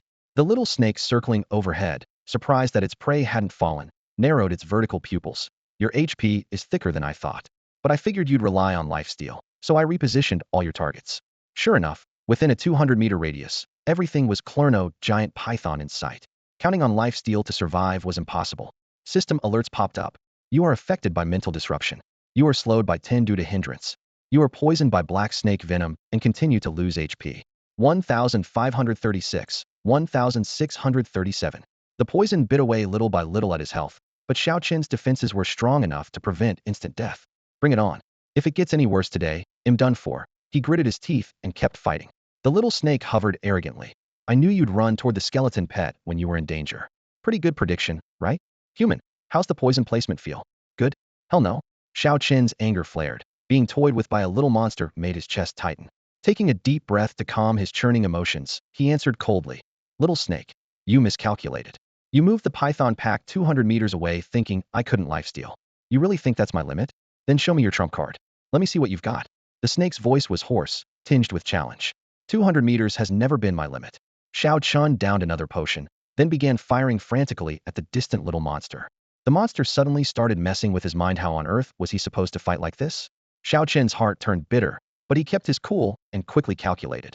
If that last rebound triggered the boss finishing move, both he and the monster would die together. To survive, he immediately stopped his reckless assault, activating Blink to dart around the battlefield. His bowstring vibrated fiercely as a rain of arrows rained down on the snake monsters. Only continuous damage output could heal him, otherwise the venom would slowly drain his life away. While Blink was on cooldown, he didn't hesitate to gulp down healing potions head prepared beforehand for assassins. Fortunately, he had recently put all his attribute points into Constitution. If his health were any lower, he'd probably have been knocked out and forced to restart. Human, you've been slowed. How are you still this fast? And how is your mental power so strong? The boss sneered, but its bulky body relentlessly pursued him, actually moving faster than Xiao Qin now. In the next second, its thick tail slammed against Xiao Qin's guardian shield. Crack! The shield shattered, sending up a cloud of dust. Blink! A flash of blue light, and Xiao Qin barely escaped. Don't be so reckless. Sometimes mercy is the better way, he shouted as he ran, desperation clear in his voice. He'll go bother someone next door. What do you think about that? Heh, I warned you earlier, but you wouldn't listen, the boss growled lowly. Now, wouldn't it be better if I teamed up with that big skeleton to take you down? You killing me helps you, and me killing you helps Mato. You get that? Yeah, Xiao Qin had used to not understand, but now he died was just a monster in their eyes. You can't keep up the damage reflection forever, can you? He tested loudly. Then why don't you try? Xiao Qin dared not unleash the full force like before, shooting just a probing arrow. 87,936. No reflected damage. His health also rebounded back to a full 100,000 thanks to the ongoing attacks. The tail struck again, dealing 16,857, instantly dropping his health back down to the low 80s. Luckily, his guardian shield had cooled down and glowed a pale white again. The boss always had the speed advantage. If he just kept running, he'd eventually be worn down and killed. Gritting his teeth, Xiao Qin flicked his wrist and shot another arrow, triggering a finishing move. One little snake exploded instantly, the critical hit healing him by 30,000 health. He immediately downed another potion, boosting his health by 20,000 more. Human, you're tougher than you look. The boss narrowed its huge eyes, excitement creeping into its voice. Looks like I'll have to try something else. Something else. Xiao Qin cursed inwardly. Had been chased for hundreds of meters, completely overwhelmed. If this kept up, he'd really die. Another arrow reflected damage. Xiao Qin roared in frustration. Damn it. He felt utterly toyed with. Wait, why did it only attack with its tail? Logically, the most lethal strike from a snake should be its fangs. A sudden flash lit up Xiao Qin's mind. Could it be that the damage reflection only triggered when hitting its scales? If so, opening its mouth would expose its weak spot. That's right, it had a weak spot. And he happened to be an archer with automatic tracking. Xiao Qin steadied himself, locked onto those vertical pupils, and rapidly fired 6 arrows. Weak spot hit, 169,825. Critical strike, 180,369. Powerful blow, 336,854. Massive damage exploded before the boss' eyes, blood gushing forth. It really worked. The boss reacted instantly, snapping its head backward as its whole body lunged forward at full speed. The ridiculous posture was almost comical, but its attack showed no sign of slowing down. It whipped its tail towards Xiao Qin again. My arrows can curve. Did you really think you could dodge by just turning your head? The arrow traced an unbelievable arc, slicing through the air as if defying physics. The crimson serpent writhed desperately, scarlet scales shimmering under the cold light as they were pierced one by one. It raised its massive head, vertical pupils burning with cruelty and rage. Deceptive human, you're as good as dead. I had planned to hold back, but now you'll die right here. Suddenly, a warning bell rang in Xiao Qin's mind, every hair on his body standing on end. His only choice was to unleash all his firepower on those cold, venomous ice. If he wasn't reflected, maybe he still had a slim chance. In the next instant, black mist swirled thickly around the snake, spreading like ink in the air. Xiao Chun felt a terrifying corrosiveness hidden within the fog, as if a single touch would drain his blood wildly. What the hell is this? He cursed through gritted teeth. The mist quickly formed into a jet-black little dragon, roaring and lunging at him with horrifying speed. It's over, he thought, knowing no speed boost could outrun this. Instead, he braced himself and fired off a rapid volley from his bow. Deathbind. Before he could finish the skill name, the black snake went rigid midair, then its massive body crashed to the ground with a thunderous impact, throwing up clouds of dust. That was way too sudden. System notification. You triggered Fatal Strike. Killed Silver Tier Real Monster. Rewards. 10,000 gold coins, 40,000 contribution points, for 100,000 experience. Killed Real Boss. All attributes 10. You obtained. Glory Helmet Epic. Glory Armor Epic. Snake Gallbladder Epic Material. The unexpected kill alert stunned Xiao Chun for a good 2 seconds. Then his strength seemed to drain away, collapsing to the ground and gasping for air. After confirming he was still alive, he threw his head back and laughed heartily, a laugh of survival and wild joy at this incredible loot. Unfortunately, the happiness only lasted briefly. Taking down a level 100 boss like that would surely attract others nearby. Xiao Chun quickly downed a healing potion and slipped into the woods. I'm out of here. Feeling lighter than before, his dodges were even swifter. In mere breaths, Head traveled a few miles. Only when surrounded by level 8,090 mobs did he finally exhale. A level 100 boss was truly brutal, strong, and cunning. Going solo was deadly. Reviewing his haul, Head gotten 3 epic drops, 2 pieces of gear, and a snake gallbladder. The gallbladder was highly sought after, so he listed it immediately on the market, earning 80,000 gold coins in a flash. As for the Glory Helmet and armor, he wasn't willing to sell both, were level 100 armor ready to wear. The Glory set had 6 pieces total. He had 2 so far, just 4 more to complete the set. At market price, for epics would cost around 400,000 gold, which was actually cheaper compared to upgrading his exclusive weapon. After selling the gallbladder, he had 460,000 gold in hand and was ready to place orders immediately. Necklaces and rings were out of the question for now. Any epic necklace would set him back 2 to 3 million gold, a price even many level 150 players found reasonable. Equipment appraisal. Glory Armor Epic level requirement, 100. All attributes 200. Health 20,000. Defense 5,000. Effect 1. Health regeneration 10. Effect 2. Reflects 20 of physical damage taken. Glory Boots Epic level requirement, 100. All attributes 200. Movement speed 20. Effect 1. 20 chance to dodge enemy attacks. Effect 2. Triggers haste, granting an additional 20 movement speed. Compared to gold tier gear, epics nearly doubled every stat and added a second skill effect well worth 10 times the price. Set bonus activated. You have Glory Set 26. Health 10,000. Defense 2,000. With the new armor equipped, Xiao Chun felt his stats surge sharply, his whole body moving with newfound ease. He handed off his old gold gear to Xiao Chang. Opening his character panel, Xiao Chun couldn't help but laugh softly as he saw his stats. The densely packed data on the screen shimmered with a faint golden glow.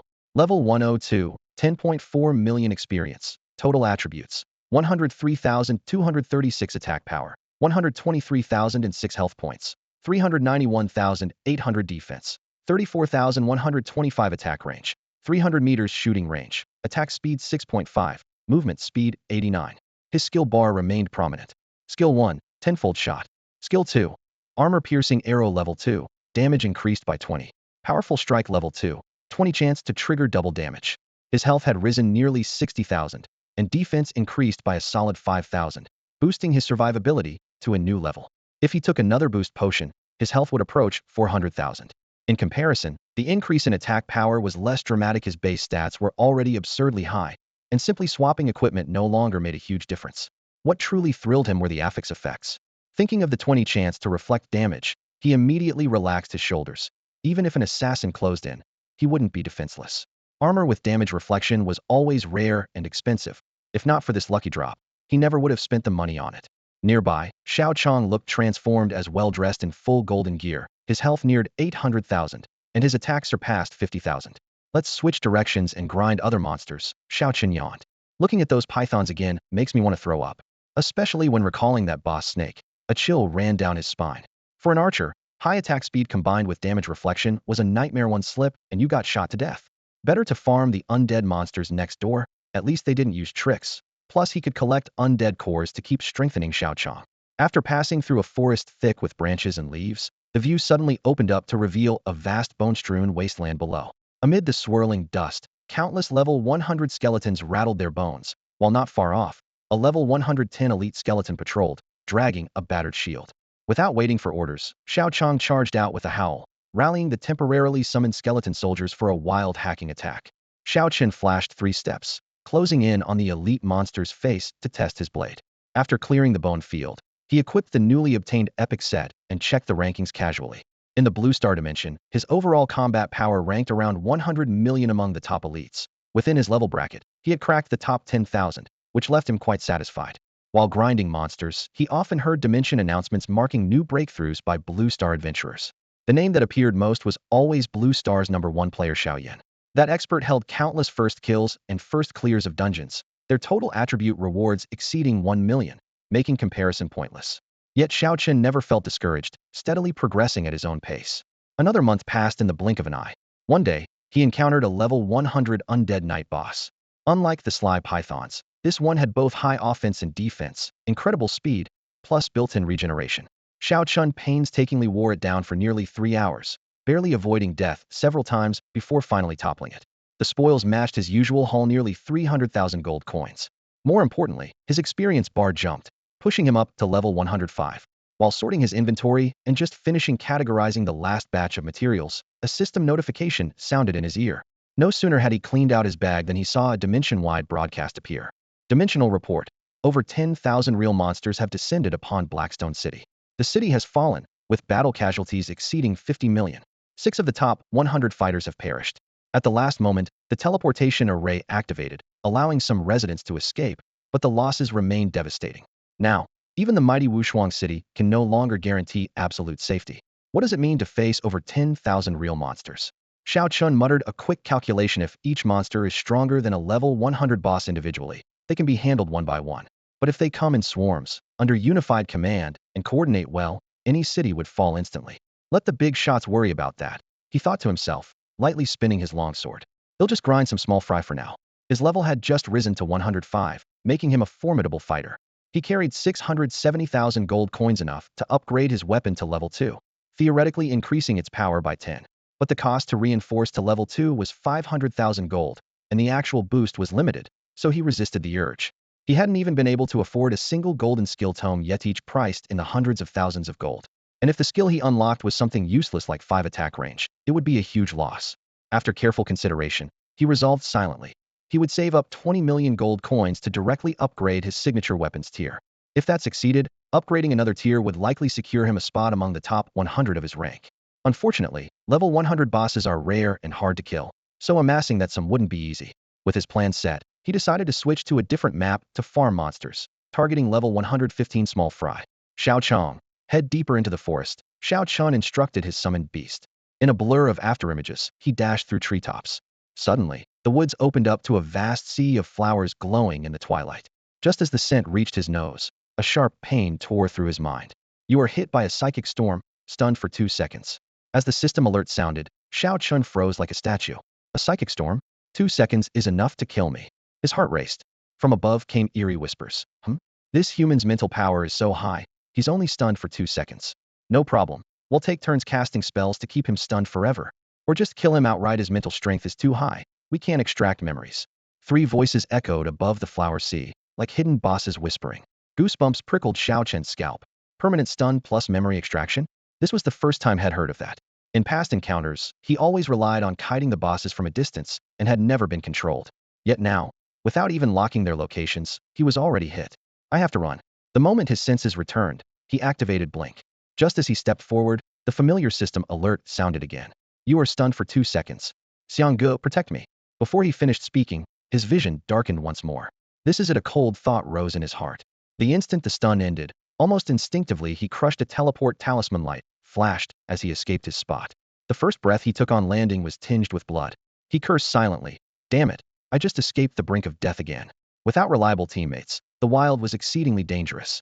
As his awareness stabilized, he sensed Xiao Chong and the other summon's life signatures had all been wiped out. Several level 100 bosses attacking in unison. That combat power was terrifying enough to kill anyone. Random teleportation is always a gamble. He found himself still deep within a forest. Compared to the patch he had just left, the trees before him were even more lush and dense. their canopies so thick they nearly blocked out the sunlight. The trunks were massive, like towering pillars holding up the sky. Xiao Chun was wedged awkwardly amid the branches of a towering ancient tree, leaves falling and brushing off his shoulders. He glanced downward and his heart skipped a beat. Prowling below were elite monsters around levels 130 to 140, fierce beasts circling with deadly intent. Having barely escaped the last deadly spot, he had stumbled straight into an even more dangerous area. Fortunately, the trading post was still accessible in the wild. Holding steady breaths, Xiao Chun quickly operated the glowing interface before him. Having money in hand settled some of his nerves. He decisively spent 20,000 gold coins to buy two 10,000 gold each random teleportation talismans ready to bolt at any moment, and finally exhaled with slight relief. Using his peripheral vision, he carefully scanned his surroundings.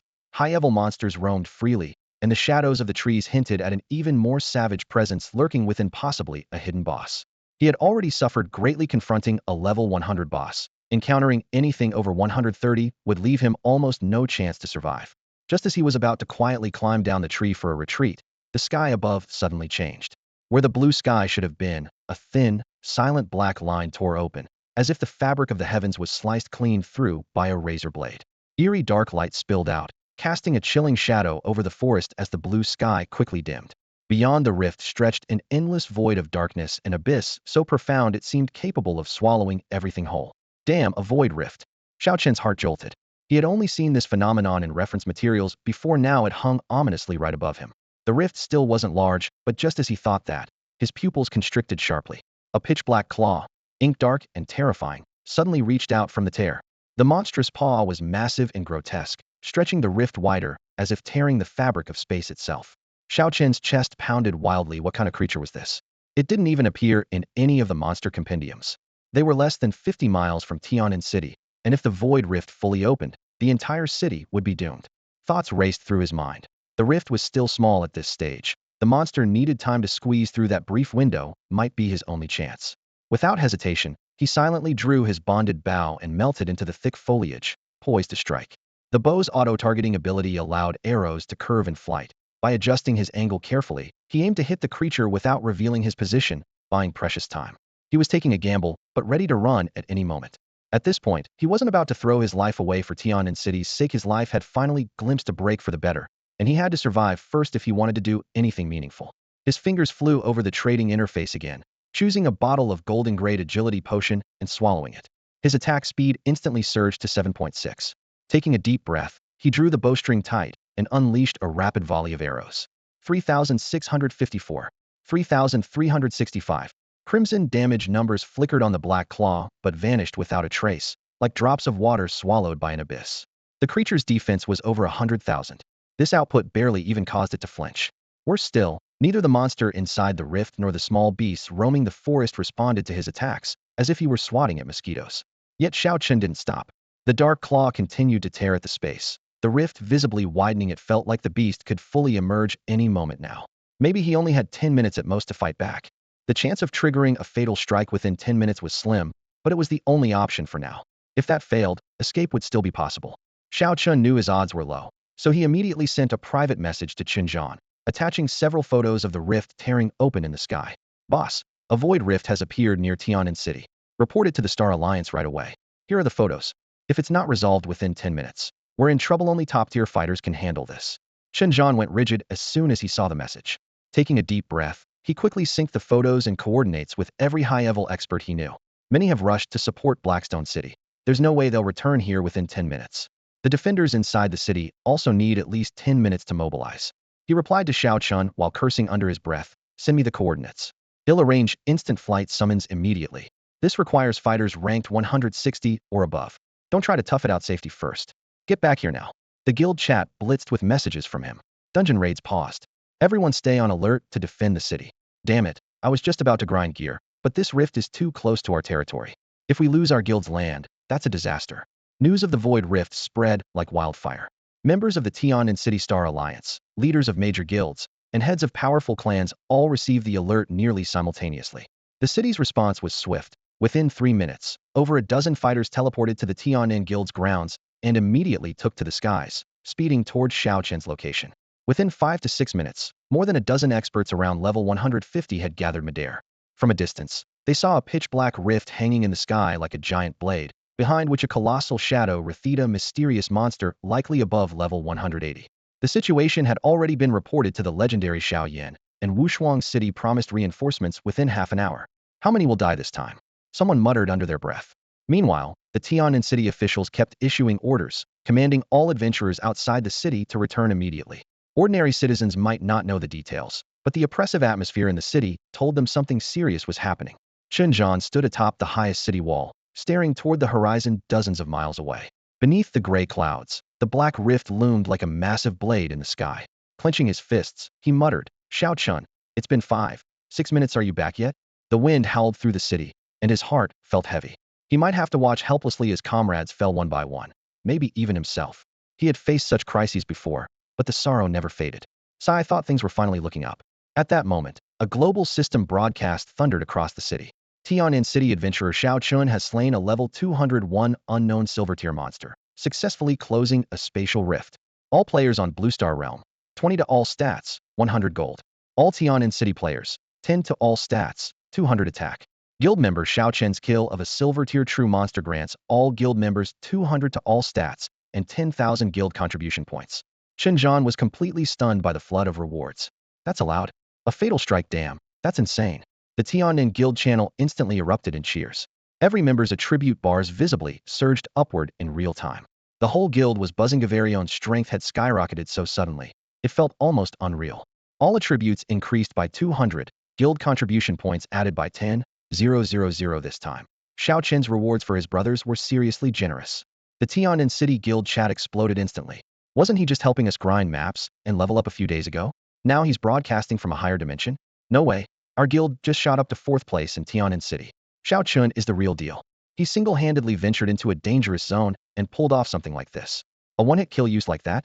That's insane. Haha, I'm so happy today. Chuan Mufeng, someone finally outshines you. Chen Zhan and the others were stunned by the achievement. Even Xiao Chun himself looked dazed. I thought they were just level 150 monsters. Turns out they were level 201?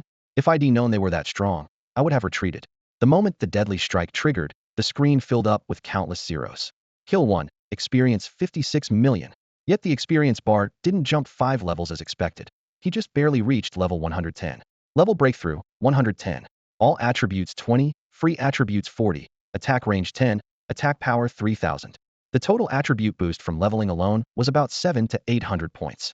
Then system notifications came pouring in. You reached level 110, Dimension Treasury rewards, gold coins 12,000. You killed an unknown monster, gold coins 200,000, guild contribution 1 million. Boss drop, extra gold coins 200,000. You completed the first kill in this dimension, all attributes 1,000, attack 10,000, health 20,000, defense 5,000. You made a huge contribution protecting Blue Star, rewarded with an epic attribute fruit X1. The light effects flashed rapidly, private messages from friends flooded the chat, but Xiao Chun was too busy to respond. The loot panel kept updating. You obtained the Glory Helmet Epic. You obtained the Glory Battle Armor Epic. You obtained an Advancement Stone. The Advancement Stone didn't show up on the trading platform, obviously for personal use only. He sold the 2 level 200 epic gear pieces right away, netting a full 2 million gold coins. All rewards combined boosted his wealth by 2.3 million instantly, bringing his total assets to 2.95 million personal record. One first kill earned him as much as a whole year's income. All attributes increased by another 2,000, and his total attributes jumped by over 10,000, pushing his leaderboard ranking to about 5,000th place among peers. Without hesitation, Xiao Chun consumed the epic attribute fruit. Constitution 2,000, health 40,000, defense 3,200. At that moment, his stats froze at Xiao Chun, LV 110, 12 million experience. Total attributes, 117,236. Attack, 137,016. Health, 438,000. Defense, 38,325. Attack range, 310 meters. Attack speed, 6.6. Movement speed, 102. Skills, 1, 10-fold shot. 2, armor piercing arrow LV, 2 damage 20. 3, powerful strike LV 220 chance for double damage. Missing a single boss had actually brought him huge benefits and earned credit for all of Blue Star, felt absolutely ecstatic. Every guild member thanked him. The system rewarded them all with an extra 1,000 total attribute points, a true group benefit. The guild was in high spirits and immediately gifted Xiao Chun another 1 million gold coins, pushing his assets close to 4 million. After downing a few potions, Xiao Chen's health was comparable to a tank's, and his mana was equally overwhelming, though unfortunately, he couldn't use any magic skills for now. His power had surged dramatically, but it made him even more cautious. At least now, when facing those who launched psychic attacks against him before, he still had no means to fight back. Xiaochen realized that none of the real creatures from the other world were easy opponents. Their lowest level started at 100, which finally made him truly understand what the veterans meant when they said, level 100 is just the beginning. Now, standing beside the still warm corpse of a level 200 boss, a bright red system notification hovered before his eyes, emphasizing the significance of his strike at the age of 21. He had just slain a level 200 boss monster. 5 years ago, when he first awakened, he could never have imagined accomplishing something that would shake all of Tianan City. Even though luck played a part, Xiao Chun was deeply proud of this achievement. These 5 years of awakening matched the wild growth seen among Blue Star's careerists. When he first joined their ranks, only a few hundred people on the entire planet had even reached level 100. Now, at level 110, he was steadily climbing the ladder built by countless predecessors who had sacrificed their lives. By normal standards, his progress would have taken 2 centuries, but he had reached this point in just 5 years. It wasn't a reckless rush, but a steady, reliable ascent. Yet he knew the path ahead had no existing marker. She might have to explore and carve out the way himself. Tonight's battle had truly changed many fates and accrued infinite merit. But inside, he found it harder to feel calm. The stronger he got, the more restless he became. The reason was simple. He wanted to have a reckoning with the Scarlet Guild. That organization was deeply entrenched and powerful. Erasing it quickly was impossible. Even legendary figures like Xiao Yin couldn't shake its foundations easily. Debts could be repaid slowly, but Lin Zhu had to be eliminated as soon as possible. Otherwise, Xiaochen wouldn't be able to swallow this grudge. Wang Zhan, the money you gave me will be spent where it matters most, he muttered under his breath, his gaze growing colder. He might not be able to avenge every wrong all at once, but he would give his all. If he survived to the end, he vowed to remove the Scarlet Guild from the human world entirely. This promise was not only to Wang Zhan and Lu Mei, but to himself as well. With that thought, Xiaochen opened the trading interface, browsing page after page. Soon, a public skillbook caught his eye of truth. Perceives the essence of things, discerning real from fake, can break illusions, and see through invisibility and disguises. Note, effect scales with user's spirit power. Price, 1 million gold coins. 1 million. That was 1,000 times more expensive than an ordinary summon skillbook costing just 1,000 gold. Without the huge bargain he had scored earlier at the auction house, he wouldn't have had the funds. Other skillbooks were optional, but this one was a must-have. He confirmed the purchase, and a golden light flashed as the skill was etched into his soul. The next moment, subtle changes appeared in his vision. Textures of distant mountains sharpened, and even the wild grass stubbornly growing at his feet displayed brief attribute info. With more spirit power, maybe I can truly see deeper into the essence of things, Xiaochen thought happily. This was far more direct and brute force than any anti-invisibility potion. Still, thinking of the million gold coins spent made him wince. Closing the trading interface, he turned and quickly headed toward the guild's territory. At the same time, he contacted several trusted friends through his communicator. News of the level 200 boss death couldn't be hidden. Tianan City practically exploded with excitement. Xiao Chen's name was now the hottest topic in every street, and Ali's name and photo even appeared across online forums. He was so striking that whenever he appeared, he was bound to attract attention. The members of the Blood Guild probably heard the interdimensional broadcast too, right? If they truly wanted Xiao Chen dead, they would have already set an ambush for him along his return route. In a dimly lit house tucked away on a quiet street in Tianan City, a man named Lin Zhu stood by the door.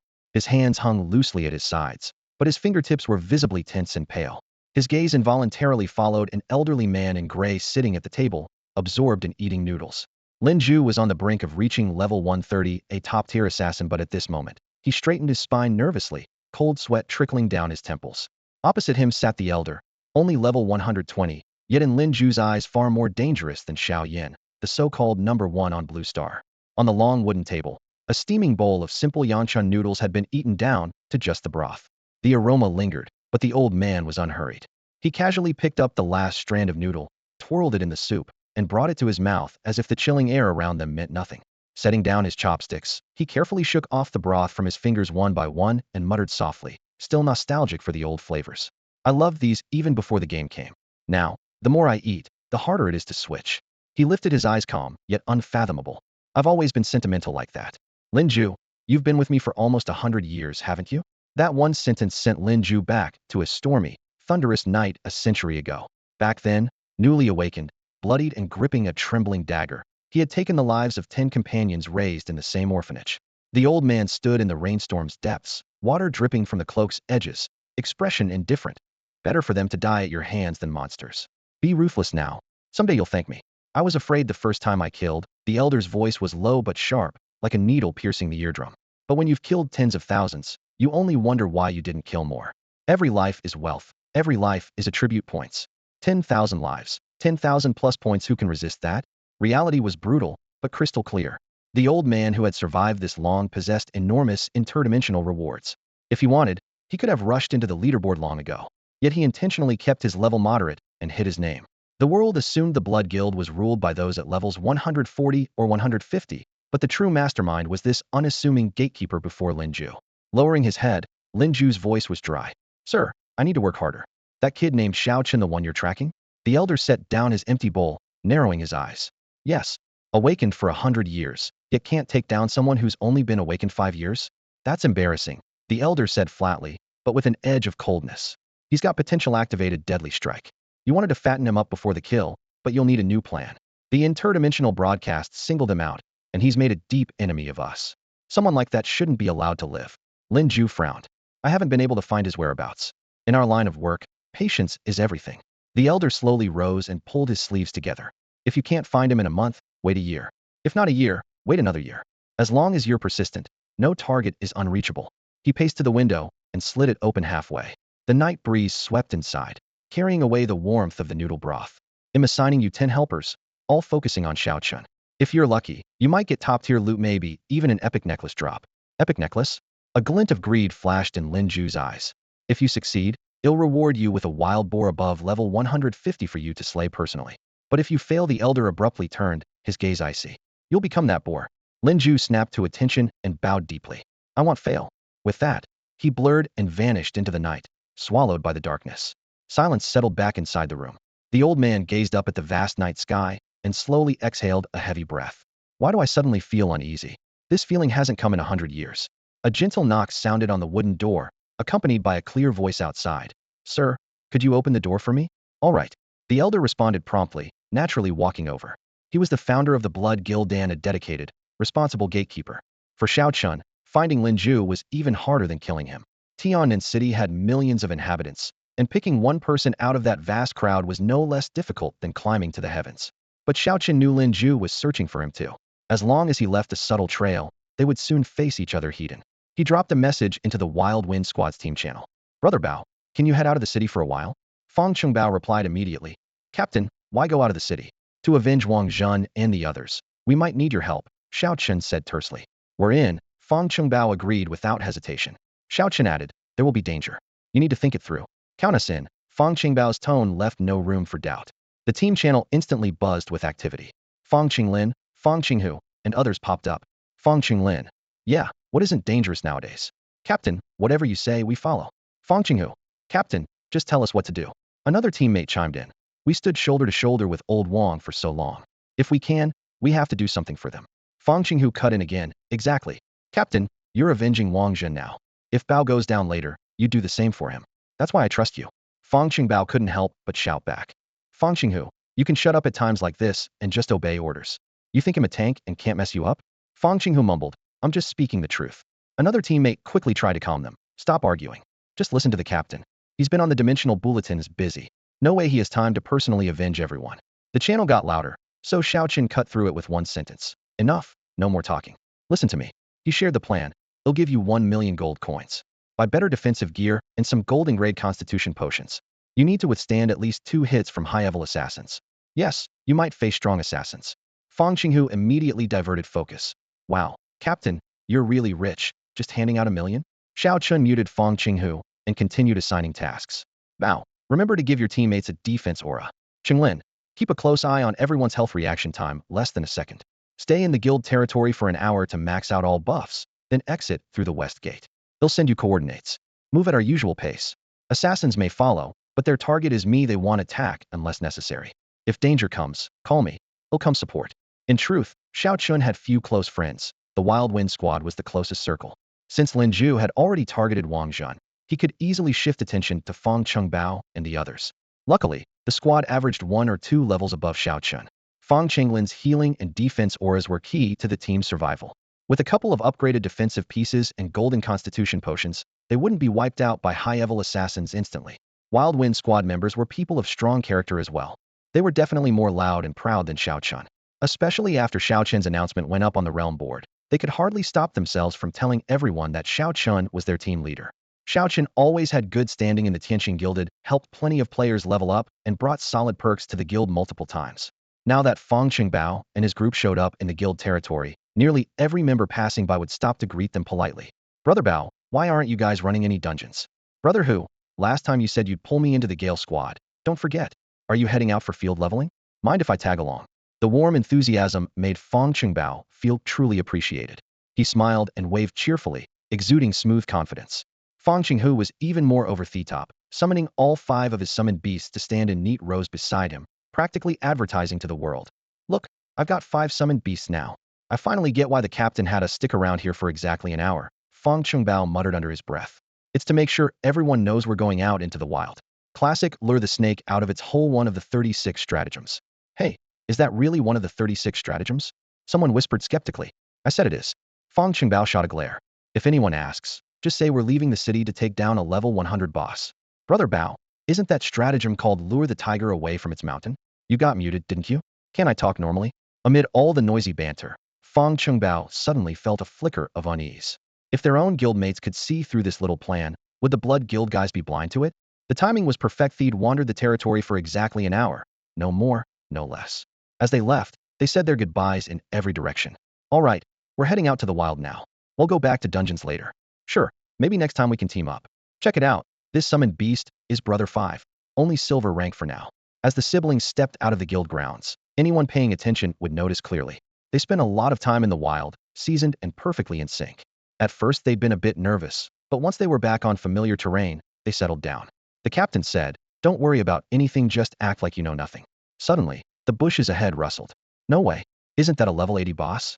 Since we ran into it, might as well take it down. Yeah, won't take long. Remember the first time we met the captain? He soloed a level 80 boss right off. These guys froze at the sight of a boss because, after all, their captain Xiao Chun was the same. High-level bosses were rare and valuable, like coins falling from the sky. You had to grab them. At the same time, a few miles away on a small hill, Xiao Chun quietly surveyed the valley below. Ahead, Xiao Chong led a squad of little skeletons, firmly holding the line against a dense horde of monsters. A massive earth bear slammed its giant paws, crushing a level 100 giant spider into a bloody mess with a loud crack. Beside Xiao Chun, a round little chubby guy munched on a glossy chicken leg, grease dripping between his fingers. Xiao Chun, don't just stand there like a statue. Have a leg. Fresh, just packed from Drunken Immortal in today, the chubby guy mumbled. It's just a few kills, why so tense? Xiao Chun finally sat down and took a few bites of the steaming chicken leg. It was his first taste from Drunken Immortal Inn, something had dreamed of before, but now that it was in his mouth, it somehow felt bland. Brother Fan, he whispered, I'm not nervous about killing people. I'm nervous about them not showing up. Don't worry, those guys will definitely show up. While organizing his gear, Zhang Fan sneered. That Scarlet group really has no respect. You take down a level 200 boss, and they just think it's beginner's luck. Stupid on top of arrogant. I'm only in frank professional, so it's no surprise they look down on me. Humph, the more they underestimate me, the happier I get. Who says low ranks are useless? I'm a rank professional and can still beat them easily. What I can't stand are those people who act superior just because they have good talents. Hearing this, Xiao Chun sensed something off. Brother Fan, have you been belittled? You wouldn't be this bitter without some kind of insult, right? Zhang Fan snorted. Nonsense. My strength ranks in the top in Tianan City. Anyway, just get the job done quickly. I still have to go back to town to grind dungeons. Damn it, upgrading my summon to epic costs so much, it's bleeding me dry. Xiao Qin glanced over at the little Xiao Chong perched on his shoulder and thought to himself, better not brag too much. If Fan gets upset, leaving abruptly could cause big trouble. The time was right. Xiao Qin said, Brother Fan, can I borrow your Black Hawk for a bit? Today, he had to kill in not just one person. High-level assassins have almost abnormal survivability, fast movement, ruthless methods. Without a flying summon, they wouldn't be able to catch any of them. The level 138 Black Hawk was jet black, with a wingspan of over 10 meters and a formidable presence. Xiao Chun and Zhang Fan leapt onto its back, its wings spread wide, blocking the view from below. Anyone looking up would mistake it for a high-level airborne boss monster. A fierce wind roared against their faces as Xiao Chun stood atop the hawk, surveying the rolling mountain ranges below. His heart stirred. Someday, I want to soar through the skies just like this. But when he checked the price of the flight skill book, over 3 million gold coins, his excitement deflated. Okay, Maybe I was a bit arrogant. The Black Hawk's speed was terrifying. Several miles flew by in an instant. Xiao Chen advised, Brother Fan, let's take a detour and follow from behind. First, figure out how many assassins there are, then take them out one by one. Zhang Fan asked, should we fly lower? No need. I can see clearly, Xiao Chen said, pointing to his eye. Just awakened my true eye skill. I can see through 1,000 meters. Zhang Fan was impressed. You really went all out for revenge. Loyal and righteous, just like my brother Zhang Fan. Of course, you gotta pay what's due. Having a friend who only cares about money can be useful too. I owe them this. This grudge must be settled, Xiao Chen said, his voice heavy. From high above, he locked onto the ground. Fang Qingbao and the others had just teamed up to kill a level 80 boss. The dropped gear sparkled as they cheered excitedly, completely unaware of the high-level assassins potentially lurking nearby. Xiao Chen scanned with his true eye, frowning slightly. There wasn't a single assassin shadow near them. After waiting so long, was it all for nothing? He expanded his search radius, but still found no cloaked individuals. Something's wrong. Suddenly, he spotted an anomaly about 500 meters ahead, another 10-person squad, all completely hidden. Xiao Chen was accustomed to the wilderness. Such a team was extremely rare. Being able to easily kill level 100 mobs meant these players were definitely high-level. It was strange to see such top-tier players gathered in this remote area, all trying to corner a wild boss. Xiao Chen immediately sensed something was off. What that they're not following behind? They're blocking ahead. He muttered under his breath, running through the possibilities in his mind. A wrong move here could mean accidentally killing allies, but he had a vague feeling these people meant trouble. At that moment, his true sight caught something unusual above the heads of those dozen or so players floated a faint trace of blood-red aura. It was faint but visible to his eyes. In contrast, Fang Qinghu and the others had clean, clear heads. Fan Gu, can you see anything above their heads?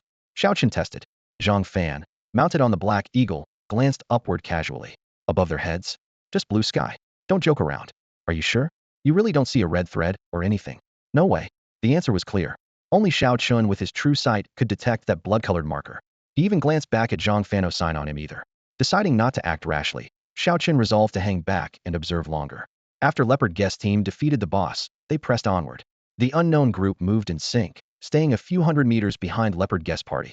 The dense forest blocked vision. Leopard Guest team didn't notice the others at all, and if they had, they would have assumed them to be normal adventurers. Xiao Chen's mind tightened that it wasn't just assassins in the blood-colored guild. What if they had a new tactic this time? Luckily, he and Zhang Fan flew high enough to see some clues. He had to find a way to expose their identities. While pondering his approach, Xiao Chen spotted a tiny black dot high in the sky. What's that? Alert! A giant eagle is flying in from Tianan City. He whispered sharply. The massive eagle soared extremely high, estimated around level 130. As the shadow approached, Xiao Chen almost pressed himself against his black eagle's back. Zhang Fan was puzzled. Just one summoned beast? Who's so arrogant letting their pets fly around freely? Xiao Chen had no time to explain. He stared intently because he clearly saw the eagle's back was crowded with 10 people, all invisible and hiding their info, but all marked with that same hostile blood-red aura. Those bastards want to trap me from sky and ground trying to kill me outright. He immediately ordered in a low voice, Zhang Fan, there are 10 invisible assassins on that eagle. Keep a distance of 300 meters. They're sitting ducks. Without true sight, neither of them could have spotted this in advance. Thinking this, Xiao Chen felt a surge of relief. No way ahead, let any enemy slip through today. Airdrop assassins? He sneered. They're really playing dirty. If invisible summoned beasts carrying invisible assassins become a thing, that'll be a nightmare. In aerial combat, Xiao Chen had the absolute edge. This was going to be a one-sided massacre. He looked up, his mind flashing with names like Lin Ju and Wang Zhun. Wang Zhun, watch closely. Brothers avenging you. 10 assassins, just the right number. He drew his longbow to full draw, simultaneously locking 10 arrows onto 10 targets. Then he hissed to Zhang Fan, Fan Gu, rush in, but don't get too close. Today, we kill together. To make sure everything would go smoothly, he tilted his head back and downed a bottle of berserk potion. Zhang Fan asked, want me to help? No need. 10 arrows, 10 kills with 0 waste. A high-level assassin only has around 200,000 HP, so 2 or 3 well-placed arrows are enough to take them down. In terms of time, that's just half a second. Xiao Chen knelt halfway on Zhang Fan's mount, the Black Hawk, pulling the bowstring taut. A cold gleam flashed along the string. His gaze locked onto the group of high-level assassins below, who were cautiously moving through the forest completely unaware that death's arrows were already waiting in the sky. Whoosh, whoosh, whoosh. The sharp arrows tore through the air like a burst of firecrackers. 3 perfect shots, no more, no less. As the third arrow left the bow, Xiao Chen rose smoothly, his movements clean and effortless, as if the fight was already over. While the arrows arced perfectly toward their targets, he patted Zhang Fan on the shoulder and said casually, "Fan, it's done." Zhang Fan froze. "Wow, you're that confident in your archery? The arrows are still flying, and you're already done?" Didn't expect an archer could be such a show-off. Xiao Chen was speechless. He wasn't putting on a show. 3 shots were more than enough to end the fight. Just then, a burst of golden light exploded from his body. Level 1. Immediately, the guild channel lit up with system notifications. You killed Sun Ming, EXP 250,000, gold 90,000, glory armor 1, agility 10. You collected bounty rewards, gold 6,000, guild contribution 10,000. You killed Zhou Wu, EXP 260,000, gold 120,000, glory helmet 1, strength 10. Xiao Chen knew that finishing off high-level opponents paid well, but seeing the numbers still made his heart race. The screen showed the results for over a dozen enemies. Each a level 120 assassino. Wonder the experience was huge. Zhang Fan stared at him with shining eyes, curiosity growing. "Come on, be honest, how much did you make?" Each dropped an epic piece of gear plus gold. "Made almost 1 million total," Xiao Chen summarized neatly. Zhang Fan cursed loudly. Who needs dungeons anymore? He glanced at the battlefield. All the assassins had fat wallets. The gold drops alone added up to over 1 million, plus bounty rewards brought the total to around 2.5 million. "Hurry up and split the loot." Zhang Fan's eyes were bloodshot. "What do you mean split loot?" "It's profit sharing," Xiao Chen joked. "Of course you get a cut, or I'd have kicked you off the hawk from the sky. Fan, without your black hawk, none of this would have been possible. Hey, race 1 million for you." Zhang Fan immediately backtracked. "Don't call me Fan anymore from now on. You can call me Chen's bro." 1 million gold was too easy to earn, and he even started thinking about teaming up with Xiao Chen as a bounty hunter. Too bad, Lin Ju wasn't here. At that moment, Lin Ju wasn't in the sky, but deep in the forest on the ground. As a top assassin, he hadn't turned on stealth or drawn his dagger. Instead, he swung a long sword, clearing out the nearby low-level monsters one by one, disguising himself as a lone swordsman, waiting silently for the critical strike. Who would have guessed that the names in his team list were disappearing one after another? Damn, is this a crash? A group of high-level assassins vanished without a trace, and Lin Ju didn't even suspect Xiao Chen was behind it. Killing was the easiest thing in the world, especially against these defenseless assassins. Taking one out was like crushing an empty shell. The rewards were so great that it was tempting to turn murderous rather than painstakingly hunt down a tough boss. It was cleaner and quicker to eliminate these fragile targets. Xiao Chen loved money too, and at this moment, he had the strength to take action, yet he still refused to point his bow at innocent comrades. Of course, those previous 10 professionals weren't exactly innocent. He reigned in his presence, hiding behind a fallen log as Zhang Fan stepped forward to probe. "I'm an enforcer of the Star Alliance. Show me your identification." Zhang Fan never wasted time on minor detail. She even blurted out the title Star Alliance Enforcer without hesitation. To everyone's surprise, no one on the other side showed the slightest sign of nervousness. "Star Alliance Enforcers? Since when did you dare to enforce the law outside the city?" The leader sneered, tilting his head to ask a companion. "Old 5. How many enforcers have I killed?" "Too many to count." Old 5 licked his lips. "Enforcers are richer than ordinary people. Their meat tastes the best." Hearing this exchange, Xiao Chen instantly understood what kind of scum they had run into. There wasn't a single good person among them. "Brothers, strike now," Zhang Fan hissed. Before Zhang Fan finished speaking, Xiao Chen drew his bow arrows flying in volleys, breaking the air one after another. "Fan, don't get too close. These guys are tough," Xiao Chen warned quietly.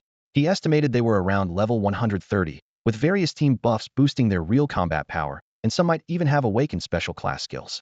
Zhang Fan wasn't phased, raising a hand to signal, "Not afraid, just small fry." Old 3 attack. In the next moment, a golden-level skeletal archer materialized beside Xiao Chen, bare bones pulling back a bow, launching a deadly rain of arrows in perfect harmony with its master's assault. Wave after wave, 3 enemies fell quickly, and the system alerted as Zhang Fan finished off another. The bounty reward popped up, and Zhang Fan clenched his fists excitedly. Finally got a kill achievement. Damn, being a good guy is tough when you run into scum like these. No wonder the guy charged in so fiercely was after the kills. Zhang Fan wasn't a flawless good person, but he never killed innocents either. Now tasting this success, he grinned broadly. From now on, Fan can grind for gear by racking up kills. Their first battle was a clean sweep, wiping out 4 fragile enemies instantly, an almost perfect start. But then things started going wrong. Xiao Chen's arrows hit their marks repeatedly, yet the targets didn't even flinch. Keep in mind, he had downed a berserk potion, and his attack power reached 140,000. Each hit displayed numbers like 91,368 and 94,536 flashing above their heads. In theory, 3 arrows should have been enough to kill one. Yet after dozens of arrows, all 6 still stood firm. Damn, they're on drugs? So shameless. Zhang Fan exclaimed. More than drugs, Xiao Chen narrowed his eyes to analyze. If even my attacks don't dent them, it means they have top-tier tanks in their team, plus powerful healers, possibly more than one. Tanks absorb damage. Healers spam, heals. The combo is deadly. The defense numbers that popped up surpassed 40,000. Even with buffs stacked, this was an astonishing stat. Undeniably, they were all level 130 professionals. The Blood Guild stats might be way higher than average. Killing other pros drops their attributes, so the gains are ridiculous, Xiaochen summarized grimly. The higher the level and the more pros they kill, the stronger they become themselves. Looks like we've run into some seriously powerful foes. Xiaochen lowered his voice and immediately opened comms. No matter what, call for backup now. The Scarlet Guild's not limited to these 6 players in front of us. They'll send even deadlier ones. He recalled the earlier mental link with Chunjian and kept calculating the timing for reinforcements. Revenge was one thing, but there was no way Head faced the entire guild alone. His gaze swept the air, locking onto the 6 enemies one by one. In theory, they should be able to handle them, but the looming threat could arrive at any moment. Xiaoqin's bow had auto-tracking, and riding the Black Hawk circling overhead gave him a huge range advantage that most fighters could only dream of. Ordinary ranged attackers couldn't even touch them. This should be safe. The thought just formed when one of the enemies raised a spear-like sniper rifle, aiming straight up into the sky. Damn, a sharpshooter. Xiaoqin's heart sank. No weapon outranged or outmatched a sharpshooter's precision. Years ago, he had seen a sharpshooter take down a boss outside a dungeon with a single, perfect shot. Unbelievable range, crazy firing speed, and explosive damage. And now, such a monster was hiding among Scarlet Guild's ranks. Get down. Xiaoqin barked urgently. But the Black Hawk was huge, and dodging midair was no easy feat. Bang, bang, bang. 3 shots tore through the clouds, bullets ripping through the air and striking the Black Hawk. The mount trembled violently. Descend to the ground, or you'll fall to your death. He tightened the reins. The Black Hawk diving down while Xiaoqin kept firing arrows, trying to suppress their pursuers. Even the strongest healer's mana eventually runs out. Captain, we're here. Fang Qingbao and the others arrived at the battlefield. The system spammed buffs. You gained a refreshing effect, HP 10, defense 10. With their healer online, things felt less hopeless. Just a dozen meters from the ground, the Black Hawk's health dropped to 0, and its giant body collapsed. Xiaoqin braced for impact, blinking just before hitting the ground to eliminate the fall damage. Fatty reacted just as fast, summoning the cooldown-ready second Black Hawk, which no longer dared to fly high. Damn, that sharpshooter's output must be on par with a level 150 player. Xiaoqin cursed quietly while lying low. Bow. Keep low and don't peek. Reduce your exposure. We have a healer, so a few hits won't kill us. My bow's curved shot works just fine from here. Curving arrows trailing crimson tails arced toward the enemy cluster high above. Zhang Fan, Fang Linhas summons, and Xiaochang's 10 clones charged together, 20 contract beasts roaring as they crushed through the tall grass. An overwhelming visual assault.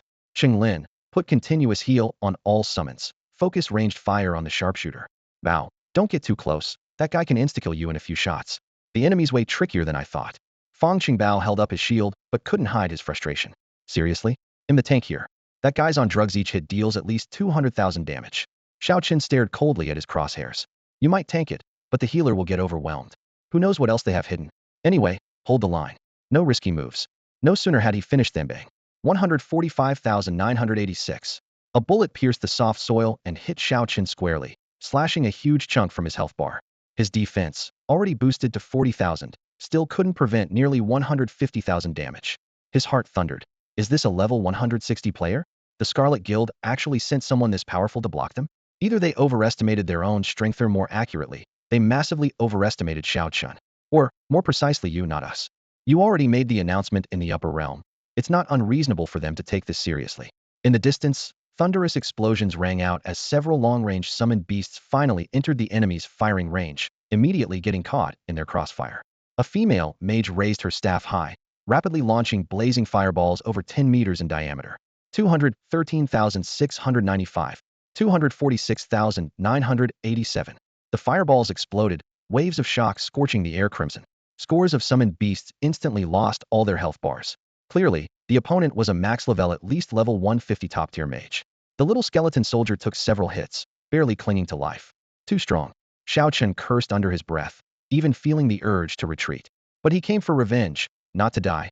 There was no choice but to pull the bowstring tight and suppress those key damage dealers with continuous arrows. If he gave them a few more seconds, the next fireball volley would wipe his entire side clean. Fange, what do we do?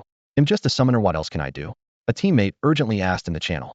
So many summoned beasts. Only Little Chong and the Earth Bear are still standing.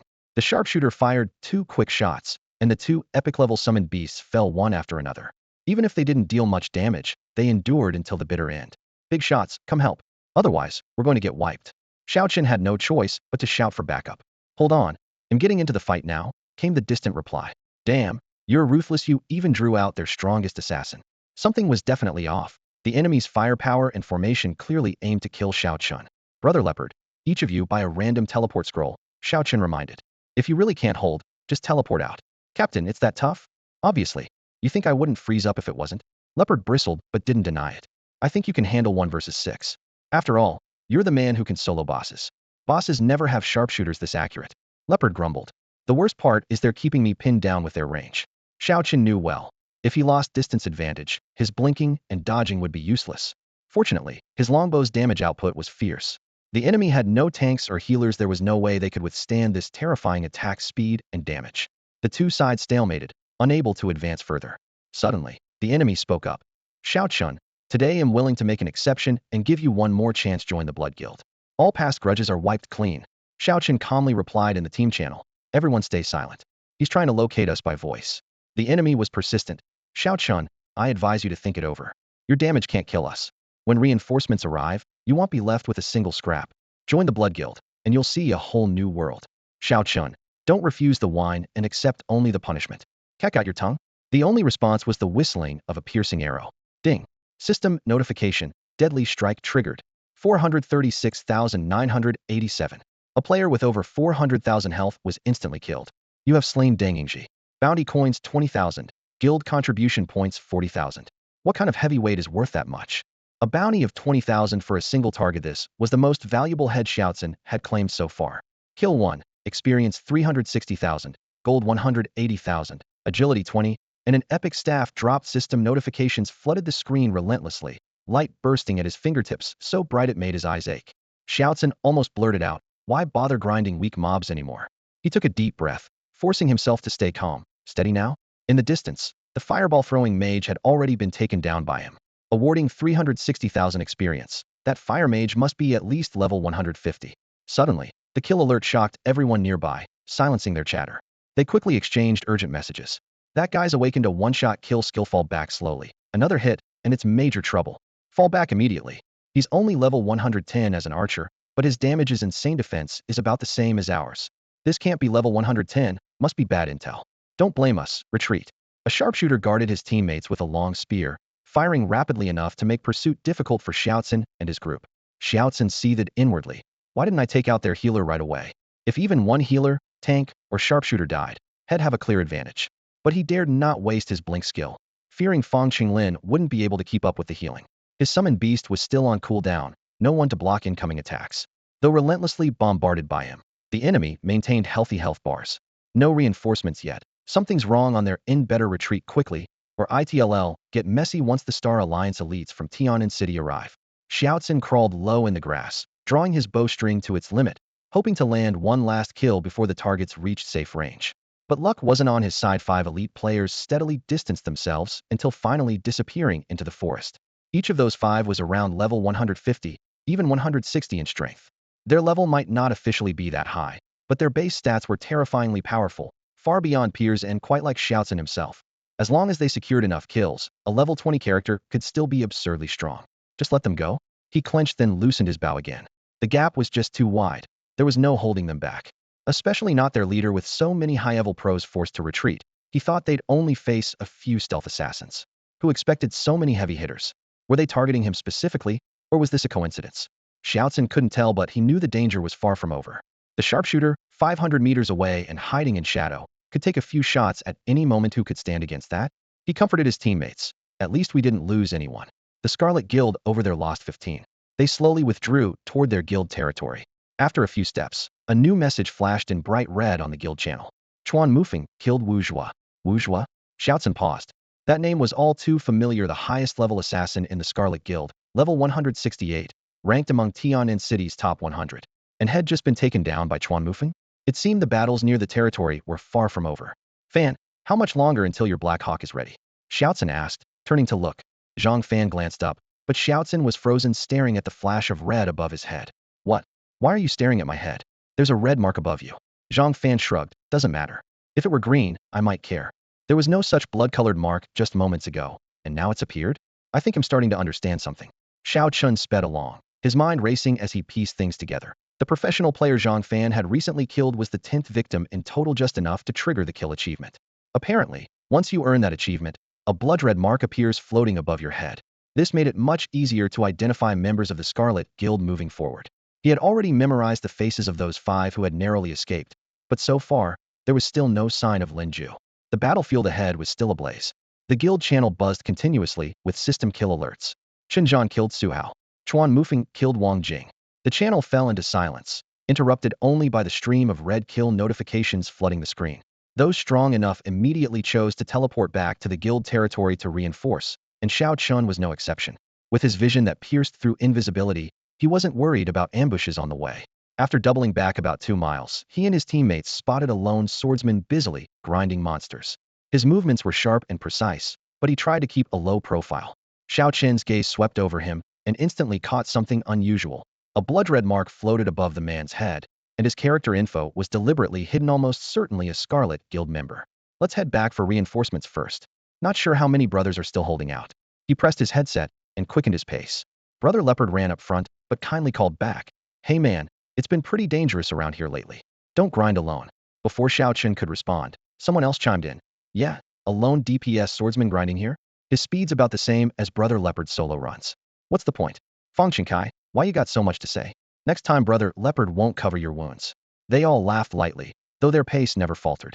The friendly banter echoed through the trees, but the more Xiao Chen listened, the more uncomfortable he felt. Something was definitely off about that swordsman. In the next moment, without hesitation, Xiao Chun drew his bow. A volley of silver arrows streaked out, automatically locking onto the target, his teammates running rhythm entirely unhindered. Whoa, Captain, don't accidentally shoot a teammate. Captain, don't tell me you're getting addicted to killing? Don't worry, we didn't see a thing. On the other side of the forest, Lin Ju saw the arrows whistling through the air. He dodged while cursing lowly, sneaky, ambushing me like that. The act seemed well rehearsed. They had exchanged greetings just moments ago. Now they were suddenly enemies. But Xiao Chun ignored their protests. Within seconds, he had fired over 10 arrows. The auto-tracking rain of arrows blocked every escape route, forcing the opponent to resort to his most formidable footwork. At that precise moment, the swordsman's true identity was revealed. Wasn't a swordsman at all, but an assassin. Captain, your insight is on point. Immediately saw he was suspicious. I felt something was weird about that guy too. Come on, give me a break. The arrows sliced through the air, leaving trails of cold light behind.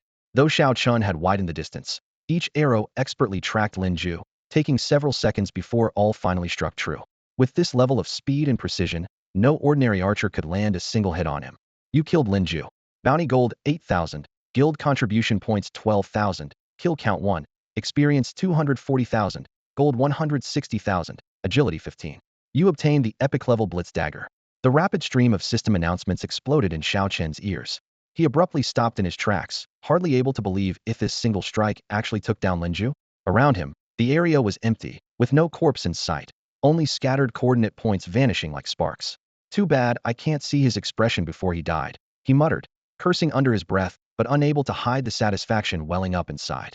Seeing the name Lin Ju instantly lifted the heavy shadow that had weighed on his chest for days. Wang Zhen, brother, I finally avenged you. Almost let this guy slip away. The blood debts owed to Wang Zhen and Lu Mei were now mostly settled. As for the remaining members of the Scarlet Guild, he planned to deal with them slowly in the future. Just then, before the Fong siblings and others could react, Xiao Chun transferred 1 million gold coins into the team's shared funds. Brothers, I feel bad making you risk your lives following me. Hey race, 20,000, each level up quickly. This isn't just an ordinary adventure. It's a life or death business. Wow, Captain, you're giving out money again? That's too generous. You complain, but you still took it, didn't you? Laughter and teasing filled the air. Someone whispered quietly, was that really Lin Ju just now? Xiao Chen didn't bother explaining and couldn't exactly silence them. He only reminded, Lin Ju is dead. We all did our part. Head back to the city immediately, and don't leave Tiannan City for the next few years. Focus on grinding dungeons.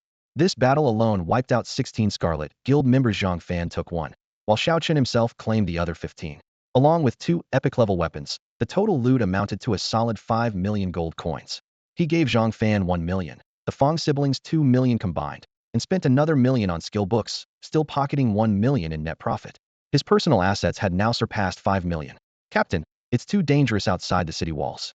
Aren't you coming back with us? He'll stay in the wild and keep leveling until I reach 150. By then, he'll have enough leverage to talk business with the Scarlet Guild, Xiao Chun said, patting the new dagger at his waist. I'm already level 110. With the random teleportation talisman and Eye of Truth, survival won't be a problem. Honestly, some level 100 bosses are tougher than Scarlet Guild players. Zhang Fan grinned. I've got to go find trouble with the Scarlet Guild too, not for you, but for the money. You're a summoner. Why not just grind dungeons back in the city? As long as you don't snipe my kills from afar, I can handle anything. Zhang Fan rolled his eyes. He'll buy an Eye of Truth too, so no worries. As their conversation went on, dust kicked up in the distance. A group of dozens rode toward them rapidly. Squinting, Xiao Chun made out familiar figures: Qin Zhan, Sun Jian, Wang Hai, Li Hailan. There were many familiar faces, but for the moment, he couldn't recall their names. This indicated that the fierce battle in the distance was nearing its end. Several hundred comrades had arrived together to reinforce them. A slight warmth stirred in Xiao Chen's heart, and he showed a rare flicker of emotion. Boss, you finally made it. We almost got killed just now. Qin Zhan hurried over, lowering his voice in anger. Those guys from the Blood Guild are downright ruthless. He wanted to say more, but his gaze swept over the chaos littering the ground. Instead, he quickly switched to reassurance. Fortunately, not a single brother is missing, and we managed to take down that level 156 mage from their side. That was a decent trade. Xiao Chun had long known that mage wouldn't be easy to handle, but he hadn't expected the opponent to be as high as level 156.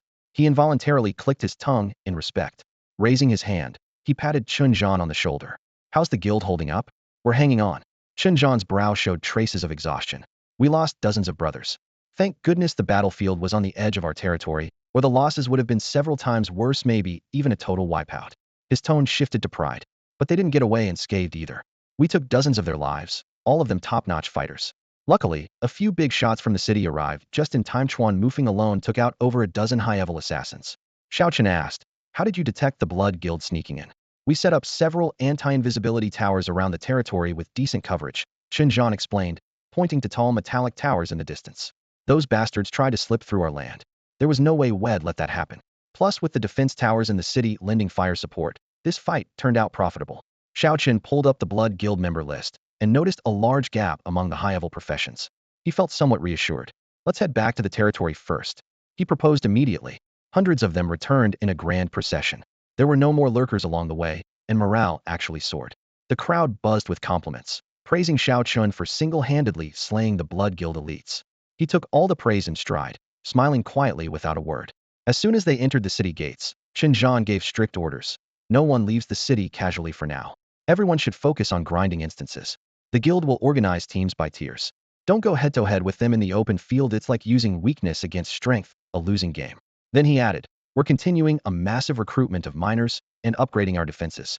Many guild territories on Blue Star have suddenly been attacked by monsters. We have to prepare for the worst. Once we have enough contribution points and everyone improves their strength, we'll push for the Tier 5 territories. Back when Xiao Chun had slain that level 200 boss alone, every member earned a clean 10,000 contribution points. It was this huge windfall that allowed the guild to build the anti-invisibility towers. In a way, he had just saved himself once in advance. Inside the main manor in the city, Xiao Chun met Chuan Mufeng again. In less than 2 years, this big shot had already risen to level 164 and looked more imposing than ever. Well done, kid, Chuan Mufeng laughed, slapping his shoulder. You sent the Blood Guild packing all at once and didn't disappoint. OL Chuan Mufeng. Xiao Chun bowed lower quickly. That's only because the seniors gave excellent commands. Spending enough time with Fang Qinghu and the others had made flattery second nature. Chuan Mufeng didn't even hesitate to nod. I like your honesty. You're still as sincere as ever. His expression made it clear he truly regarded himself as the wisest and most heroic figure around. Then he put away his smile and asked seriously, what are your plans going forward? Kill monsters, kill people. Xiao Chen's eyes burned with determination. Don't be too reckless, young man. Avoid bloodlust at all costs, Chuan Mufeng said, crossing his hands behind his back and gazing toward the city walls. Let me find a way to deal with those top assassins first, then you can step outside the city again. If it weren't for the bright red streak on Chuan Mufeng's head, Xiao Chun would have thought this guy was a decent person. Wasn't it supposed to be forbidden to devour kills? Xiao Chun whispered as a reminder. Chuan Mufeng shrugged, a smile playing at the corners of his eyes. That's not devouring kills, it's protecting guild members. Besides, with such high rewards, can you really resist? Xiao Chun had no reply. The big shots always had their own logic. For this upcoming sweep against the Scarlet Guild members, Chuan Mufeng had borrowed a full set of top-tier gear. Since he had borrowed it, he planned to enjoy using it for a while. In the next few days, you'll be seeing my kill announcements a lot, he said, gesturing to his new armor with a cocky but confident tone. His career level was already absurdly high, and on top of that, wearing this godly gear with his insane battle instincts, the Scarlet Guild was probably going to be utterly demolished. Anyone who messes with this assassin is bound to regret it. Xiao Chen silently marveled. The big shot is impressive. Having someone confront the enemy heat-in was better than nothing. Compared to that, he just wanted to steadily improve his own strength and maybe take out a few low-level Scarlet mooks when the chance came. He didn't dare to challenge the entire guild like Chuan Mufeng was doing so openly. After Chuan Mufeng left, only Xiao Chun and Chun Zhan remained in the room. Chun Zhan took off his headphones and rubbed his forehead. Because you took out so many Scarlet members this time, the Star Alliance gave a little gesture. You nearly carved out half the kills alone, so we can't let you go empty-handed. Pick something from the guild vault as your reward. How much did the Star Alliance give? Xiao Chen asked suspiciously. Just some gold and resources, nothing major. Chun Zhan waved it off, but was secretly pleased finally able to cover up that giant deficit. The two went to the guild warehouse. Rows of shelves sparkled with light, several pieces of epic equipment displayed. But the first few slots were empty, obviously where Chun Zhan had already taken the priciest items. Xiao Chen cursed silently. Can't outplay these old foxes. But since he was outmatched, he had to choose honestly. In the end, he selected a golden grade professional skill book, priced at 1 million gold coins. He had already used 2 silver grade skill books, and above gold grade. Each person could only learn one such book in a lifetime. Xiao Chen clasped his hands. Please don't let it be some useless 10 attack range skill. 1 million is hard-earned money. Chun Zhan grinned. You've got good taste. Right away you picked the most expensive one. If you hadn't moved those others first, I could have done even better. Xiao Chen rolled his eyes. Chun Zhan laughed loudly and patted his shoulder. Little brother, have you heard the saying? The right fit is always best. Yeah, whatever the big shot says goes. Xiao Chen shrugged and pulled out today's battle footage. By the way, those Scarlet experts just now were no joke. Especially the sharpshooter. They're my nemesis. The footage is here. Help me identify them. And it would be great if Chuan Mufeng could take that guy out. Chun Zhan watched the video and nodded. With footage, it's easy. Leave it to me. Just as Xiao Chen stepped out of the guild office, his comms lit up with a private message from Zhang Fan. Xiao Chun, formal notice, I'm now a Star Alliance enforcer. Zhang Fan's message was arrogant. Inside the city, I have full authority to deal with members of Blood Shadow. If you have any leads, report them promptly. No way. How did you get in there? Xiao Chen was shocked. How else? I threw in 1 million gold coins. Zhang Fan replied bluntly. Damn, it's really dirty. Xiao Chen could only laugh and cry. 1 million is really steep. These guys are even slicker than Chun Zhan. Zhang Fan was undoubtedly perceptive. Xiao Chun was certain that Zhang Fan had chosen the right direction. Most members of the Scarlet faction were still hiding inside the city, where ordinary people couldn't make a move. The only option was to infiltrate the Star Alliance and become an enforcer. If everything went well, Zhang Fan really could rise through the ranks and get rich by continuously earning merit. However, it was extremely difficult for enforcers to quickly accumulate kill counts. Otherwise, Xiao Chun himself would have gladly paid for a spot. Everyone's path to growth was different, so Xiao Chun could only keep making steady progress. Xiao Chong, stick to your usual routine farm mobs near the city walls. He ordered. Recently, they had been targeting high-level small monsters, causing the kill count to drop sharply, but with a crew of fighters, experience was steadily increasing. To further improve efficiency, Xiao Chun reluctantly spent 180,000 gold coins to upgrade Xiao Chong's weapon to a level 110 golden weapon with added attack speed. A dozen men took turns working around the clock, and at worst, they could trigger the 1 in 10,000 bonus 3 times a day. Though this investment in Xiao Chong was hefty, over time, it would pay off. Generating a stable increase of 60 to 70 attribute points daily was well worth it. As for when the kill count would reach 100 million and allow 1 in 10,000 to level up again, he just had to wait patiently. At this moment, Xiao Chun had reached level 110 and learned 3 general skills, summoning, blink, and true eye, plus a protective shield. Following the rule of gaining a new skill every 10 levels, he had many more to learn. It was too dangerous to adventure alone in the wild, so he needed as many survival tools as possible. Let's use this golden class skill book, now just hope it's something powerful. Feeling unusually tense, he took a deep breath and opened the skill book. Ding! You have awakened meteor shower. Skill description, summon a dense rain of arrows to attack enemies in a designated area. Note, the summoning range scales with the caster's mental power. Each arrow deals 10 of attack damage. Costs 20,000 mana per use. Range equals bow's shooting distance. No cooldown. How dense is dense exactly? Xiao Chen frowned. He clearly had to test it himself. Glancing down at his mana 86, 352, which was extraordinarily high for his level archer intelligence, but still only enough for 4 uses of meteor shower at full cost. The mana consumption was huge.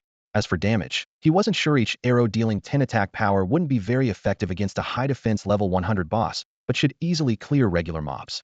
At least he had awakened a decent area skill, and as his attributes rose, this move would eventually become a true one-shot, huge area attack. It would be unreasonable to not try the new skill right away. Xiao Chun climbed the city wall and gazed out at the dense crowd of monsters before him.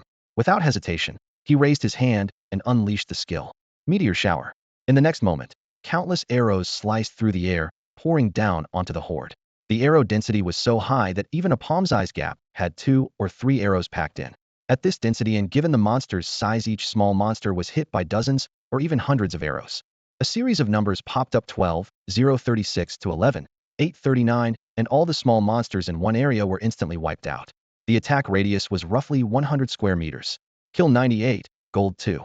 The damage output and rewards were solid, but the skill consumed a ton of mana. Xiao Chen cast 4 consecutive skills, draining his mana bar completely, but in return, he gained 400 kills. Unlike mages who naturally have high mana regeneration, archers struggle without enough intelligence. Xiao Chun had always overlooked this before, but now he finally realized this weakness. He asked Qinzhan for a list of potions that boost intelligence, then cleared out all items below the gold tier he could buy. You consumed purple spirit herb, intelligence 2. You consumed Tianqin orchid, intelligence 2. You consumed intermediate intelligence potion, intelligence 10. Spending dozens of gold coins, his intelligence stat instantly surged by 2,000, bringing his mana pool up by 20,000 points, a total mana of 106,325. In team fights, large area AoE attacks remained the archer's specialty, and with a mana regen aura from teammates, his skill rotation sped up. Leaving the shared skill slot empty was wasteful, so he picked some mainly passive skill. Survival was his top priority in any situation. Thorned reflective armor, defense 10, reflects 20 melee physical damage, price 1.2 million gold. Steadfast stonewall, HP 10, defense 10, price 1 million gold. Together with his original active skill guardian shield, his defense options maximized instantly. Even standing on the guild territory walls, Xiao Chun instinctively cast shields on himself, making him feel extremely secure. Since he had already spent so much, he decided to reinforce his signature weapon while he was at it. Upgrade to level 2. 100 enhancement gems, costs 500,000 gold. Upgrade to level 3. Requires 1,000 enhancement gems, almost insane. In the end, his golden bow was enhanced to level 2, boosting all benefits by 20. Xiao Chun LV 111. Experience, 13.2 million. Total attributes, 123,635. Attack power, 141,026. HP, 498,300. Mana, 106,325. Defense, 46,132. Attack range, 320 meters. Attack speed, 6.9. Movement speed, 106. Skills, 1. Tenfold shot. 2. Armor piercing arrow LV, 2 damage 20. 3. Powerful strike LV, 2 20 chance for double damage. 4. Meteor shower arrow. Shared skills, summon, blink, true sight, guardian shield, thorned reflective armor, steadfast stonewall. Afterward, he also purchased 10 random teleportation scrolls and a batch of healing potions, spending another 3 million gold scattered across various items. Now his stats were displayed clearly: 500,000 HP, 46,000 defense, plus 40 melee damage reflection. He could fight both ranged and melee attackers. Hidden. Xiaoqin couldn't help but ask in the chat, "Fan Go, what's your total attribute now?" Zhang Fan replied, "Just over 100,000. Why? Nothing, just asking casually." At that moment, Xiao Chen's total attributes already surpassed 138 level Zhang Fan. Even among level 110 rank professionals, the average topped at around 110,000. Purely in terms of stats, Xiao Chun was already among the elite of his level. He kept 1.5 million gold in reserve, planning to upgrade his signature weapon again later. In theory, steady grinding and leveling slowly over a decade would be ideal. But reality wasn't so easy. To kill the level 100 boss, he had to venture deep into highly dangerous zones. Though the risk was huge, the 100-level monsters dropped lucrative loot. As long as he farmed enough, a daily net income of tens of thousands of gold was no problem. Xiao Chen planned to find a relatively safe respawn point first, but many things were beyond his control. Dimensional broadcast. The Blue Star Dimension fusion accelerates. Fusion rate at 90. Within 1 year, the Blue Star Dimension will fully merge, triggering the Dimensional Guardian War. Blue Star Dimension is responsible for Defense Zone 836. Please enhance your strength promptly to face the new challenge. The fusion process will cause extreme spatial instability. Please beware of newly appearing void rifts. Void rifts must be cleared as much as possible. Otherwise, after 1 year, they will permanently transform into spatial gateways. What must come will come. It cannot be altered by anyone's will. This catastrophe is not a personal feud, but a decisive battle that will determine the fate of the entire plane. The battlefield will open in less than a year, possibly sooner. No one has ever set foot in that uncharted territory, and the conditions of the 836th defense zone remain a mystery. Now, just holding one main city is already fraught with peril. Once you truly enter the battlefield, the dangers will escalate exponentially. Whether troops will be assigned randomly or ranked by strength remains uncertain. Suddenly, the system issued a notice. The level cap for Blue Star instances jumps from 19 to 30. The level 30 instance is a massive team mode, whereas previous team instances only unlocked up to level 19, and that was only because Blue Star's players had only cleared up to level 18. With the level cap raised so abruptly, everyone understood the system's intention, to force the strongest to push into level 20 and even higher instances. But the level 30 instance boss is level 300, an almost insurmountable chasm for Blue Star as things stand. Xiao Chun compared himself to those heights with a heavy heart. He hadn't even tried the hard difficulty at level 10, only stuck to normal. Beyond level 10, the instance monsters were real creatures from other worlds, and each battle became its own miniature war. Then came an even grimmer announcement. The defensive shields of every main city will soon be depleted. Construct fortifications immediately. Blue Star will no longer have safe zones. Monsters may spawn anywhere. These words struck most like a rolling thunderclap. If even the cities are unsafe, where else could they possibly run? Children not yet awakened, who would protect them? The entire world was destined to be torn apart and reshaped. Countless ordinary livelihood professions, previously hiding in cities, would be forced into instances, desperate to level up frantically. The major cities rumbled day and night, a blend of steel, concrete, and magical energies forming a new defensive network. The great guilds were compelled to take on fortress construction duties. Yet in the midst of this crisis, some glimmers of hope appeared. White Knight, leader of the Tiger Clan adventurers, broke through a level 19 instance, granting 20 to all attributes for all Blue Star adventurers. Xiao Yin successfully sealed Blue Star's largest spatial rift, soaring his personal level to 240, triggering another 20 to all attributes for all Blue Star adventurers. Only then did Xiao Chun remember to check the leaderboard, and he was stunned to see the top player had already reached level 240. Even more astonishing, Xiao Yin was not alone.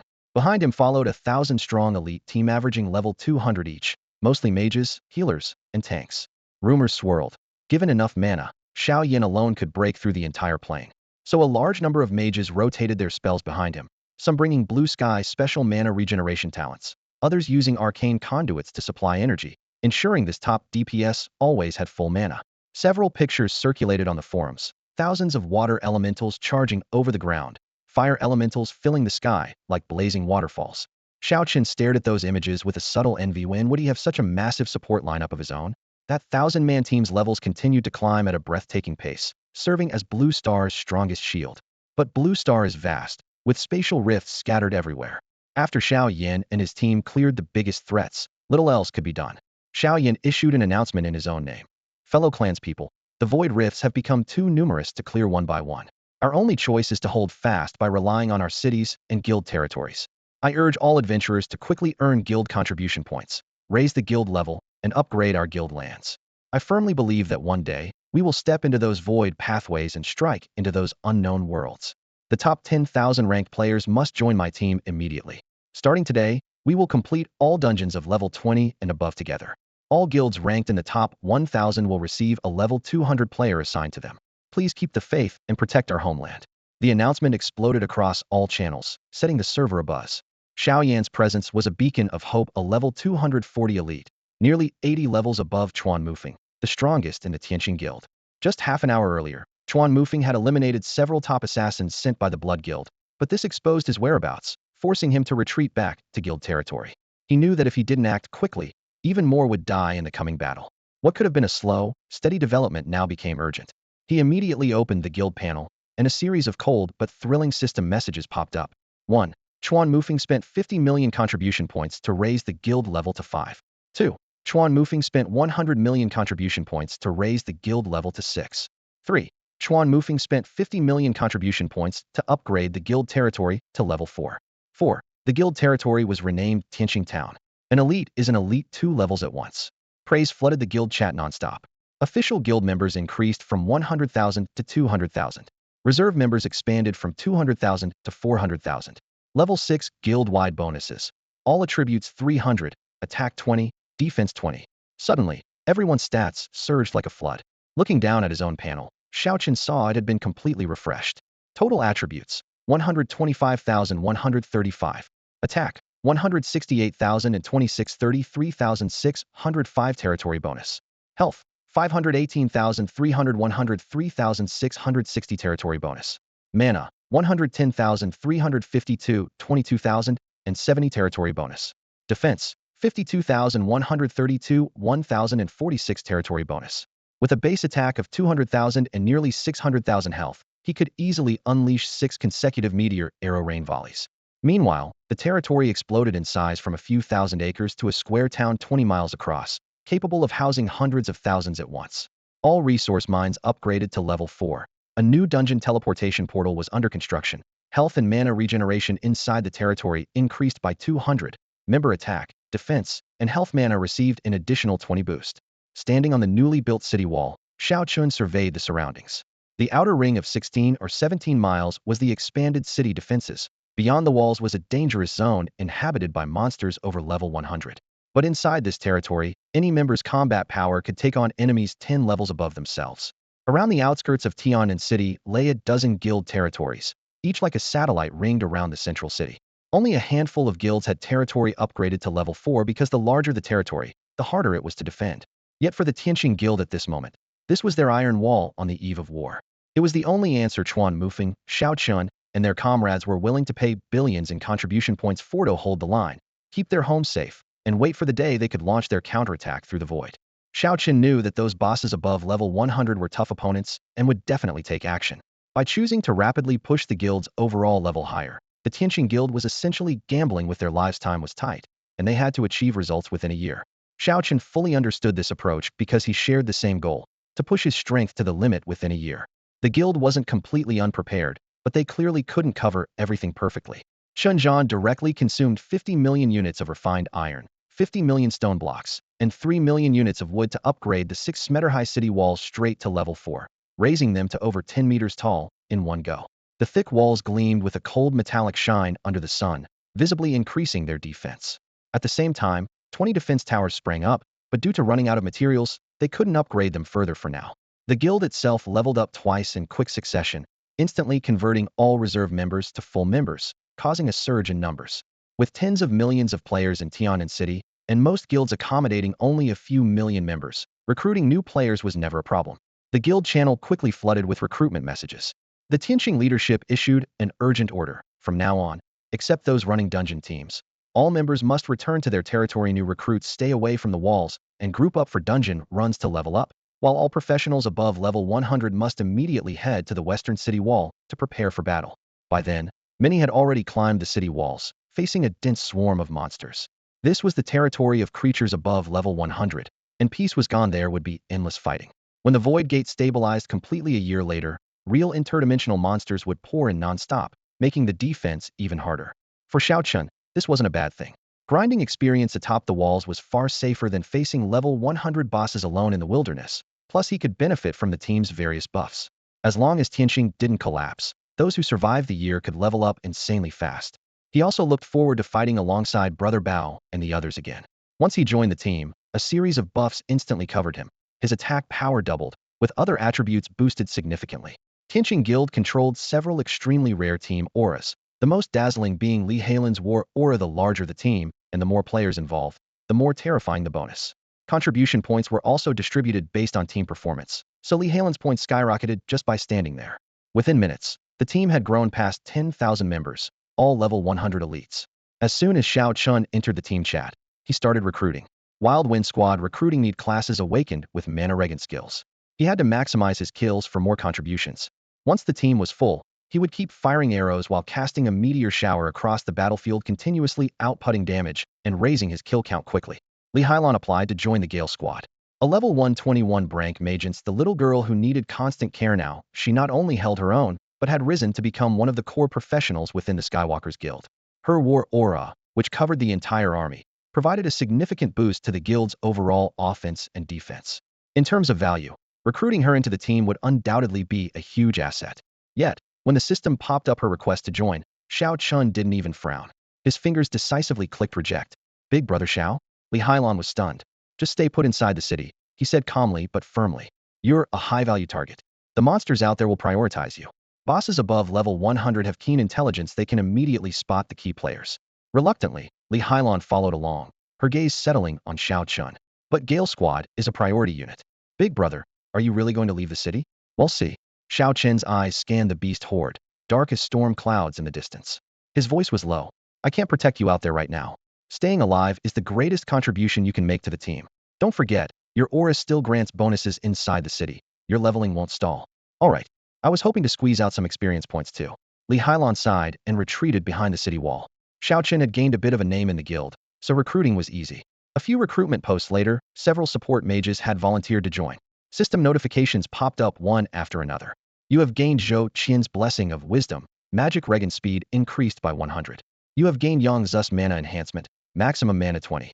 Combined with the permanent mana regen from the Magic Spring in their territory and various other team buffs, Xiao Chen's mana surged to 200,000, with regeneration so fast he fully replenished in under 10 minutes. Outside, the demonic cloud pressed hard, teeth and claws crashing like a tide. The wind whipped Xiao Chen's cloak wildly as he raised a hand to signal. Zhou Qian, Yang Su, don't cluster. Keep your distance and focus on output. Through the comms, Leopard's urgent voice came. Old Xiao, the battle's begun. Get to the walls, ASAP. Roger. Xiao Chen replied, light flashing beneath his feet as he blinked off, his form appearing atop a defense tower with 3 quick teleports. Had spent most of the year wading through beast tides, but seeing those countless level 130,140 monsters desperately climbing and battering the outer gates still set his nerves on edge. Unlike the main city, the guild territory had no protective shield, only a line of height-tier tanks leaping from the walls to form a steel human shield. Their health bars visibly dropped as engineers scrambled behind the lines, beams of light flashing from repair tools. Can we really hold? A faint doubt crossed Xiao Chen's mind. Had noticed elite monsters above level 150 had mixed into the siege tide, clearly coordinated by a high-level boss directing the horde here from elsewhere. But no time to dwell, gotta grind those monsters. Countless lizard men clambered over the battlements. Harpies soared past defenses, swarming the heart of the territory. Thankfully, with 70,000 defenders and dense rows of defense towers within the city, the situation hadn't spiraled out of control yet. Meteor, arrow rain. Swish, swish, swish, swish. 10 consecutive volleys unleashed an arrow downpour. Although each arrow carried only 10 of his attack power, his massive mana pool allowed him near continuous summoning, turning the projectiles into a meteor storm that blanketed the entire wall. 23,597. 24,369. Endless damage numbers flooded the screen, far too many to count. System alerts followed. Kills 981. Gold 1,172. Experience 18,746. One 10-shot volley yielded substantial rewards. With all buffs combined, Xiao Chen's attack power had reached 300,000. After the minor monster's defenses reduced some damage, each summoned arrow still dealt over 10,000 points. The high-level mobs were fairly large. Once targeted, they were immediately hit by a volley of arrows, toppling in droves in the blink of an eye. Yet a few stragglers remained, and Xiao Chen frowned. This wasn't good enough. Almost forgot to pop my potions. He grabbed some from his backpack and downed a berserk potion to boost his attack, then an agility potion to speed up his shots. After awakening his skill, he even took an intelligence and a spirit potion. Since he was already going all out, he finished with a mana regen potion as well. Watching the gold coins drain rapidly from his bag, he thought only one thing. It's totally worth trading everything for potions. Swish. The potions surged through him, and Xiao Chun unleashed his skill again. Light and shadows spread wide, instantly clearing a whole area. Powered by the potions, his mental strength surged, expanding the arrow rain's coverage. If only I had unlimited mana, I could hold back an entire army by myself. He rubbed his aching forearm from rapid firing, cursing silently that archers needed so much mana. When the skill round ended, his mana bar was empty, and he had to wait for a refill. He drew his golden bow and started firing wildly. The triple advantages of long range, fast fire rate, and auto-targeting let him prioritize killing flying enemies in the sky. The scattered mobs weren't worth the mage's big spells, and those mages couldn't even hit every shot. 351,598. 361,489. Fighting in his own territory, his stats surged wildly. The mobs were only just above level 100, and a few arrows took them down easily, making the experience hugely satisfying. Output soared, and his contribution ranking shot up to within the top 600. While his area damage still lagged behind high-level mages, his experience bar exploded. Experience 1,139. Experience 2036. Ding triggered 1 in 10,000. Random attribute 20. At the same time, his summoned beast Xiao Chong crashed heavily to the ground. With armor that thick and it still couldn't hold, this battle's seriously intense. Xiao Chun immediately resummoned him. Next time, don't die right after appearing, or the cooldown will stall. He'd rather have Xiao Chong die than let teammates lie dead on the battlefield. Xiao Chong was a semi-tank and had decent DPS too. Every few minutes, when he emptied his mana bar, Xiao Chong and the others would occasionally snag kills. Whoa, Captain, you're amazing. Your damage ranking is up there now. Captain, why are you on top of the defense tower? Don't fall off before the mobs even attack. So these two are the new guys. Wait, is that a new lady? The noisy chat channel made Xiao Chen's head throb. These folks were great, but they talked way too much and only among themselves. Cut the chatter, head to the city wall. He ordered briefly. You seven work together and stay safe. He wasn't worried about the fighting. Leopard Bro and the others had seen countless battles. Captain, don't worry, we can hold. Damn, these monsters' levels are so high. Brothers, pop your potions. System prompts flashed rapidly. Squad members gained freshness effect, HP 10, defense 10. Squad members gained shield boost. Fang Qingbao will absorb some damage. The siege intensified, but with the territory's aura buff, the death rate was much lower than last time. As soon as contribution points reached the threshold, Chenzhan would instantly build another defense tower. Chenzhan had stocked up on a large amount of supplies and was upgrading the defense towers one by one. In the warehouse, piles of crossbows and energy stones formed small mountains, while engineers, sweating profusely, hurried back and forth between the tower bases, hammering and working tirelessly. Occasionally, low growls of monsters could be heard outside the city walls, but the boss had yet to appear. The real siege had clearly not begun. Xiao Qin stood atop the arrow tower, looking out at the gray, misty sky in the distance, his heart growing heavier with the current strength they had. The chance of holding the walls seemed almost non-existent. Just as he was silently worrying, the team channel suddenly exploded with activity. Chuan Mufeng's voice sounded deliberately excited. Brothers, the guild has sent 2 powerful reinforcements. Let's all cheer together and give them a warm welcome. The system messages flooded in rapidly. Assassin Wang Ming joined the team. Mage Murong Qingxue joined the team. Xiao Chun immediately pulled up their profiles and was stunned by the numbers. Wang Ming, level 206. Murong Qingxue, level 198. He had seen Murong Qingxue once before brushing past each other outside the city during their first outing. Back then, her level was even lower than Chuan Yufeng's, but now she was more than 30 levels higher, clearly a prodigy. Elder Xiao Yin had once said that each of the top 500 guilds would allocate at least one level 200 specialist. It seemed Wang Ming was the officially supported assassin. Murong Qingxue was originally a member of the Tianqing Guild and was simply returning now. With these 2 heavy hitters joining the team simultaneously, the cloud of despair in Xiao Chen's heart was instantly pierced by a bright ray of hope. One powerful high-level player could shift the battle, let alone 2. Chuan Mufeng kept commanding in the channel. Brothers, don't stop moving your hands.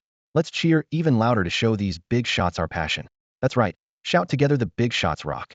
The channel lit up red from the noise, the scene awkward yet sincere. Probably seeing such a spectacle for the first time, Wang Ming stammered slightly. Everyone, no need to be so polite. Just focus on killing monsters. I'm heading out of the city to clear some bosses. Before he finished speaking, he flipped off the wall, vanishing like a shadow into the night. Chuan Mufeng, Wang Ming called out, stop wasting time and come with me outside the city. All right. Chuan Mufeng quickly agreed and turned back to instruct, Qinzhan, you take charge of defense. As he ran, he still couldn't resist shouting. Big shot. Can you feel the brothers' enthusiasm? How about staying in Tianqing Guild from now on? The president's seat is yours. Being president pays well. For 2 seconds, the channel went silent before Wang Ming's furious growl broke it. This is the team channel. Can you shut up? The veteran's experience was impressive. He clearly knew how to handle these monsters attacking the city. The key was to deal with the boss lurking behind them. 2 top assassins arrived side by side, destined to bring surprises to the battle. Wang Ming vaulted out of his territory, while another even more renowned expert appeared in the guild lands at the same time. Murong Qingxue wore a crimson gown, her features delicate and sharp, her brows cool and stern, as if she were a snow-covered peak isolated from the world. The moment she stepped through the city gate, she lightly tapped the ground with her toes, instantly gliding through the air to land steadily atop. The female city wall-flying professionals always drew everyone's attention. Her voice rang crisply over the team channel. Qinzhan, pick the 10 most promising people to join my squad. As soon as she finished speaking, she left the guild without a trace, moving so swiftly no one could react. Xiao Chun snapped back to reality and quietly guessed her intent. Finally, someone's taking new players under their wing? But why only 10? Just as he prepared to comment, he received a private message from Qinzhan. Leave the guild. Now. The message was short and to the point, with no explanation, but left no room for argument. Xiao Qin instantly understood if he missed out on one of those 10 spots, it would be a wasted opportunity. His thoughts flashed, and he didn't hesitate to quit the guild immediately. The next second, a prompt popped up. Murong Qingxue invites you to join her team. Without hesitation, he agreed. Xinjiang then added some information. Among the other 9 selected, 8 were level players, 1 was a level. Xiaochen quickly stated his stance. I get the rules. I won't cause trouble for the experts. If anyone asks, they'll say I'm a level. Xinjiang reminded him. No need to brag. Level, or even clevel is fine. Now, with Murong Qingxue included, the team numbered 11 in total. Most of the members were relatively low level, some as low as 26, with a few not even breaking 100. It was clear Murong Qingxue thought Xiao Chen's leveling speed was too slow and wanted to give him a push. Xiao Chen, he'll lead you all in leveling later. You cover me, Murong Qingxue instructed in the voice channel. Xiao Chen was stunned. Boss, you know me? You even posted on the upper world's announcement board. It's hard not to know you. But with my strength, how can I cover you? That's enough. If any flying monsters come near me, just shoot them down. Her tone was calm, but carried genuine recognition of Xiao Chen's abilities. Xiao Chen cursed silently. Damn you, Xinjiang. So it's not mentorship, but cheap labor? Yet at the thought of gaining the expert's experience, he felt pleased. Murong Qingxue continued. I can only take you for 12 hours, then I have to go to the raid. We'll level continuously for 12 hours. Anyone who can't keep up can quit.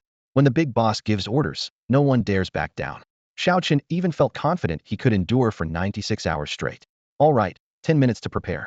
Murong Qingxue's decisive tone left no room for delay. Xiao Chen admired her efficiency even more. He was still unsure how she planned to level up. Was she just going to stay on the city wall? Just as he wondered, a huge shadow swept in from the horizon. It was a golden eagle with a wingspan of at least 50 or 60 meters, its colossal form like a moving mountain.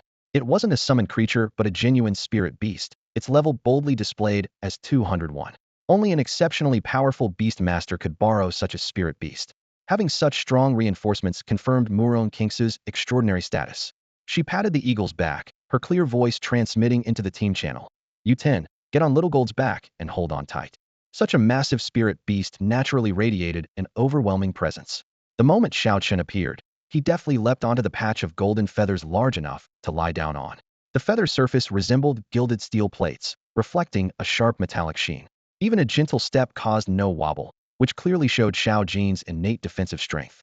Don't be nervous, little ones. Xiao Jin's voice was deep and rough but carried a hint of pride. When Uncle Jin takes off, just relax and level up.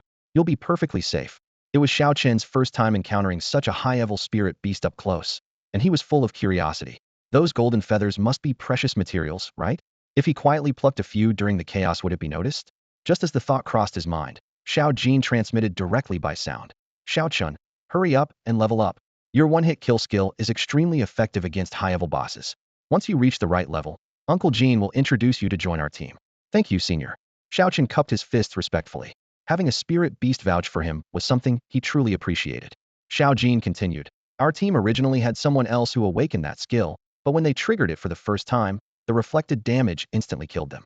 Xiao Chen felt a chill inside indeed. No skill is invincible. If the enemy has a damage reflection trait, one-hit kill could become a suicide move. Even if the boss only reflected a tenth of the damage, it'd be enough to fatally wound him. He'd need to quickly stack health and defense to prepare for the worst. Almost everyone else on this trip needed little extra preparation, but Murong Qingxue was the busiest. 1,000 magic potions, 100 mana potions, all epic grade. Even with the discount, this isn't cheap, she muttered while placing the order. Chuan Mufeng, if this ends up in the red, you owe me a refund. 2 large boxes filled with potions and specially made rations stuffed the temporary storage so full that even Xiao Chun felt overwhelmed. The big boss was definitely planning something big, and as expected, cash-strapped too. After paying the bill, Murong Qingxue massaged her forehead painfully but didn't complain. Before the big boss set off, everyone else could only wait in place. During this lull, Chunjan's private message popped up. Xiao Chun, add all remaining team members as friends. Adding friends isn't enough, you all need to understand each other's skills and practice coordination whenever possible. Xiao Chen agreed eagerly. He admired Chunjan's insight. These were all extraordinarily gifted individuals, and there was no such thing as having too many connections. Chunjan's tone suddenly grew serious. I'm not just talking about making friends. Our guild is about legacy and inheritance. Your generation, your 10 people plus Li Hailon, and the others will become the most important backup force in Tianwei. Chuan Mufeng, Murong Qingxue, Wang Chong, and the rest are the 3rd generation. They are the current strongest. The 1st and 2nd generations have all perished, a harsher reality for earlier generations of profession players. Xiao Chun, no one knows what the future holds. If someday Chuan Mufeng and the others are gone, if I, Sun Jian, Zhang Fan, and others fall too, The responsibility will fall on your shoulders. At the end of the message, Chun Zhan left 8 words. One generation passes to the next. Life goes on endlessly, hand in hand through the ages. You're lucky to have some pretty talented teammates. Hearing Chun Zhan's words, Xiao Chun felt an unexpected pang of sadness. The tone sounded almost like a farewell. Why does that sound like a last will? He couldn't help but ask. It basically is, Chun Zhan chuckled softly. 10 years ago, Chuan Mufeng entrusted me with the backup plan. Today's no different. I need to make it clear to you first. If one day all of us go down, at least you have to stand up. He patted Xiao Chen's shoulder. Kid, you've got what it takes. Riding on the big boss coattails, your strength will surpass mine before long. Remember, some responsibilities have to be shouldered by someone. Xiao Chen nodded solemnly. Don't worry, boss. When that day comes, I won't back down. Managing the guild might not be my forte, but defending the city I'll fight to the very end. This city still needs guarding. Morong Qingxue smiled beside them. It's rare for the boss to come back this time. The Skywalking Guild just got 2 more level 200 powerhouses. We've got to seize this chance. Xiao Chen clenched his fists silently. He had no idea how much he could improve in just one day, but even an hour of being carried like this would benefit him immensely. Before they set off, golden system kill notifications suddenly flooded the screen. Ding! Guild member Wang Ming defeated a level 160 true boss. All guild members 10 to all attributes. Ding! Chuan Mufeng killed the zombie king. All guild members 10 to all attributes. Now that's what I call a real boss. Someone exclaimed. Double kills right after leaving the city. Xiao Chun felt a surge of motivation. If he could contribute some benefits to the guild, that might be even more rewarding than just getting stronger alone. He looked at his new teammates and introduced himself. My name's Xiao Chun, and a rank archer. If you don't mind, let's add each other as friends. We can keep in touch anytime. A man confidently calling himself a rank archer in the realm chat raised no doubts among them. Xiao Chun, the big boss, known far and wide, but surprisingly down to earth. Don't call me a big boss. I'm just a bit stronger than you guys. Xiao Chun waved it off. We're riding the same golden eagle, just teammates. Everyone shared their identities in turn. 1. Zhang Wei, warrior, rank, specializes in close range, burst damage. 2. Wang Yong, lightning mage, rank, just 31 and newly awakened. 3. Zhang Min, summoner, rank. 4. Zhang Jun, martial monk, a rank talent, extremely rare. 5. Chen Jia, archer, rank. 6. Zhao Yuqing, priest, rank. The team was well-rounded with tanks, damage dealers, and healers. Chen Zhan had arranged them perfectly. Morong Qingxue finished adjusting her gear and lightly jumped onto the broad back of the Golden Eagle. Let's go. Xiao Chun, keep an eye out for ranged aerial enemies. If any get close to the Golden Eagle, take them down. It'll handle firepower. Your lives are in your hands now. Xiao Chun stepped onto the eagle's back, feeling the rushing wind beneath its wings, but his heart suddenly sank with pressure. Why did Xiao Chun feel the weight of this responsibility growing all at once? No need to worry. Normally, no monster would dare come near. Not even a level 200 boss would risk it. Morong Qingxue was confident in her own strength and equally trusting in the massive golden eagle beneath her little Jean. Don't worry, she called back to the group with a raised voice. With Jean here, you're all going to get back safely. All right, let's get going. The eagle spread its wings like a vast canopy, yet its huge body moved with surprising grace. With a powerful flap, it lifted straight off the ground. As its talons left the earth, Xiao Chun felt a tremendous upward force hoist him up. His chest tightened, and the fierce wind slicing past his ears felt like blades. The golden eagle accelerated shockingly fast, leaving the ground 100 meters behind in moments. The wind stung his cheeks, but he held tight to the feathers, deliberately lowering his center of gravity. With one free hand, he fired arrows in rapid succession, each projectile cutting through the dense swarm of monsters below, leaving bloody trails. Xiao Chun, you really know how to race against time. It's been years since I've seen a human work this hard. The golden eagle's voice rumbled through the wind, deep, yet carrying a smile. Senior Jean, our starting point is low, so naturally we have to work twice as hard, Xiao Chun replied, his voice trembling from the gale, yet still steady. An A-level talent, an already awakened deadly strike. That sounds like a low starting point. Jean clicked his beak with admiration. I like you more every day, humble, unlike those arrogant guys. Xiao Chun forced a bitter smile. He wasn't truly an A-level talent. His earlier boasts were just talk, but now he could only keep up the act. Senior, only by staying humble can we keep improving. We've come this far because the predecessors laid the groundwork for us. He spoke sincerely. You sure have a sweeter tongue than those guys. Jean laughed heartily. Xiao Chun guessed those guys were top-tier pros. Morong Qingxue, initially focused on scouting, couldn't help but speak up. Xiao Chun, the void rift you found is nearby, right? She roughly calculated direction and distance matched perfectly. That's right, Xiao Chun nodded. You've done a great service, Morong Qingxue said with a serious gaze. If huge numbers of monsters come spilling out here, all of Tian'an City could be in danger. To stay calm with your strength now is impressive. Xiao Qin knew the truth. Back then he was scared half to death, ready to burn a teleportation talisman and run. Without fortune smiling and his deadly strike triggering at the right moment, he wouldn't have lasted more than another minute before bolting. But he could never admit such weakness, just said lightly, just lucky, that's all. His humility won the respect of both seniors and teammates alike. In planning to unleash a wide-range attack skill soon, Murong Qingxue said casually, no matter what, I want you all to jump at least a dozen levels. Even Xiao Qin thought that was an exaggeration. Having led level grinding before, he knew how tough it was to jump 10 plus levels after 100. Senior Murong, let's just take it as it comes, he whispered. You all should have leveled up long ago. It's just that Chuan Mufeng and his group never learned wide-range attacks. Today, he'll show you what that looks like, Murong Qingxue said with a faint smile, recalling the explosive leveling speed when she trained with Xiao Yan years ago. The golden eagle flapped its wings again, flying another 20 miles. Through the mist, a barren wilderness appeared. Looking down, vast waves of level 170 monsters surged like a black tide. Killing across such a huge level gap, the experience gained could propel newcomers up several levels at once. The skill I awakened is called Starfall, and it consumes 1 million mana with each use, Murong Qingxue said softly, yet her words struck like thunder. Hearing that number, Xiao Qin's eye twitched. Does this great master really have 1 million mana? A single skill costing 1 million mana, what kind of ridiculous power is that? Soon, Xiao Qin found out. Murong Qingxue gripped her crystal staff, her expression solemn as she commanded, Starfall, descend. As she spoke, a scorching wave of heat surged forward like a ferocious beast, instantly raising the air temperature.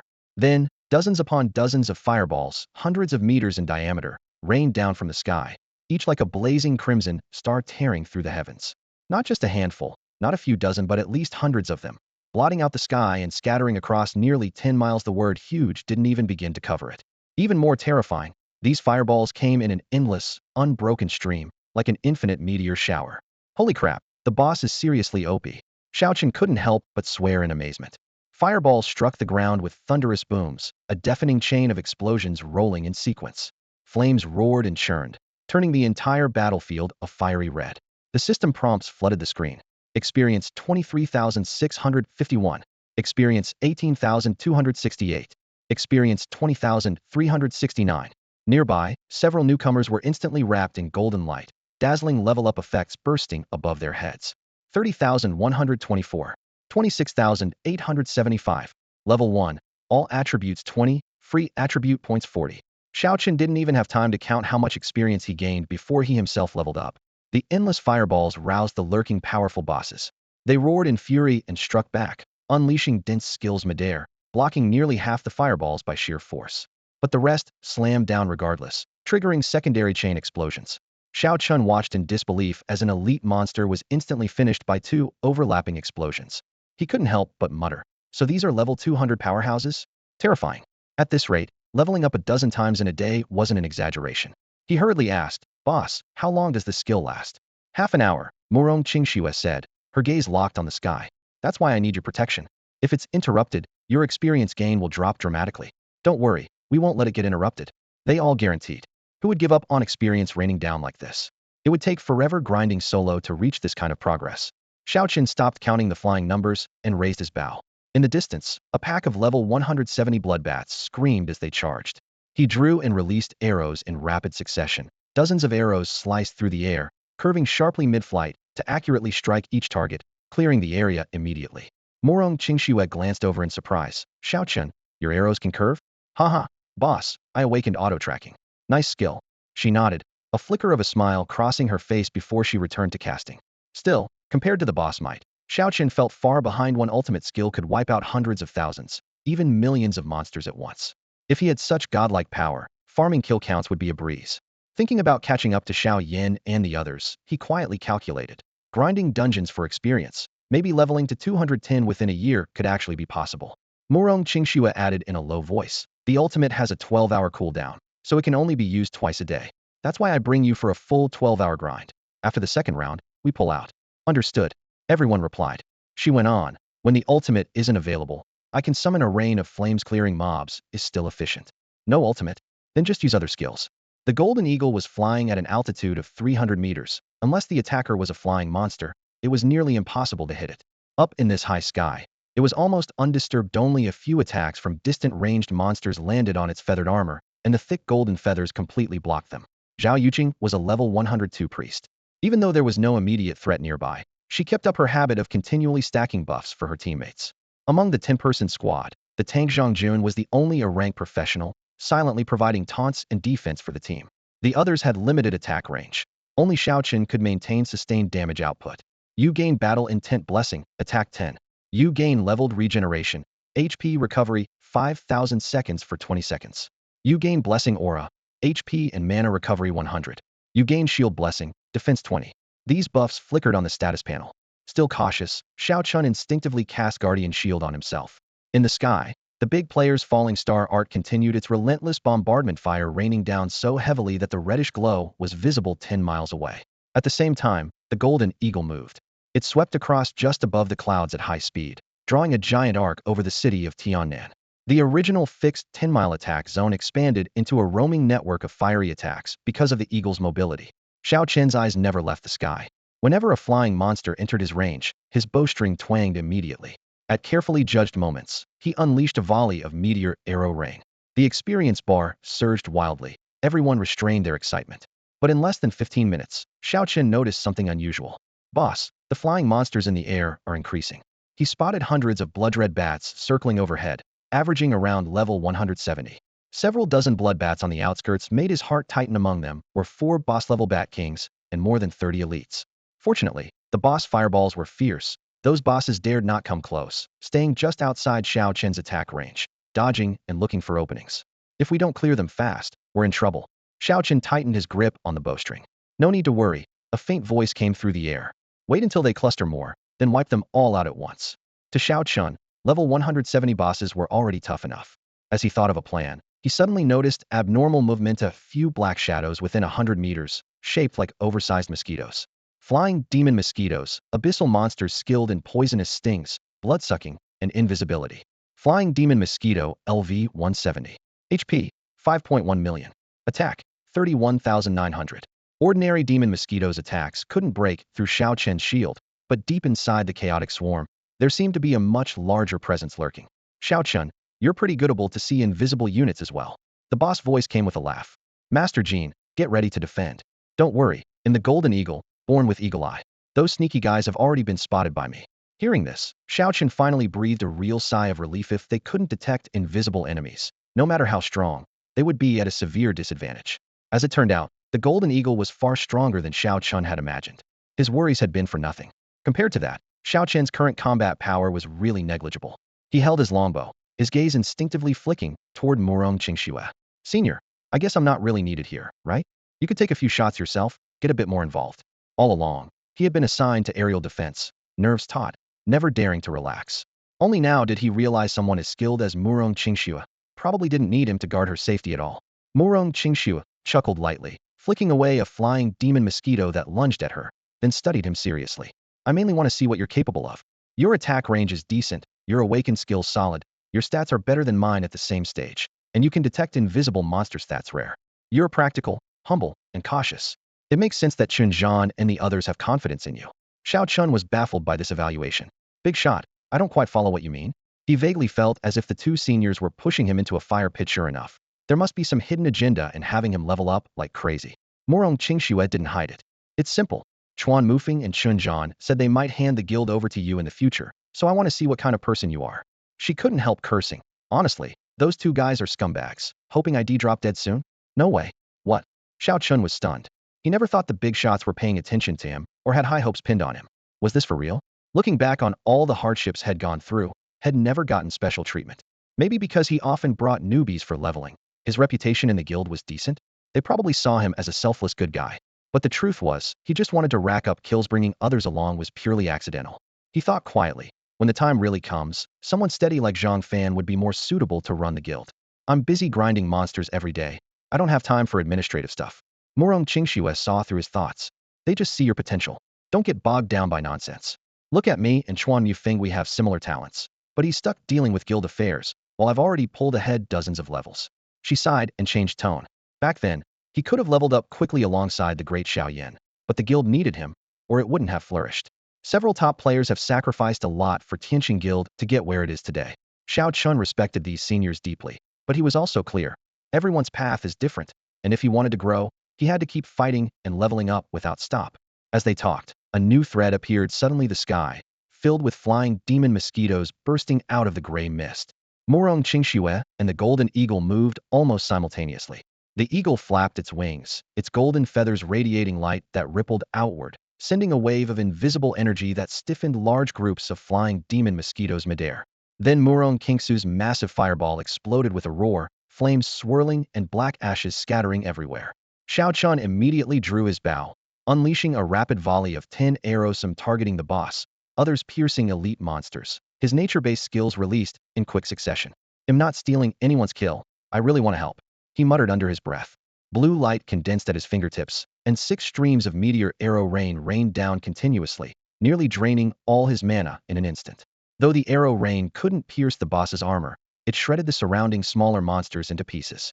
"No cooldown skills," exclaimed the golden eagle, shocked. Being experienced, it knew how terrifying such an ability was. "No way, I even took down an elite monster just now," Xiao Chen shouted in surprise.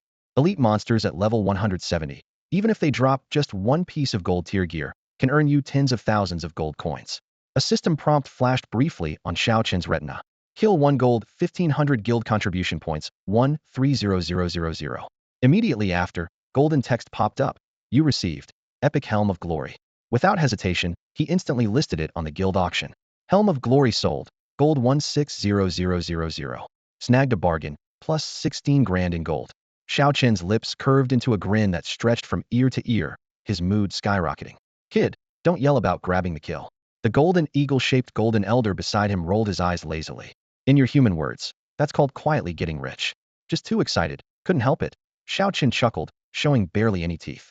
Golden elder flapped his wings, but spoke seriously. "I just want to be honest with the team." Xiao Chen couldn't help but think. This golden eagle isn't even human, yet he's more reasonable than many people. Above the sky dome, Murong Qingxue, clad in silver armor like a goddess, lowered her longbow. She clearly heard their whispering. "I'm not that stingy," she said lightly.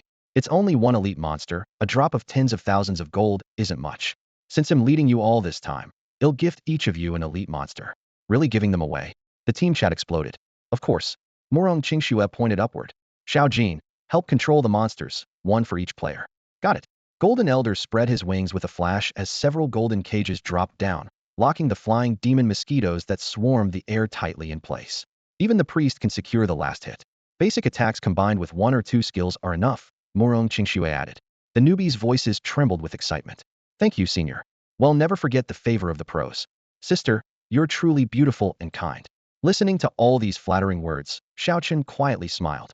When talents are high, their words sure are sweet. As the large groups of flying monsters were wiped out piece by piece, the battlefield's pressure decreased sharply.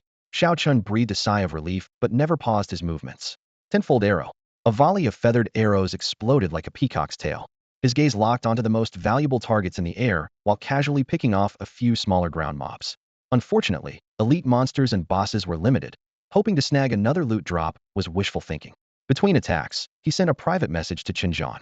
"Boss, what Morong Qingxue said earlier, do you guys really think I have great potential?" He was a bit vain and wanted to hear it clearly. "What potential or not? What do you think?" Qinjian's reply was straightforward. "Oh, you mean that? Both I and Chuan Mufeng think you're a good fit." "Okay then," Xiao Chen thought to himself. Since they believed in him, had let go of past grievances. "But your talent is a bit low, so you might as well handle more guild chores," Qinjian kept going. "Your potential is obvious, but your ceiling is limited too. Just level up and hold your own. Then you can tell outsiders you're an attire talent and sound impressive." He shifted gear. "Look at Chuan Mufeng, clearly attire talent, but dragged down by exposed rumors. We have to learn from that. All things considered, Xiao Chun, you're the most suitable." Xiao Chun stared dumbfounded at the rapidly updating chat box, nearly ready to block Qinjian. Damn, the boss talks colder than the system itself. He quietly replied, "Boss, I think Morong Kinx's assessment of you all was spot on." "What did she say?" "She said you're all bastards." The chat box kept flashing, but Xiao Chun was too lazy to read on. He guessed the rest wouldn't be pleasant. So he lifted his bow, drew the string steadily with 10 fingers like a rock. The arrow flew from the bow, slicing through the air with a whistle. Pull, shoot, kill, nothing soothes the soul like slaying monsters. Ding. Murong Qingxue killed the Bloodbat King Guild members, stats 10 across the board. Ding. Murong Qingxue killed the Undying Demon Mosquito Guild members, stats 10 across the board. Ding. Murong Qingxue killed the Abyssal Spider King Guild members, stats 10 across the board. The triple announcements exploded in the chat channel, instantly setting the entire guild ablaze with excitement. Everyone knew that a top-tier mage's area attacks were far more overwhelming than even the sharpest assassin strikes. Morong Qingxue let out a long breath. The density of high-level world bosses had skyrocketed in the past 2 years, making city defense harder than ever. But today's loot was safely in the bag, just enough to cover the cost of renting her spirit beast. Xiao Chun, standing nearby, stared wide-eyed. Senior, you actually have to pay rent for the spirit beast? He had assumed Xiao Jin was just borrowed casually from one of Morong Qingxue's friends. Morong Qingxue rolled her eyes. Seriously, where's the free lunch in this world? If it didn't cost money, I'd be calling him Lord Jin by now. Xiao Jin wagged his tail carefree. Call me whatever you want, just don't forget to send the payment over. Morong Qingxue raised her hand and downed another bottle of high-grade mana potion, her tone frustrated. Let's farm a few more bosses and make back the cost for these potions. I haven't been stingy with meds while boosting my skills. Even top-tier players had to grind for gold daily. This put Xiao Chen's mind at ease. He couldn't help but suggest, boss, since you're bringing newbies to farm, shouldn't the guild cover the expenses? Chun Zhan manages the warehouse and is apparently pretty generous, even gifted me a golden skill book the other day. That bastard dares to claim he's broke to me? Morong Qingxue snorted coldly, her voice sharp like flames. Yet when silent, she resembled a serene, ice-cold fairy. Throughout the past half hour, her earth-shattering AoE skills boomed non-stop. Xiao Chun watched the experience bar soar. Level 1. Level 1. When the skills finished, he jumped straight from level 112 to 116, leveling up 4 times at once. It was usually extremely difficult to advance at such a high level, but now it was unbelievably easy. Even more extreme was the lightning mage Wang Yong, who soared from level 31 to 73. Xiao Chun wasn't ready to stop. Boss, shall we keep going or head back to the territory to rest and wait for cooldowns? Morong Qingxue sheathed her staff and tilted her head back to drink another mana potion. Her spells nearly drained her entire mana bar. Of course we keep going. We rented the spirit beast. If we don't squeeze every drop of value, we're losing out. Her relentless work ethic earned Xiao Chen's utmost admiration. Xiao Jin, fly farther out and look for places with lots of monsters, Morong Qingxue commanded. The golden giant eagle spread its wings and soared. Within moments, the sky darkened as meteor showers rained down, ravaging the area for miles around. Monsters under level 180 were nearly halved in number almost instantly. Work together to kill any boss below level 180. Release any above that, Morong Qingxue added. Without Xiaojin's built-in restraint skill, even the level 180 bosses would be untouchable. Xiao Chun refrained from using his meteor arrow volley, mainly relying on his tenfold shot to finish off enemies. His kills were few, but better than nothing. Clearing the territories surrounding bosses would dramatically reduce defensive pressure after all. There were so many bosses that Chuan and Mufeng couldn't clear them alone.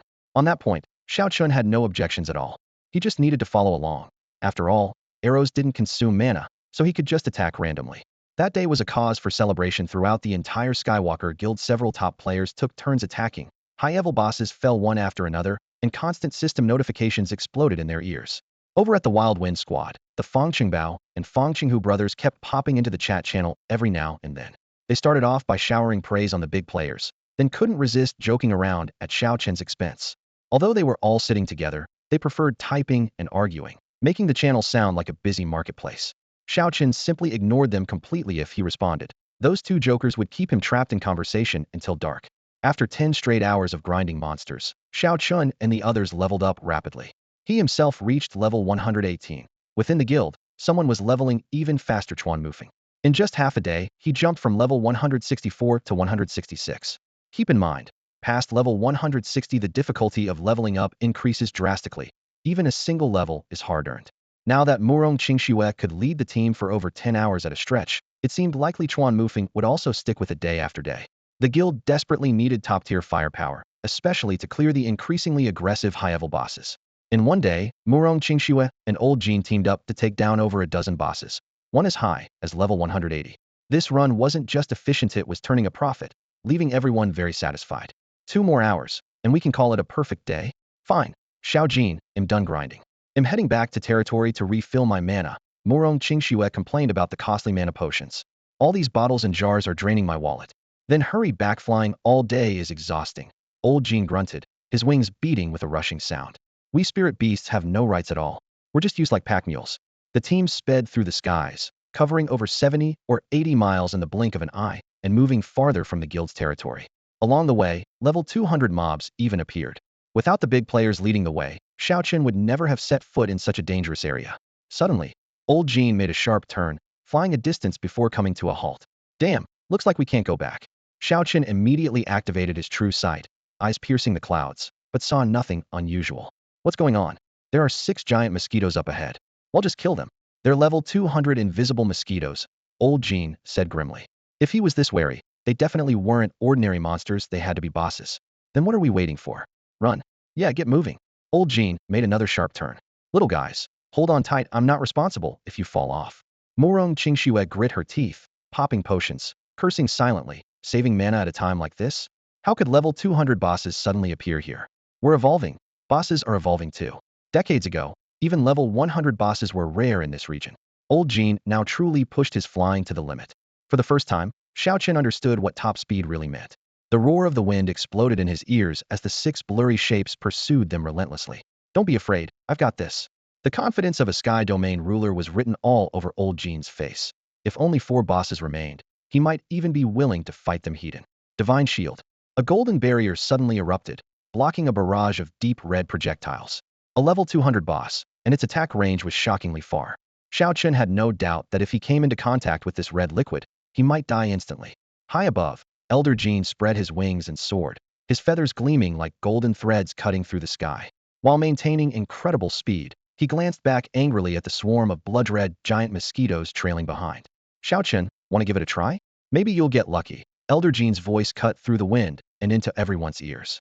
Upon hearing this, Xiaochen instantly became excited. Senior, isn't there a shield blocking them?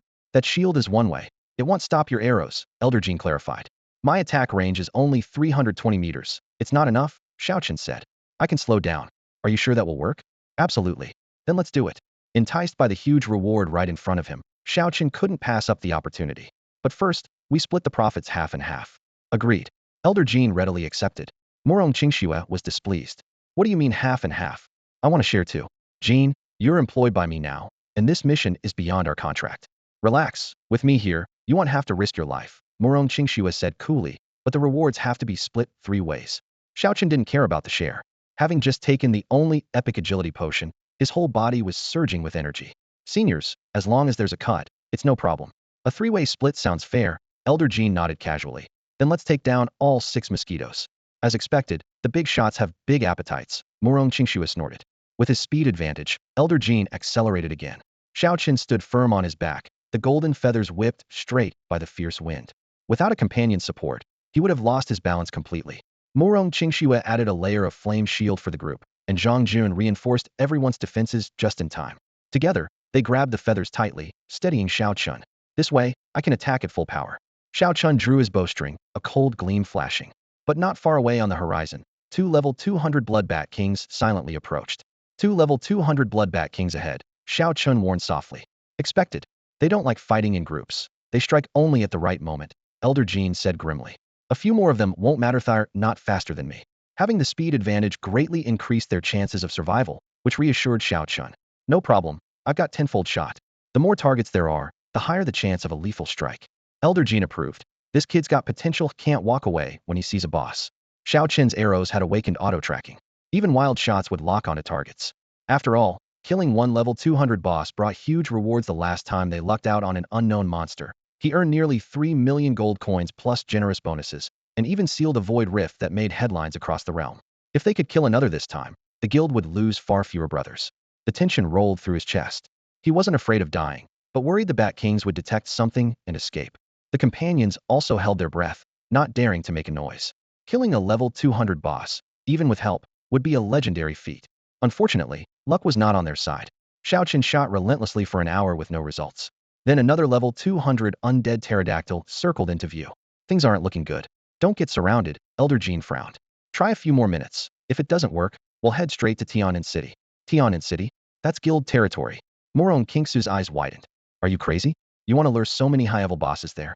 It's Finith, there's no one else around here. Otherwise that would be a big headache. Xiaochen was feeling incredibly frustrated. When fighting small monsters, his deadly strike would occasionally trigger, without fail, but now, when it was truly needed, it just wouldn't respond.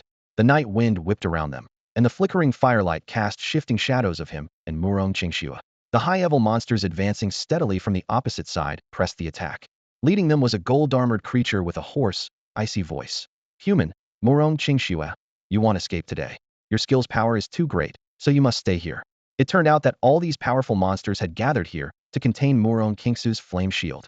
Murong Qingxue lifted her eyes with a cold sneer. Not bad. You even know my name. So you really do have spies in the human world. Xiao Chun had only one final tenfold shot left. As he pulled the bowstring back fully, a blurry shadow suddenly appeared deep in the darkness, less like invisibility, more like it dissolved entirely into the blackness. Before he could even clearly see the target, his fingers instinctively released the arrow. Ding! You have slain the Night Owl King. Gold 200,000. Guild contribution 1 million. Experience 5 million. You have leveled up. Xiao Chun has slain the level 200 silver boss. All guild members gain 20 to all attributes. Wait, did I really hit it with the very first arrow? Xiao Chun stood dumbfounded. That's freaking luck. He couldn't help but curse under his breath. Even Murong Qingxue was stunned. How come I didn't even see that boss? The system light faded, revealing 3 pieces of equipment lying quietly on the ground. You have obtained the glory leg guards. You have obtained the glory helmet. You have obtained a promotion stone. Xiao Chun posted screenshots of the loot in the team chat, which immediately exploded with excitement. No way, promotion stones. Risking so much was totally worth it. Promotion stones were notoriously rare drops, and he had already found 2 in just 2 kills. His luck was truly unreal. He still had 1 saved in his inventory from before. Because he had leveled up, a golden glow surrounded him, and his teammates leveled up as well. Even Murong Qingxue received a hefty share of the experience. Xiao Chun, your deadly strike awakening is amazing. His teammates cheered. The Night Owl King's corpse was soon swallowed by the darkness. The surrounding bosses seemed unaware their ally was dead. They still thought it lurked hidden in the shadows. Encouraged by his success, Xiao Chun drew his bow again. Ding! You have slain the Flying Mosquito King.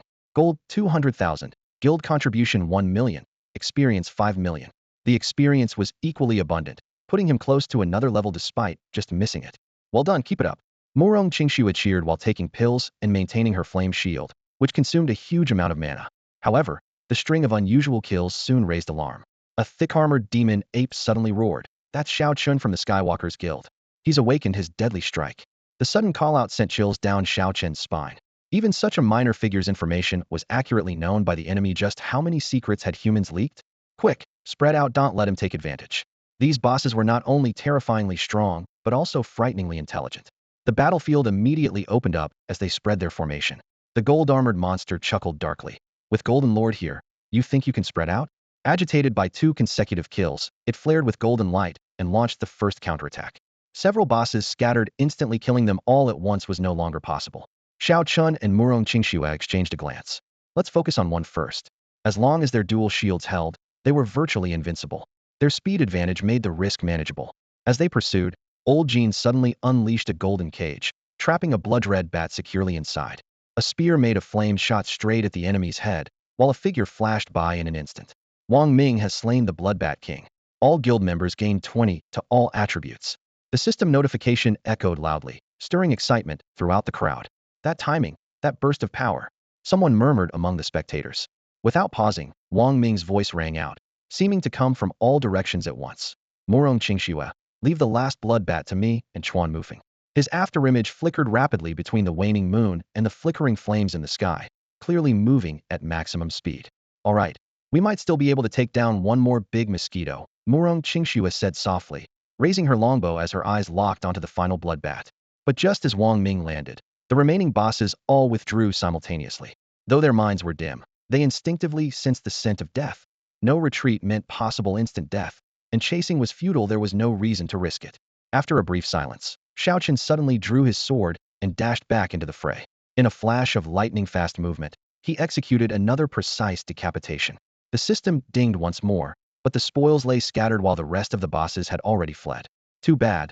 Those guys got away, Xiao Chun said, sheathing his blade with a hint of lingering desire in his tone. Murong Qingxue exhaled lightly. Be satisfied, we've slain 3 level 200 bosses. The guild members' total attribute boost has stacked to 60. That's a pretty good haul. Quick, let's divide the loot, then unleash a big move, Wang Ming said, flicking the fiery spear's afterimage with one hand, motioning for everyone to tally the rewards. The loot was quickly itemized. 1 level 200 epic equipment piece, market value, at least 1 million gold coins. 2 6 pieces of equipment of the same quality totaling 6 million gold coins.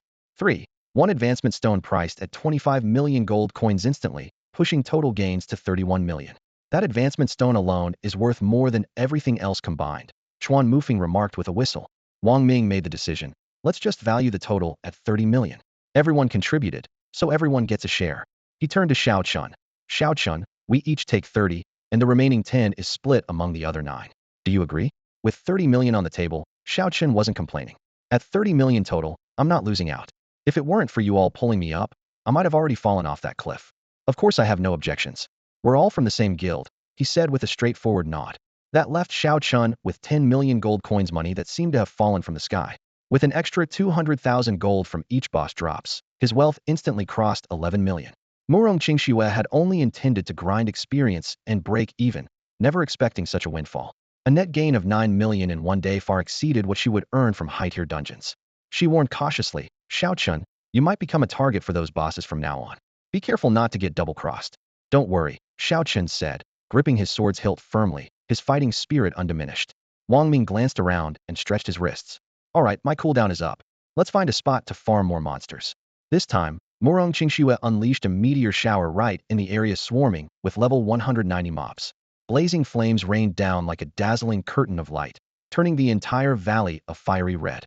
The mobs swallowed by the inferno didn't even have time to scream before they disintegrated, flooding Xiao Chen's experience bar with a surging tide of points. He could clearly feel his level soaring at lightning speed. Level 120. The system notifications kept pouring in. Your level has reached 120. All attributes 100, attack range 20 meters, attack power 10,000, attack speed 0.2. Dimensional treasury rewards, 15,000 gold coins. Half an hour later, the meteor shower gradually faded away. The experience bar was still glowing, finally settling at level 124. In just a single day, Xiao Chun had skyrocketed by 12 levels, his most explosive growth since entering the battlefield. When he returned to the guild territory, he still felt dazed, as if clutching onto an unreal dream.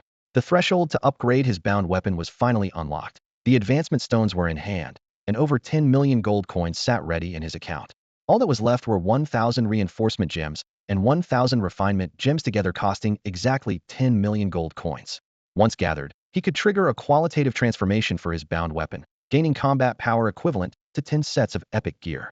To amass such an enormous fortune in a single day and experience such a leap in strength, how could Xiao Chun not be satisfied? He immediately opened his attribute panel to verify. Character, Xiao Chun. Level, LV1 2419.86 million XP. Total attributes, 137,695. Attack power, 186,026. Health, 568,300. Mana, 146,352.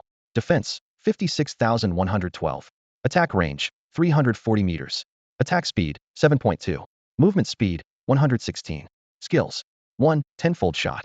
2. Armor-piercing arrow LV. 2. 20 damage. 3. Power strike LV. 2. 20 chance for double damage. 4. Meteor arrow rain. Passive skills summon, blink, eye of truth, guardian shield, thorns armor, stone barrier. A boost of just over 10 levels had already brought his overall combat power close to that of a level 150 professional player. Xiao Chun knew that such a meteoric rise in a single day was nearly impossible to replicate. So from now on he'd have to steadily grind monsters to level up while finding ways to raise the remaining 8 million gold coins. Breaking it down, saving about 20,000 gold a day wasn't unrealistic with consistent monster hunting. This way, by the time the world fully merges, his bound weapon could ascend to epic tier, potentially climbing into the ranks of the top players across the entire dimension. Before leaving the team, Xiao Chun seriously added Murong Qingxue and the other 9 temporary teammates as friends, then sent a private message. Thanks, everyone. Hope we can team up again sometime. Murong Qingxue's reply was brief. No need to thank me. Just stay alive. Xiao Chun, your potential might be greater than you think. Moments later, another message popped up. Xiao Yan, the Great, stayed under the radar until over level 100. He persisted for 200 years before suddenly becoming famous worldwide. Who's to say you won't be the next Xiao Yan? Xiao Chun laughed bitterly. A little encouragement would have been fine, but you had to set a role model too? Don't compare me to a legend like that. Murong Qingxue seemed to recall old memories. Xiao Chun, I spent a long time farming monsters with Xiao Yan. His skill was elemental summoning. Not some flashy ability, but combined with the god tier no cooldown condition, he could literally be a one-man army. Xiao Yan was the idol of all Blue Star's professional players, and Xiao Chun naturally studied him closely. That legendary power was common knowledge among veterans. Xiao Chun drew in a quiet breath, feeling both admiration and self-mockery. I may have awakened a no cooldown skill too, but am not a mage. Moreover, his meteor arrow rain's damage was quite low, making it rather useless against bosses. Everyone present knew that mages naturally have abundant mana and quick regeneration, plus powerful explosive AoE skills. In a pure skill burst showdown, Xiaoqing simply couldn't gain the upper hand. Many had awakened no cooldown skills, which often share the drawback of relatively low damage. It was clear that Xiaoyan had awakened growth-type skills, given that over the years his total mana pool had visibly increased, bringing his combat power steadily higher. Looking back, Xiaoqing's 1 in 10,000 skill was also a growth type. Thanks to that skill, he had reaped steady gains over time. If he kept it up for another couple hundred years, he might be able to emerge spectacularly, just like Xiaoyan. So, the big boss squinted with conviction. Don't think I can't tell you have similar talent yourself. Otherwise, how could you with just an A-tier aptitude have such high attributes? Growth-type abilities are extremely rare. Only a handful exist in any plane. Don't waste it. Contribute more to Blue Star in the future. But remember, don't reveal your true potential. Just tell others you're an attire. Those words made Xiaoqing deeply ponder. His ceiling was really that high? If he could truly boost his attack, clearing small mobs with meteor arrow rain or soloing bosses efficiently with his bow would be explosive. Xiaoyan could stay dormant for centuries and then rise. He couldn't be impatient. As long as he survived, he would only keep growing stronger. With that thought, he grinned boldly and said, "Boss, since my potential's so huge, how about lending me 8 million gold coins? Think of it as an early investment. What do you say?" Xiaoqing, don't force me to call you a bastard. The boss rolled her eyes. You guys are always thinking about my treasury. 8 million? There's no way I can scrape that up for you. What else can you do? Just keep grinding mobs. Just then, Murong Qingxue returned, bringing the entire guild a generous kill bonus. Xiaoqing's 10-person squad gained the most. Fighting together helped build good teamwork. Seizing the moment, Xiaoqing privately invited a few geniuses to join the Gale squad. Surprisingly, 2 had no team to belong to. System message: Zhang Min has joined the Gale squad. System message: Zhao Yuqing has joined the Gale squad. The Gale squad wasn't very high level yet, but its composition became increasingly refined. Assassins plus priests, all high potential players. Their levels were now comparable with Fang Chungbao and others. With real combat experience, they were sure to become core members in the future. Back at the guild territory, Xiaoqing immediately dove into team dungeons. Grinding 2 extra hours daily added up to an extra 2,000 attribute points per year. Facing 130,140 level mobs again, his blood still boiled. Those monsters represented coins, experience, kill count, and contribution points to him. Even more delightfully, 3 teammates took turns restoring his mana. With guild and team buffs combined, his meteor arrow rain was practically ready to fire whenever he wanted, lifting his spirits to new heights. You received Zhou Qian's Wisdom Blessing Mana Regeneration, Speed 100. You received Yang Zus Mana Enhancement Max Mana 20. You received Zhao Yuqing's Blessing Aura Health and Mana Regeneration 100. Even without the territory's magical fountains, Xiaoqing's mana recovery now rivaled that of a conventional mage. Haha, from now on, I'm not just an archer, call me the magic archer. Xiaoqing laughed recklessly and popped a mana potion. After all this effort, Xiao Qin's damage output finally made it into the guild's top 100, allowing him to compete with the mages. He had just reached level 124, and his summoned beast Xiao Chong had caught up in level as well. The boost from the epic rank was incredible. Every level up brought visible, substantial improvements. When clearing monsters outside the city alongside the guild veterans, Xiao Chong never once fell, partly because it was tough, and partly thanks to Fang Qinglin's continuous healing. Swish, swish. 3,156 experience, 836 contribution points. The green numbers popping up lifted his spirits, and the level bar surged forward rapidly. The newbie Zhao Yuqing had been observing from the back for a while, before suddenly speaking up. Captain, have you ever thought about outfitting your summoned beast with gear that has special effects? Like if it had a burn effect, all its clones burning at once would deal even more damage, right? Her words hit Xiao Chun like a hammer to the forehead, leaving him momentarily stunned. Wow, that idea is worth a fortune. He couldn't believe had never considered something so obvious before. He immediately shot a sharp comment at Fang Qinghu. Look at her high talent, and actually thinking strategically. Stop just talking trash. Fang Qinghu rolled his eyes and fired back. Captain, you didn't think of it either. So how can you blame me? Everyone knows melee summons should wear burn gear. I want to outfit mine too, but can't afford it. Your skills are strong, but you're still sloppy on the details. Xiao Chun was too stumped to retort, just snorting in surrender. Frustrated, he unleashed 10 consecutive meteor arrow rain volleys, draining all his mana in one go. Mana was empty, but his wallet was still full. He opened the trading hall and decided to reward Xiao Chong with some high-end equipment. The standard price for epic battle armor was 100,000 gold coins, but his eyes settled on a piece priced at 400,000. Glory Battle Armor Epic. Required level, 120. 240 to all attributes. 24,000 HP. 5,000 defense. Effect 1. Flame burn deals damage equal to 1 of target's HP per second. Effect 2. Reflects 20 of physical damage received. Thinking of Xiao Chang's more than 1 million HP, Xiao Chun felt this armor was worth every coin. He was already on board, so might as well complete the set. He spent another 600,000 gold outfitting Xiao Chang with the full glory gear set. All the new stats boosted defense, HP, evasion, and attack speed. Xiao Chang's outfit was even flashier than his own. 1 million gold coins gone in an instant. It stung a little.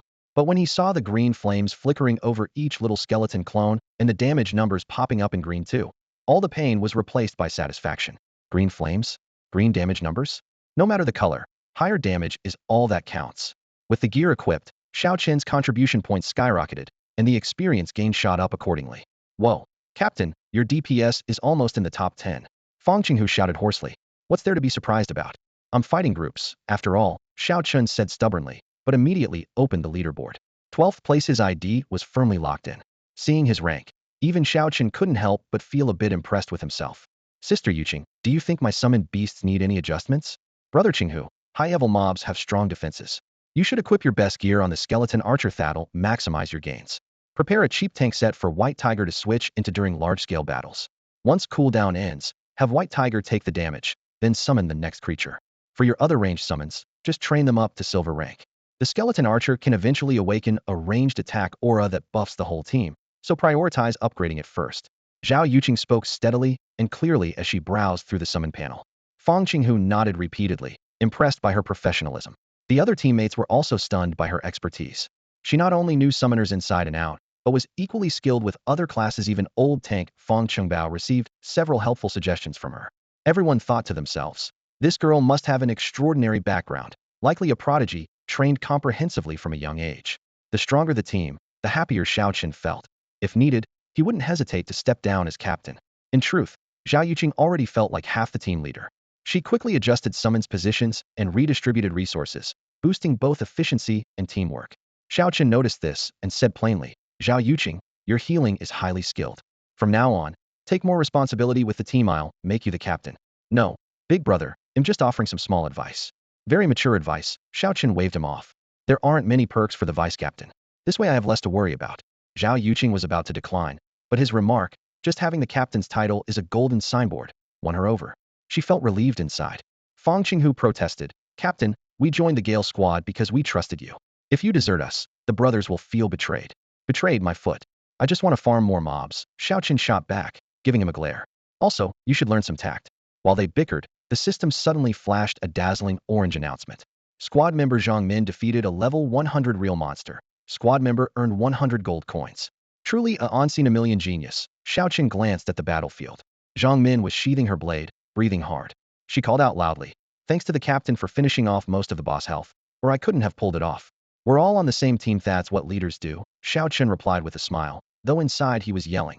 Fang Qinghu, stop talking to me and distracting me. I almost missed the boss. Thinking back, he had just unleashed a volley of meteor arrows, clearing the mobs and exposing the boss hiding among them. Zhang Min seized the moment to strike it down instantly. This was a level 100 real boss that dropped epic gear. Now, among the loot was a piece of equipment and a golden tier class skill book worth over 1 million gold coins. This haul is enough to excite me for a whole year, Zhang Min said, eyes shining as she clenched the drops. Xiao Chun, however, regretted letting himself get distracted while farming. Fang Qinghu, step aside, a bitty orb blocking my view. Zhang Min had just defeated a level 100 boss, and the explosive light effects blossomed vividly in the night, giving Xiao Qin plenty of confidence there were still bosses to farm in this area, and more were sure to appear soon. Since awakening his area attack skill, his efficiency in clearing mobs had doubled, sweeping them away in large groups.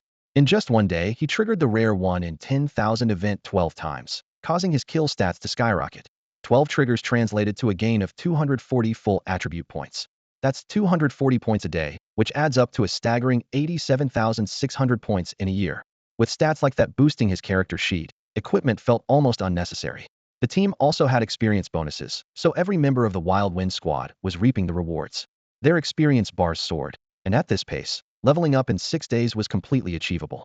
Even just clearing small mobs brought in over 100,000 gold coins daily, far exceeding initial estimates. Incredibly, they had also consecutively taken down several bosses well above level 200, easing the frontline pressure on the Tiantian Guild. With defenses stabilized, members had more time to grow stronger, which was an immense benefit to the guild. Xiao Chun, be careful, a voice warned over the comms. A top player over level 200 from the neighboring Eternal Guild just died. The Eternal Guild ranked second in Tian'an City and was even stronger than Tian Guild overall. This news immediately put everyone on high alert. Fangu, why have you been nowhere to be seen ever since joining the Star Alliance Enforcement Squad? Someone joked. Busy climbing the ranks and making Munyano time to come. Fangu replied with a low chuckle before turning serious. You should keep an eye on those Blood Clan guys there, still looking for a chance to take you out. Don't worry, I won't give them the chance, Xiaochen said calmly. Staying in the guild territory, with multiple buffs stacked, his health and defense were terrifyingly strong. Fangu was still concerned. The safer a place feels, the easier it is for trouble to strike. I've dealt with these guys a lot. Their methods to kill are all kinds of twisted. Don't let your guard down. Meanwhile, scattered mobs had begun appearing throughout Tian'an City, and a boss that had slipped inside finally revealed itself. After a tough fight, they managed to surround and kill it, but the streets were left in chaos. Everyone could see the disorder had just begun and it was only going to get worse. Watch yourself out there. The world was undergoing tremendous changes, and some of them were for the better. In just a few years, a large number of powerful individuals emerged across the Blue Star dimension, and the overall death rate dropped significantly. Humanity was finally able to catch its breath. The strong began planning for the future, building a truly large-scale human settlement to restore population numbers, with education universally recognized as the most urgent priority. The Star Alliance, together with major guilds, launched an Awakener training program, stipulating that every child aged 10 or older could receive several years of foundational education. While the curriculum wasn't particularly advanced, it was enough to help these children understand their path after awakening. Common monster characteristics, dungeon mechanics, profession roles, and growth trajectories all covered. Compared to the old way of blindly struggling to survive on the brink of life and death, this systematic training greatly improved the survival rate of future professionals. This system should have been implemented long ago, but the brutal pressure of survival in the past made it impossible. The top 10 ranked powerhouses changed almost every few years, so policies couldn't take root. Occasional calls to action would fade away after a few years. Now, rumors said that the influential figure Xiao Yan had personally stepped in to advance the plan, an immense blessing for all of Blue Star. After the plan's launch, the Tianqing Guild's territory welcomed nearly 100,000 children aged 10 and above at once. They would receive systematic education here, awaken in batches, and become Taixing's reserve forces. For the children, standing on the city walls and witnessing the crowds of monsters surging forward was the most direct lesson, far more impactful than sweeping floors in an orphanage. Training this generation came at a heavy price. At least thousands of guild members had to slow their upgrade speed, and troops guarding the walls were reduced due to rotation. The leaders understood clearly that protecting the unawakened children was just as important as defending the walls. Fortunately, Taixing's kill count had been rising steadily lately, guild contribution points increasing accordingly. Defense towers were topped off almost every day, and all resources went into tower bases and upgrade materials. Meanwhile, outside Tian'an City, warfare raged on. Groups of level 200 class professionals often banded together to besiege a boss. Even from 50 or 60 miles away, the flickering battle flames could be seen on the city walls.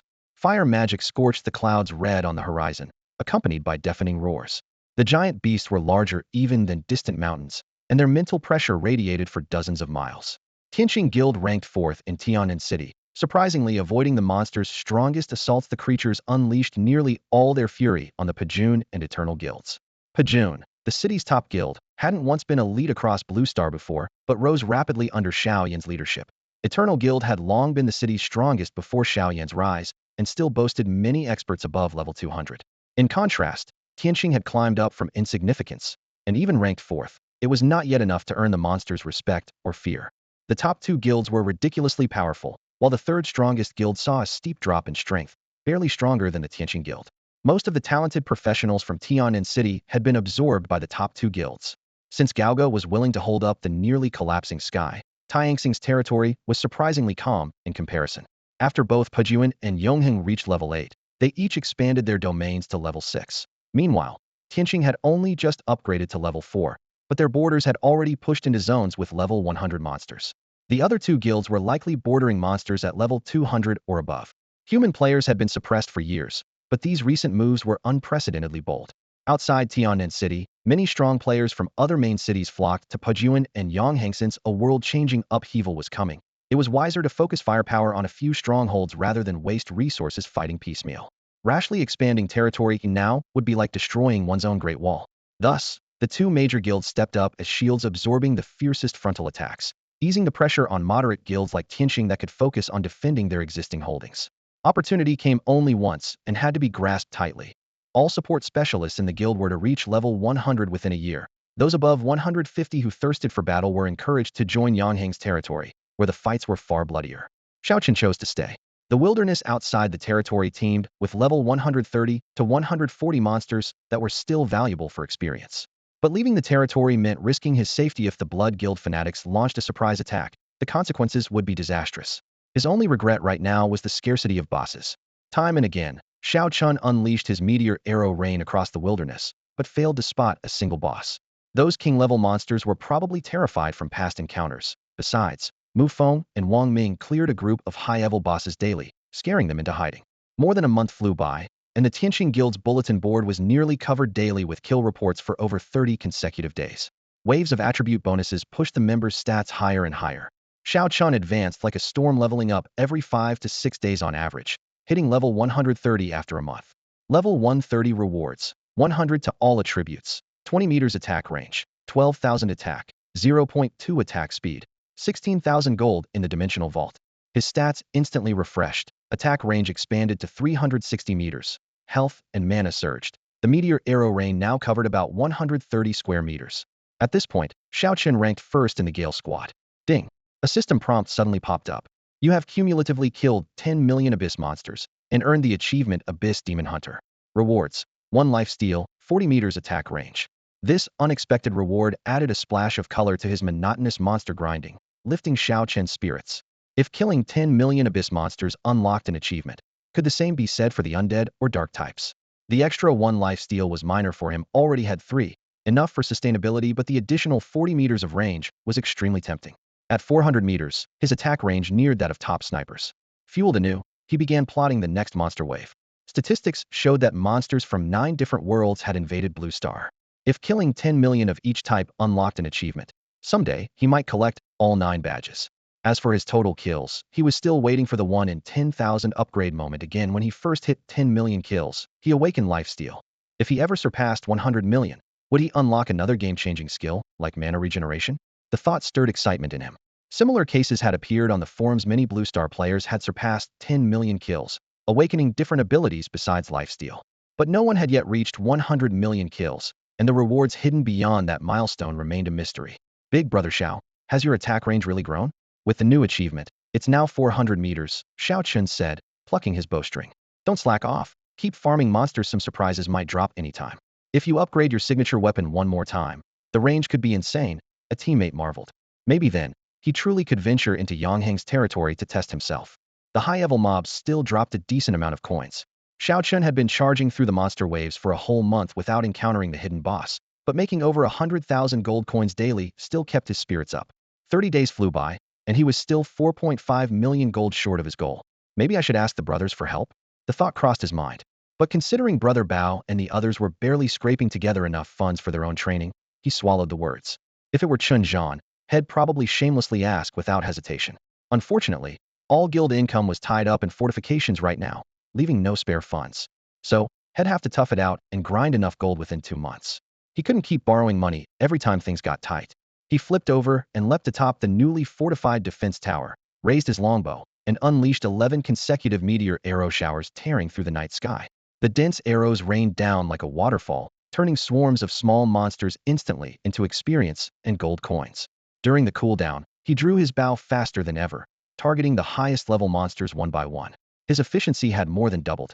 I never understood why killing monsters never seemed to be enough. Now I finally see why.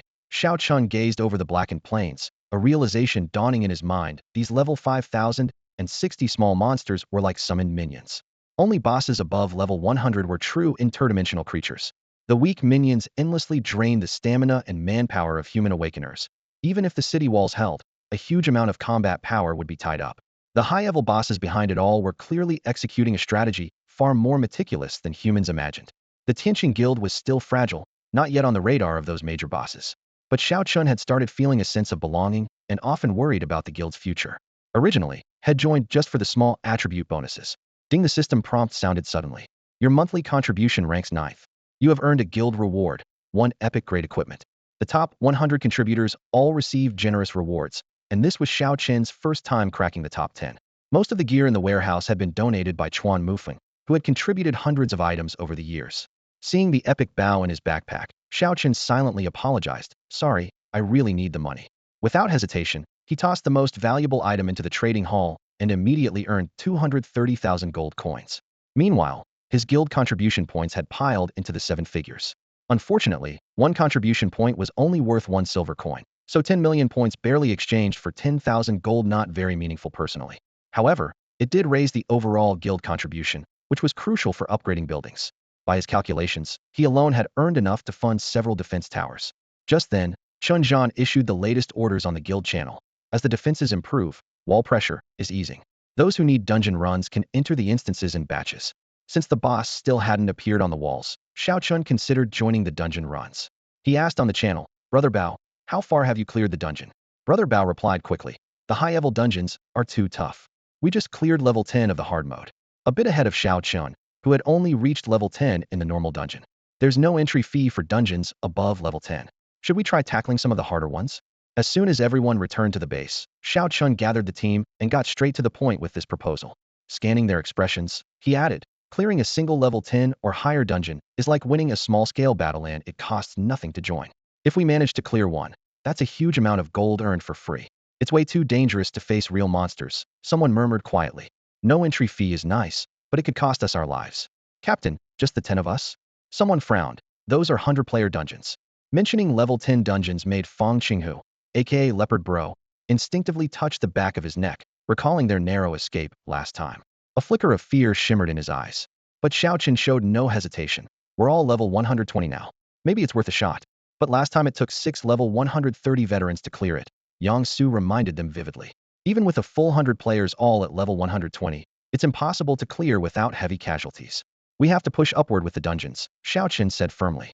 Those top players are already moving on to level 24. We can't just stand still. Having multiple groups is safer, but I don't have the experience to coordinate that many people. One misstep and the casualties will be worse.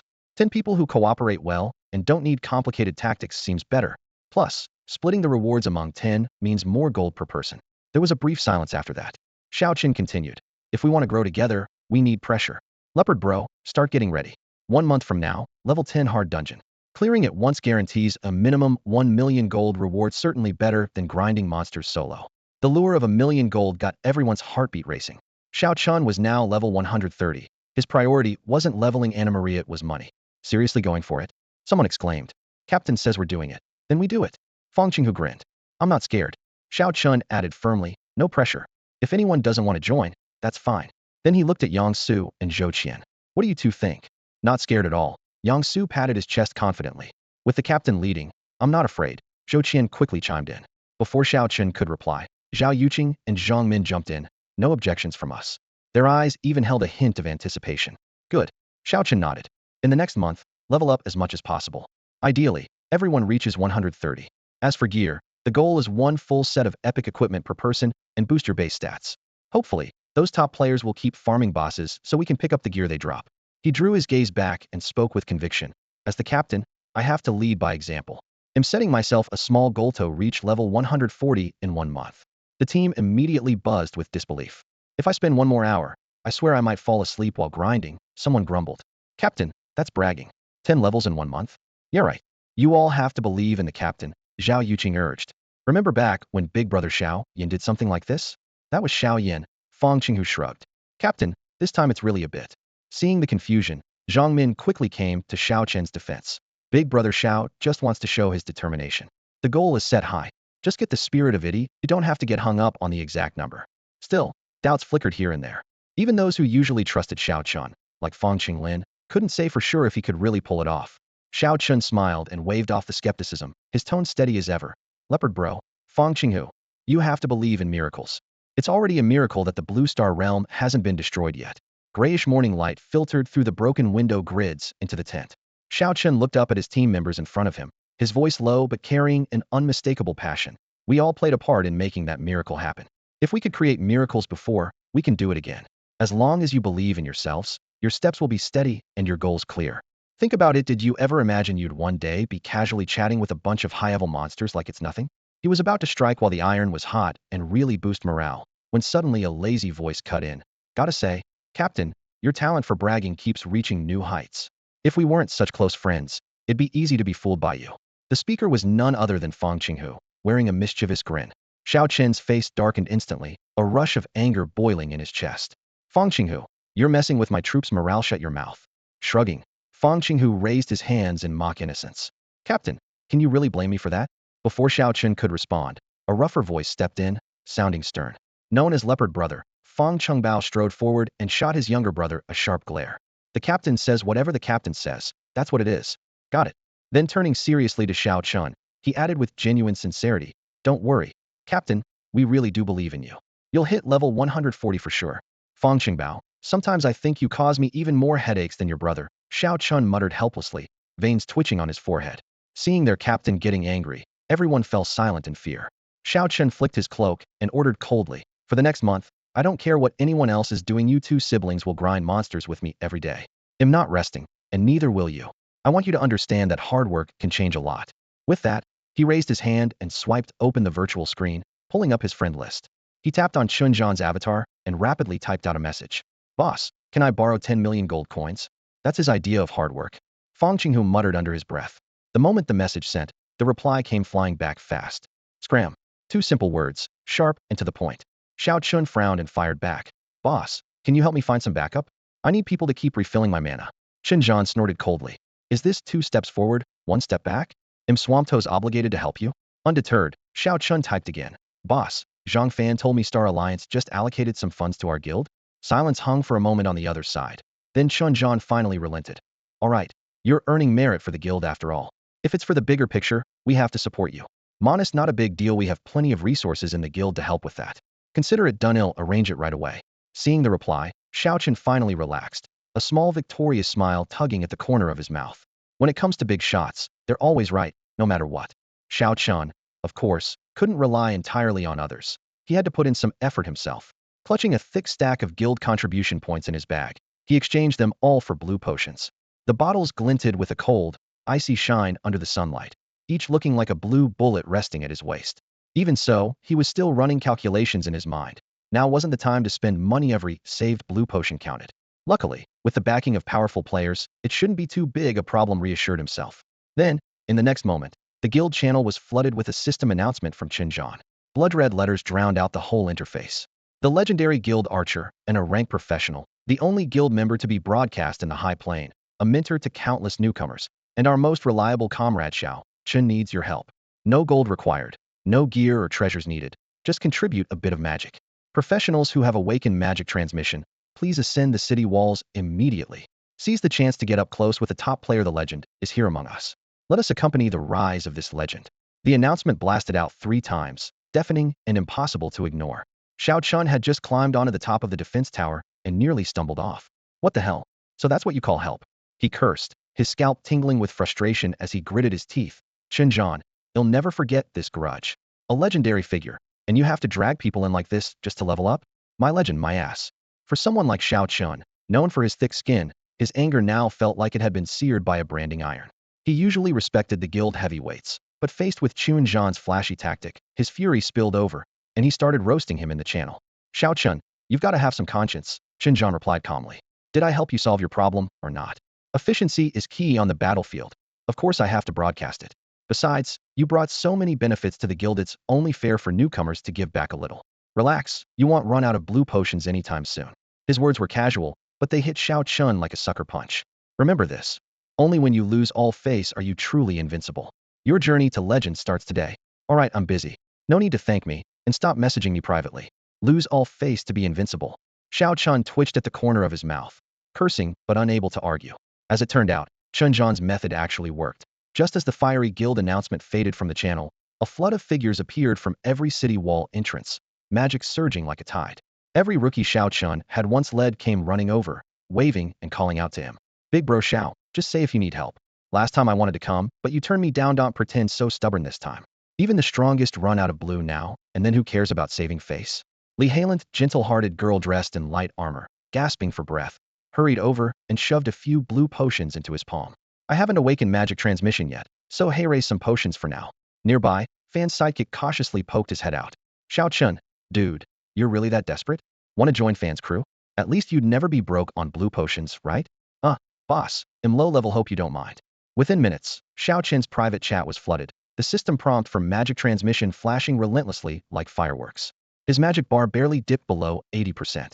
Resigned, he buried his head between the bowstring and the sight, raining down volley after volley of meteor-like arrows. Ice blue bolts formed into a great dragon streaking across the ash-gray battlefield sky. His pride was shattered, but his efficiency had never been higher, had to admit it. Below the city walls, monsters surged like a tide. Above, his companion's magic formed a visible blue beam, continuously pouring into him. Xiao Chun reduced himself to a monster-killing machine, his expression focused, eyes fixed only on the enemies, seemingly oblivious to the friends fueling his magic from behind. From time to time, he could still hear a word of praise. Truly a legendary figure, he was even more focused than anyone else when grinding experience. Take a photo for me. I want to remember fighting side by side with a legend today, someone shouted, holding up a crystal terminal. The other members of the Gale squad immediately joined in the teasing. Forget the others. From now on, we don't call him Captain. It's Legendary Captain. Yeah, show a bit more respect. Look how many people are lining up to join Gale squad now. Faced with endless daylight teasing, Xiao Chun didn't dare to retort.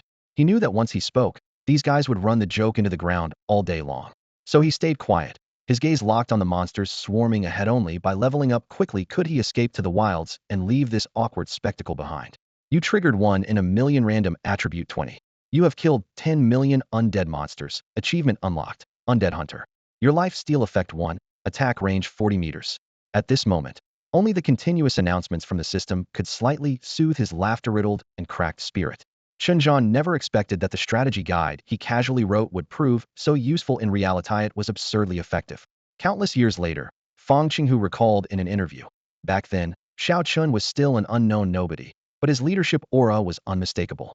When my sister and I first met him, we immediately recognized him as a rare talent. We insisted on joining Gale Squad, and that's how the legendary team story began.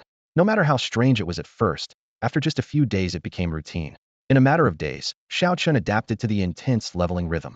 With strong reinforcements backing him, his contribution scores soared, firmly placing him at the top, even leaving a noticeable gap behind others. Fang Qinghu, you summoner are the laziest, Xiao Chun said while grinding monsters. Make a list of all the brothers and sisters who helped out. Once in a while, receiving a favor was easy to accept, but if someone kept sending magical energy nonstop for a whole month, it would be hard not to repay later. At this rate, not to mention hitting level 140 within a month, it might even be faster.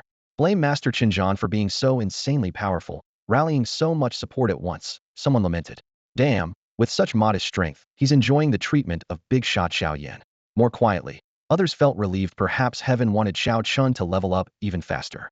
Suddenly, urgent voices burst on the guild channel. Attention, all members. A massive insect swarm is approaching guild territorino. Massive isn't the word, it's endless. All ranged classes, get on the walls, prepare to defend. Chuan Mufeng, who hunted bosses in the wild and handled guild warnings, said, there might be an insect king nearby. I'm going to find it, but even if we do, we might not win. Hold the line. Qinjan, quickly contact Tianan City for backup. Even this veteran's tone was grave, showing how serious the situation was. Hearing this, Xiao Chun rushed to the arrow tower and scanned the horizon. At first, he saw only a gloomy cloud. A few flying monsters passed by, and he wondered where this swarm was coming from. Then in the blink of an eye, the cloud suddenly dropped lower. Countless armored bodies reflected a dark green sheen in the light that wasn't a cloud at all, but a horde of insects. Like a black tide, the bugs surged forward, estimated to be at least tens of millions, if not more. Anyone seeing such an insect swarm would feel their scalp tingle with fear. As soon as Chunjan received the message, he sprang into action. All the defense towers were set to target aerial enemies, while all melee fighters prepared to engage the monsters swarming at the city walls. Range brothers, get ready. Kill those bugs. Damn it, they're all level 160 mobs. He muttered as he issued new defense orders from above the territory. Awaken children and low-level classes inside the city. Evacuate to Tianan City for now. Range players, watch your skill range don't overlap. Don't rush into the level 15 dungeon yet. Let's hold this wave first. Damn it, I barely saved up resources, and now they're about to be wiped out. Xiao Chen's part was simple. He just needs to shoot fast, Qinjan half-joked, continuing to coordinate. The Gale squad was almost entirely melee classes, tasked with blocking the monsters caving in at the city walls. The swarms of level 160 aerial bugs were assigned to Xiao Chun. The bugs were small but tanky, and the experience was juicy, just what he liked. You have consumed an epic fury potion, attack 100. You have consumed a strength potion. You have consumed an intelligence potion. You have consumed a spirit potion. and also agility and mana regeneration potions. Stacked buffs in rapid succession pushed Xiao Qin's attack power well beyond 800,000. He chugged the last bottles and shouted into the channel, "Brother Bao, don't hold back on the potions. We need every buff we can get."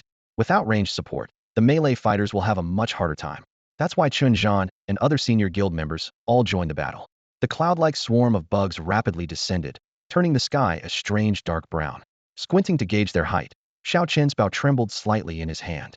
A teammate reported, "Captain, those swarms cover at least 10 miles. Chun Zhan scoffed, "Good thing we had an early warning. Otherwise, the guild would take a massive hit.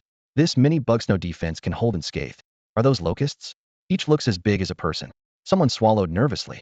Zhongxing monsters were common, but an air raid of this scale had never been seen. It was likely a queen bug had appeared nearby, building a hive. If they found that hive, it might be harder to crush than a whole city, but destroying it would make headlines in the realm. Phantom Black Locust, LV 160. HP, for 1,200,000. Attack, 28,600. Defense, 12,031. Special, chance to dodge physical attacks. Xiao Qin frowned. Dodging one arrow isn't a problem. You can't dodge an entire rain of arrows. The dense black locusts suddenly pressed forward like sharp, rolling arrows, buzzing into a deafening storm. Calculating their speed, Xiao Chun went first. Meteor arrow rain. Swish, swish, swish. A dozen skill shots exploded in a volley, wiping out large clusters of bugs midair.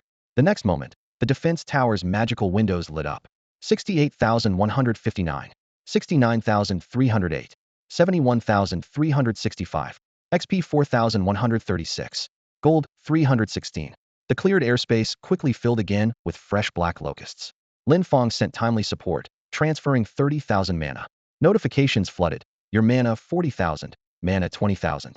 Xiao Chun lifted his bow again, unleashing another rain of arrows in a blur. The bowstring constantly vibrated without pause. Other ranged players joined the barrage. Flames of the burning city, a crimson firestorm arced and rolled. Windblade, cyan slashing blades spun like gears.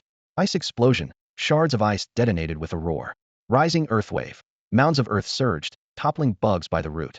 Above the city walls, some areas were flooded with torrent waves, others blasted by hailstorms, others roared with fire. The cadence of magic blasts was so rhythmic it nearly formed a continuous line. Bugs fell in showers.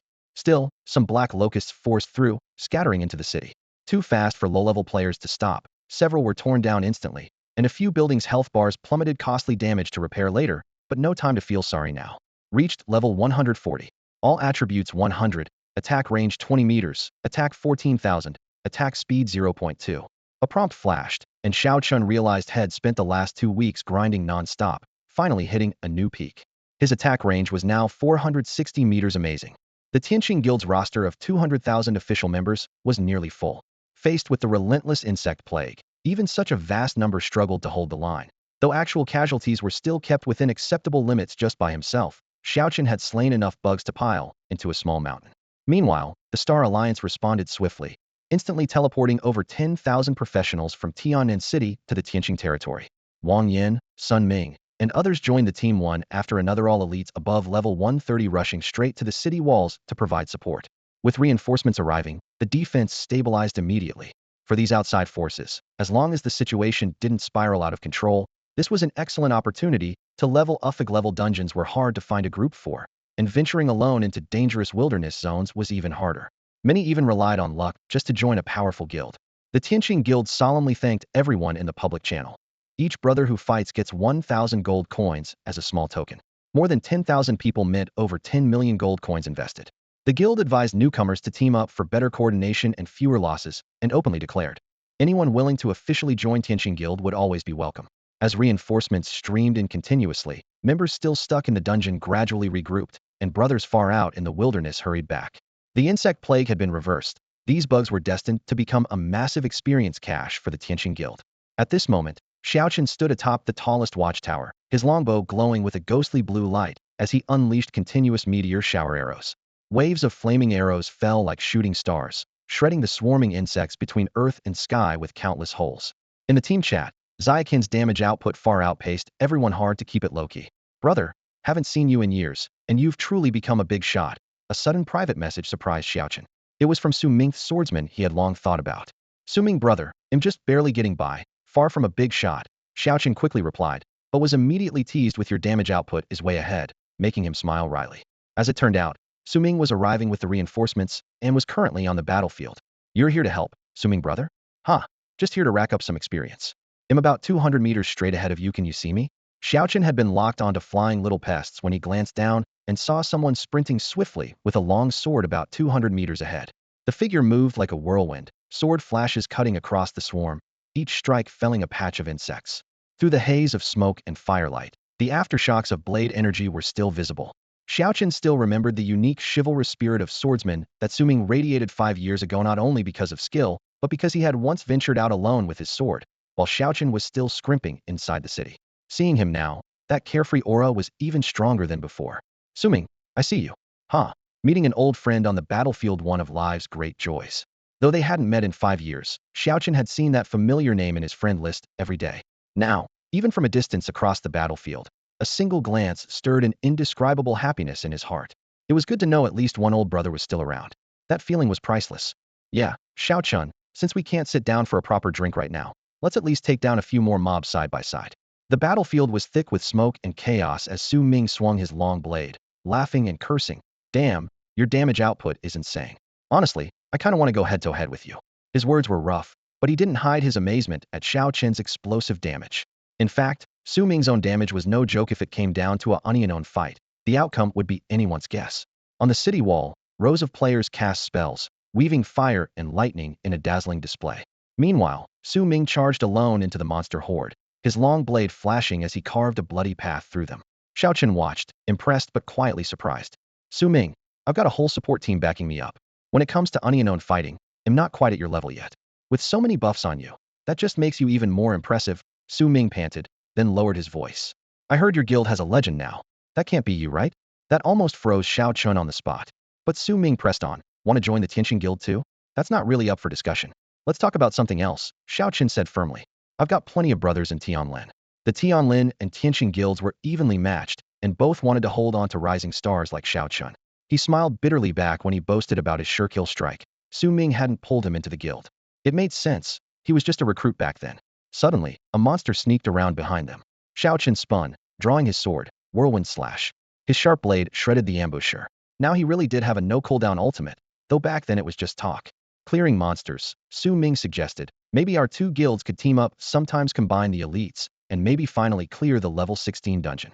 That's a big guild decision. I can't decide that. He'll introduce you to Chunjan later. You can talk. By now Su Ming had reached level 160 and was one of the top players in the Tianlin club. Xiao Chun was level 140 and trying to catch up. He watched Su Ming charge into the horde, blade flashing all the way until he vanished from sight. It seemed Su Ming had recently unlocked some healing skill too, no survival issues there. Xiao Chun looked up to see swarms of locusts blotting out the sky, their winged blades slicing the air. Skill after skill exploded upward, and he periodically pulled out potions to keep going. You've killed an elite locust. Gold 12,000. Guild contribution points 20,000. Obtained a gilded helmet. Elite monsters occasionally dropped high-value gear. Over time, gold and materials piled up, and killing monsters became a satisfying, rewarding grind. In the guild territory, new defense towers were built daily, gradually lightening the pressure. Xiao Chun urged in the chat, Brother Bao, you guys need to hit level 130 quickly so we can enter the dungeon straight away. Since the insect plague broke out, the monster tides had never stopped or lessened. Xiao Chun had a growing suspicion. The enemy's real goal was to tie down the Tianqing guild and stop their progress through the dungeons. He wasn't sure what made the dungeons so important, but the otherworldly bosses clearly cared deeply. The squad leader reported, we still need 5, at most 6, more days. Everyone can reach level 130 by then. Xiao Chen raised an eyebrow. By then, they'll be level 150. At this moment, he was probably the fastest leveler in Tianqing. Of course, that came at the cost of owing many favors and spending all his savings. She just had to keep hoarding potion money. A sudden thought flickered through his mind as he raised his sword to unleash another skill, the blade's light cutting through the swirling locust swarm. Xiao Chun flicked another skill toward the locusts, relentless. At that moment, a bullet tore through the sea of spells and struck straight into Xiao Chen's chest. Crack! The shield of protection shattered instantly, and a vivid red damage number of 120,654 popped up. That shield could absorb twice the armor damage. With nearly 80,000 armor on Xiao Chun, it absorbed a total of 240,000 points of damage, yet he still lost 120,000 health. If it weren't for all the buffs stacked up, this single shot would have drained at least 200,000 health. Sharpshooter. In a flash, Xiao Chun identified the enemy's class. Reacting swiftly, He instinctively cast a second shield of protection on himself. Crack. The shield broke again, his chest burning hot as another 100,000 plus damage dropped his health bar further. Fang Qinglin, heal me. The shield's cooldown is up, the next hit will deal even more damage. Before he finished, two more alarming damage numbers appeared in midair, 281,368 and 279,845. Normally, landing safely after blinking would be the safest bet, but Xiao Chun had no intention of retreating. How could he lure the enemy out without giving them some hope? Brother Xiao, what's going on? No big deal. Using his eye of truth and high mental power, he quickly locked onto the target along the bullet's trajectory. The familiar sharpshooter stubbornly held position at over 400 meters away. Xiao Chun sneered. Camping the range? I can shoot 460 meters now. It'll show you what 800,000 burst damage looks like. The sharpshooter never expected that the archer before him wasn't just ridiculously tanky, but also had over 100 meters longer range than before. Nor could he believe Xiao Chun could accurately hit him through a horde of monsters. Whiz, whiz, whiz. Xiao Chun kept distracted by attacking monsters, but still pulled out an arrow to aim 615,873. Still not dead? The Scarlet Guild sure has deep reserves. He clicked his tongue. Even with over 80 attack power, I only took down 600,000 damage and didn't one-shot a ranged squishy. I don't believe your sharpshooter has 1.2 million health. The second arrow pierced the air. 623,578. Ping. You killed Duke, receiving 20,000 gold bounty, 40,000 guild contribution, 310,000 experience, 20 spirit, 390,000 gold. You obtained Glory Pants level 160. Just as expected, level 160 plus. Xiao Chun eyed the glowing gear thoughtfully. One pair of pants could be sold for 300,000 gold. With other drops, this kill netted a clean 700,000 gold. Level 160 elites sure were lucrative. Xinjiang, someone from Scarlet might have sneaked in. Check all hidden information. After alerting the big shot, he added, if no one wants to get involved, I'll handle it myself. Dream on. They dared enter our territory. Not a single one will escape today. Xinjiang's reply was resolute. Right now, Xiao Chun multitasked, auto-leveling skills, drawing his bow from a distance, and searching for lurking Scarlet members. Someone sighed, Xiao Chun's growing too fast. Scarlet probably can't sit still anymore. You getting stronger makes them restless.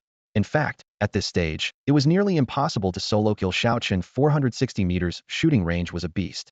He decided not to leave guild territory anytime soon, eager to provoke Scarlet into gifting him more kills. Normally silent in the city chat, this time he raised his voice. Fang Qinghu, looks like you've got a role to play. Start yelling in city chat every day. Captain, what's up? Just had someone from Scarlet attempt to assassinate me, but I killed him instead. That Duke guy? Important to Scarlet. The Wild Wind squad was stunned. Captain, you just took him out without warning? That guy must be crazy to come kill in guild territory. I get it, it's to taunt Scarlet, right? Captain, I don't have experience with this. Should we insult them for 8 hours straight every day? Xiao Chun trusted his teammates' combat strength.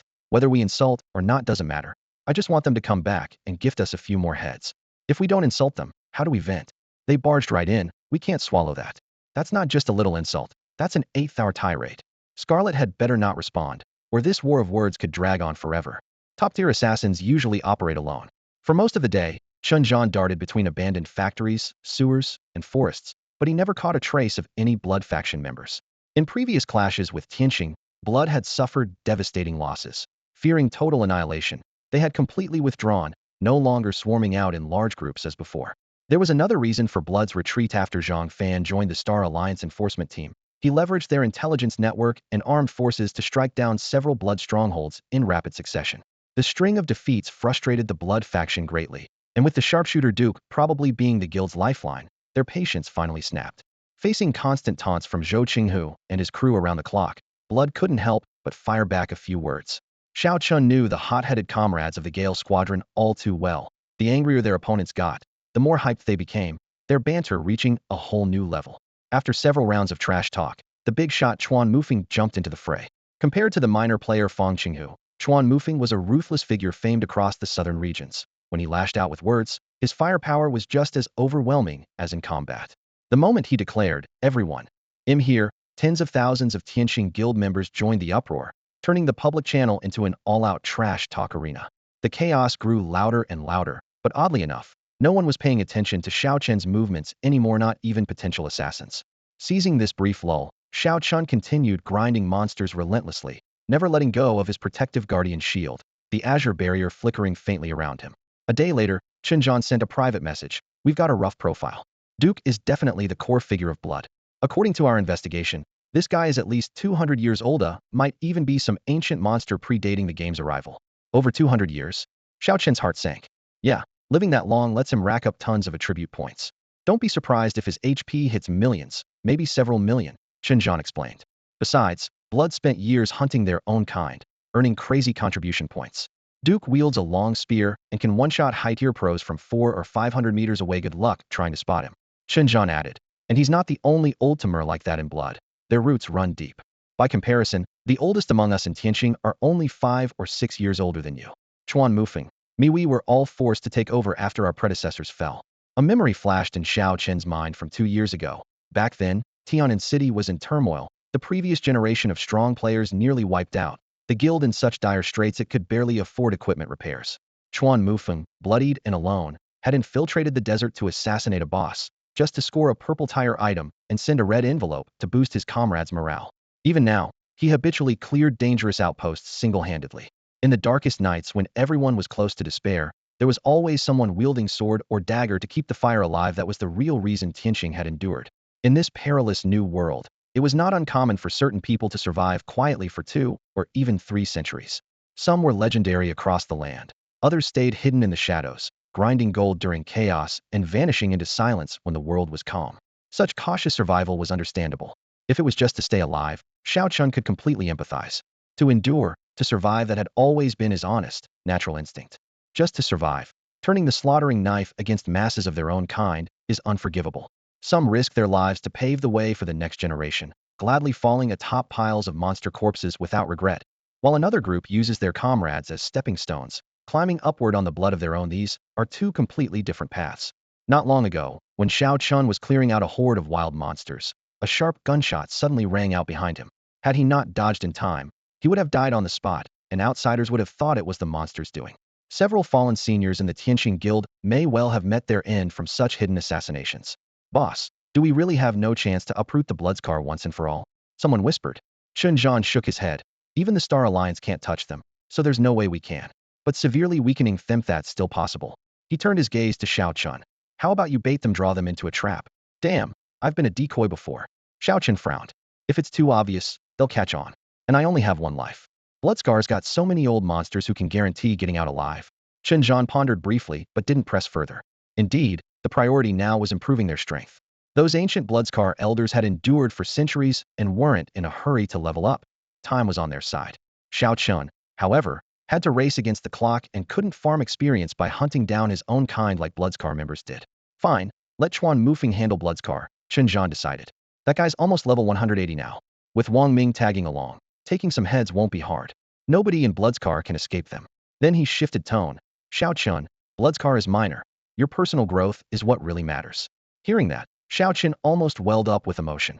I've been in the guild 5 years, and now you finally care about my growth? You blame me? Shinjan rolled his eyes. If you topped contribution rankings, I'd have waited on you hand and foot 24/7. But resources are limited, they have to go to where they'll do the most good. Alright, fair enough. Xiao Chun shrugged, inwardly feeling the sting of being just an average member. Seeing no more pushback, Shinjan continued. Listen up, the guild's resources are so tight, they could strangle a man. Territory defenses are only just holding, and fundamental infrastructure is still being built. Don't even think about any throwing money around. But I can assign you some manpower. So just empty words, no cash? Xiao Chun raised an eyebrow. Shut up. Shinjan slammed the table. Hear me out. I'm giving you 10 people, 5 heavy armored tanks, and 5 main healers who restore mana or are mages. Add those to your existing Brothers of the Gale squad, and you'll have a full 20-man team. I don't have top-tier grade pros, but I'm not throwing you useless scraps either. They're about the same as Fong Qingbao's group haul solid crate pros. All crate. Not just barely passing, but a pretty generous setup. The entire guild barely had a handful of level players. The Gale squad already had 2. Now with 10 crate reinforcements, their value skyrocketed. Warmth blossomed in Xiao Chen's heart. These future pillars of strength would now be his comrades in arms. You could say the Gale squad had truly become an all-elite unit. From now on, 5 people are constantly restoring his mana. With Zhao Yuqing's mana aura and the occasional potion boost, Xiao Chun probably won't have to hold back when spamming skills anymore. The 5 dedicated mana-supporting healers stood around him, their staves glowing as they continuously replenished his mana bar. Zhao Yuqing's blue aura enveloped the entire team like a gentle mist, and whenever a potion was popped, Xiao Chen's mana would instantly refill even if it was nearly empty. Adding Fong Qingbao, There were 6 tanks guarding him in total. Counting the summoned beasts, that made for an impressive front line. The 6 ironclad walls formed a solid formation before him, with the summoned creatures obediently positioned at the outer edge, a clear barrier against any intruders. Obviously, the top player hadn't assigned these teammates randomly had Xiao Chen's deadly burst damage and nearly zero cooldown skills carefully in mind. Xiao Chen's damage output was more than enough, with 2 assassins helping to finish off enemies. From now on, it wasn't just about clearing level 10 dungeons. With those 2 skill combos, both bosses and mobs could be dealt with efficiently. Once the core survival problem was solved, everything else was manageable. If there were 6 tanks and a bunch of healers, but they still got themselves wiped, Xiao Chen couldn't blame anyone but them. Damn, big shot, you finally did something useful. Next time, he'll bring you into a level 15 dungeon. Xiao Chen patted his teammate on the shoulder. But his words were met with a wet blanket. Don't get ahead of yourself. Let's see it happen first. If the dungeon can be farmed, farm it. If not, just level up the team. Hearing that, Xiao Chen felt something was off. Hey, you're not treating me like free labor, are you? That's not true. You top the contribution charts. How narrow-minded can you be? What free labor? Teammates should support each other. You've got to have a bigger picture. Team growth is a collective process. Your level is only slightly higher than theirs. It's not exaggerated. Xiao Chen glanced down and saw he was about to hit level 150. That's kind of impressive. Then he suddenly caught on. I get it now. You basically want me to power level them for free. The more he thought about it, the more obvious it became. What else can I do? You can't have Chuan Mufeng, a single assassin with pitiful damage, handle that. He can kill maybe 1 mob per hit, and only a few per day. Pitiful damage? What a ridiculous thing to say. Xiao Chen scowled quietly. Not a word from this big shot could be trusted. Guiding the newbies is the guild's tradition. The other high-level players have their own roles. I'm not making you lead a 100-man raid. Don't make such a fuss. With great power comes great responsibility. Got it. The big shot's voice dropped, anger rising. Seeing it wasn't worth pushing further, he backed off. Fine, I'm not refusing. It's a mutual need. Xiao Chen leading a few people makes sense. I just felt you weren't being genuine, so I questioned it a bit. Damn, playing the nice guy sure isn't easy. The Windstorm squad had grown to 20 members in total. Originally, Yang Su and Zhou Qian could support Xiao Chen with mana regeneration, but now there were 5 additional sources of continuous mana recovery. This extra mana support finally gave Xiao Chen confidence once he boosted his attributes further and his attack power fully matured. Leveling up by grinding monsters would become effortless. The 10 newly recruited lower-tier members were all newcomers who had just awakened during the past 6 months, generally floating slightly above level 100. Reaching triple digits within half a year clearly demonstrated their potential. Captain, we can all hit level 130 today, someone said excitedly, patting his chest. Xiao Chen nodded. Good, we'll catch up soon. Let's hold off for 2 more days to farm dungeons, so the newbies can get some practice. His own level was still capped below 150, just shy of entering the high-tier dungeons. He briefly assigned team roles for the upcoming missions. Zhao Yuqing, official dungeon commander. Brother Bao, main tank, must switch to level 130 epic gear before entering. Cheng Lin, focused on monitoring Brother Bao's HP, healing pressure isn't heavy but must be flawless. Fang Chengkai and Zhang Min, fully concentrate on boosting output, pushing assassin skill books as close to golden grade as possible. When running dungeons, survival comes first, everything else comes after. Xiao Chen cautioned prudently, having not mastered the complexities of high-tier dungeon tactics. Fortunately, Zhao Yuqing had spent months studying strategies with the core members and simulating all sorts of emergencies. Xiao Chen just needed to be a well-behaved soldier, steadily dealing damage. Of course, this soldier alone could absorb over half the team's total damage output. For the next 2 days, he stayed at the leveling spot farming mobs. Arrows whistled through the air. Bursts of light flared and faded. The experience bar steadily filled. Finally, a long-awaited system notification appeared. Ding! You're level 1, all attributes 20, free attributes 40. Reached level 150, all attributes 100, attack range 20 meters, attack 15,000, attack speed 0.2. You have broken through level 150 and become an elite of the Blue Star Dimension, gold 20,000. Attack range now 480 meters. Excitement surged alongside a newfound lightness and feeling. As long as monsters were abundant, farming mobs was still a gold mine.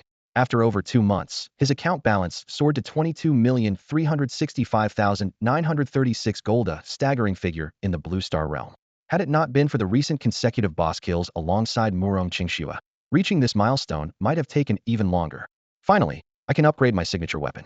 He suppressed his excitement and quickly calculated. From golden grade to epic, plus refinement stones, the total cost would be about 45 million gold. Few could afford such an amount, but this time, he was ready to bet it all. Enhancement gems 1000500,000 gold deducted. Refinement gems 1,000, another 500,000 gold deducted. His balance instantly halved. Even used to large sums, Xiao Chen's heart tightened. Then, golden system text flashed across the screen. Your signature weapon has successfully upgraded to an epic longbow, non-tradable. Equipment level, none. All attributes 5,000. Attack 100,000. Attack range 200. Attack speed 4. Experience bonus 80. Effect 110 chance of critical hit. Additional 100,000 attack damage. Effect 210 chance to ignore enemy defense. Effect 3 reduces target's defense by 10. Effect 4 0.01 chance to deal a fatal strike. Effect 5 automatically tracks and attacks the target. Effect 6 reduces resource consumption of bow skills by 20. Upgrade requirements. Experience 10 billion, gold 100 million, enhancement gems 10,000, refinement gems 10,000, exotic beast tendons 1, advancement stones 10. Enhancement level 2, all buffs 20. Seeing such an outrageous boost, Xiao Chun was left speechless with excitement. His total attributes had nearly increased tenfold. Basic attacks now dealt an extra 100,000 damage, not percentage-based, but still incredibly powerful. The extended attack range and faster attack speed were immediately noticeable. The 10 chance for critical hits stacked with an additional 100,000 damage, 10 chance to ignore defense, 10 chance to penetrate armor, plus a 0.01 chance for a fatal blow, and automatic tracking his arrows felt almost sentient. On top of that, bow skill resource costs dropped by 20, meaning he could unleash meteor arrow rain multiple times longer. The timing of this upgrade was perfect. After calming down, he opened the marketplace and compared his weapon with other epic weapons at the same level. While his weapon stats only looked about 10 higher on the surface, the real advantage was its 4 inherent effects. Ordinary epics had only 2. Knowing he could use this weapon for years, maybe until level 250 before upgrading further, Xiao Chen shook his head with a trace of regret. The 100,000 attack felt explosive at level 150, but would lose its luster at level 250. If it evolved to legendary, it might shift to percentage-based damage. However, the upgrade screen quickly reminded him of the harsh reality. Each rank up was 10 times harder than the last, with exponentially increasing resource costs. In comparison, gradually strengthening his weapon offered better value. Xiao Chen calculated silently it would be smarter to max out enhancements slowly. Even so, this weapon was among the finest on Blue Star. Although top players like Xiao Yin and Bai Yi might still use epic weapons, they likely had terrifyingly high enhancement levels stacked. This thought lifted his spirits. With the weapon secured, he immediately swapped his entire set to level 150 epic gear, spending 630,000 gold instantly. The old equipment could be sold at the auction house, partially offsetting the cost. He couldn't afford to replace his rings and necklace yet, so he kept his gold tier 1s for now, planning to upgrade later. 2 months of continuous monster grinding had boosted his total attributes by 20,000, a clear leap forward. Xiao Chen pulled up his character info and scanned through it with growing satisfaction. Xiao Chun, LV 150. Experience, 33.86 million. Total attributes, 218,695. Attack, 356,026. Health, 768,300. Mana, 186,352. Defense, 68,112. Attack range, 580 meters. Attack speed, 9.8. Movement speed, 156. Skill list. 1. Tenfold shot. 2. Armor piercing arrow LV, 220 damage. 3. Power strike LV, 220 chance to trigger double damage. 4. Meteor arrow rain. 5. Lifesteal 5. Common skills, summon, blink, true sight, guardian shield, thorns armor, stone barrier. In just a few months, his power had doubled, with the main credit going to his bound weapon. His summoned beast, Xiao Chong, had also caught up to level 150, growing even faster than its master. Undead skeleton, LV 150, epic quality. HP, 1,360,000. Attack, 82,001. Defense, 45,352. Skill, summon LV 6, each clone inherits 60 of master's attributes. Advancement requirements, undead divine fire epic 10. Advancement stone 1, 10 million gold. Thanks to the weapon's 80 experience bonus, even after sharing XP with his summon, Xiao Chun leveled up faster than most players. Xiao Yan's rapid progress likely followed a similar route. Suddenly, the system notification bell rang loudly. Ding, your overall power has entered the top 100,000 within the dimensional realm for the first time. Achievement unlocked, Blue Star Guardian. Reward, attack range 20 meters. His attack range jumped from 580 to 600 meters. Looking at the neat, climbing string of large numbers, Xiao Chun gripped his bow tightly and muttered self-deprecatingly, pretty awesome one. The Tianqing Guild has hundreds of thousands of members, so naturally, there are some who have earned the title of Blue Star Guardian but not many. Top-tier experts like Murong Qingxue and Chuan Mufeng need no introduction. and now Xiao Chun is also on that list. Given his overall strength, he easily ranks among the top 20 in the guild. Though this evaluation may sound understated, it is actually astounding. He knows his combat power is approaching that of a level 170 profession player, yet he never brags about it. Even people like Chen Zhan are unaware of his true limits. Having gone a long time without tackling any dungeons, the team is finally preparing to challenge a level 10 or higher real dungeon. After equipping his brand new battle armor, Xiao Chen's appearance is nearly unrecognizable. His shoulder guards glint frostily, and his dark black cloak exudes an imposing aura. For this mission, he and his teammates have stockpiled a large quantity of potions. Xiao Chun alone has spent over 9 million gold coins, leaving him with just 1 million gold. Though an enormous sum for others, it's barely enough for him to splurge. Bao Gu and the others are fully armed as well, nearly all wearing epic-grade gear. The runes on their chest plates shimmer brilliantly in the light. Before entering the dungeon, Zhao Yuqing takes charge of giving the squad a final briefing. From one perspective, although Xiao Chun is powerful, this is his first time setting foot in a level 10 dungeon. He, too, must listen carefully. Dungeons above level 10 are called real dungeons. Zhao Yuqing begins, pulling out a simplified map and tapping on the blank space with her finger. The bosses inside are all real monsters that genuinely exist. The maps aren't fixed monsters, and their abilities are based purely on luck. So far, the Blue Star Dimension has cleared over 16,000 high-level dungeons, and almost none have had identical layouts. She pauses for a moment, looking over everyone. The monsters in level 10 dungeons range from level 100 to 110. There are no ordinary mobs. Every one is equivalent to a field elite. Each time we break new ground, it's a small-scale dimensional war. Wars have casualties, and even level 200 experts must proceed cautiously. So everyone has to strictly follow orders. Zhao Yuqing raises her hand and calls out the key point. Remember, levels 1 through 10 are just practice dungeons. After level 10, there's no distinction between normal or hard. Each map is brutally challenging. Only after level 100 does the real journey begin. Every monster we kill, every dungeon we clear, we're eliminating potential threats to the Blue Star. She continues with the plan. We'll start by running level 10 dungeons a few times to build synergy. Once the team is solid, we'll advance to level 11. After her explanation, the newcomers show no sign of hesitation. Instead, their spirits rise with excitement. But when Xiao Chun hears words like dimensional war and complete wipeout, his heart tightens. He knows his power is formidable, but he's also keenly aware of the heavy responsibilities that come with it. Bosses in high-level dungeons are even more terrifying than monsters of equivalent level in the wild. Yet the benefits are clear. Each successful run grants permanent attribute bonuses to the team. For most profession players, this is the most reliable and direct way to improve. With Zhao Yuqing's nearly flawless preparation, Zhou Qinghu remains silent and cooperates fully. Although the team is small, their combined firepower soars due to their cohesion. She raises her hand to signal everyone to gather. Before entering, let's drill our defensive formations once more. Positions 1 through 5. Take turns using your team damage absorption skills. If any monsters approach, you must immediately take on the aggro. Chenglin, your main job is to keep Brother Leopard's health up. They'll keep an eye on the team's overall HP. Zhao Yuqing assigned the pre-battle roles to everyone one by one.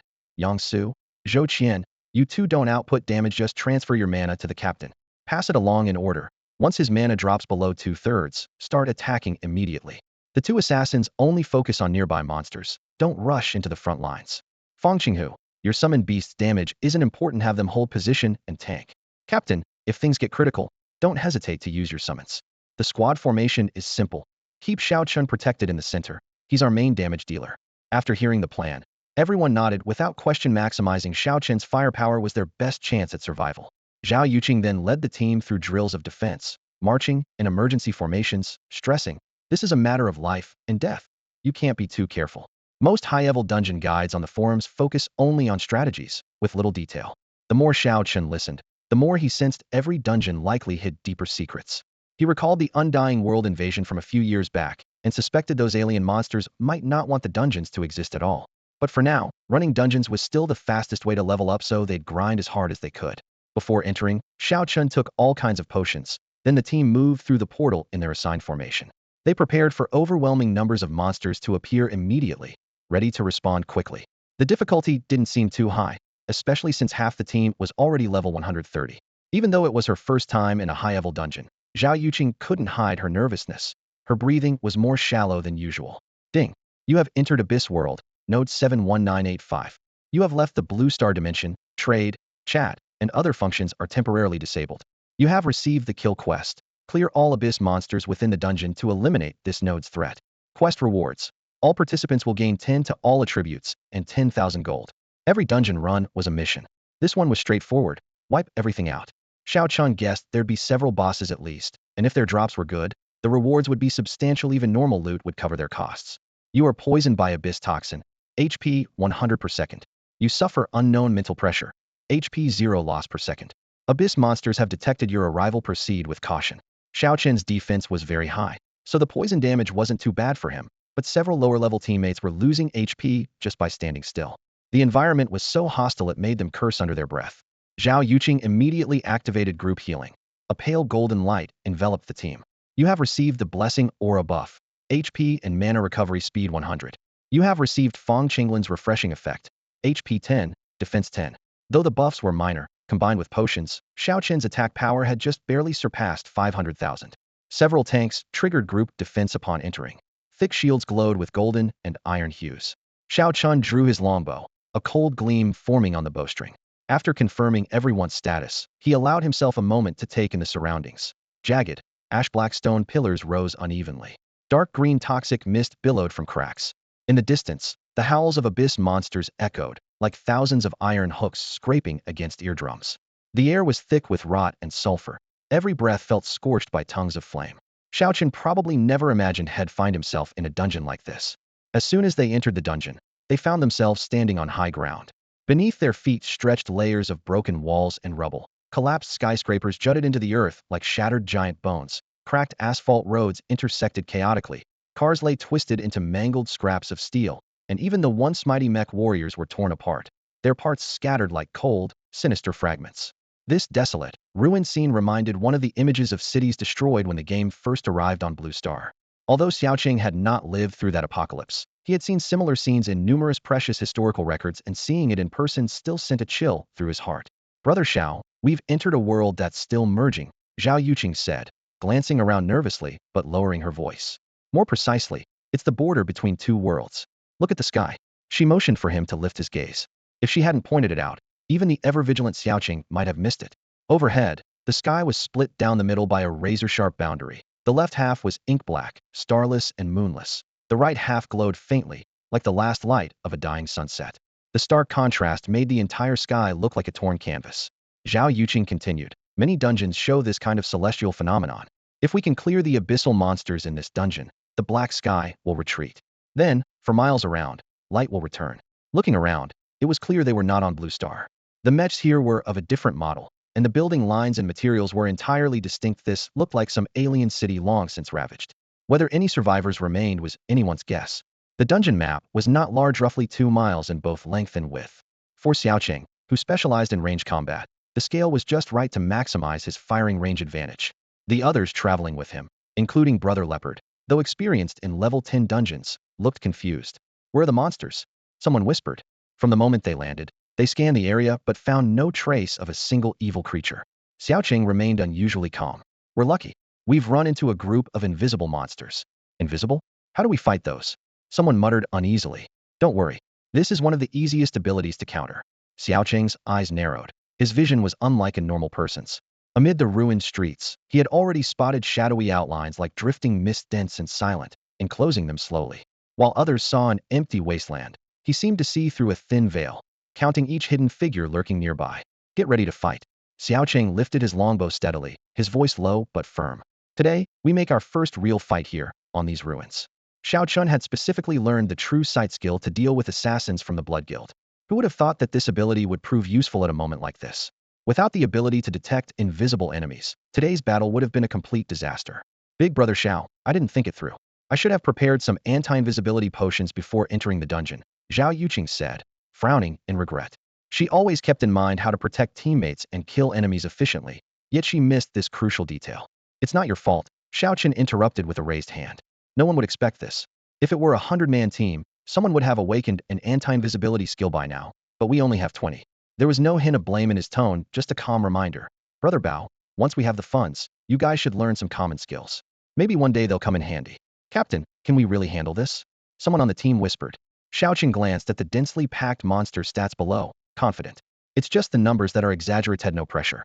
I actually prefer dungeons like this where enemies are clustered. The denser, the better. Hearing his confident reply, Zhao Yuqing finally relaxed.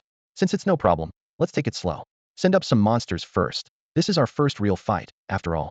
We need to get some practice. Only Zhao Yuqing could think to treat a high-level dungeon as a training ground.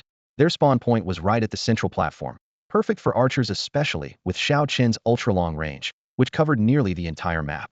Other teams might have to clear monsters while moving cautiously and probing for invisible enemies, making the process slow and risky. A 100-man group would need a whole day to finish. The 20 of them planned to be done in an hour. At each end of the dungeon stood a boss, both motionless for now, seemingly watching from afar. 1. Flying Demon Mosquito, level 108. HP, 68.38 million. Attack, 186,624. Defense, 93,521. Skill 1. Lethal Sting summons a barrage of needles in an area. Skill 2. Blood Corrosion sprays blood with ongoing damage. The stats weren't much different from the level 200 version they'd encountered in the wild before. 2. Abyss Demon Worm, level 105. HP, 11.35 million. Attack, 46,325. Defense, 26,319. Skill 1. Invisibility. Skill 2. Burrow Rapid Self-Heal. The elite monsters in the dungeon had even more outrageous attack, defense, and health than the bosses. Now that Xiao Chun was level 150, rushing through this map felt a bit overkill. They could wipe the field clean in an hour. Captain, have the two bosses moved? Zhao Yuqing looked up, her eyes empty. She couldn't see the invisible monsters, making command awkward. They're still watching. Xiao Chen squinted using true sight. We're only 20. The other side probably senses something's off and won't act recklessly. These high-intelligence bosses won't be easy if we go heathen. Then attack like this later. Zhao Yuqing quickly laid out the plan, speaking fast. First, pretend you can't see the invisible enemies and randomly launch area attacks. You can send some smaller monsters over again while quietly taking them down in batches. Keep your attack range within 100 meters, the commander reminded once more. This must never be exposed. Isn't that hiding too well? Someone worried. No, we can't afford to be careless at any time, he answered firmly. Clear the first wave of small monsters first. Once those two bosses sense something's wrong, they'll make their move. Then we concentrate fire on them. Ignore the other small monsters for now and focus on delivering a deadly blow as quickly as possible. At this point, Xiao Chen's attack speed had surged to 10 arrows per second. By theory, a critical hit was guaranteed at least once within 15 minutes. Even if luck wasn't on his side and it didn't activate, there were tanks and healers in the team to back him up, so he could still tough it out through the skills and finish the dungeon. The tactic was simple. Kill one boss instantly, then slowly wear down the other. If the chance arose, he even hoped to have a conversation with it. Xiao brother, how are you planning to communicate? A teammate asked curiously. Normal communication, Xiao Chen squinted. These small monsters are sentient beings. They can talk and have emotions. When it comes to real monsters, it's worth trying to communicate. Everyone silently felt relieved that the first dungeon map wasn't set to a super high difficulty. Once the battle started, Xiao Chen obeyed orders the whole time, even putting on a bit of an act. Huh, why aren't there any monsters here? He exclaimed dramatically. Could they be hiding underground? Don't move. He'll use some skills to flush them out. His acting skills were almost non-existent, but his voice was incredibly loud. Whether the monsters believed him or not was irrelevant, could just brute force the situation if needed. Arrows fire. Swish, swish, swish. 28,369. 26,748. The first wave of demon bugs had thick armor and tough shells definitely hard to chew through. Are there really monsters? Die for me. After 12 rapid rounds of shooting, the entire first batch collapsed. Kill 98, gold 196, experience 0, demon bug I-98. The dungeon run was secure, but these small monsters were much tougher than 160 level locusts. On the city wall, he could clear large groups with a single skill, but here there wasn't a single soft target. After finishing the first wave, he guzzled several mana potions, and teammates sent magical support. The next arrow rain poured down. Hundreds of demon bugs instantly became shredded corpses. The fastest swarms pressed forward, already right in front of them. Activate shields. At the command, several tanks raised their shields and charged. Shield bash. Shield wall reflect. Team guard. Two assassins flashed cold blades, instantly finishing off the two barely alive bugs. The two giant mosquitoes hovering midair sensed danger and suddenly lunged at the group. Quick reaction. Take an arrow. Xiao Chen's bowstring hummed. Whoosh. Cunning red-blooded bipedal beasts. You can actually see us? What kind of power do you have? The boss roared furiously. Even the awakened true gods, I wasn't enough to lock onto the invisible bosses. The mental strength required had to be extreme. Obviously, Xiao Chen's mental power was more than sufficient. Cleaning you two up is totally doable.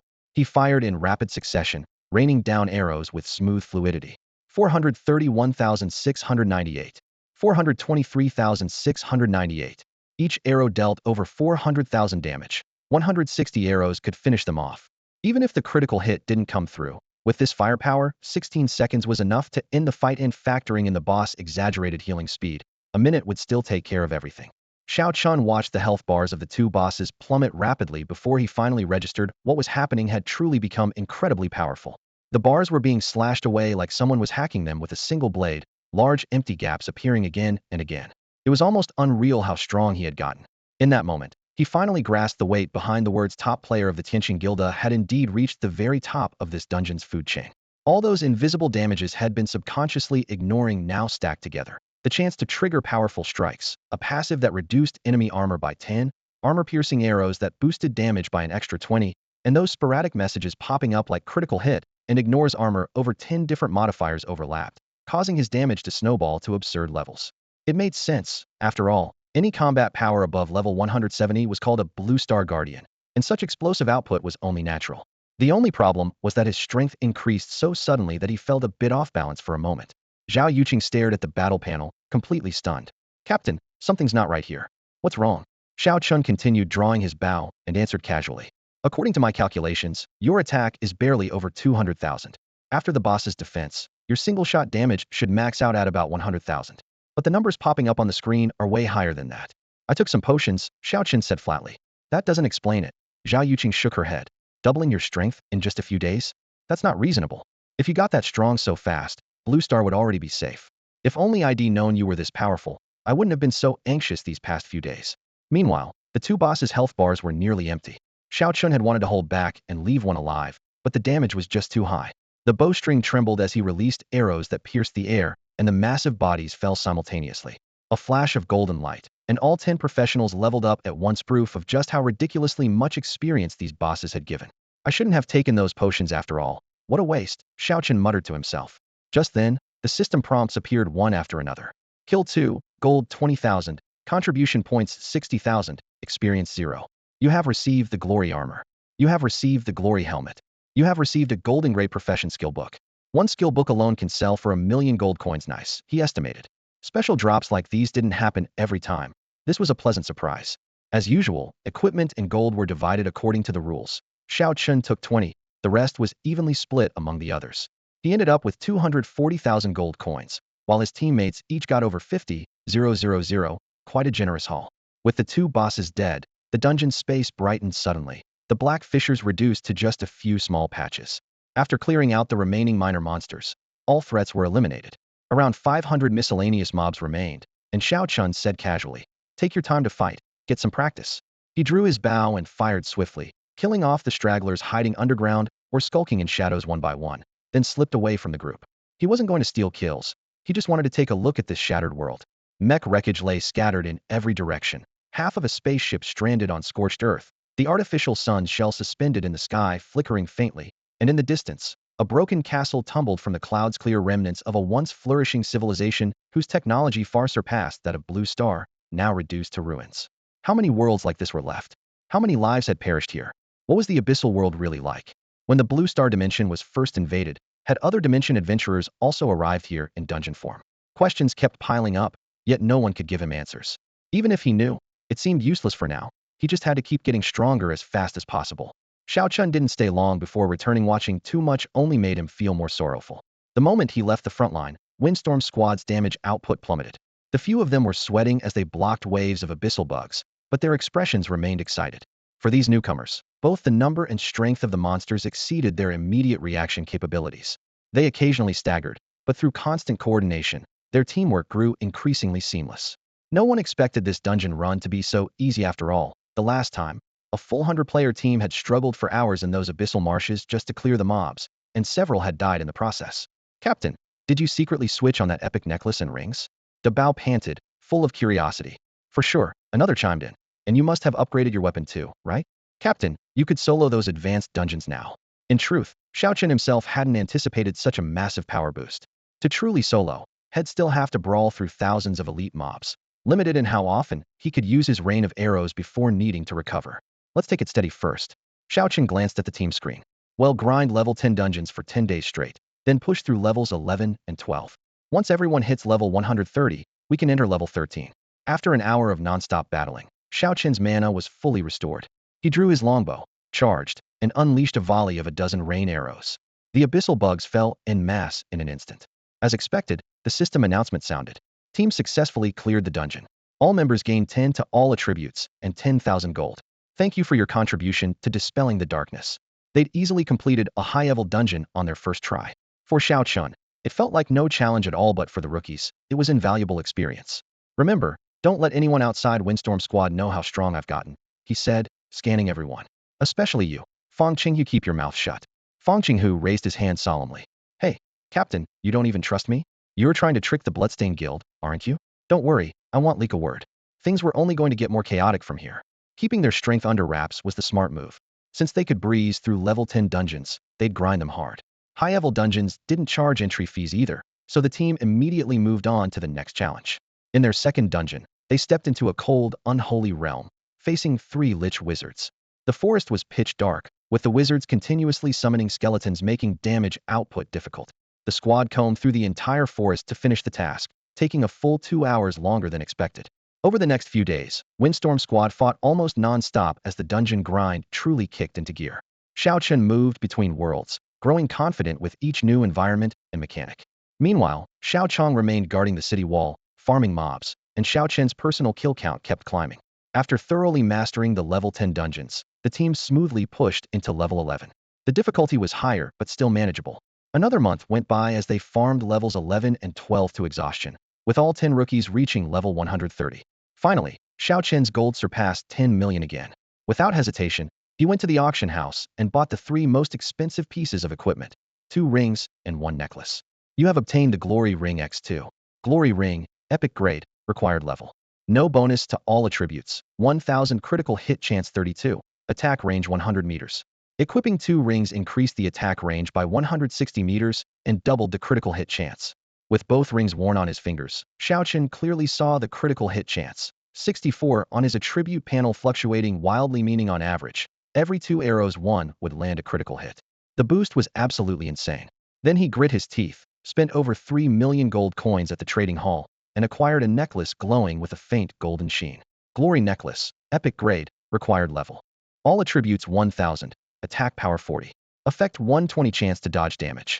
Unlike a fixed damage increase, this necklace provided a 40% boost to attack power. On its own, it effectively raised his total attack by a full 20. The benefit was staggering. With this necklace, I dare to tackle level 13 and 14 dungeons, Xiao Chun said, rubbing the pendant with growing confidence. Latest attribute panel. Xiao Chun, LV 150. Experience, 33,860,000. Total attributes, 242,695.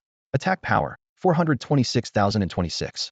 Health, 798,300.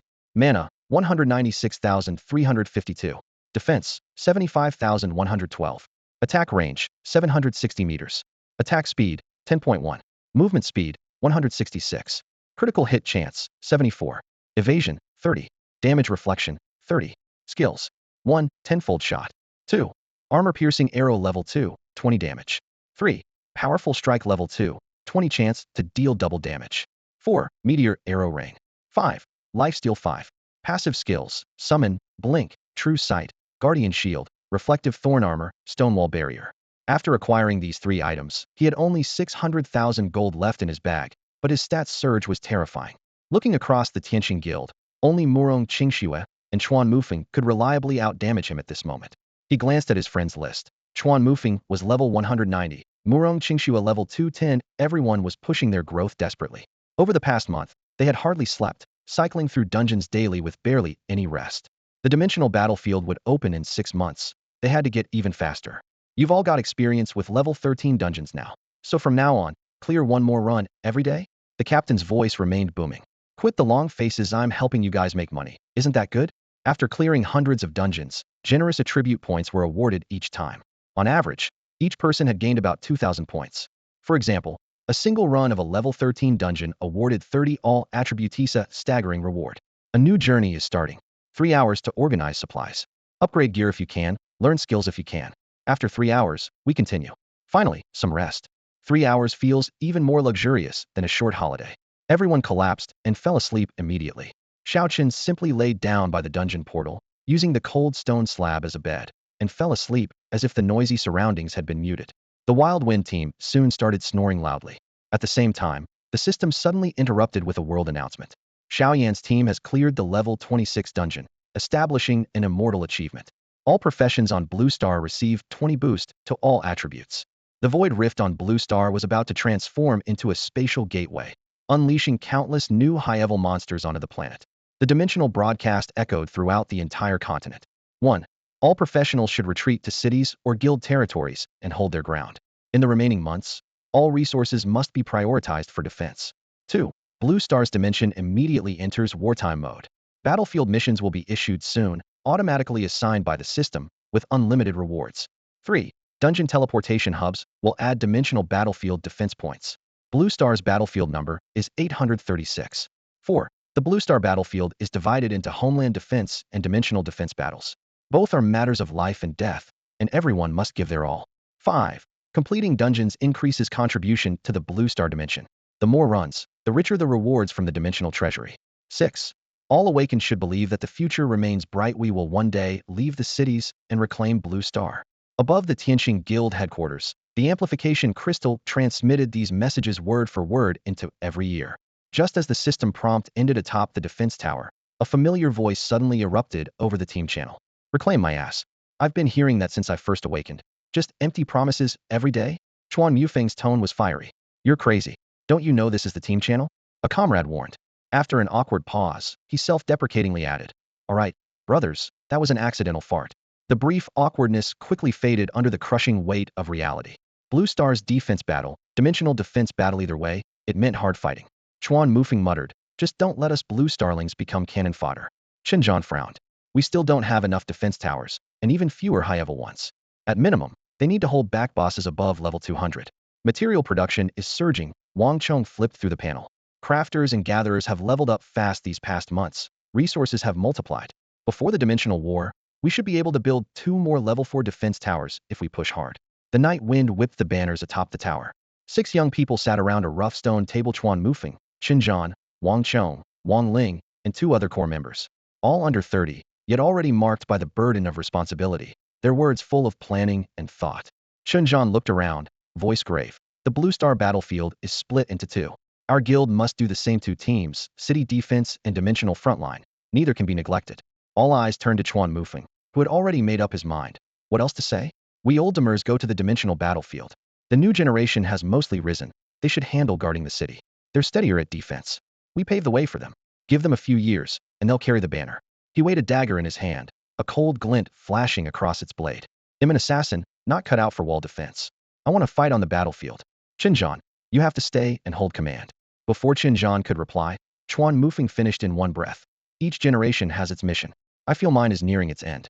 Starting today, I hand over the guild leader position to you. In their 20s, the prime of youth. Yet those words came with a heavy but resolute weight. What mission? You just want to quit. You haven't even logged off, yet what's the point of making me guild leader now? In the hall, Xinjiang grabbed Chuan Mufeng by the collar, his voice full of anger. Chuan Mufeng spread his hands helplessly and shrugged. Had only become guild leader because he was the highest level back then. But in his heart, he always wanted to be a frontline soldier charging into battle. I want to become a legendary assassin. He clicked his tongue, tossing the title guild leader far away. Everything you've done over the years is basically guild leader work, so stop talking nonsense. Xinjiang shot back without any politeness. If it's about management skills, I'm still nowhere near you. A few older members exchanged knowing looks nearby. Everyone understood. The guild could survive without Xinjiang, but without Chuan Mufeng, its cohesion would crumble like loose sand. As long as that guy stood at the front, no one would completely collapse from despair even if he sometimes ranted in the channel or dropped big red envelopes. Chuan Mufeng shoved the guild leader's badge into Xinjiang's hand. I'm just handing the title over to you. I'm not dead. Even if I died in battle, the guild can still move forward.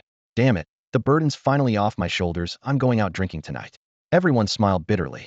For years, nearly all the guild's daily affairs had been handled by Xinjiang, who really had been doing the leader's work. But he was a berserker, better suited to rushing forward, though he still bragged, I've got better talent than you, and a higher level too. It makes sense for me to defend the home base and be the leader. Still, deep down, Xinjiang didn't want to take the badge. With Chuan Mufeng shielding him, he had been much more relaxed. Even if the other guy's title was just nominal, it took a lot of pressure off him. Now with the sudden handover, he smelled trouble. This guy was probably heading to the dimensional battlefield and might never come back. When Chuan Mufeng took over back then, he said it was temporary, but nobody expected the defense battle to be so brutal, and the previous leader was lost like that. No one had really been to the dimensional battlefield, but everyone knew it had to be deadly beyond measure. The first pioneers who went in had zero experience. Everything had to be figured out on the fly, and the death rate was terrifying. But someone had to take the first step. The sacrifices of the trailblazers paved the way for others. If you want to be a freelance assassin, that's your choice, Xinjiang said grimly. But first, deal with what's in front of us. What do you mean? Chuan Mufeng raised an eyebrow. The locusts keep attacking the city every day. Are you going to do anything about it? Qinshan's tone was deliberately low, but worry still showed through. The plague had lasted for months, but the city's defense was almost effortless now. Chuan Mufeng rubbed the bridge of his nose. Let them keep attacking. It's good experience for the brothers. I spent a lot of effort at the time to lure the swarm to the Tianqing Guild. Everyone was stunned. Chuan Mufeng grinned. This stress test went great. The new generation is slowly growing up. If outsiders found out that those swarms of locusts were deliberately summoned by Chuan Mufeng, would they still treat him like a god? What made it even more ironic was how urgent and angry he sounded in the guild channel. It didn't seem like an act at all. We did lose a lot. Xinjiang recalled the casualty numbers with a sigh. But at least we were prepared in advance. Much better than being caught off guard by monsters. Yeah, there were more deaths now, but during a real life-or-death battle, far fewer will die. Overall, the entire guild had gained huge benefits from that locust swarm. Xiao Chun had leveled up his skills for 2 straight months, reaching level 150. Around the temporary guild campfire, sparks crackled as the night wind scattered them in all directions, casting shifting shadows on everyone's faces. Outside the winding defensive line, piles of insect horde corpses formed small hills. This brutal, life-or-death battle had pushed the guild's average level sharply upward. A few core members sat together quietly, lowering their voices. This news was for their ears only. No one else was to know. In a while, I'm going to take down that queen bug myself. That'll earn me a whole wave of admiration, one of them said with narrowed eyes, tapping his knuckles against his knee as if already calculating the boost to his reputation. Someone nearby suddenly remembered and turned to ask, by the way, how's Xiaoqin doing lately? Still grinding dungeons? Doing great, the other replied, spreading his hands with a tone full of awe. Level 12 dungeons are like a casual stroll in his backyard now. He's already getting ready to tackle level 13. Damn, if I'd known he was this strong, I would have thrown more people his way to level up, another said, hitting his thigh in regret. Still, the 10 elite players led by Xiao Chun had all reached level 130, among the fastest progression in the entire guild. Someone else gawked. They only have 20 people total, and they actually want to take on the level 13 dungeon? If the big shots hear that, they'll get spooked. I couldn't even do that myself. Chuan Mufeng listened quietly, his expression darkening slightly. As a top assassin, his personal combat power was off the charts, but leading a large group through challenging high-level content was unrealistic. Someone half joked, half seriously said, at this rate, it won't be long before he outclasses you. Morong Qingxua chimed in. Xiao Qin's potential is incredible. Since he's made such big contributions to the guild, we should just give him the epic necklace directly. It would boost their confidence clearing the dungeon. ID already planned to give it to him. The proposer shrugged helplessly, but who expected head by an identical one himself first? So I just worried instead. Damn, that guy's really loaded. Someone muttered under his breath, eyes flickering. I bet his gear is fancier than yours, guild leader. You mean to say he used it before me? Give me that necklace back. Chuan Mufeng frowned and reached out. Once given, it's not coming back. Besides, I'm the guild leader now, so I decide how gear gets handed out. The other leaned back, arms crossed, clearly unwilling to budge. Chuan Mufeng cursed inwardly, handed over authority way too soon. Holding in his frustration, he scanned the camp. Where's that Xiaoqin fellow now? Someone pointed to an open patch not far away. Under the moonlight, blankets were spread out across the temporary camp, with bodies lying all over. Soft snores rose and fell. Look over there, the man smiled. The one sprawled out the worst is Xiaoqin. After waking up, Xiaoqin glanced at the darkened sky and almost jumped up in excitement. What the hell did it get so late? He threw off his cloak, muttering to himself had only planned a nap for 3 hours, but ended up sleeping 7 or 8. That was some serious luxury. He shouted out loud. Hey guys, wake up! Let's get back to it. The Windstorm squad members, deep in sleep, were jolted awake by his yell, all of them rubbing their eyes in confusion. Captain, where are we now? Beast bro, you were crushing my arm. No wonder it's so numb. Feng Qinglen, you're a girl, can you try to sleep a little more gracefully? After a chaotic few minutes of scrambling about, everyone finally came fully awake. Recently, the pace had been brutal, but to grow faster, they had to endure intense training. Now the whole squad was level 130, with Beast Bro and a few others even higher by 1 or 2 levels. Facing bosses approaching level 130, they were still raking in tons of experience. After rousing the group, Xiao Chun left the rest of the preparations to Zhao Yuqing. All right, check your potions. Do you have enough? Zhao Yuqing efficiently distributed supplies. In level 13 dungeons, not only are the monsters stronger, but the maps are much bigger. Remember, this is a 200-player raid, but only 20 of us clearing it means double rewards. Each completion boosts all attributes by 30. This is my first time running this kind of dungeon too, Xiao Chun said as he checked his backpack, swapping out 3 pieces of gear and stocking up on all the potions. Just as he finished, he noticed only a few coins left in his pocket. At that moment, a private message popped up from the top player, Chenjian. Xiao Chun, you've done great this past month grinding dungeons and earning huge contribution points for the guild. The sudden attention made Xiao Chun instinctively wary. Boss, what do you want? What else? Just here to encourage you since you've been working hard. Chenjian paused and spoke seriously. The guild sees your efforts and won't let you down. We can save on other things, but your rewards won't be lessened. I'm sending you 300,000 gold coins, not much, but it's sincere. Xiao Chun thought he must have misheard. Boss, are you sure that's for me? Of course. When have I ever shortchanged you? 300,000, not a coin less. A notification confirmed the gold had arrived. The cold numbers hitting his account finally convinced Xiao Chun it was real, no strings attached, no hidden catch. Chenjian was surprisingly generous. 300,000 gold meant he could stock up on several big batches of potions. The unexpected windfall warmed his heart. Boss, maybe I misunderstood you before. It's fine, Chenjian said casually. I do my part for the guild with a clear conscience. Misunderstandings are normal. The more you do, the more they come. The burden of responsibility is measured by how much grievance you can bear. Listening to this, Xiao Chun felt a certain truth in it. The boss vision was truly grand. Yet somewhere deep down, something still felt off. He couldn't quite put his finger on it, and little did he know. Someone had just traded 300,000 gold for a necklace worth 3 million. Xiao Chun, the war mission system has been activated. Your earnings from dungeon runs will increase significantly. Give it your all, you don't have many years left to grow. What war mission system? And what years of growth? Isn't the world going to change drastically in just half a year? Xiao Chun muttered to himself, immediately pulling up his character panel. Right in the center, a new quest bar had appeared out of nowhere. He clicked on it, and suddenly a dozen small submission bars spread out before him. Kill missions, support missions, collection missions, map missions, urgent missions, a dazzling array. But at this moment, only the kill missions was active. A clear prompt appeared. Kill missions slay real interdimensional monsters to earn war merits. War merits can be exchanged for any item. For any item? Xiao Chun tapped the screen, and the war merit shop popped up instantly. The first row displayed 8 high-level items: resource packs, attribute fruits, experience pills, advancement stones, legendary gear, bonded equipment, chaos stones, and dimension expansion stones. Just their names sent a thrill through him. Scrolling down, the exchange list stretched over 10,000 pages, with a tiny note in the bottom right. Various items are continuously being added. This is insane. Xiao Chun took a deep breath. So, as long as he earned enough war merits, he could really buy anything. But where do these real interdimensional monsters come from? According to the prompt, advanced dungeons are scattered everywhere, just waiting for him to slash through. Suddenly, his motivation to grind dungeons was skyrocketing. Then, the system refreshed its explanation. War merits are non-transferable. Gold is the currency unique to the blue star dimension, while war merits are valid across billions of dimensions. One war merit can be exchanged for 10,000 gold. Gold cannot be exchanged back into war merits. The war merit system has just started. All blue star inhabitants begin at 0. The war merit leaderboard is now open.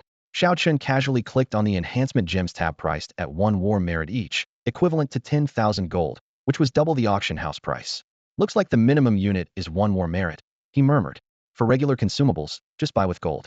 Save war merits for the real valuable stuff. He thought for a moment and added, maybe big exchanges only happen once every 5 or 6 years, but having the option is better than nothing. Gold was already hard to come by. War merits would be even scarcer, but this was an extra source of income all adventurers would benefit. Nearby, Bauga and the rest of the team were watching the system closely, their voices trembling with excitement. Epic level attribute fruits unlimited? If I swallowed 100 million of those, I'd be invincible. Experience pills? Upgrading will be a breeze from now on. Bonded gear, bonded weapons, bonded helmets, each one ridiculously powerful. Xiao Chun rolled his eyes. Keep it real, guys. First see when you can afford what's on the first page before you start bragging. It's just 1 war merit. Bauga said after checking prices, instantly deflated, 10,000 gold? There's no way we can afford that. Enough talk, let's enter the dungeon. No matter how good the stuff is, you have to grind it out stage by stage, Xiao Chun said firmly. The level 13 dungeon shouldn't be an issue for them. Ding. You have entered dimension node 79365. With a flash of light, the team landed. A cold, eerie wind hit their faces. The air felt like crushed ice stinging their exposed skin. Faint whispers echoed in the distance, half laughter, half tears, shifting between near and far. The whole team shivered simultaneously as the barely audible calls drifted through the night. Return, souls return.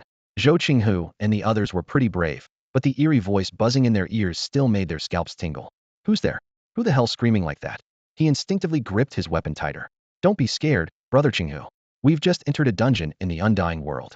As his teammate finished speaking, the system notifications flooded the screen all at once. You have entered Abyss of Death. Team quest accepted. This is the passage from the undying world to the dimensional battlefield. Eliminate all undead creatures and seal the passage. Quest rewards: 30 to all attributes for team members, 30,000 gold, 31 battle points. A level 3 dungeon. Shouldn't be too tough, someone said stubbornly, but everyone still subconsciously glanced toward the commander's position. Xiaochen wasn't lazy, simply trusted his teammates completely. Just follow the orders, and they'd succeed. Brother Xiao, your attack range isn't enough yet. We need to move forward another 100 meters. Zhao Yuqing pointed ahead. See that undying shrine? The undying spring at its entrance has to be destroyed first. Otherwise, the monsters will keep regenerating infinitely. This was the hardest part of the dungeon. Other teams trying to reach the spring would have to force their way through hundreds of meters of monsters. The whole passage was packed with dense, undead skeletons on the ground and countless undead ghosts floating in the air. Unlike the broken bones Xiao Chun had seen before, these skeletons burned with fierce undead flames. They were fully intact undead beings. That spring? I can hit it standing still. Xiao Chun drew his bowstring with a smirk. Forgot to mention me attack ranges increased a bit. As the map expanded, his stats rose accordingly. He was only 700 meters from the spring, with an extra 60 meters of range left. The plan was obvious. Destroy the spring first, then enter the shrine to kill the boss. Watch out for the 3 layers of auras on the smaller monsters. Defense, life steal, and evasion, Zhao Yuqing added. 3 types of auras means there are at least 3 bosses inside: Undead Knight, Skeleton Mage, and Skeleton Overlord. The strategy formed instantly. 1. Destroy the spring to stop regeneration. 2. Take down the 3 aura bosses individually. 3. Mop up the remaining enemies. Most others would feel hopeless facing monsters that could regenerate and life steal. Yuqing, let's stick to the usual group up and defend as one. Someone scratched their head. Feels like all I'm good for is taking a beating. Damn, playing with the captain in this dungeon makes me feel like dead weight, another muttered. You've always been kinda useless. Zhao Yuqing rolled her eyes. Stop whining and follow orders. Xiao Chun had already muted the team chat and fixed his gaze on the status panel. Undying Spring. Level, 140. HP, 17 billion. Regeneration rate, 1 million per second. The absurd numbers almost made him put down his bow, but then he thought of his skills and felt fired up again. Boss or not, anything that regenerates has to die. The 3 bosses stayed tucked inside the shrine, clearly underestimating the distant archer. Xiao Chen knew better no matter how smart a boss was, arrogance was always their weakness.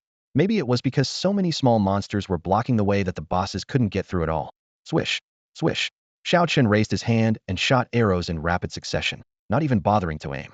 With each draw of the bowstring, a rain of arrows poured down.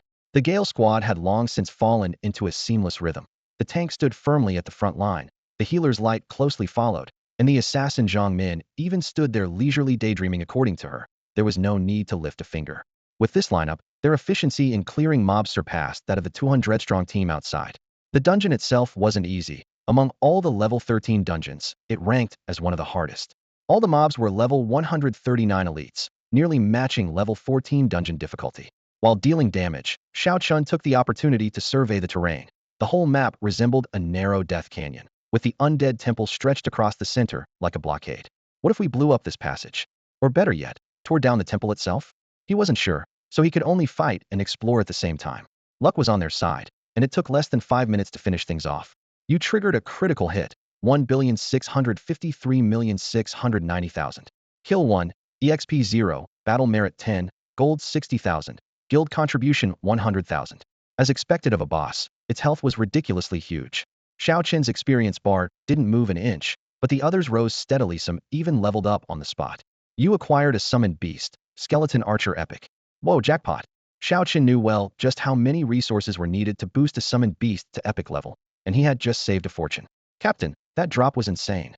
My Skeleton Archer took years to barely hit gold tier, and now it pops as epic. I'm lucky if I can even raise mine to gold. Epic is probably a lifelong dream. Money's so hard to earn, and I haven't even completed my summons gear yet. But today's haul already solves half the problem. Maybe I can even replace a few of my current gears with epics, and finally get some of those skill books. A single top-tier drop translated to a big boost for the entire team's strength. Riding this momentum, Xiao Chen set a small goal for himself. Reinforce his signature weapon once more to push its range past 800 meters. Of course, he couldn't get too excited, yet the remaining 3 bosses still needed to be taken down. Zhao Yuqing, your judgment was spot on. It really is those 3 types of bosses. These 3 bosses were no pushovers, and their awakened skills were just as troublesome, but they were blocked in the canyon by the overwhelming flood of small monsters. Xiao Chen's team stood just outside their attack range, turning the fight into a one-sided firepower drill. Haha, this kind of fight is my favorite. Someone laughed excitedly in the team. Xiao Chun didn't even bother looking at his health bar, confident it would be over within a minute. Red-blooded tribe, you cannot kill us, or you will bring disaster upon yourselves. With your strength, why have you come here? You will regret it. Xiao Chun ignored their taunts. Each of these bosses was cunning and sly, masters of psychological warfare. At first, Xiao Chun would still communicate with them occasionally, but after suffering a few losses, he came to believe that silence is golden. Sometimes being too curious only invites trouble. Knowing less might just mean living longer. At this moment, the 3 bosses fell heavily to the ground almost simultaneously, their dropped loot glinting coldly on the floor. Xiao Chun bent down to pick up a few pieces of equipment, habitually checking their stats. No extra surprises this time, but the basic gains were still solid. The system flashed 3 notifications in quick succession.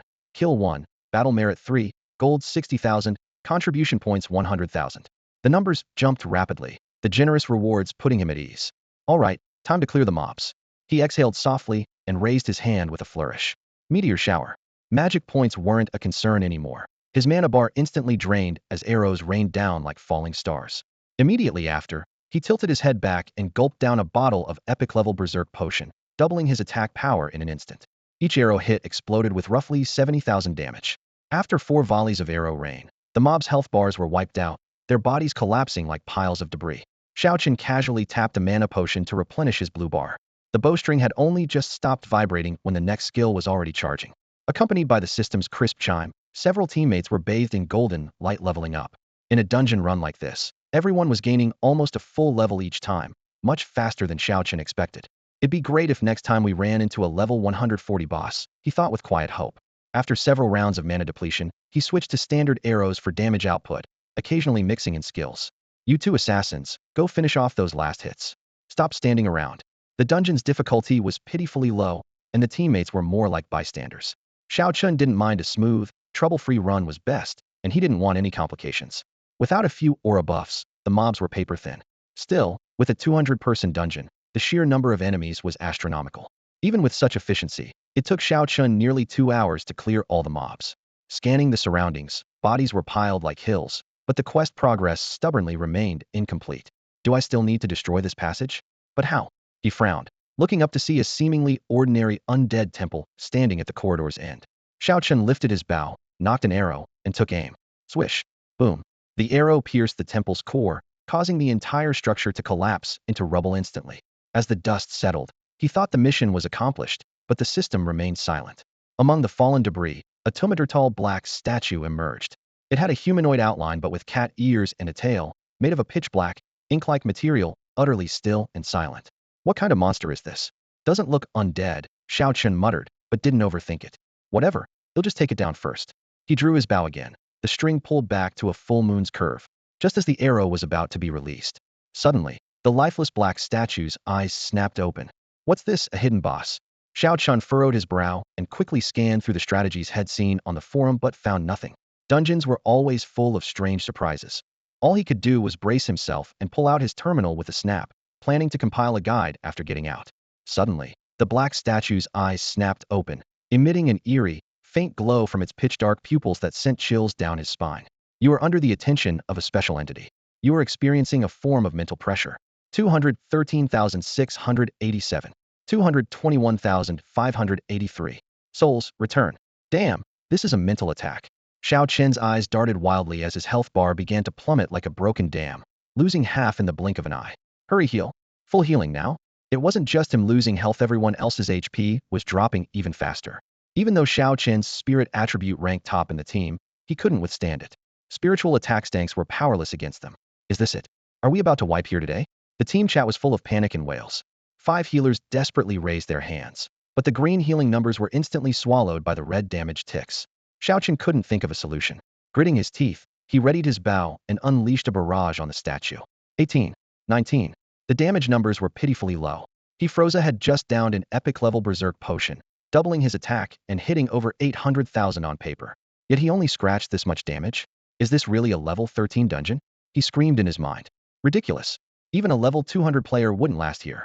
The shiny loot head just picked up sat in his bag, yet his life was about to be forfeit. What kind of monster is this? We already downed several bosses, and now a statue is going to finish us off?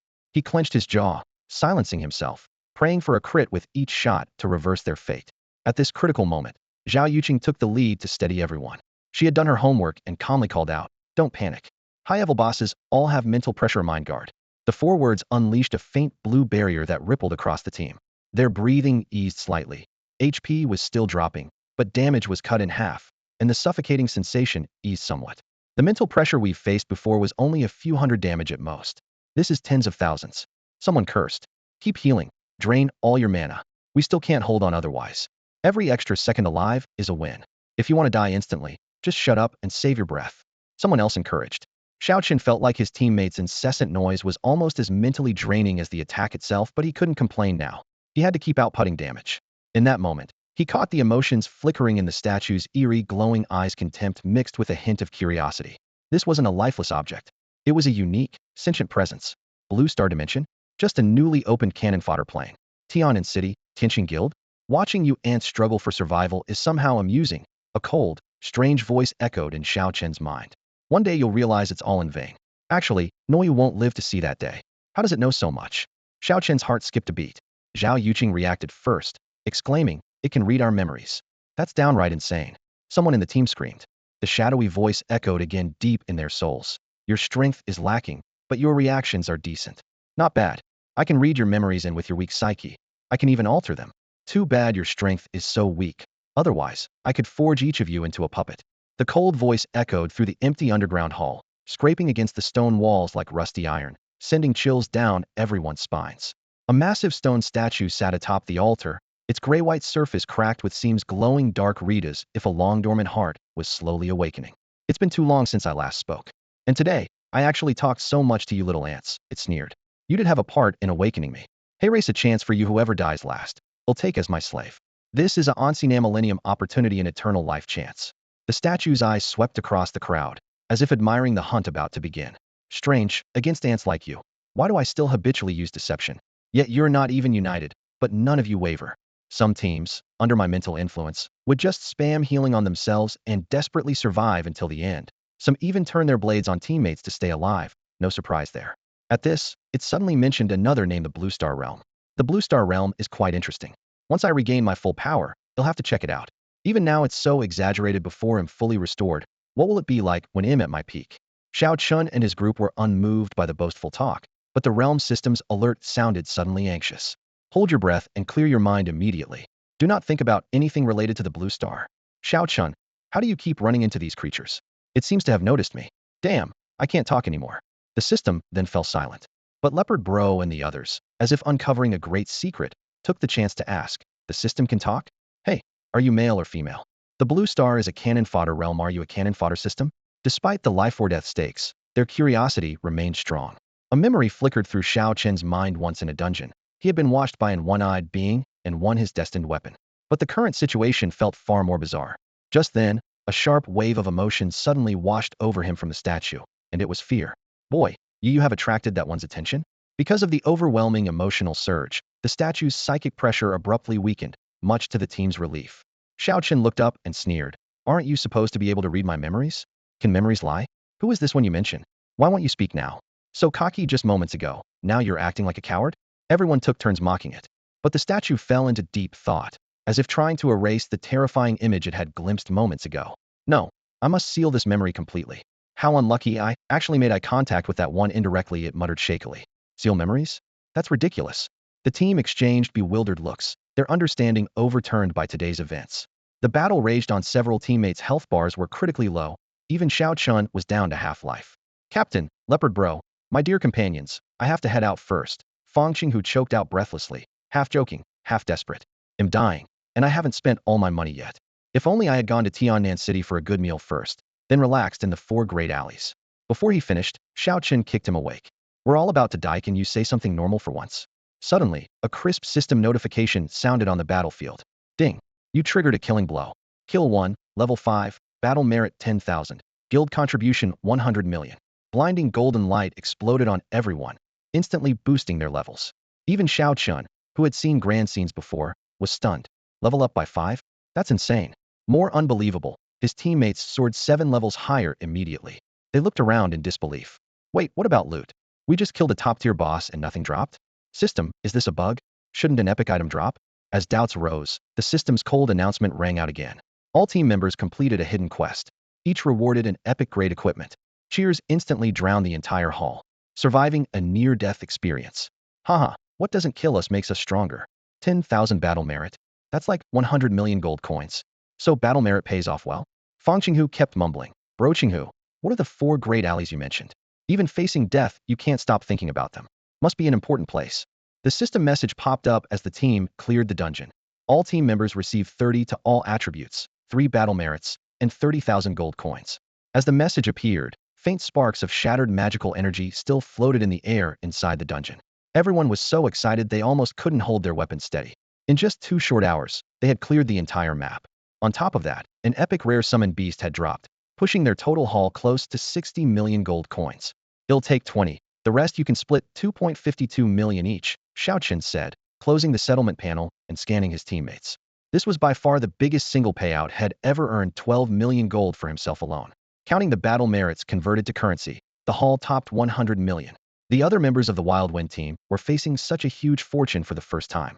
They seemed frozen in place by the sheer amount of gold, faces betraying equal parts panic and joy. Captain, how about we head to Tianan City for a nice meal? One joked half seriously. No time for that. After restocking, we run the next dungeon. Xiao Chen interrupted without hesitation. You're leveling up too fast. We should be hitting the level 14 dungeon by tomorrow. Leveling with the captain is fast, but there's no real life at all. What life? Survive first, then we'll talk. Xiao Chen said coldly. For him, they had to turn themselves into efficient monster-slaying machines first. All right, teleport us out, he commanded, raising his sword toward the glowing portal in the void. Once out, focus on improving your strength immediately. If you don't have anything to buy, convert battle merits into attribute fruits first. He added with a warning. Don't get cocky just because you made some money. Stay low-key, make your fortune quietly, got it? 1 battle merit equals 100 million gold. That number sounds scary, but spending it is nothing special. Fang Qinghu had the most say. He was about to hit level 140 and needed to contract a new summoned beast. Upgrading the skeleton archer to epic and training the new pet to gold tier would quickly drain all 60 million gold. Xiao Chun decided to save his battle merits for now, keeping only 13 million gold on hand, 5 million to upgrade his weapon to level 3, and the remaining 8 million stashed away for emergencies. Suddenly, the system announcement sounded. The dungeon has ended. The spatial portal will close shortly. You will be teleported out. Chat channels were disabled inside the dungeon until the glowing light beneath them flickered. Then they were sent back to the guild territory. A series of even more astonishing broadcasts followed. Dimensional broadcast. Xiao Chen's team cleared the hidden dungeon with outstanding achievements. All professions on Blue Star Dimension receive 100 to all attributes and 1 battle merit. Can this really make the dimensional broadcast? Xiao Chun was stunned. The unbelievably generous rewards left him speechless for a moment. Captain, they made it a server-wide announcement. How can we stay low-key now? You're just too good, Captain. Quietly getting rich is probably impossible. Trying to keep a low profile, but their power made it impossible. Then came. All guild members receive 200 to all attributes, 10 battle merits, and 100,000 guild contribution points. Your battle merit level has increased to level 2, ranking first in the dimension. Xiao Chun took the top spot thanks to killing extra bosses and earning bonus battle merits. Otherwise, he would have tied with the other Wild Wind team members. Opening the leaderboard. First, Xiao Chun. Tied for second, Fang Qingbao, Fang Qinglin, Fang Qinghu. Other Wild Wind members, all within the top 20. 21st, Xiao Yan. They had become too high profile now. Xiao Chun wondered what the Bloodshade Guild members would think when they saw this. When people see the names of the Fang siblings, many assume the Fang family is a powerful clan. Dimension announcement. 1. Your battle merit ranking has entered the top 100 of the dimension, triggering the achievement Rising Fame. All attributes 100, attack power 2.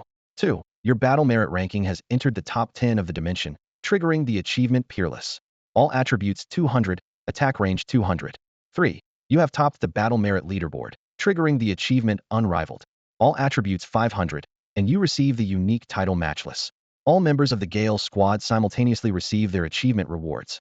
Their attributes on the status panels jump up noticeably, and their momentum surges dramatically. Is this the treatment reserved for a top-level player like Xiao Yan? Exactly. The top spot was firmly in his grasp from the start. long before anyone else had earned any battle merit. Only a handful managed to seize the early leaderboard bonuses, while Xiao Chun will eventually be pushed out of the top 100 by rising stars. The resources he gained this round are etched into history. Title Matchless grants an additional 5 to all attributes. Appearing once on the dimension announcement might be luck. Appearing twice is definitely no coincidence. At this moment, Xiao Chen's name isn't quite a household word, but it has already spread far and wide. Even more impressively, all professionals across the Blue Star get a share of the bonus. All attributes 100, a bewilderingly large collective boost. Battle Merit 1, which equals 10,000 gold coins added to each player's pocket out of thin air. The biggest winner is the Skywalker's Guild. When Chun Zhan saw the contribution figure with its endless stream of zeros, he was shaking all over. Without hesitation, he upgraded the guild to level 7. Official member limit, 400,000. Probationary member limit, 800,000. Level 7 guild bonuses. All attributes 350, attack 25, defense 25.